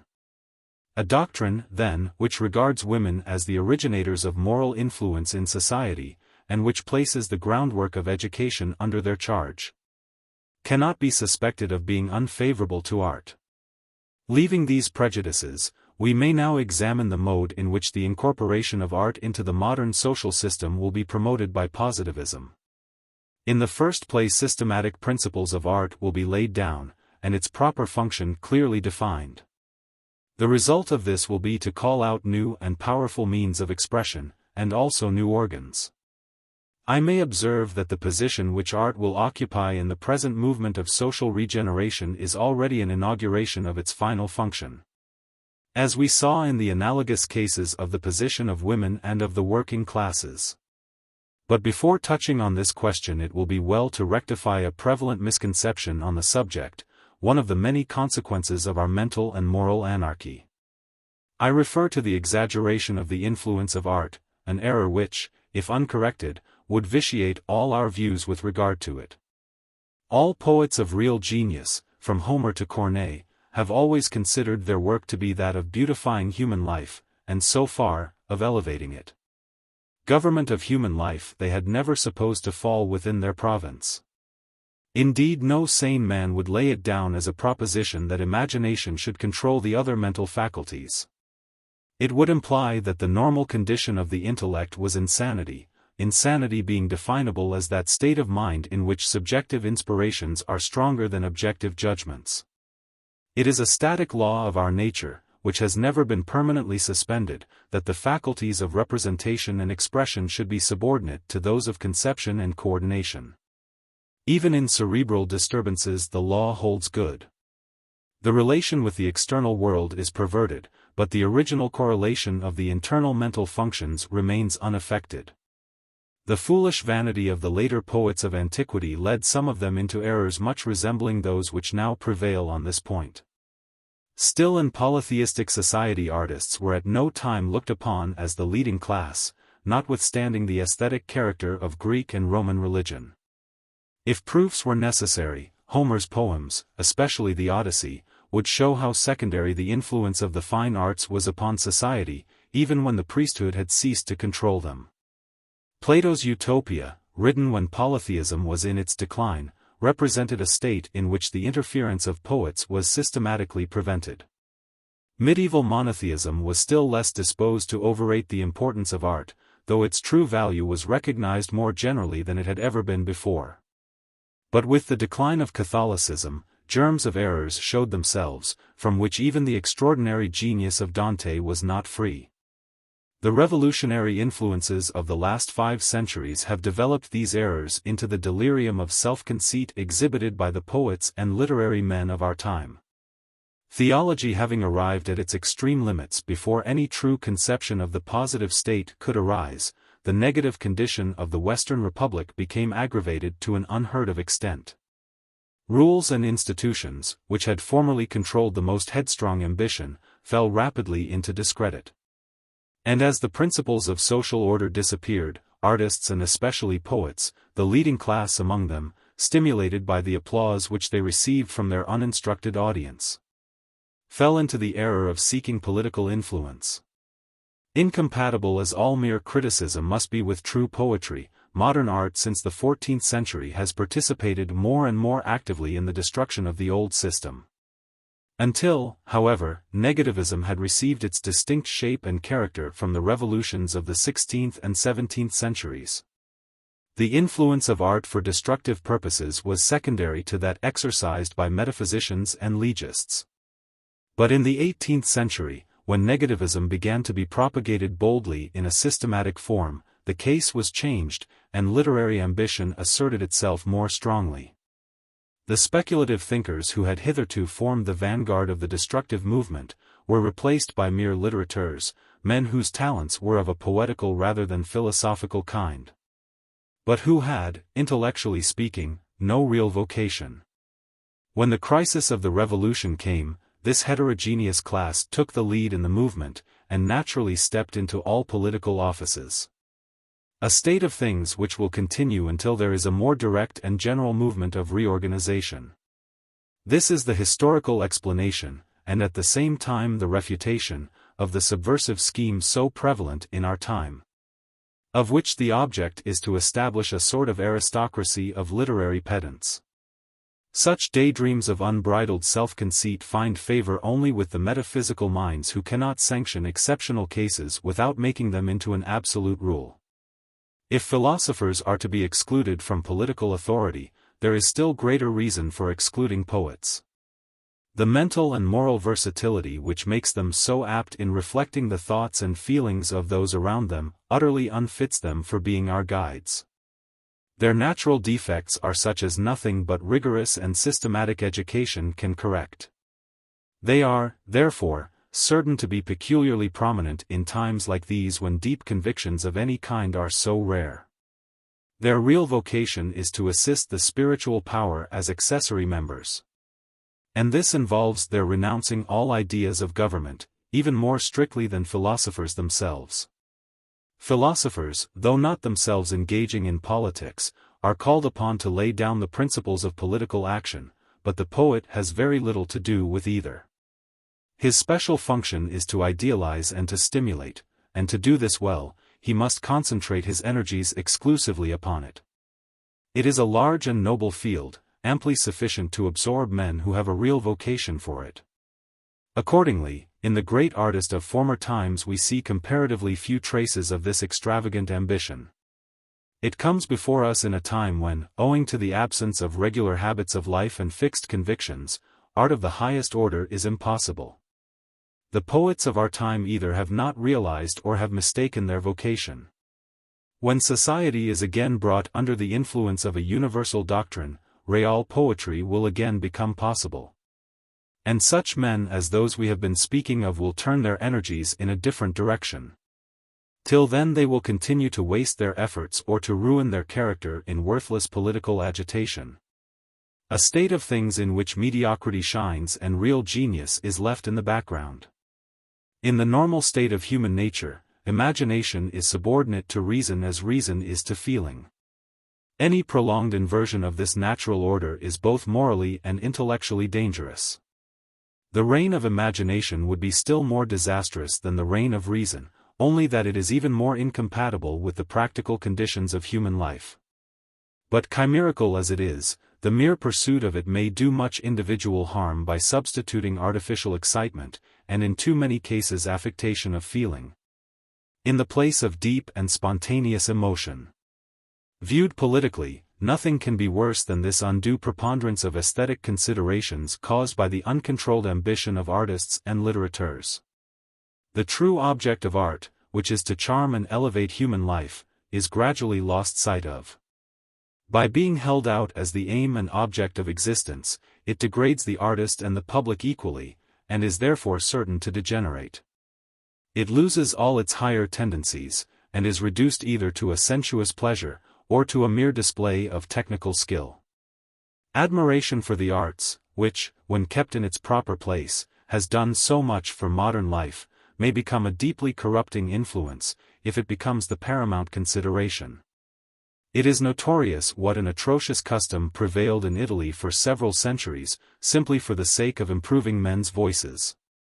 Art, the true purpose of which is to strengthen our sympathies, leads when thus degraded to a most abject form of selfishness, in which enjoyment of sounds or forms is held out as the highest happiness, and utter apathy prevails as to all questions of social interest.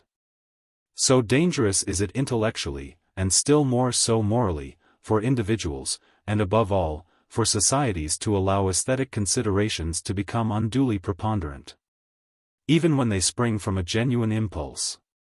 But the invariable consequence to which this violation of the first principles of social order leads, is the success of mediocrities who acquire technical skill by long practice. Thus it is that we have gradually fallen under the discreditable influence of men who were evidently not competent for any but subordinate positions, and whose preponderance has proved as injurious to art as it has been to philosophy and morality. A fatal facility of giving expression to what is neither believed nor felt gives temporary reputation to men who are as incapable of originality in art as they are of grasping any new principle in science. It is the most remarkable of all the political anomalies caused by our revolutionary position. And the moral results are most deplorable, unless when, as rarely happens, the possessor of these undeserved honors has a nature too noble to be injured by them. Poets are more exposed to these dangers than other artists, because their sphere is more general and gives wider scope for ambition. But in the special arts we find the same evil in a still more degrading form, that of avarice, a vice by which so much of our highest talent is now tainted.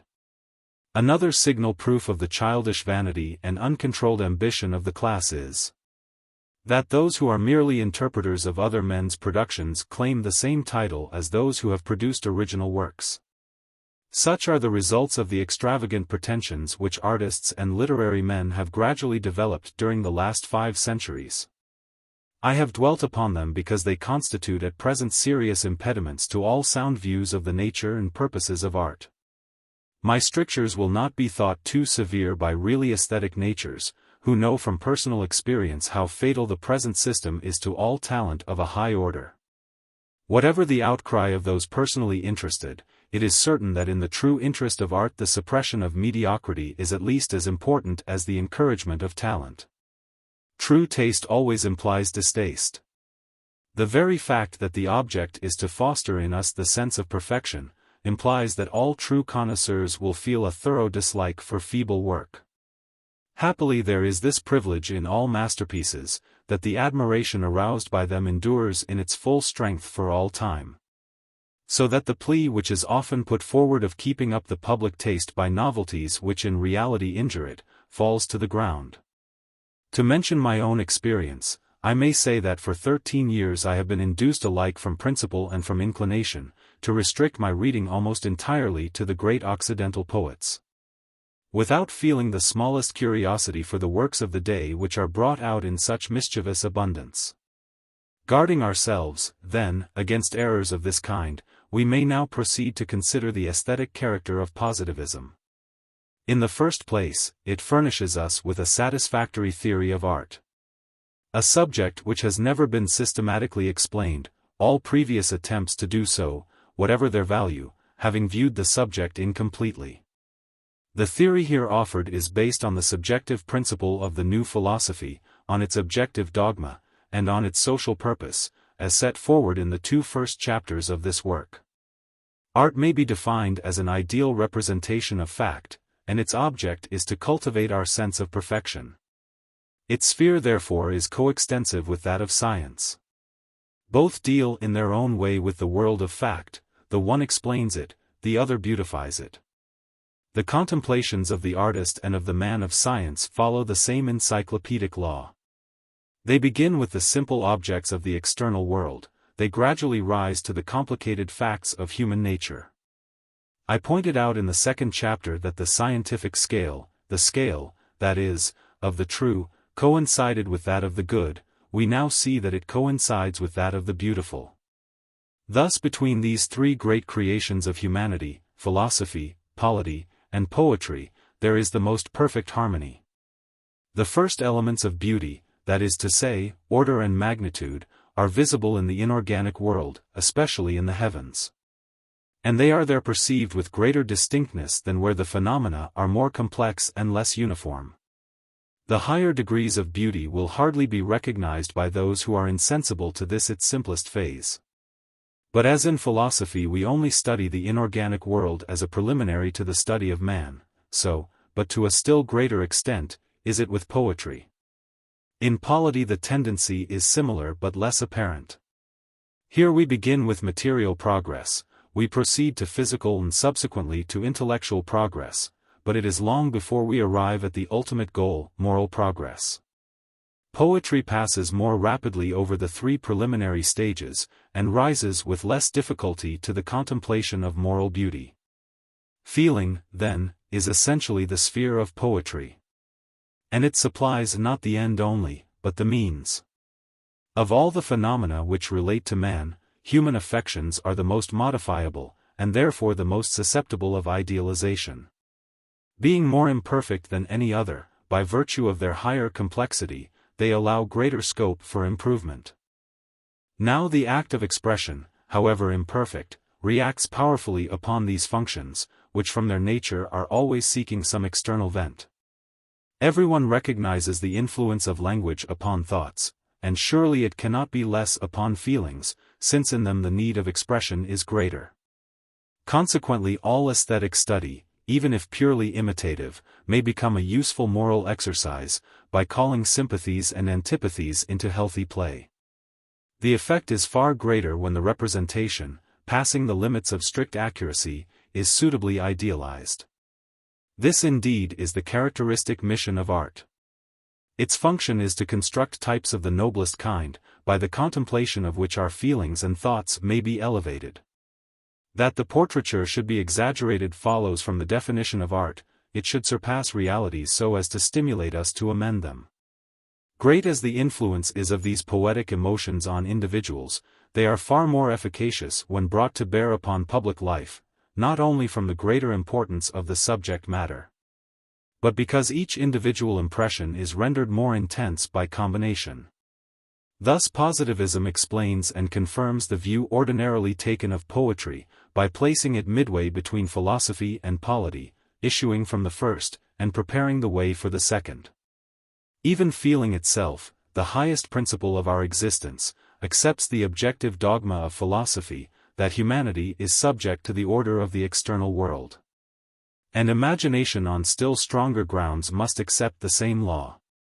The ideal must always be subordinate to the real, otherwise feebleness as well as extravagance is the consequence. The statesman who endeavors to improve the existing order, must first study it as it exists. And the poet, although his improvements are but imagined, and are not supposed capable of realization, must do likewise. True in his fictions he will transcend the limits of the possible, while the statesman will keep within those limits, but both have the same point of departure. Both begin by studying the actual facts with which they deal. In our artificial improvements we should never aim at anything more than wise modification of the natural order. We should never attempt to subvert it. And though imagination has a wider range for its pictures, they are yet subject to the same fundamental law, imposed by philosophy upon polity and poetry alike. Even in the most poetic ages this law has always been recognized, only the external world was interpreted then in a way very differently from now. We see the same thing every day in the mental growth of the child.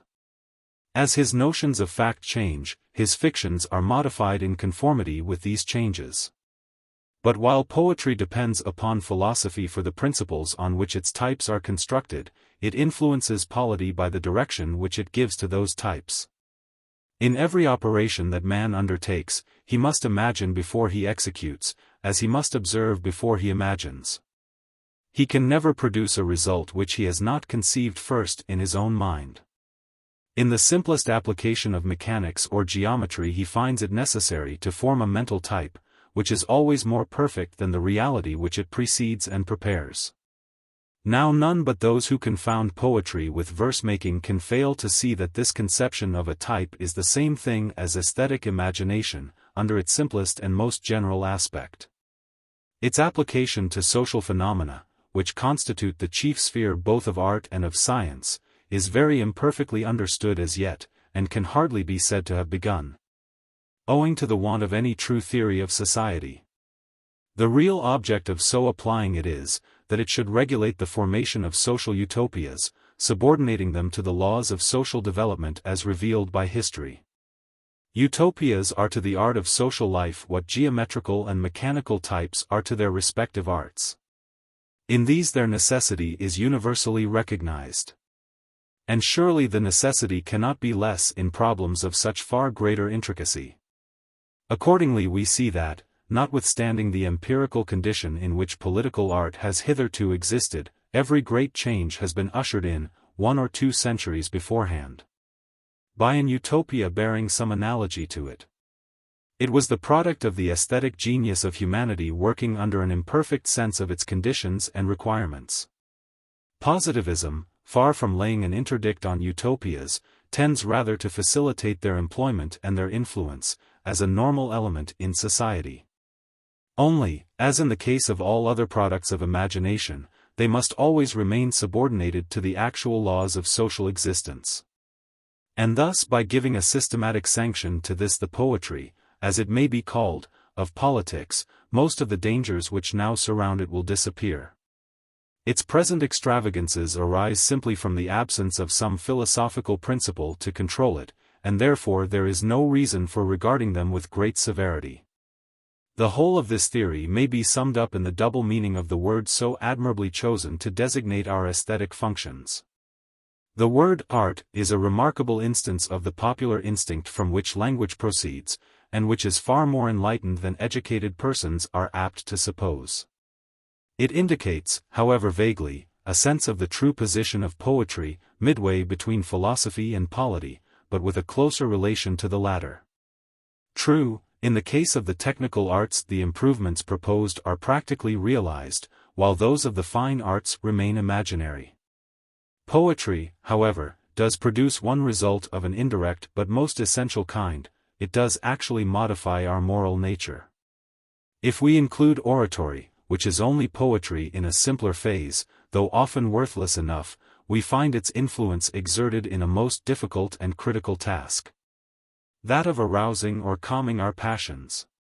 And this not arbitrarily, but in accordance with the fixed laws of their action. Here it has always been recognized as a moral agency of great power. On every ground, then, poetry seems more closely related to practical than to speculative life. For its practical results are of the most important and comprehensive nature. Whatever the utility of other arts, material, physical, or intellectual, they are only subsidiary or preparatory to that which in poetry is the direct aim, moral improvement. In the Middle Ages it was common in all Western languages to speak of it as a science, the proper meaning of the word science being then very imperfectly understood. But as soon as both artistic and scientific genius had become more fully developed, their distinctive features were more clearly recognized. And finally the name of art was appropriated to the whole class of poetic functions. The fact is, at all events, an argument in favor of the positive theory of idealization, as standing midway between theoretical inquiry and practical result.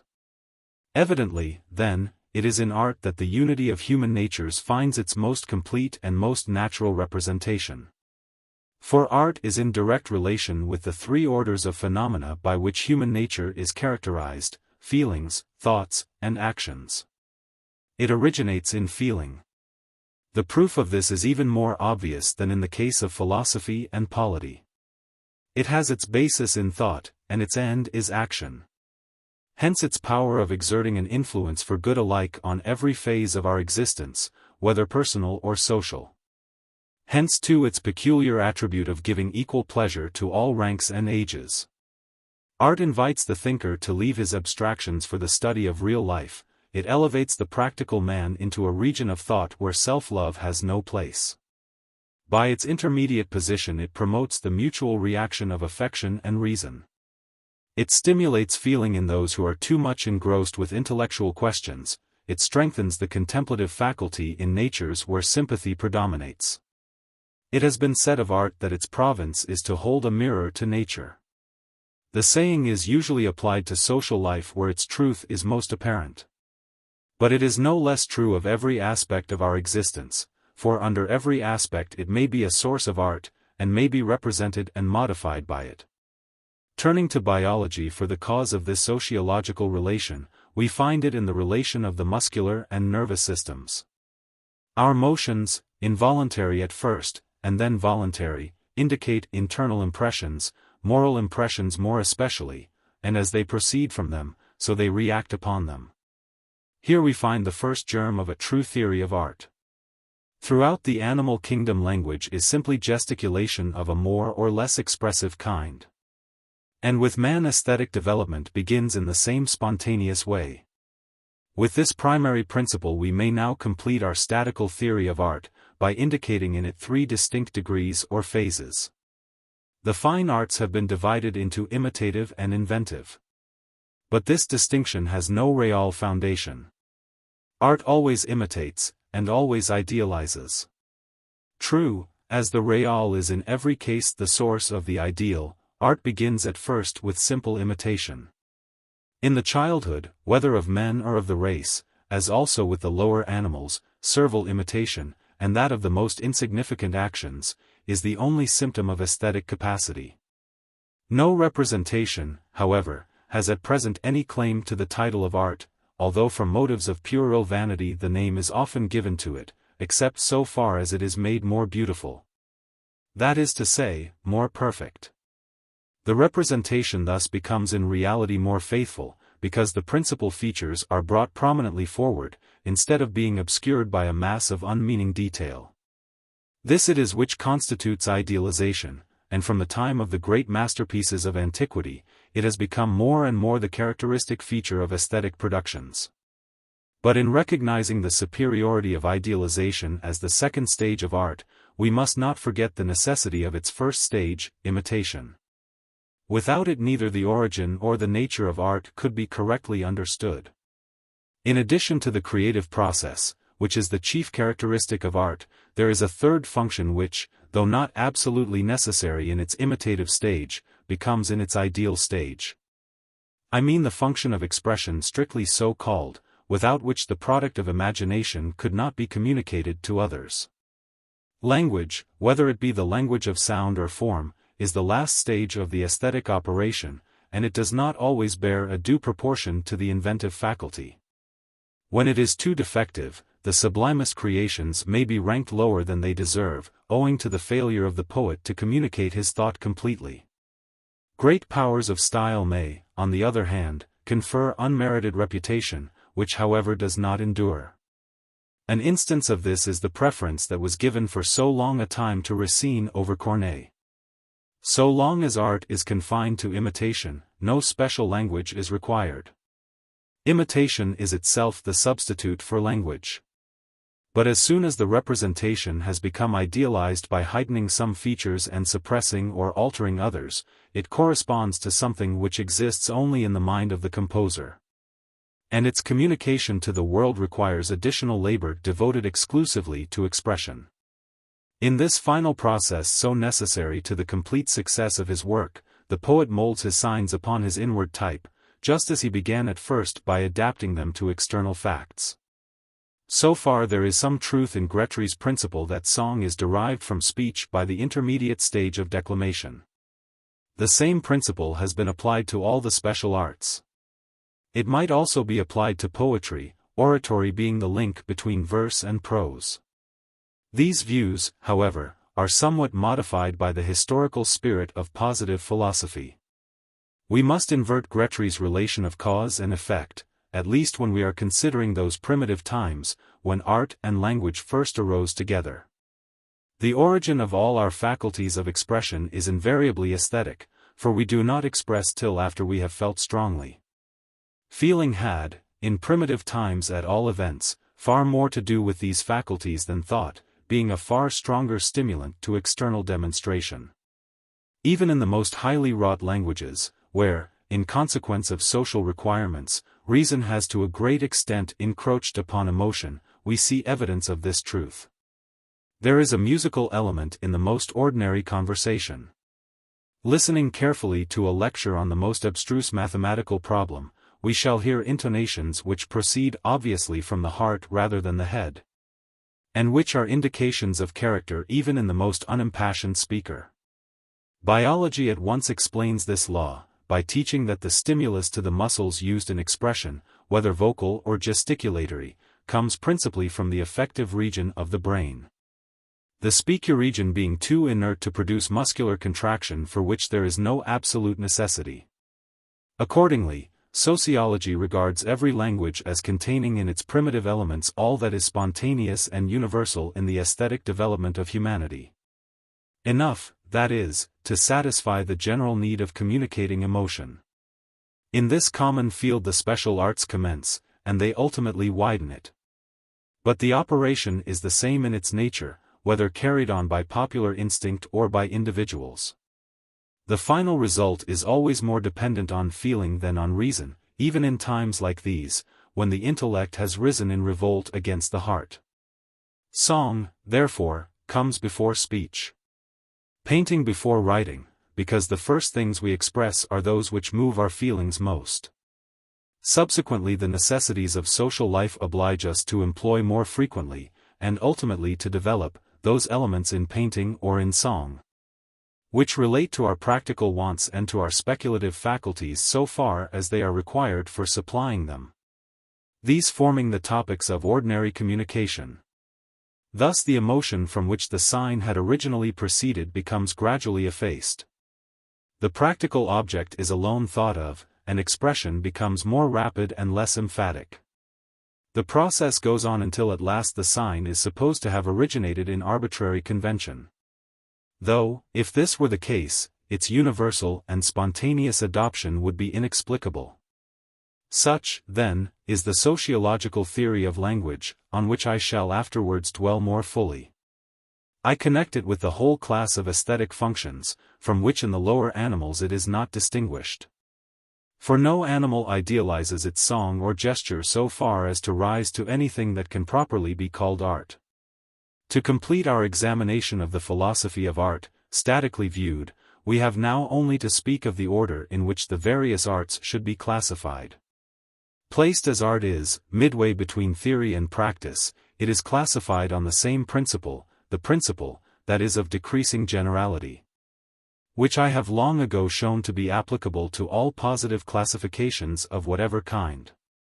We have already obtained from it a scale of the beautiful, answering in most points to that which was first laid down for the true, and which we applied afterwards to the good.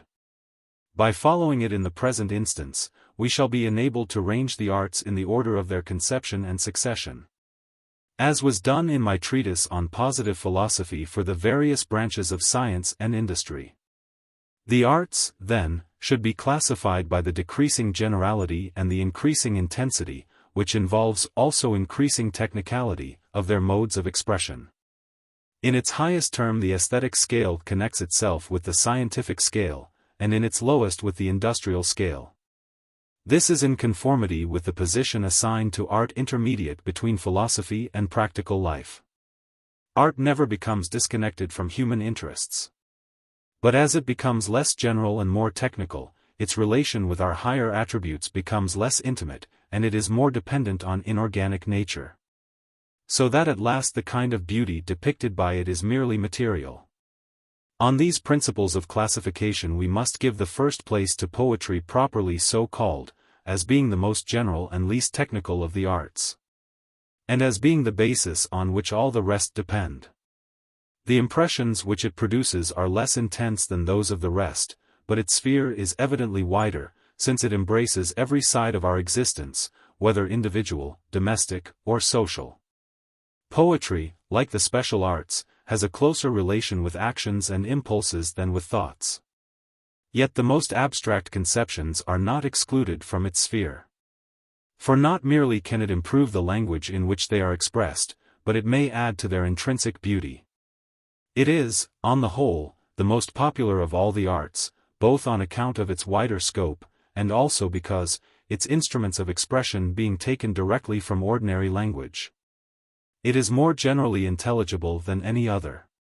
True, in the highest kind of poetry versification is necessary, but this cannot be called a special art. The language of poetry, although distinct in form, is in reality nothing but the language of common men more perfectly expressed. The only technical element in it, prosody, is easily acquired by a few days' practice. A proof of the identity of the language of poetry with that of common life, is the fact that no poet has ever been able to write with effect in a foreign or a dead language. And not only is this noblest of arts more comprehensive, more spontaneous, more popular than the rest, but it surpasses them in that which is the characteristic feature of all art, ideality. Poetry is the art which idealizes the most, and imitates the least. For these reasons it has always held the first place among the arts. A view which will be strengthened in proportion as we attach greater importance to idealization and less to mere expression. In expression it is inferior to the other arts, which represent such subjects as fall within their compass with greater intensity. But it is from poetry that these subjects are usually borrowed. The first term of the series being thus determined, the other arts may at once be ranked according to the degree of their affinity with poetry. Let us begin by distinguishing the different senses to which they appeal. And we shall find that our series proceeds on the principle which biologists, since Gall's time, have adopted for the classification of the special senses, the principle of decreasing sociability. There are only two senses which can be called aesthetic, namely, sight and hearing, the others having no power of raising us to idealization. The sense of smell can, it is true, enable us to associate ideas, but in man it exists too feebly for artistic effects. Hearing and sight correspond to the two modes of natural language, voice and gesture. From the first arises the art of music. The second, which however is less aesthetic, includes the three arts of form. These are more technical than music. Their field is not so wide, and moreover they stand at a greater distance from poetry, whereas music remained for a long time identified with it. Another distinction is that the sense to which music appeals performs its function involuntarily. And this is one reason why the emotions which it calls forth are more spontaneous and more deep, though less definite, than in the case where it depends on the will whether we receive the impression or not. Again, the difference between them answers to the distinction of time and space. The art of sound represents succession, the arts of form, coexistence. On all these grounds music should certainly be ranked before the other special arts, as the second term of the aesthetic series. Its technical difficulties are exaggerated by pedants, whose interest it is to do so. In reality, special training is less needed for its appreciation, and even for its composition, than in the case of either painting or sculpture. Hence it is in every respect more popular and more social. Of the three arts which appeal to the voluntary sense of sight, and which present simultaneous impressions, painting, on the same principle of arrangement, holds the first rank, and architecture the last, sculpture being placed between them. Painting alone employs all the methods of visual expression, combining the effects of color with those of form. Whether in public or private life, its sphere is wider than that of the other two. More technical skill is required in it than in music, and it is harder to obtain. But the difficulty is less than in sculpture or in architecture. These latter idealize less, and imitate more. Of the two, architecture is the less aesthetic. It is far more dependent on technical processes, and indeed most of its productions are rather works of industry than works of art. It seldom rises above material beauty. Moral beauty it can only represent by artifices, of which the meaning is often ambiguous. But the impressions conveyed by it are so powerful and so permanent, that it will always retain its place among the fine arts, especially in the case of great public buildings, which stand out as the most imposing record of each successive phase of social development. Never has the power of architecture been displayed to greater effect than in our magnificent cathedrals, in which the spirit of the Middle Ages has been idealized and preserved for posterity. They exhibit in a most striking manner the property which architecture possesses of bringing all the arts together into a common center. These brief remarks will illustrate the method adopted by the new philosophy in investigating a systematic theory of art under all its statical aspects. We have now to speak of its action upon social life, whether in the final state of humanity, or in the transitional movement through which that state is to be reached. The positive theory of history shows us at once, in spite of strong prejudices to the contrary, that up to the present time the progress achieved by art has been, like that of science and industry, only preparatory, the conditions essential to its full development never having yet been combined. Too much has been made of the aesthetic tendencies of the nations of antiquity, owing to the free scope that was given to imagination in constructing their doctrines. In fact, polytheism, now that the belief in its principles exists no longer, has been regarded as simply a work of art. But the long duration of its principles would be sufficient proof that they were not created by the poets, but that they emanated from the philosophic genius of humanity working spontaneously.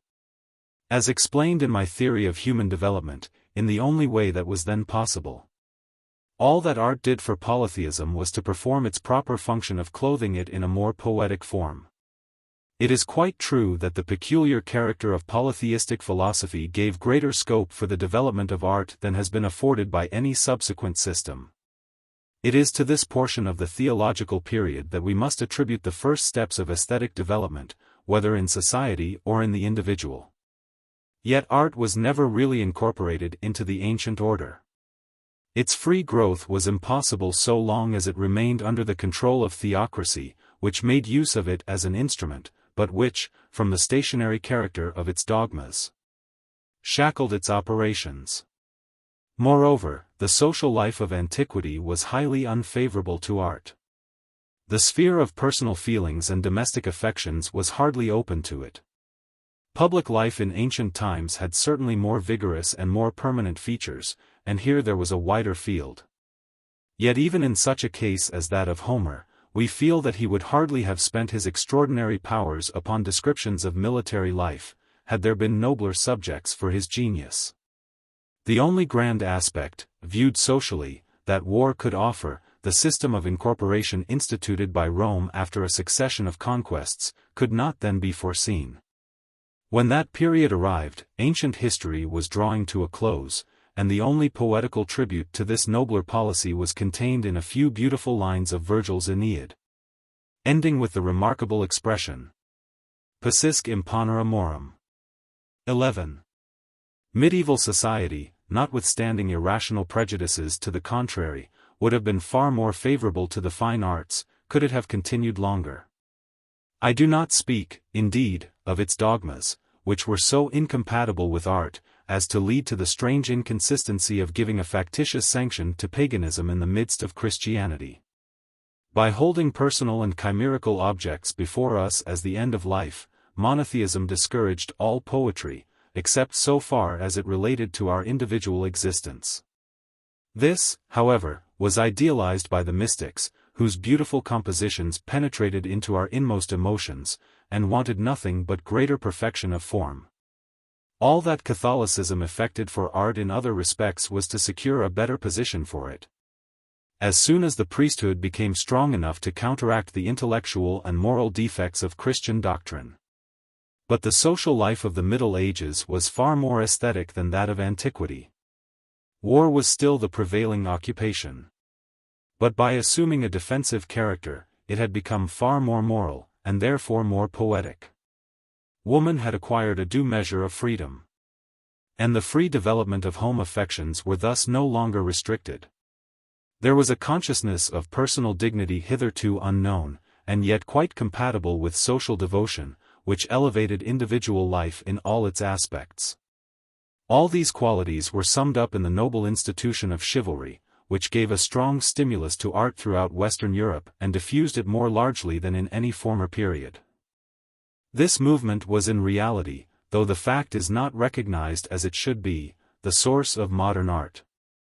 The reason for its short duration is to be found in the essentially transient and provisional character of medieval society under all its aspects.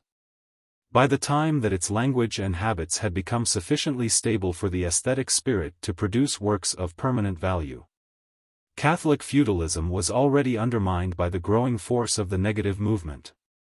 The beliefs and modes of life offered for idealization were seen to be declining, and neither the poet nor his readers could feel those deep convictions which the highest purposes of art require.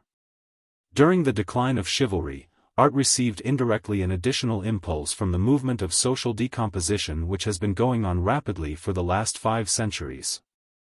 In this movement all mental and social influences gradually participated. Negativism, it is true, is not the proper province of art. But the dogmas of Christianity were so oppressive to it, that its efforts to shake off the yoke were of great service to the cause of general emancipation. Dante's incomparable work is a striking illustration of this anomalous combination of two contradictory influences. It was a situation unfavorable for art, because every aspect of life was rapidly changing and losing its character before there was time to idealize it. Consequently, the poet had to create his own field artificially from ancient history, which supplied him with those fixed and definite modes of life which he could not find around him. Thus it was that for several centuries the classical system became the sole source of aesthetic culture. The result being that art lost much of the originality and popularity which had previously belonged to it. That great masterpieces should have been produced at all under such unfavorable circumstances is the best proof of the spontaneous character of our aesthetic faculties. The value of the classical system has been for some time entirely exhausted.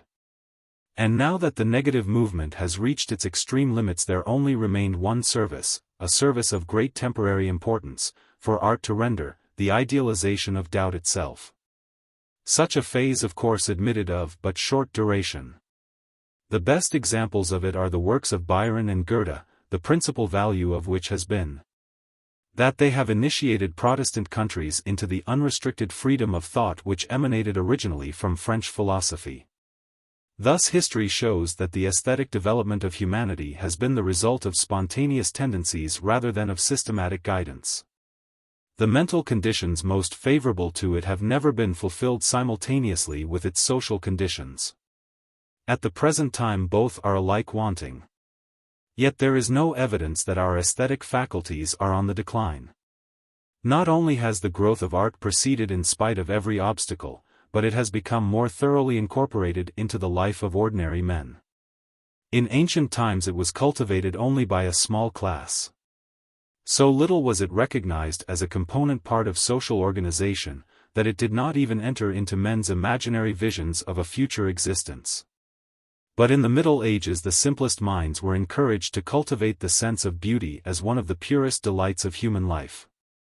And it was held out as the principal occupation of the celestial state. From that time all classes of European society have taken an increasing interest in these elevating pleasures, beginning with poetry, and thence passing to the special arts, especially music. The most social of all. The influence of artists, even when they had no real claim to the title, has been on the increase. Until at last the anarchy of the present time has introduced them to political power, for which they are utterly unqualified. All this would seem to show that the greatest epoch of art has yet to come. In this respect, as in every other, the past has but supplied the necessary materials for future reconstruction. What we have seen as yet is but a spontaneous and immature prelude. But in the manhood of our moral and mental powers, the culture of art will proceed on principles as systematic as the culture of science and of industry, both of which at present are similarly devoid of organization. The regeneration of society will be incomplete until art has been fully incorporated into the modern order. And to this result all our antecedents have been tending. To renew the aesthetic movement so admirably begun in the Middle Ages, but interrupted by classical influences, will form a part of the great work which Positivism has undertaken. The completion and re-establishment of the medieval structure upon a firmer intellectual basis. And when art is once restored to its proper place, its future progress will be unchecked, because, as I shall now proceed to show, all the influences of the final order, spontaneous or systematic, will be in every respect favorable to it. If this can be made clear, the poetic capabilities of positive philosophy will require no further proof. As being the only rallying point now possible for fixed convictions, without which life can have no definite or permanent character. Positivism is on this ground alone indispensable to all further development of modern art. If the poet and his readers are alike devoid of such convictions, no idealization of life, whether personal, domestic, or social, is in any true sense possible. No emotions are fit subjects for art unless they are felt deeply, and unless they come spontaneously to all. When society has no marked intellectual or moral feature, art, which is its mirror, can have none either. And although the aesthetic faculty is so innate in us that it never can remain inactive, yet its culture becomes in this case vague and objectless. The fact therefore that Positivism terminates the revolution by initiating the movement of organic growth is of itself enough to prove its beneficial influence upon art. Art, indeed, would profit by any method of reorganization, whatever its nature. But the principle on which Positivism proposes to reconstruct is peculiarly favorable to its growth. The opinions and the modes of life to which that principle conducts are precisely those which are most essential to aesthetic development. A more aesthetic system cannot be imagined than one which teaches that feeling is the basis on which the unity of human nature rests, and which assigns as the grand object of man's existence, progress in every direction, but especially moral progress. It may seem at first as if the tendency of the new philosophy was merely to make us more systematic. And systematization is assuredly indispensable. But the sole object of it is to increase our sympathy and our synergic activity by supplying that fixity of principle which alone can lead to energetic practice. By teaching that the highest happiness is to aid in the happiness of others, Positivism invites the poet to his noblest function, the culture of generous sympathies. A subject far more poetic than the passions of hatred and oppression which hitherto have been his ordinary theme. A system which regards such culture as the highest object cannot fail to incorporate poetry as one of its essential elements, and to give to it a far higher position than it has ever held before. Science, although it be the source from which the positive system emanates, will be restricted to its proper function of supplying the objective basis for human provision. Thus giving to art and industry, which must always be the principal objects of our attention, the foundation they require. Positivism, substituting in every subject the relative point of view for the absolute, regarding, that is, every subject in its relation to humanity, would not prosecute the study of the true beyond what is required for the development of the good and the beautiful. Beyond this point, scientific culture is a useless expenditure of time, and a diversion from the great end for which man and society exist. Subordinate as the ideal must ever be to the real, art will yet exercise a most salutary influence upon science, as soon as we cease to study science in an absolute spirit. In the very simplest phenomena, after reaching the degree of exactness which our wants require, there is always a certain margin of liberty for the imagination. An advantage may very well be taken of this to make our conceptions more beautiful and so far more useful. Still more available is this influence of the beautiful on the true and the highest subjects, those which directly concern humanity.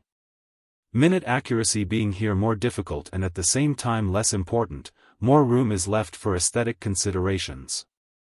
In representing the great historical types, for instance, art has its place as well as science. A society which devotes all its powers to making every aspect of life as perfect as possible will naturally give preference to that kind of intellectual culture which is of all others the best calculated to heighten our sense of perfection. The tendency of positivism to favor these the most energetic of our intellectual faculties and the most closely related to our moral nature, is apparent throughout its educational system. The reader will have seen in the third chapter that in positive education more importance is attached to art than to science, as the true theory of human development requires. Science intervenes only to put into systematic shape what art, operating under the direct influence of affection, has spontaneously begun. As in the history of mankind aesthetic development preceded scientific development, so it will be with the individual, whose education on the positive method is but a reproduction of the education of the race. The only rational principle of our absurd classical system is its supposed tendency to encourage poetical training. The futility, however, of this profession is but too evident, the usual result of the system being to implant erroneous notions of all the fine arts, if not utter distaste for them. A striking illustration of its worthlessness is the idolatry with which for a whole century our French pedants regarded Boileau. A most skillful versifier, but of all our poets perhaps the least gifted with true poetic feeling.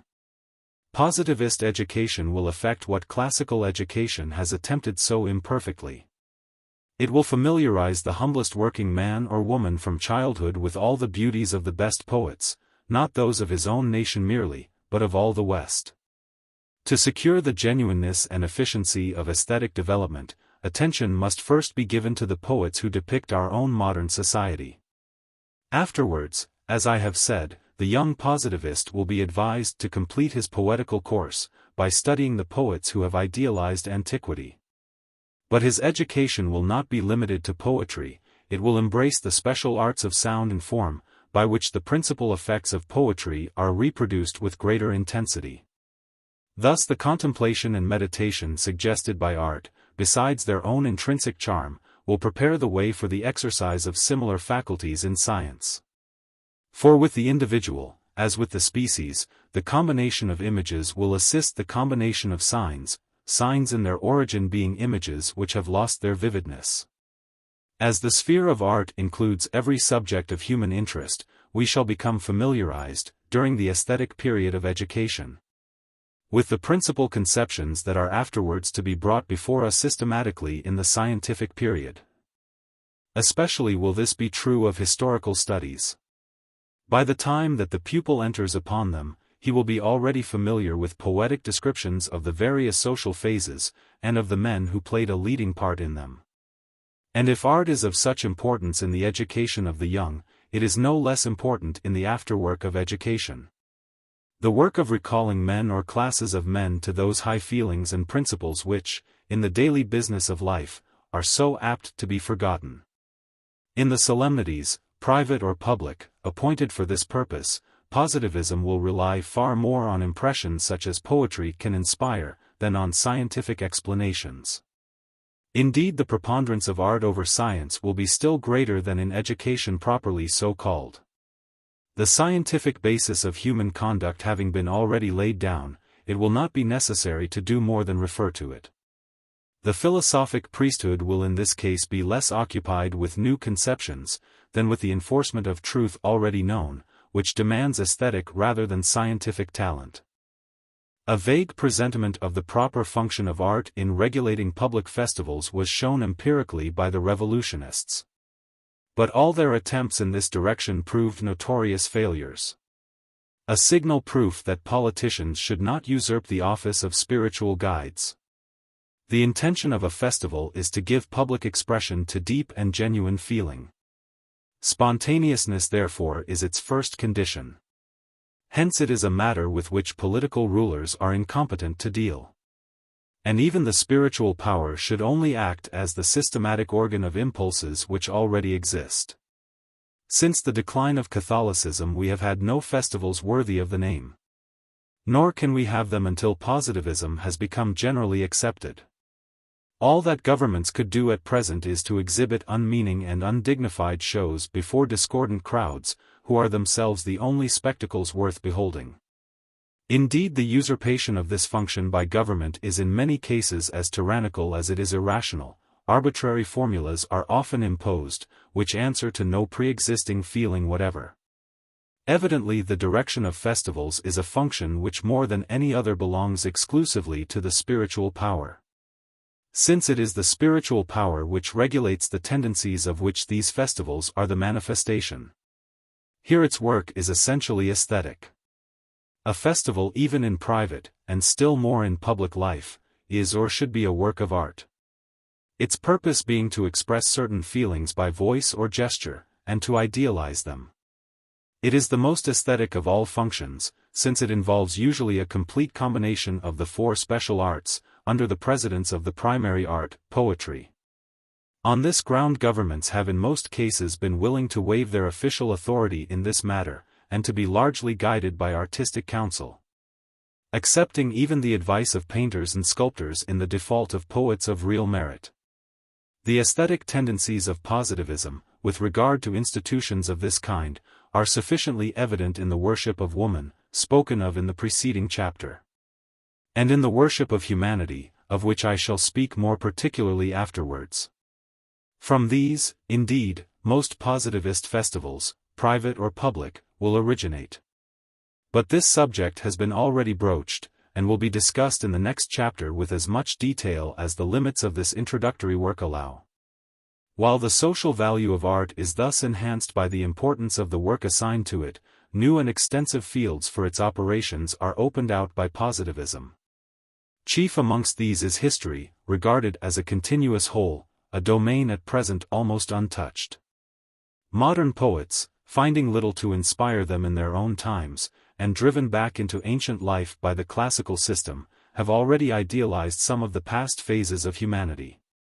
Our great Corneille, for instance, is principally remembered for the series of dramas in which he has so admirably depicted various periods of Roman history. In our own times where the historical spirit has become stronger, novelists, like Scott and Manzoni, have made similar though less perfect attempts to idealize later periods. Such examples, however, are but spontaneous and imperfect indications of the new field which positivism now offers to the artist. A field which extends over the whole region of the past and even of the future. Until this vast domain had been conceived of as a whole by the philosopher, it would have been impossible to bring it within the compass of poetry. Now theological and metaphysical philosophers were prevented by the absolute spirit of their doctrines from understanding history in all its phases, and were totally incapable of idealizing them as they deserved. Positivism, on the contrary, is always relative. And its principal feature is a theory of history which enables us to appreciate and become familiar with every mode in which human society has formed itself. No sincere monotheist can understand and represent with fairness the life of polytheists or fetishists. But the positivist poet, accustomed to look upon all past historical stages in their proper filiation, will be able so thoroughly to identify himself with all, as to awaken our sympathies for them, and revive the traces which each individual may recognize of corresponding phases in his own history. Thus we shall be able thoroughly to enter into the aesthetic beauty of the pagan creeds of Greece and Rome, without any of the scruples which Christians could not but feel when engaged on the same subject.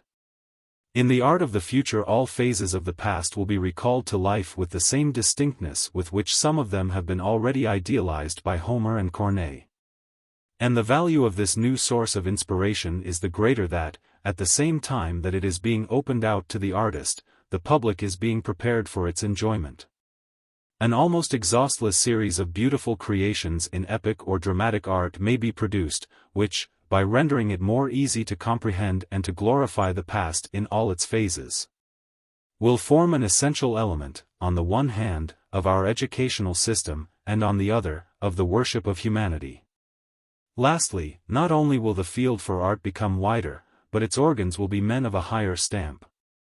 The present system, in which the arts are cultivated by special classes, must be abolished, as being wholly alien to that synthetic spirit which always characterizes the highest poetic genius. Real talent for art cannot fail to be called out by the educational system of positivism, which, though intended for the working classes, is equally applicable to all others. We can only idealize and portray what has become familiar to us. Consequently, poetry has always rested upon some system of belief, capable of giving a fixed direction to our thoughts and feelings. The greatest poets, from Homer to Corneille, have always participated largely in the best education of which their times admitted. The artist must have clear conceptions before he can exhibit true pictures. Even in these anarchic times, when the system of specialties is being carried to such an irrational extent, the so-called poets who imagine that they can themselves save the trouble of philosophical training, have in reality to borrow a basis of belief from some worn-out metaphysical or theological creed. Their special education, if it can be called so, consists merely in cultivating the talent for expression, and is equally injurious to their intellect and their heart. Incompatible with deep conviction of any kind, while giving mechanical skill in the technical department of art, it impairs the far more important faculty of idealization. Hence it is that we are at present so deplorably overstocked with verse-makers and literary men, who are wholly devoid of real poetic feeling, and are fit for nothing but to disturb society by their reckless ambition. As for the four special arts, the training for them at present given, being still more technical, is even more hurtful in every respect to the student whose education does not extend beyond it. On every ground, then, artists of whatever kind should begin their career with the same education as the rest of society. The necessity for such an education in the case of women has been already recognized, and it is certainly not less desirable for artists and poets. Indeed, so aesthetic is the spirit of positive education, that no special training for art will be needed, except that which is given spontaneously by practice. There is no other profession which requires so little direct instruction, the tendency of it in art being to destroy originality, and to stifle the fire of genius with technical erudition. Even for the special arts no professional education is needed. These, like industrial arts, should be acquired by careful practice under the guidance of good masters. The notorious failure of public institutions established for the purpose of forming musicians and painters, makes it unnecessary to dwell further upon this point. Not to speak of their injurious effects upon character, they are a positive impediment to true genius. Poets and artists, then, require no education beyond that which is given to the public, whose thoughts and emotions it is their office to represent. Its want of speciality makes it all the more fit to develop and bring forward real talent. It will strengthen the love of all the fine arts simultaneously. For the connection between them is so intimate that those who make it a boast that their talent is for one of them exclusively will be strongly suspected of having no real vocation for any. All the greatest masters, modern no less than ancient, have shown this universality of taste. Its absence in the present day is but a fresh proof that aesthetic genius does not and cannot exist in times like these, when art has no social purpose and rests on no philosophic principles.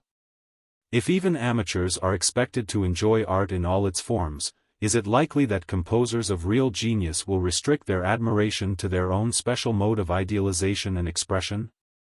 Positivism, then, while infusing a profoundly aesthetic spirit into general education, would suppress all special schools of art on the ground that they impede its true growth, and simply promote the success of mediocrities. When this principle is carried out to its full length, we shall no longer have any special class of artists. The culture of art, especially of poetry, will be a spontaneous addition to the functions of the three classes which constitute the moral power of society. Under theocracy, the system by which the evolution of human society was inaugurated, the speculative class absorbed all functions except those relating to the common business of life. No distinction was made between aesthetic and scientific talent.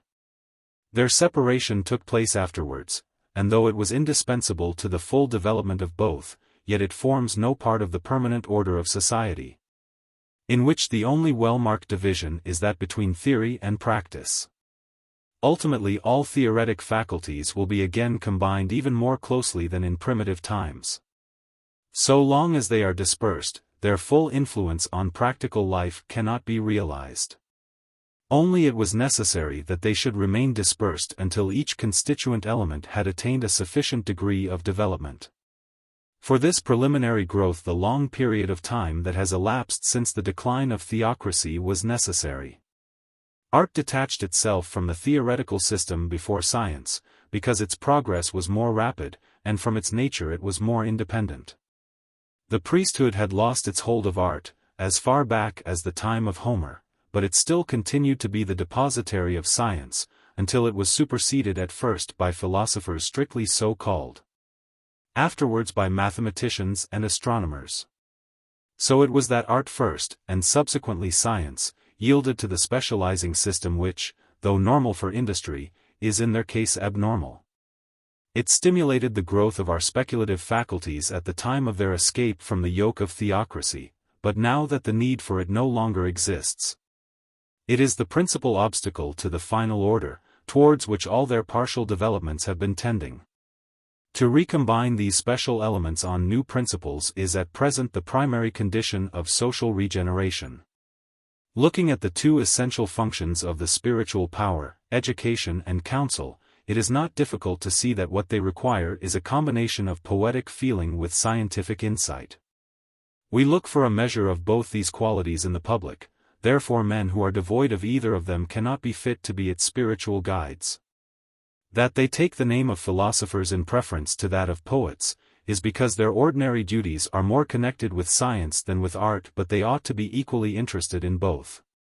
Science requires systematic teaching, whereas art is cultivated spontaneously, with the exception of the technical branches of the special arts. It must be remembered that the highest aesthetic functions are not such as can be performed continuously. It is only works of rare excellence which are in the highest sense useful. These, once produced, supply an unfailing source of idealization and expression for our emotions, whether in public or in private. It is enough, if the interpreter of these works and his audience have been so educated as to appreciate what is perfect, and reject mediocrity. Organs of unusual power will arise occasionally, as in former times, from all sections of society, whenever the need of representing new emotions may be felt. But they will come more frequently from the philosophic class in whose character, when it is fully developed, sympathy will be as prominent a feature as system. There is, in truth, no organic distinction between scientific and poetic genius.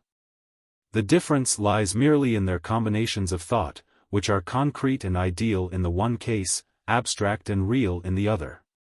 Both employ analysis at starting. Both alike aim ultimately at synthesis.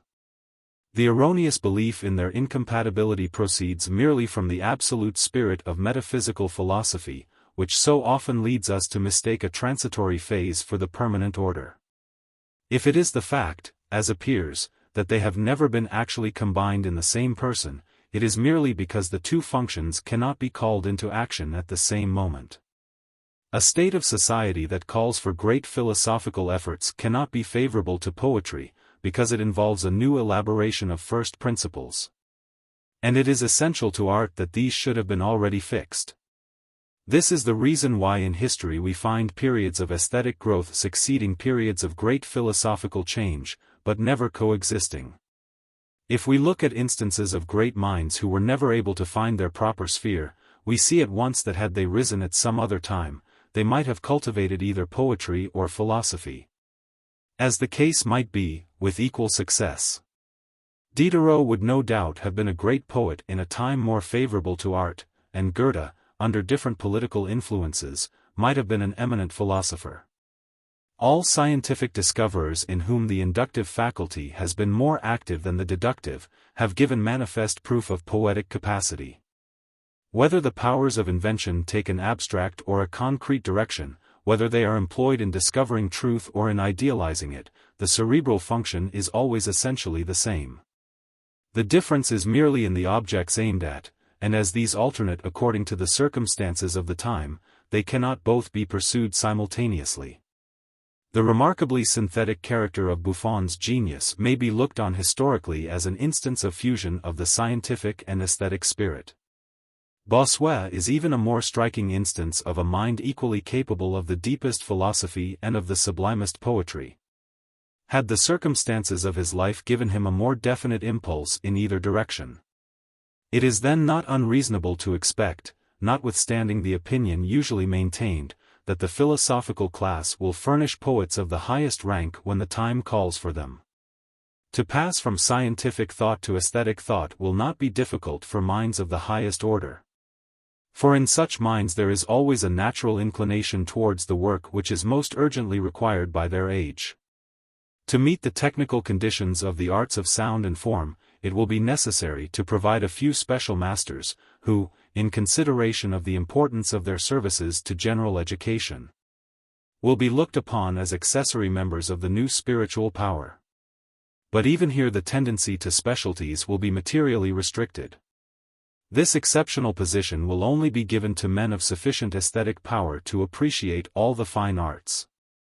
And they should be capable of practicing at least the three arts of form simultaneously, as was done by Italian painters in the 16th century.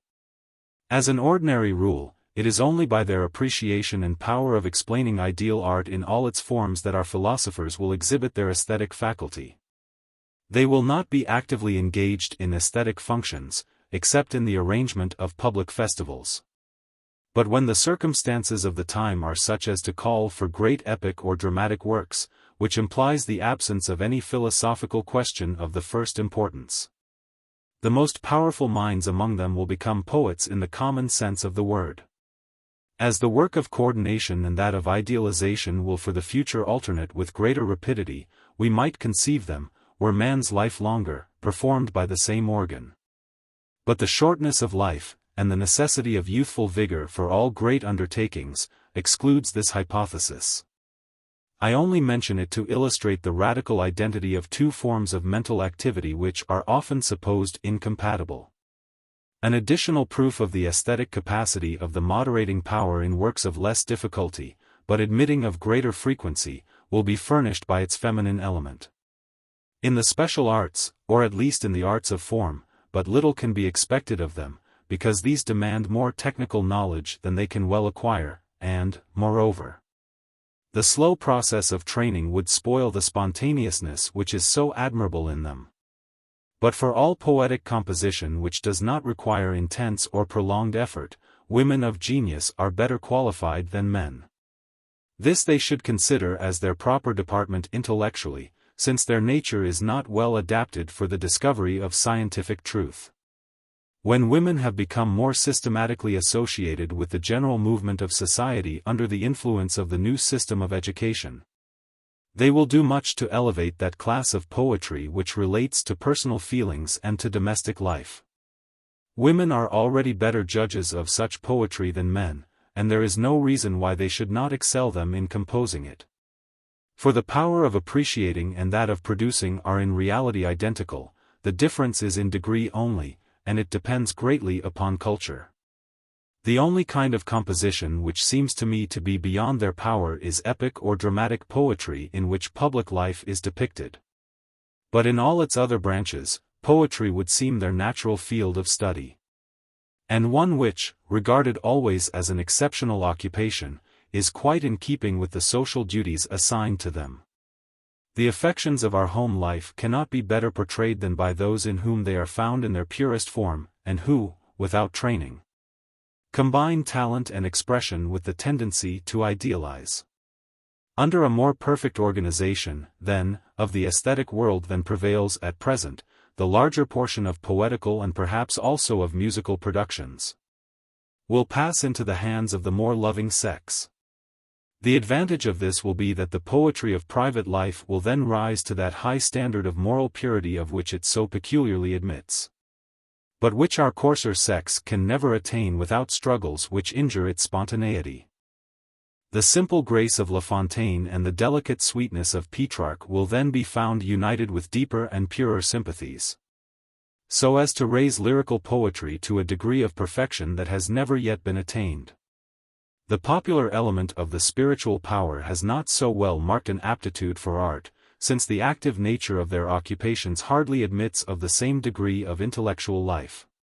But there is a minor class of poems, where energy of character and freedom from worldly cares are the chief sources of inspiration, for which working men are better adapted than women, and far more so than philosophers. When positivist education has extended sufficiently to the people of the West, poets and musicians will spontaneously arise, as in many cases they have already risen, to give expression to its own special aspirations. But independently of what may be due to individual efforts, the people as a whole has an indirect but most important influence upon the progress of art, from the fact of being the principal source of language. Such, then, is the position which art will finally assume in the positive system. There will be no class at present, exclusively devoted to it, with the exception of a few special masters. But there will be a general education, enabling every class to appreciate all the modes of idealization, and encouraging their culture among the three elements which constitute the moral force of society and which are excluded from political government. Among these there will be a division of aesthetic labor. Poetry descriptive of public life will emanate from the philosophic class. The poetry of personal or domestic life will be written by women or working men, according as affection or energy may be the source of inspiration. Thus the form of mental activity most appropriate to humanity will be more specially developed among those classes in which the various features of our nature are most prominently exhibited. The only classes who cannot participate in this pleasant task are those whose life is occupied by considerations of power or wealth, and whose enjoyment of art, though heightened by the education which they in common with others will receive, must remain essentially passive. Our idealizing powers will henceforth be directly concentrated on a work of the highest social importance, the purification of our moral nature. The speciality by which so much of the natural charm of art was lost will cease, and the moral dangers of a life exclusively devoted to the faculty of expression will exist no longer. I have now shown the position which art will occupy in the social system as finally constituted. I have yet to speak of its influence in the actual movement of regeneration which positivism is inaugurating. We have already seen that each of the three classes who participate in this movement assumes functions similar to those for which it is ultimately destined, performing them in a more strenuous, though less methodic way. This is obviously true of the philosophic class who head the movement. Nor is it less true of the proletariat, from whom it derives its vigor, or of women, whose support gives it a moral sanction. It is, therefore, at first sight probable that the same will hold good of the aesthetic conditions which are necessary to the completeness of these three functions of the social organism. On closer examination we shall find that this is the case. The principal function of art is to construct types on the basis furnished by science. Now this is precisely what is required for inaugurating the new social system. However perfectly its first principles may be elaborated by thinkers, they will still be not sufficiently definite for the practical result. Systematic study of the past can only reveal the future in general outline. Even in the simpler sciences, perfect distinctness is impossible without overstepping the limits of actual proof. Still more, therefore, in sociology will the conclusions of science fall always far short of that degree of precision and clearness, without which no principle can be thoroughly popularized. But at the point where philosophy must always leave a void, poetry steps in and stimulates to practical action. In the early periods of polytheism, poetry repaired the defects of the system viewed dogmatically. Its value will be even greater in idealizing a system founded, not upon imagination, but upon observation of fact. In the next chapter one shall dwell at greater length on the service which poetry will render in representing the central conception of positivism. It will be easy to apply the same principle to other cases. In his efforts to accomplish this object, the positivist poet will naturally be led to form prophetic pictures of the regeneration of man, viewed in every aspect that admits of being ideally represented. And this is the second service which art will render to the cause of social renovation, or rather it is an extension of the first. Systematic formation of utopias will in fact become habitual. On the distinct understanding that, as in every other branch of art, the ideal shall be kept in subordination to the real. The unlimited license which is apparently given to utopias by the unsettled character of the time is in reality a bar to their practical influence. Since even the wildest dreamers shrink from extravagance that oversteps the ordinary conditions of mental sanity. But when it is once understood that the sphere of imagination is simply that of explaining and giving life to the conclusions of reason, the severest thinkers will welcome its influence. Because so far from obscuring truth, it will give greater distinctness to it than could be given by science unassisted. Utopias have, then, their legitimate purpose, and positivism will strongly encourage their formation. They form a class of poetry which, under sound sociological principles, will prove of material service in leading the people of the West towards the normal state. Each of the 5 modes of art may participate in this salutary influence. Each in its own way may give a foretaste of the beauty and greatness of the new life that is now offered to the individual, to the family, and to society. From this second mode in which art assists the great work of reconstruction we pass naturally to a third, which at the present time is of equal importance. To remove the spell under which the Western nations are still blinded to the future by the decayed ruins of the past. All that is necessary is to bring these ruins into comparison with the prophetic pictures of which we have been speaking. Since the decline of Catholicism in the 14th century, art has exhibited a critical spirit alien to its true nature, which is essentially synthetic. Henceforth it is to be constructive rather than critical. Yet this is not incompatible with the secondary object of contending against opinions, and still more against modes of life, which ought to have died out with the Catholic system, or with the revolutionary period which followed it. But resistance to some of the most deeply rooted errors of the past will not interfere with the larger purpose of positivist art. No direct criticism will be needed. Whether against theological or against metaphysical dogmas, argument is henceforth needless, even in a philosophical treatise, much more so in poetry. All that is needed is simple contrast, which in most cases would be implied rather than expressed, of the procedure of positivism and Catholicism in reference to similar social and moral problems. The scientific basis of such a contrast is already furnished, it is for art to do the rest, since the appeal should be to feeling rather than to reason. At the close of the last chapter one mentioned the principal case in which this comparison would have been of service, the introduction, namely, of positivism to the 2 southern nations. It was the task that I had marked out for my saintly fellow worker, for it is one in which the aesthetic powers of women would be peculiarly available.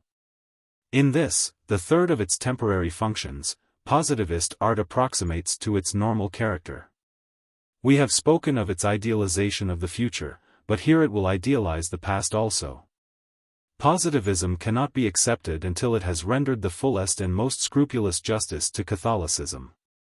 Our poets, so far from detracting from the moral and political worth of the medieval system, will begin by doing all the honor to it that is consistent with philosophical truth.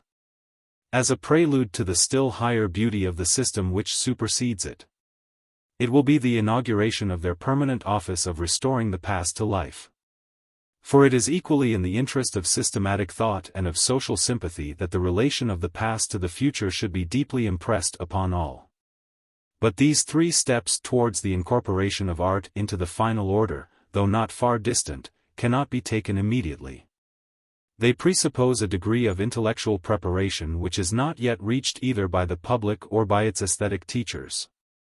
The present generation under which, in France, the Great Revolution is now peacefully entering upon its second phase, may diffuse positivism largely, not merely amongst qualified thinkers, but among the people of Paris, who are entrusted with the destinies of Western Europe, and among women of nobler nature.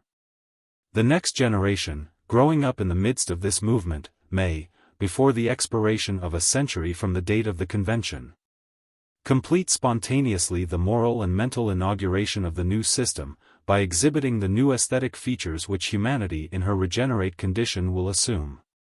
Let us now sum up the conclusions of this chapter. We have found positive philosophy peculiarly favorable to the continuous development of all the fine arts. A doctrine which encourages humanity to strive for perfection of every kind, cannot but foster and assimilate that form of mental activity by which our sense of perfection is so highly stimulated. It controls the ideal, indeed, by systematic study of the real, but only in order to furnish it with an objective basis, and so to secure its coherence and its moral value. Placed on this footing, our aesthetic faculties are better adapted than the scientific, both to the nature and range of our understanding, and also to that which is the object of all intellectual effort, the organization of human unity. For they are more immediately connected with feeling, on which the unity of our nature must rest. Next to direct culture of the heart, it is in ideal art that we shall find the best assistance in our efforts to become more loving and more noble. Logically, art should have a salutary influence upon our intellectual faculties, because it familiarizes us from childhood with the features by which all constructive efforts of man should be characterized. Science has for a long time preferred the analytic method, whereas art, even in these times of anarchy, always aims at synthesis, which is the final goal of all intellectual activity. Even when art, contrary to its nature, undertakes to destroy, it cannot do its work, whatever it be, without constructing. Thus, by implanting a taste and faculty for ideal construction, art enables us to build with greater effect than ever upon the more stubborn soil of reality. On all these grounds art, in the positive system, is made the primary basis of general education. In a subsequent stage education assumes a more scientific character, with the object of supplying systematic notions of the external world. But in after-life art resumes its original position. There the ordinary functions of the spiritual power will be aesthetic rather than scientific. The 3 elements of which the modifying power is composed will become spontaneously the organs of idealization. A function which will henceforth never be dissociated from the power of philosophic synthesis. Such a combination implies that the new philosophers shall have a true feeling for all the fine arts. In ordinary times passive appreciation of them will suffice. But there will occasionally be periods where philosophic effort ceases to be necessary, and which call rather for the vigor of the poet. And at these times the more powerful minds among them should be capable of rising to the loftiest creative efforts. Difficult as the condition may be, it is essential to the full degree of moral influence of which their office admits and which their work requires. The priest of humanity will not have attained his full measure of superiority over the priest of God, until, with the intellect of the philosopher, he combines the enthusiasm of the poet, as well as the tenderness of woman, and the people's energy.